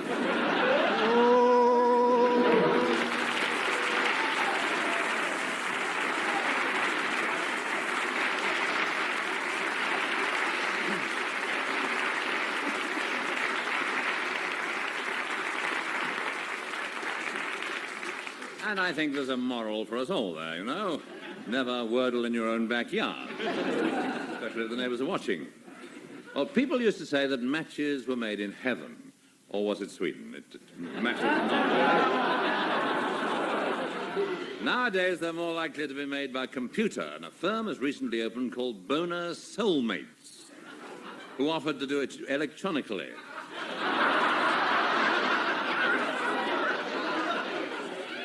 And I decided to pay them a visit. Hello, anybody there? Oh, hello, I'm Julian. This is my friend Sandy. Hello, yes.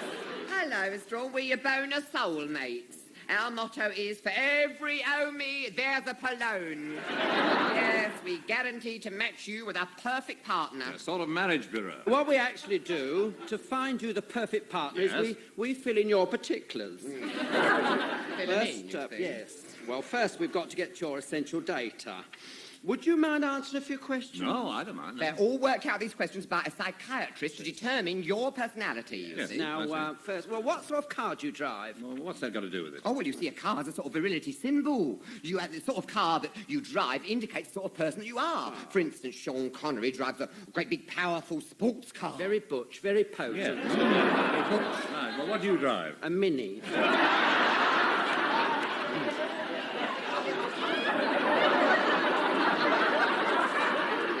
It's a conversion. Yes. You get the idea, don't you, Mr. Orr? Yes, well, I have a vintage model.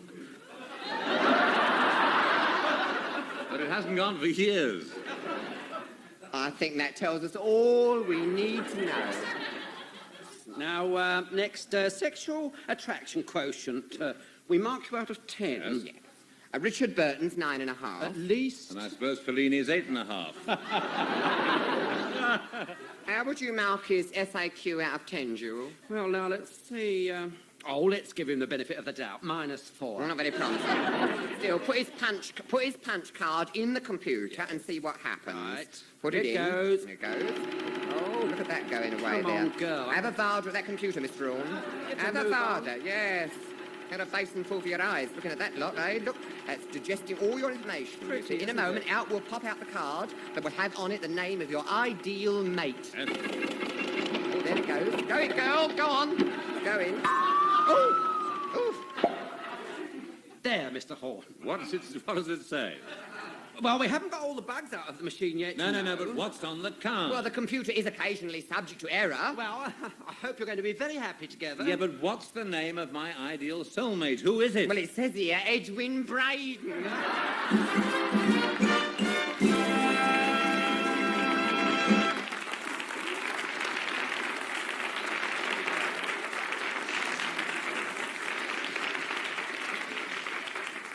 Great airy thing.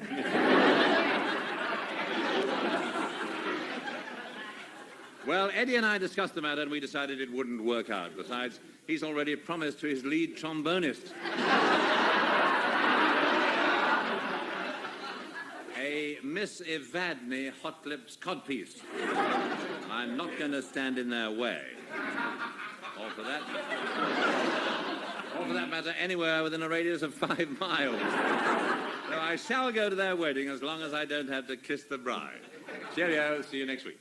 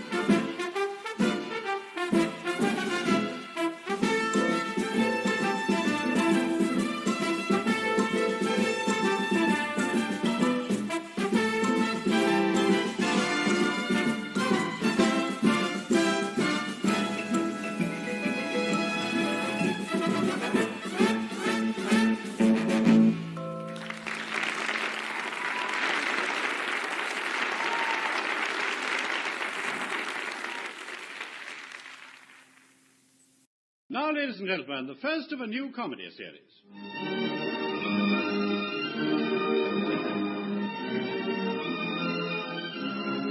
From the heart of London, BBC Studios proudly bring you an epic saga to bring a tear to your eye, a lump to your throat, and a pain to your neck. Shudder to scenes of naked violence like this. Take that. Ah! Take that. Ah! Take that. No, I can't your last one.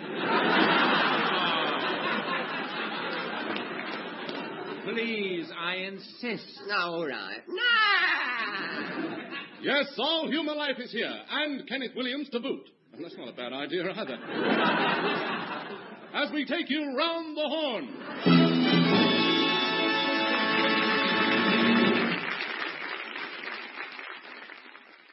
Here are details of some of tonight's programs. At 8:25, an Abbey will be talking about Top of the Picks. Immediately following this, the BBC extends an invitation to come dancing with Lord Boothby.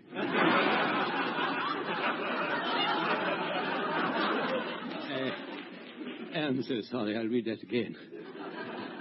Invitation to come dancing. With Lord Boothby in the studio tonight will be a panel consisting of Richard Burton, Wilfred Lawson, and Jimmy Edwards in this week's edition of Does the Team Drink? And finally, for those of you interested in flower arrangement, A.G. Street will be reading an extract from Lady Chatterley's Lover. But meanwhile, for those of you who are more easily pleased, it's round the hall.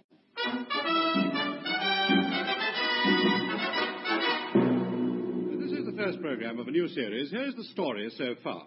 In the last episode, as you may remember, we left winsome, curvaceous Kenneth Williams held captive in Nile Street by the mysterious gynecologist Hugh Paddock and his sinister bodyguard, gnarled, grizzled Betty Marsden. Inch by inch, the ceiling is descending, while a drink-crazed crocodile, played by the Fraser Hayes Ford in a skin, snaps at a rope which holds him suspended above a vat of tepid chicken fat, played by Bill Pertwee. Suddenly, the door creaked open, and silhouetted in the doorway stood a ghastly apparition, a nightmare creature of hideous aspect. It shuffled forward and spoke. My name is Kenneth Hors.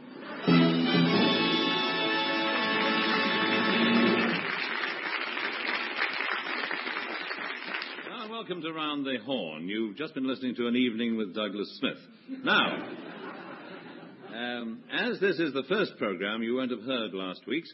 The script, as you may have gathered, is by Edgar Allan Poe, who, as you know, wrote such masterpieces of horror as The Telltale Heart, The Pit and the Pendulum, and Compact. In the series, we shall not hesitate to make outspoken political comments. Disraeli had warts. Gladstone wears a wig. Boner Law's got hairy ears. Yes, that's just a taste of what's in store. None shall escape the lash of our scorn. No, none shall escape. None at all, no. None. We shall not be afraid to tell you the truth, even if it concerns the highest in the land. Princess Margaret is married to Anthony Armstrong Jones. I say steady. Obadiah Silk travels on the tube without paying his fare. Really, how do you know? I am Obadiah Silk.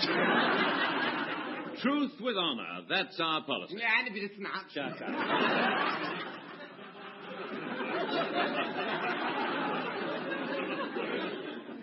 Well, now then, how does a show like this come into being? Well, say that again. That, I must say, is a question I'm frequently asked. Well, perhaps not frequently. I should have said never, really. And so, in response to listeners' intense apathy, from time to time we're going to present a feature on the backroom boys of the BBC. To those chaps who spend all that time in a small backroom in Broadcasting House, we'd like to say... Hurry up here.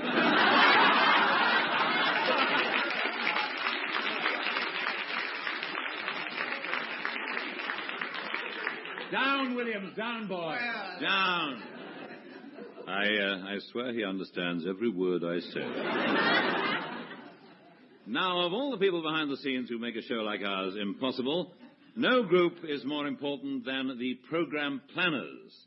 Let us eavesdrop now on one of their meetings as they voice their opinions on the sort of thing that you, the public, want to hear. Filth, tripe, unsavory muck. Gentlemen, we are facing a crisis. We in radio must win back the audiences that we lost to the talkies. They'll never catch on. 9 days wonder. Just a flash in the pan. Flash in the pan. Quite enough of that. Well, let us face facts, gentlemen.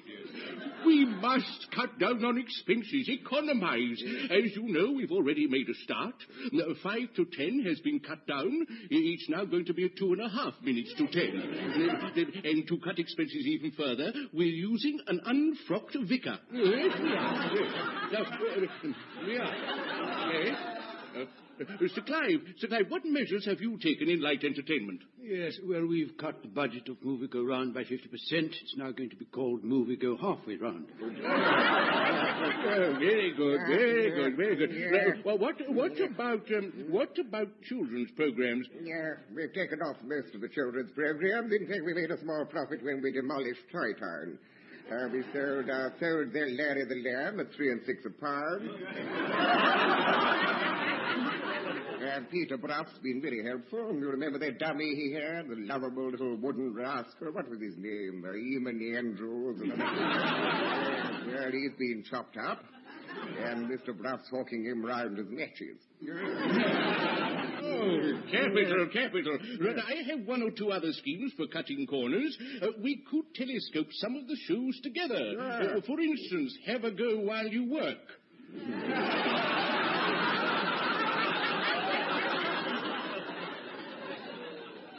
Lift up your housewife's choice. Well, all these economy measures should save the BBC a lot of money. We may soon be able to put into effect the plan that I know is nearest to all our hearts. Yes? We can vote ourselves a substantial increase in our salaries.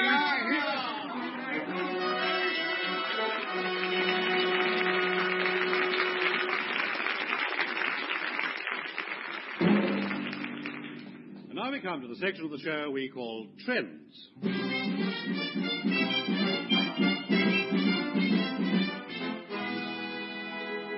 It's a feature especially for the younger crowd, the jet set, the trendy, the with-it pace-setters, the few who are switched on as opposed to the many who by now would have switched off. Oh, my Lord's got hairy ears. Oh, dear. Give him something to say and he milks it to death. And a mole on his hip, shaped like an artichoke. Oh, stop it, William, stop it. Now, where was I? Now, what new trends are there on the fashion scene? Bosoms are back. I'm very pleased to hear it, indeed. Welcome back, bosoms. It's good to have you around again. And waists are back where they belong. Oh, where's that? Round the knee. This year, Jacques Fart is very keen on plastic hip-length waders with Cuban heels. Well, if he's so keen on them, let him wear them himself. He couldn't get me into a pair. Never seen anything so effeminate. Absolutely disgraceful. Thank you, Norman Hartnell.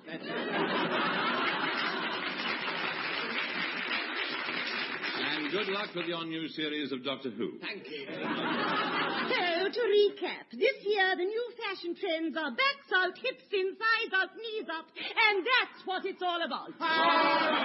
He said, rah, rah, rah.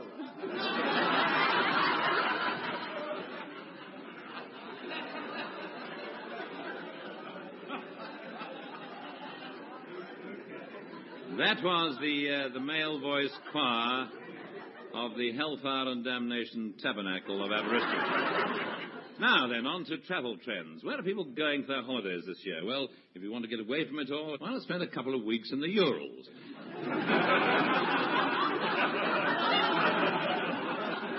Then there's a package holiday in Yugoslavia, a walking tour, lasts 5 days. Or 3 if you run. But here's one that's becoming increasingly popular with English tourists, 3 weeks in a Spanish jail.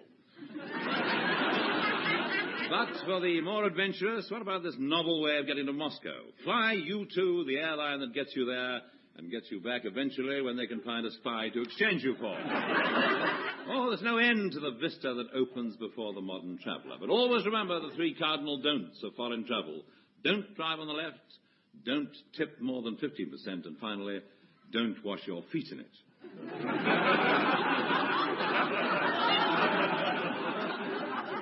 Now, what's new in art? This week at the Codpiece Gallery, there's an exhibition of pop art by an exciting new artist, Toulouse Rickett. Now, Mr. Rickett, I must say I was intrigued.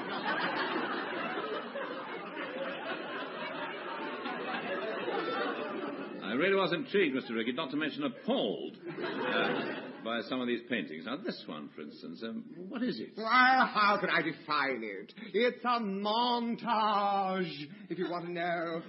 A montage composed of objets trouvés. Yes, well, I gathered that, but where exactly did you trouver that particular object? You mean this wooden seat? Yes. Well... Actually, it comes from the gents' wash and brush shop in Paddington. I've created a collage using it as a centerpiece against a background of motorbike parts, raspberry jam, and a final demand for the rates. I call the whole thing Prelude to a Down Payment on a Gas Cooker. And these 3 pictures? Ah, yes, my triptych. I knew you'd like that. They express the chaos of man's environment, his eternal quest for the immutable and the unknowable. You can have it for £3. Go on. I've been working in a new and exciting medium, fruit salt. No, thank you, no, thank you. But there's 30 bobs worth of fruit salt there alone. Yes, I realise that. Oh, 15 bobs. There, I can't say fairer than that, can I? No, really, I just don't... No, but goodness me, you don't have to look at it. You can scrape the fruit salts off with a penknife and use them. Yeah, tone you up they will. Look at how you need it, too. Like a new man of you. Go on, 5 bob. No. Well, lend me 6pence for a cup of tea. No. Would you like to meet a nice girl? No, I'm sorry. Fascist pig, Philistine, capitalist hyena, reactionary imperialist. You've got a red nose. You're bold! Go home, Yank! Oh, he's gone. Oh, it's so dispiriting. How can a sensitive artist like me survive in this money-grabbing world?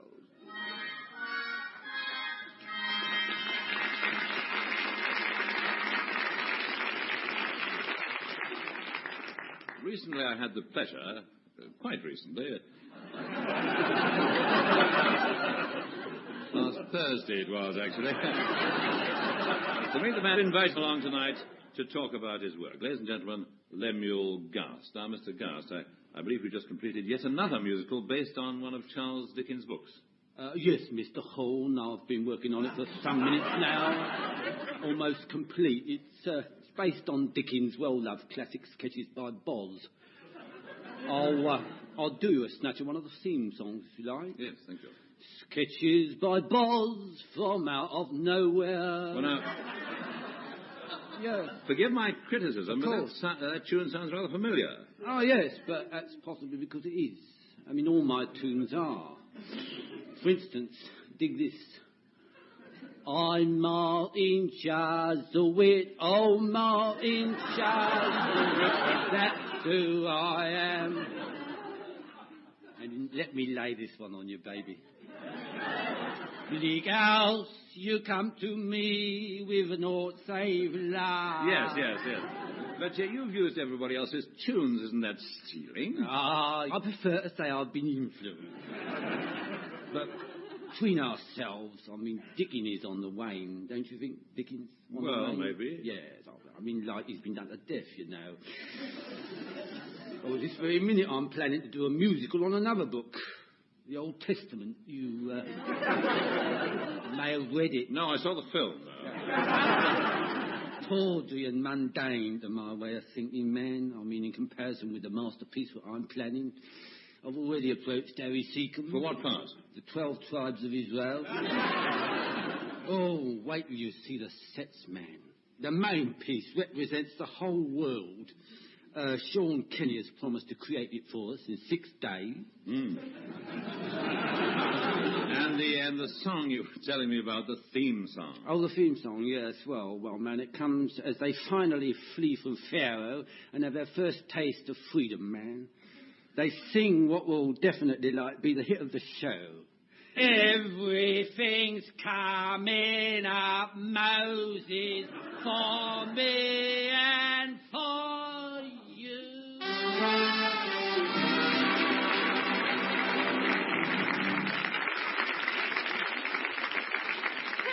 For this week's edition of Trends. Next week, we'll bring you some more sad people talking, gear people raving, drunk people mumbling, and rude people gesturing. And so, goodbye to those of you who are with it, and to those of you without it. Just send a stamped addressed envelope and we'll tell you where to get it.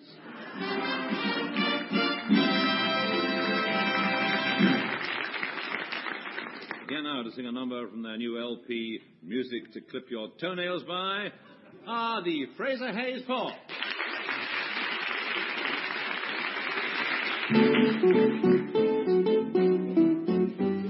You gotta stay with the happy people. Have your fun, live in the land of joy. You gotta stay with the happy people. Face the sun, life is a Christmas toy. Down through the endless ages, tears have been contagious. And take from me that misery is looking around for company. So stay, stay, stay with the happy people. Don't wrinkle your brow, it's strictly out of style. Just stay with the people who love to wear a smile. Wear a smile and stay with the happy people. With the happy, happy people. Have your fun, live in the land of joy and happiness can be yours. So stay. You gotta stay with the happy people. That's the way to be. And face the sun, life is a Christmas toy. Down through the endless ages, tears have been contagious. And take from me that misery is looking around for company. So stay, stay, stay with the happy people. Don't wrinkle your brow, it's strictly out of style. Just stay with the people who love to smile. Don't wrinkle your brow, it's out of style. Stay with the people who love to wear a smile.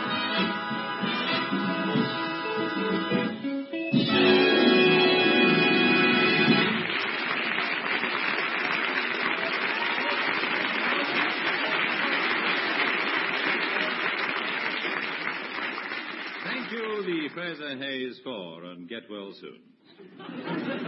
Ladies and gentlemen, the Clissold saga.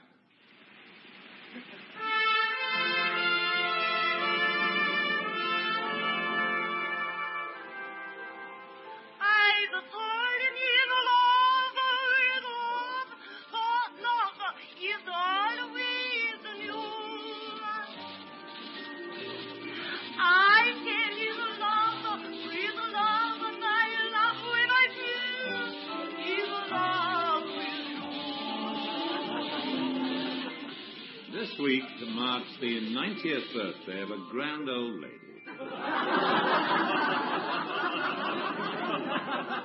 Lady Beatrice Counterblast. Known to generations of theatre lovers, cinema lovers, and in fact, lovers of all kinds, as B. Clissold. Under that name, she rose from humble beginnings to the dazzling heights of stardom in a career that spanned 75 years and almost as many husbands. So, as a humble tribute to this very great star, we intend to present a radio biography. Now, last week I went down to Chattering Parva, her country home, where she lives in utter seclusion, served only by her faithful manservant.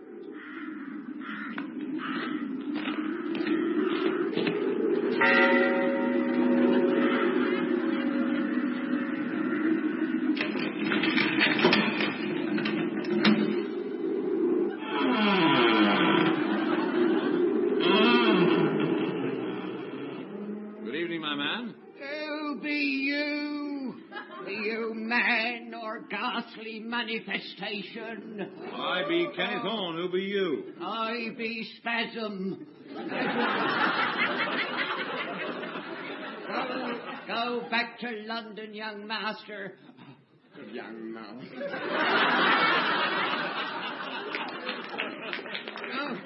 Go back to London, young master, for 'tis too late. This place be accursed. Oh, I be come to exorcise the mad nun of Chattering Parva. No, I've come to interview Lady Counterblast. We're doing her life story on the BBC. They broadcast any filth these days. We won't be doing anything like that. Well, there won't be much to say then. Through here. Thank you. We're all doomed. Oh, I've got a touch of the doom.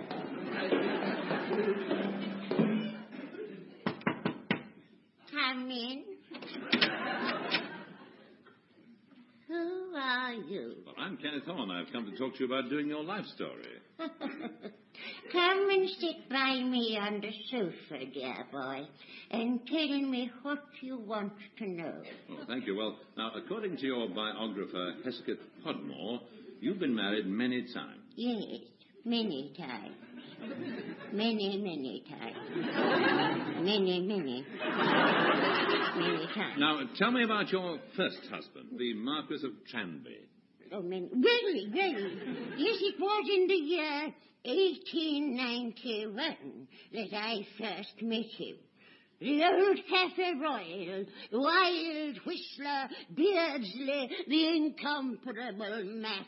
Oh, the elegance, the witty conversation, the gaiety of it all.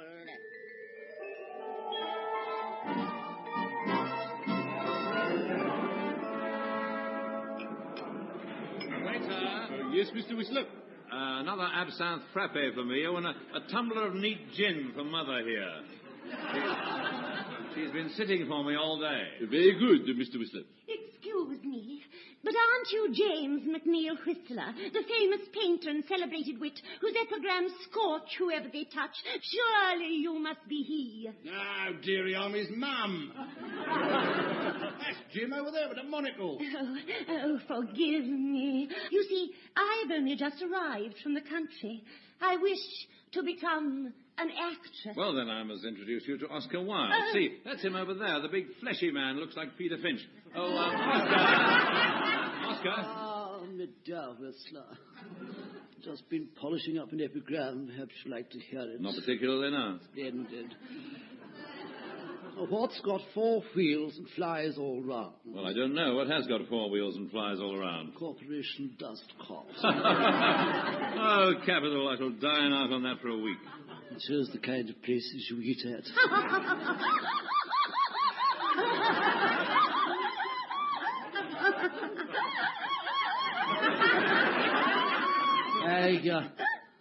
I'm very taken aback with this young lady here.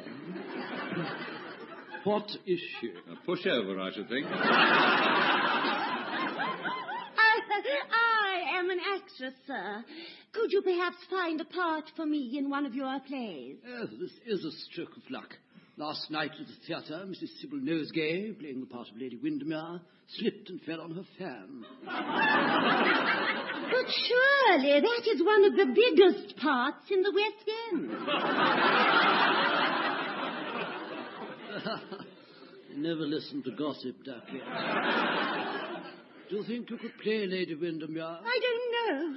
I've only ever played Maria Martin in the Red Barn. It's much the same, dear. Just camped up with some posh chat and a few jokes. Start rehearsing this afternoon.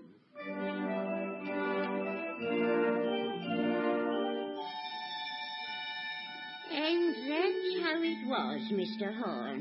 I was an immediate success. After that, London was at my feet.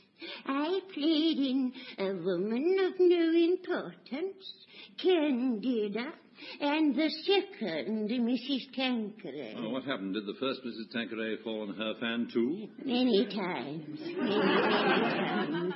Every night, admirers flocked around me. I was the toast of London, but I was only interested in one man.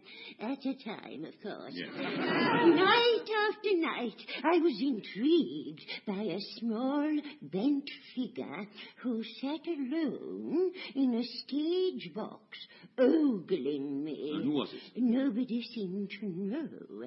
Some said he was of royal blood, a prince perhaps, while yet others thought he might just be an old tramp who crept in there for a kip. But, Mr. Horn, one night I was in my dressing room, changing off the performance, when there came a knock at my door. Miss Clissold, there's a gentleman to see you. Says he's the Marquis of Tranby, but he looks more like the dog and duck to me. Show him in. Forgive my intrusion. My dear, but I am your unknown admirer. I've ogled you from afar, and now I'd like to ogle you from close to. My dear, may I just... Margaret, what are you doing? Just an old man's whim. Miss Clissold, would you like to make me the happiest man in all the world? What? Here?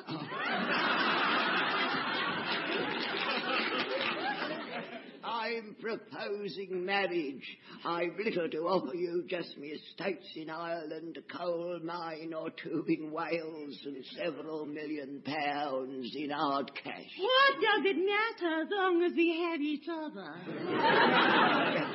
Then you'll say yes? Frequently.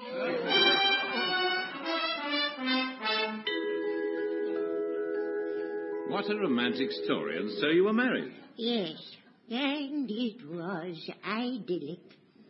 A dream come true.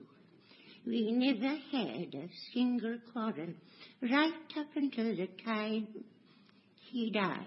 Well, it sounds like it must have been an ideal marriage. It was. It was. The happiest 4 hours of my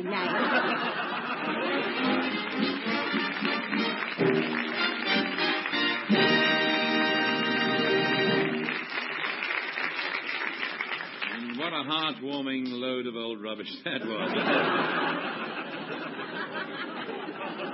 Next week we continue the saga of one of the world's best loved, or should I say most often loved women, Bea Clissold. But for the moment, it's goodbye from us all in the studio. Before I go, I'd like to give you the answers to last week's quiz. The answer to question 1 was 3.5 inches. The answer to question 2 was, of course, Lionel Bart or a pork pie. Not many of you got that, incidentally.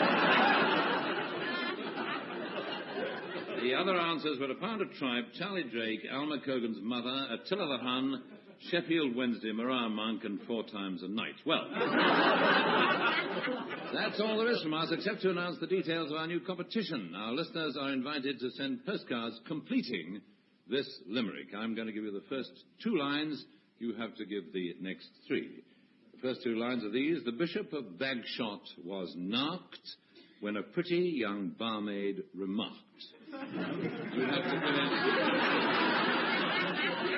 fill in the next 3 lines.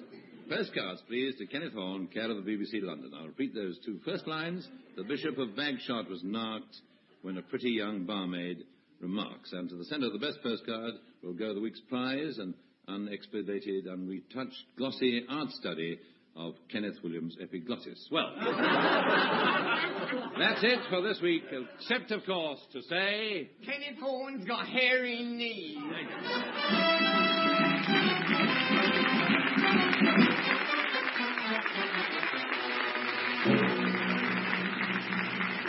That was Round the Horn, starring Kenneth Horne, with Kenneth Williams, Hugh Paddick, Betty Marsden, and Bill Pertwee. On the musical side, you heard the Fraser Hayes Four and Paul Feneley and the Hornblowers, with incidental music composed by Edwin Braden.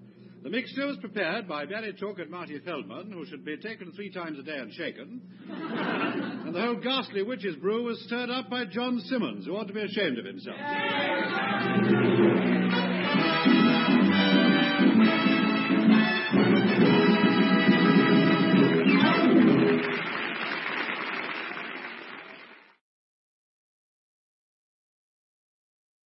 My lords, ladies, gentlemen, Field Marshal Limpopo, General Klaus von Rundstedt, the Alberspiegel of the Royal Welsh Fusiliers, Colonel McGanderpoke, not forgetting his good lady wife. Oh, I beg your pardon. Good lady wife.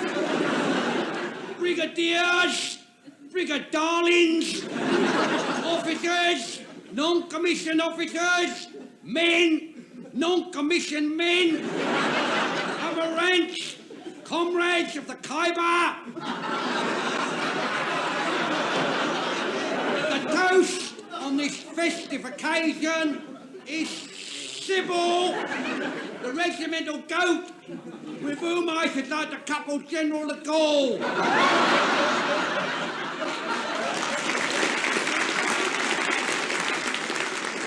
Not to mention, round the hall.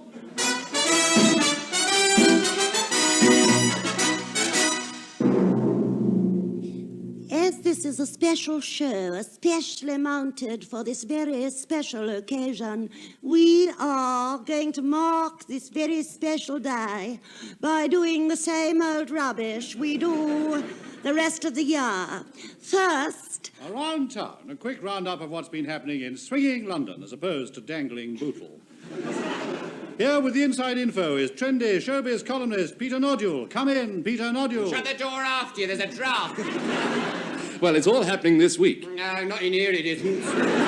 Yes, it's really popping all over town. Plead the headache. Hot news. Trendy trumpeter Herb Albert is in town staying at the Balls Pond Road Hilton with the Tijuana Brass. His only comment, we're just good friends. And on the sporting scene, Daphne Whiteside reports. At Wembley yesterday, the Dobby Royd-sponsored Horse of the Year show was won by Pamela Ormsby-Foot. Her horse came second. Finally, man on the spot, Brad Smallpiece, with news of current events. There have been no events this week concerning currents, with a possible exception of an incident concerning a Christmas pudding and a workhouse master. But there is, however, many exciting happenings to titillate the visitor. Porridge tasting in the Crypt of St Paul's, a torchlit display of ferret sexing at the White City, and Otto Klemper at the Albert Hall playing selections from the well-tampered liver sausage. But I myself personally would plump for the Aldershot Tattoo, which can be seen nightly on the arm of Lance Corporal Glut at the Jolly Embalmer, High Street, Aldershot, and depicts two heraldic camels entwined and the motto, "Up the Liberals." Yes, well worth a visit, but here now to announce our next item is our own trendy announcer, Douglas Shh, you know who. Thank you. That was, of course, Kenneth Shh, you know what. Listen! No, don't! He's got no right to say that. He's only an announcer. Oh, take no notice. Take no notice, Doug. Don't let him throw you. No, you get on with it, Doug. Go on, gird up your loins. Well, they're not actually mine. I'm breaking them in for Kenneth Williams. I'll thank you not to bandy my loins about. I won't have me loins made a laughing stock. I'm not having me loins pilloried to make a Roman holiday. It's cheap and it's uncalled for, especially when you consider my stature. Am I not part of Britain's great heritage? I should be above ridicule.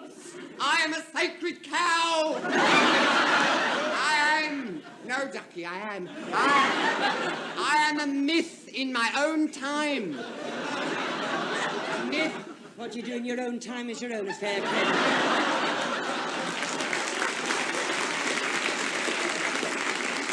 Darling Douglas, make the announcement. The Round the Horn Christmas Colour Supplement.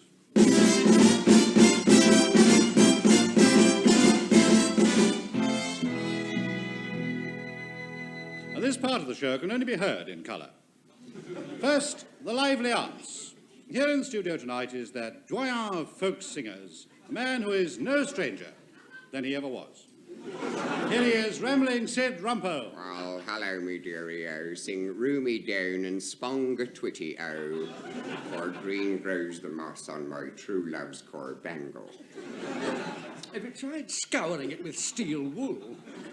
I did, but it took the varnish off. Well, since I've been here last, I've been a-wandering over hill and dale, through bush, through briar, where the spotted curd wings low, or the bosky fields of grout and turf, and to where the high spume blows and the curlews grunge. Grunge? Yes, grunge. I didn't know curlews grunge. Oh, they do. You can't stop them. It's their diet. You'd grunge and all if you lived on a diet of seaweed and worms.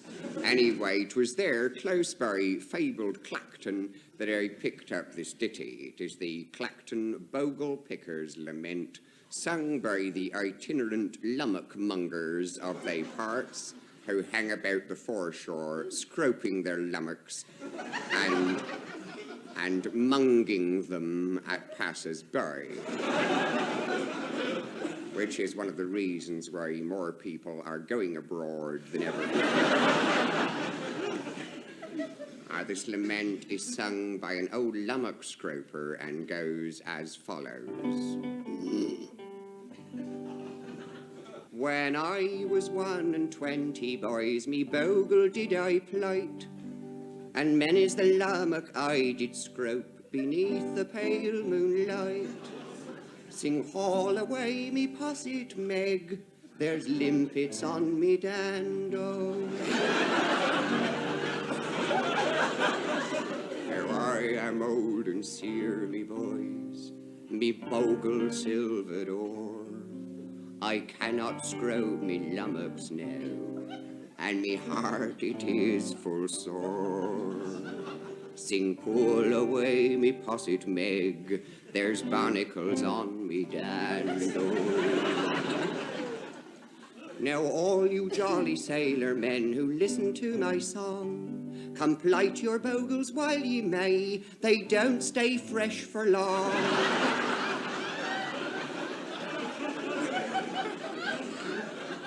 Sing hurry up with a posset Meg, there's an octopus up me dander. Oh, that can be very nasty. Well, thank you, Rambling Sid Rumper. You are part of England's living folklore. Yes, you ask me, it's a law that should be repealed. Finally, Round the Horn Christmas Colour Supplement takes a look at Christmas at the BBC. And in the Round the Horn studio, presents were being exchanged. This is for you, Fiona. I hope you like it. Charles, what is it? Such an unusual shape. But what a pretty ribbon. I had them put it on in the shop. Do you want it now, or will you wait until after the Queen's speech? No, Charles.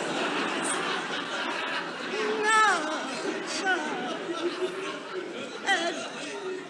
Darling, please pass me the scissors. Ah! Oh!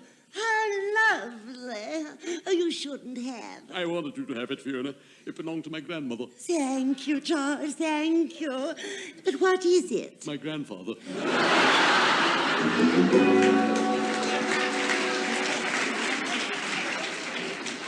Meanwhile, other gifts are changing hands. Well, Merry Christmas, Jewel. Merry Christmas, Sand. Here, this is for you. Oh, Jewel. Oh, how thoughtful. Oh, it's absolutely boner. Yeah.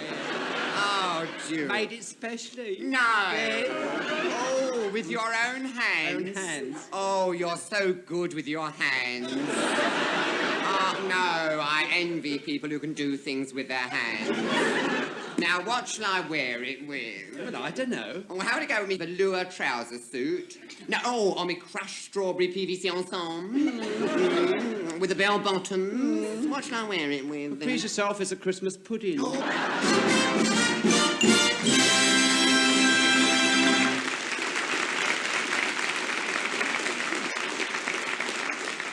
And now it's time for the Fraser Hayes Four, a sort of gin-trap family of singers.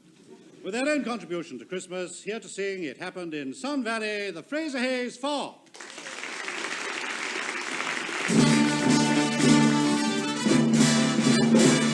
It happened in Sun Valley not so very long ago. There were sunbeams in the snow. And a twinkle in your eye.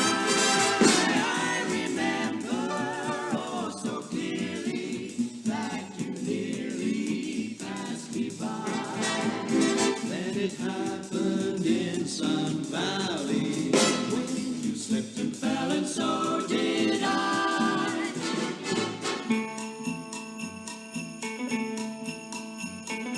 Howdy, folks, let's go for a ride. Get your favorite one to sit by your side. Cuddle up in the sleigh, giddy up, belly gray, and away we go. While we listen to the sleigh bells ring, yodeling to your baby.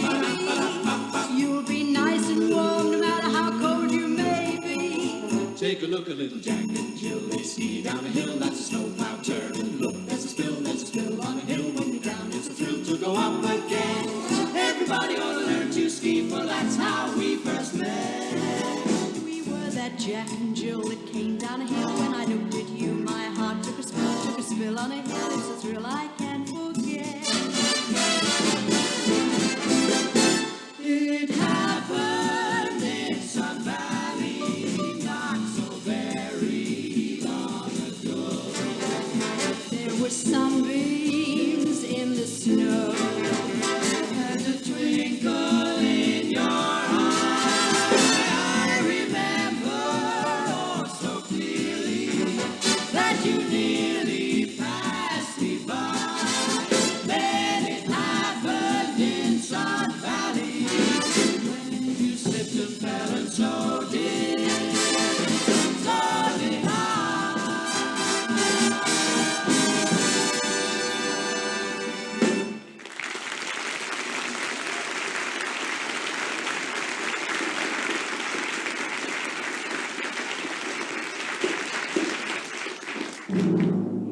Ladies and gentlemen, it's...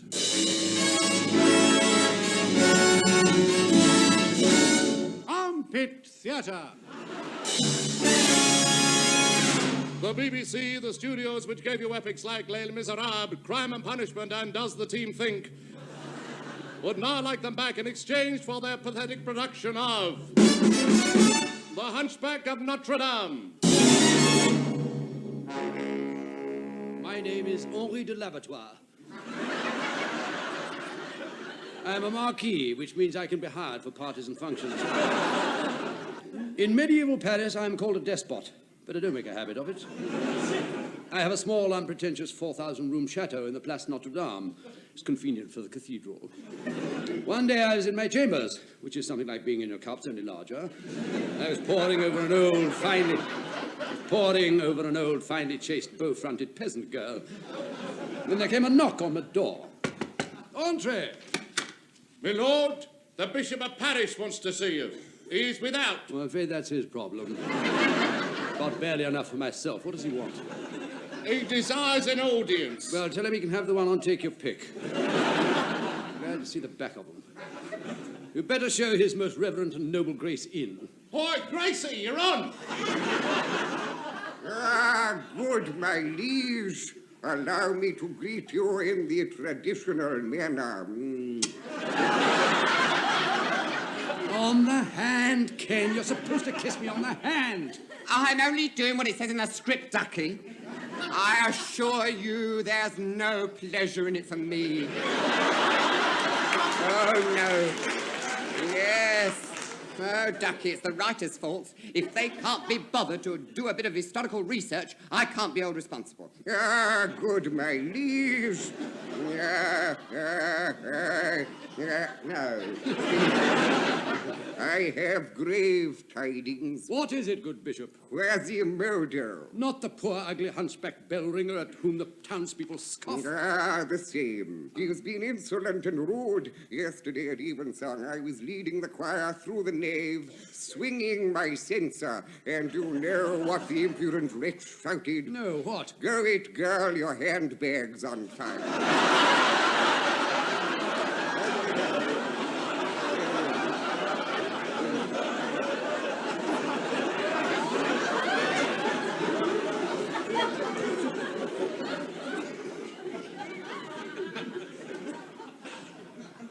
What did you do? What could I do, my liege? I gave him a mouthful of knuckles.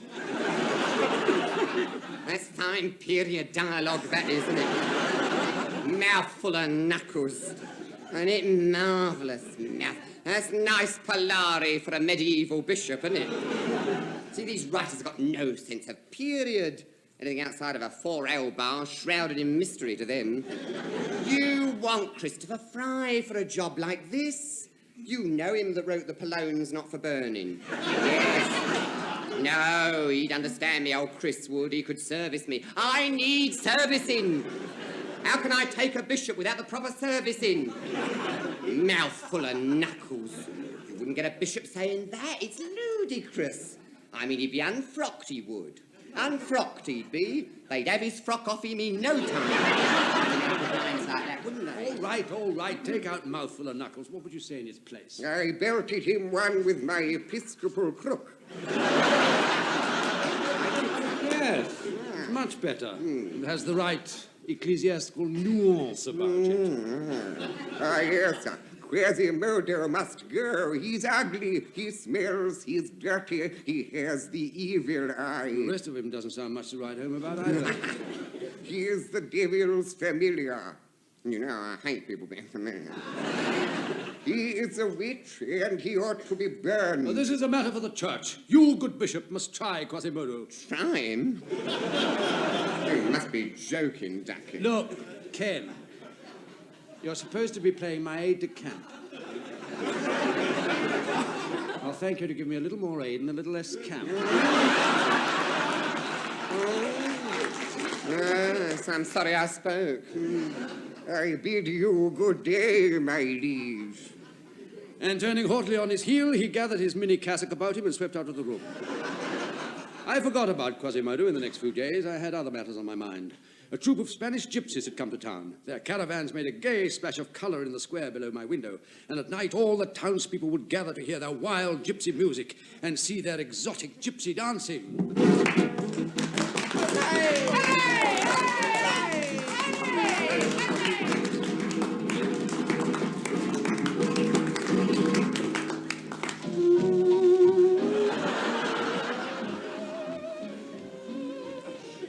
And representing Southeast Europe is Sunny Zal and Edna Lippincott, who dances under the name of Esmeralda. She is wearing a dress that she made herself out of 140 yards of sequined horse blanket. Her balaclava helmet is encrusted with gilded senna pods. Yes, as she told me, she sewed them on herself. She and Sonny were last year's runners-up. Well done, Sonny and Esmeralda. Keep taking the tablets, dears. Watching from my window, I was entranced by the fiery Esmeralda. She was beautiful, untamed. Her lips were a sensual scarlet wound set in a perfect oval face. Her eyes held a smouldering invitation to forbidden delights. I should have played that part. It describes me perfectly. Why didn't you get it? I failed the medical.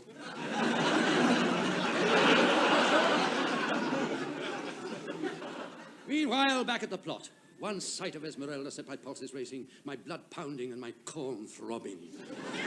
I sent my servant to bring her to me. Good, my liege. I've obeyed your command. I've got the Jippo Bodger outside. Show her this way. I think she already knows that way.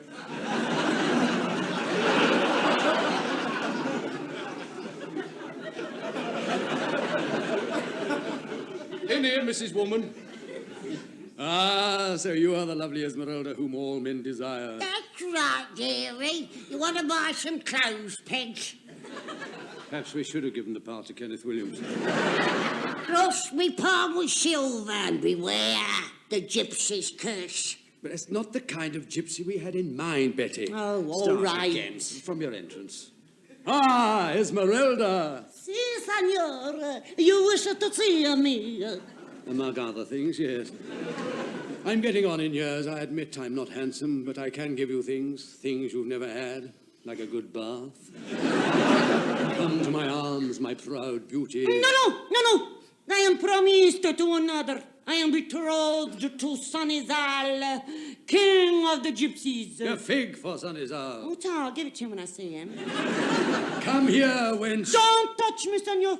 I warn you. If you lay one finger on me, I shall kill you.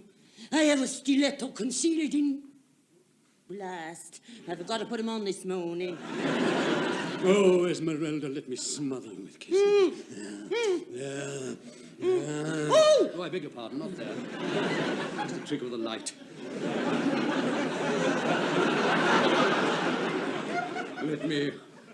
Let me hold you like this. Close to me. Oh. How do you feel now? I wish they had given the part to Kenneth Williams. Grace. Well, Esmeralda, you have but one choice. Take me as your lover, or I shall see that you are burned at the stake as a witch. I shall never submit to you. Very well. Executioner! Yes, master, what is your bidding? This wanton wretch is to be burnt at the marketplace, or if wet in the scout's hut.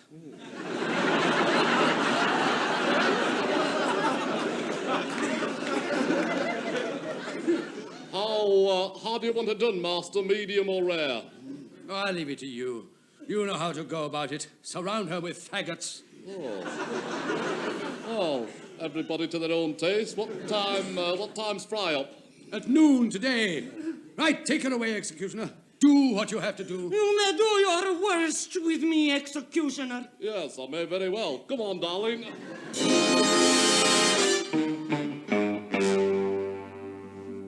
Meanwhile, in yet another part of the plot, other eyes were watching, or should I say other eye. It was Quasimodo. Enter Kenneth Williams with cushions stuffed up his jacket.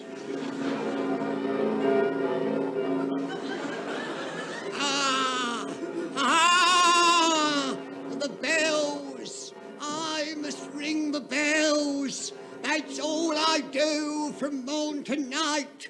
Ring the bells! That's how my life is spent, but I love the sound of the bells. Yes, I do like a good ding-dong.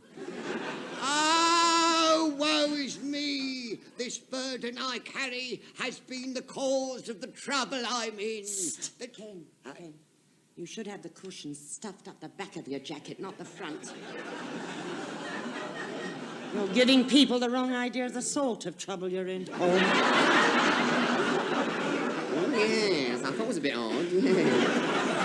Now, where was I?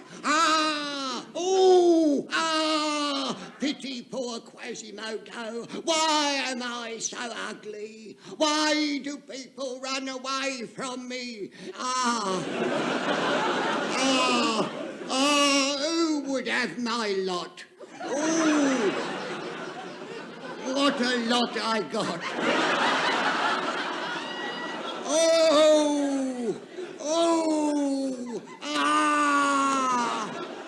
This is your actual tour de force, this is. It's worth a knighthood at least, this is. But am I not human? Have I not parts and passions? Well, don't take a vote on it. I love Esmeralda. I know I'm not much to look at, nothing to see, but I'm funny that way. Well, I'm glad I got all that out of my system. Now we can get on with the story now. The scene changes to the square in front of the cathedral. Esmeralda is about to be tied to the stake. The executioner prepares to ignite the faggots, when suddenly a hunched figure bursts through the crowd, seizes the object of his desires, and rushes up into the belfry of Notre Dame. You'll be safe with me, my little beauty. Hey, what's your game, mate? Put me down. Oh! Blast, the wrong one.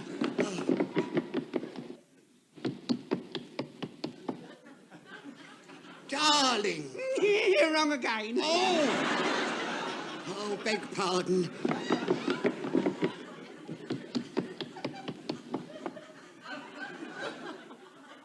There, Esmeralda.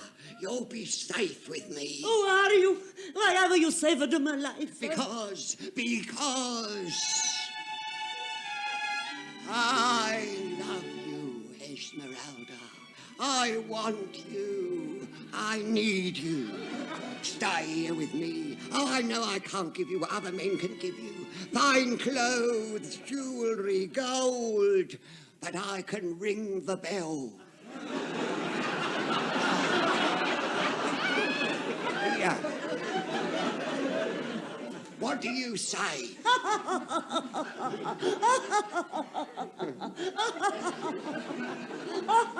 All right, don't overdo it, girl. Honestly, give her a line, she makes a career of it. It's the producer's fault. She wouldn't carry on like this if she was under Tyrone Guthrie, I can tell you. All right, maybe continue the performance, dear. Me? Stay here with you? No, it could never be. I have already plighted my troth. Well, then bathe it 3 times a day in hot water. I am betrothed to the king of the gypsies. Sunny soul. The same. Soft. Here he comes, even now. Esmeralda, I've found you at last already. Quick! We must fly from the mob. I've saddled these 2 thoroughbred Arabian hedgehogs who will carry us right through to safety and art seeds at the end of the rainbow. Come, my beloved, my life, to far Tuscany, hard by leafy Whitechapel.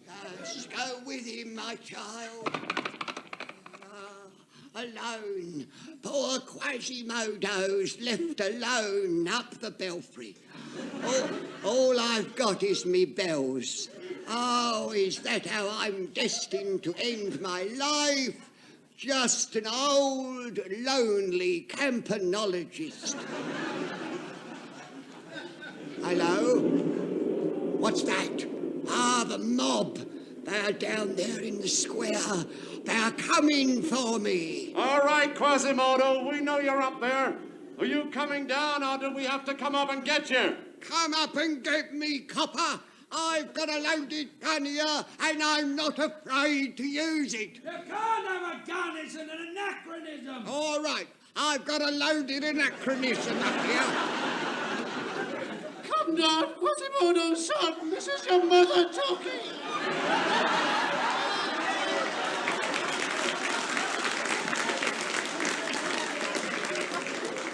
Mother? the only part left. Come down, son! No, too late. I am going to jump.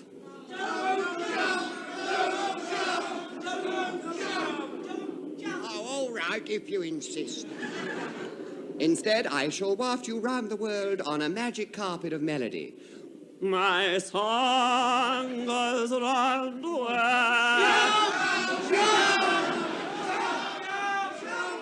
In that case, I shall leap onto the bells and have a resounding tinkle from the play. From the play of the same name by N.F. Simpson, amateur rights available.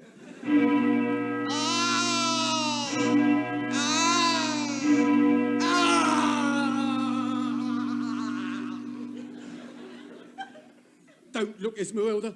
It's not a pretty sight. Don't look. Why? He's been crushed by the giant clappers.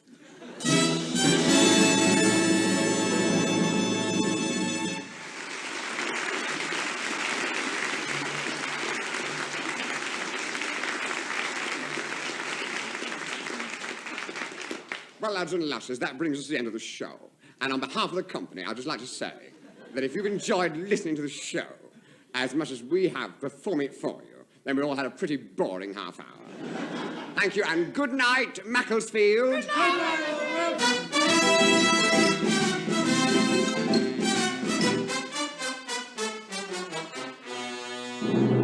That was Round the Horn, starring Kenneth Williams, Hugh Paddick, Betty Marsden, and Bill Pertwee. On the musical side, you heard the Fraser Hayes Four and Edwin Braden and the Hornblowers. The script was written by Barry Took and Marty Feldman. The show was produced by John Simmons, and your announcer was me, lovely Douglas Smith. Younger than springtime am I, gayer than laughter am I. Yes, Ducky, we've all got your number. Kenneth Williams is now appearing in the Fairy Grotto at Belfridge's.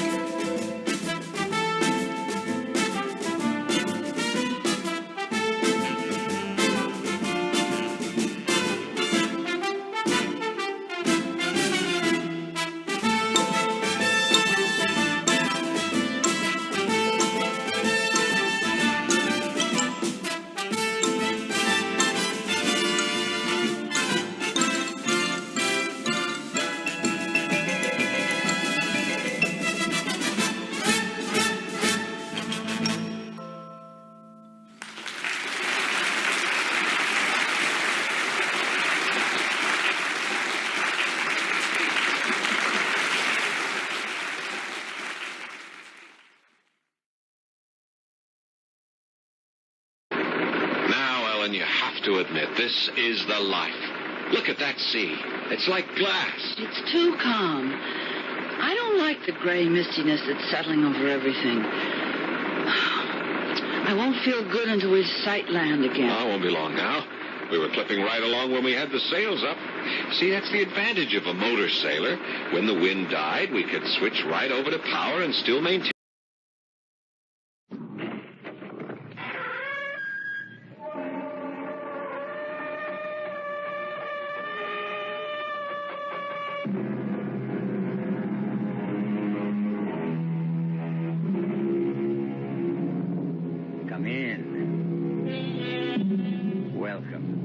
I'm E.G. Marshall.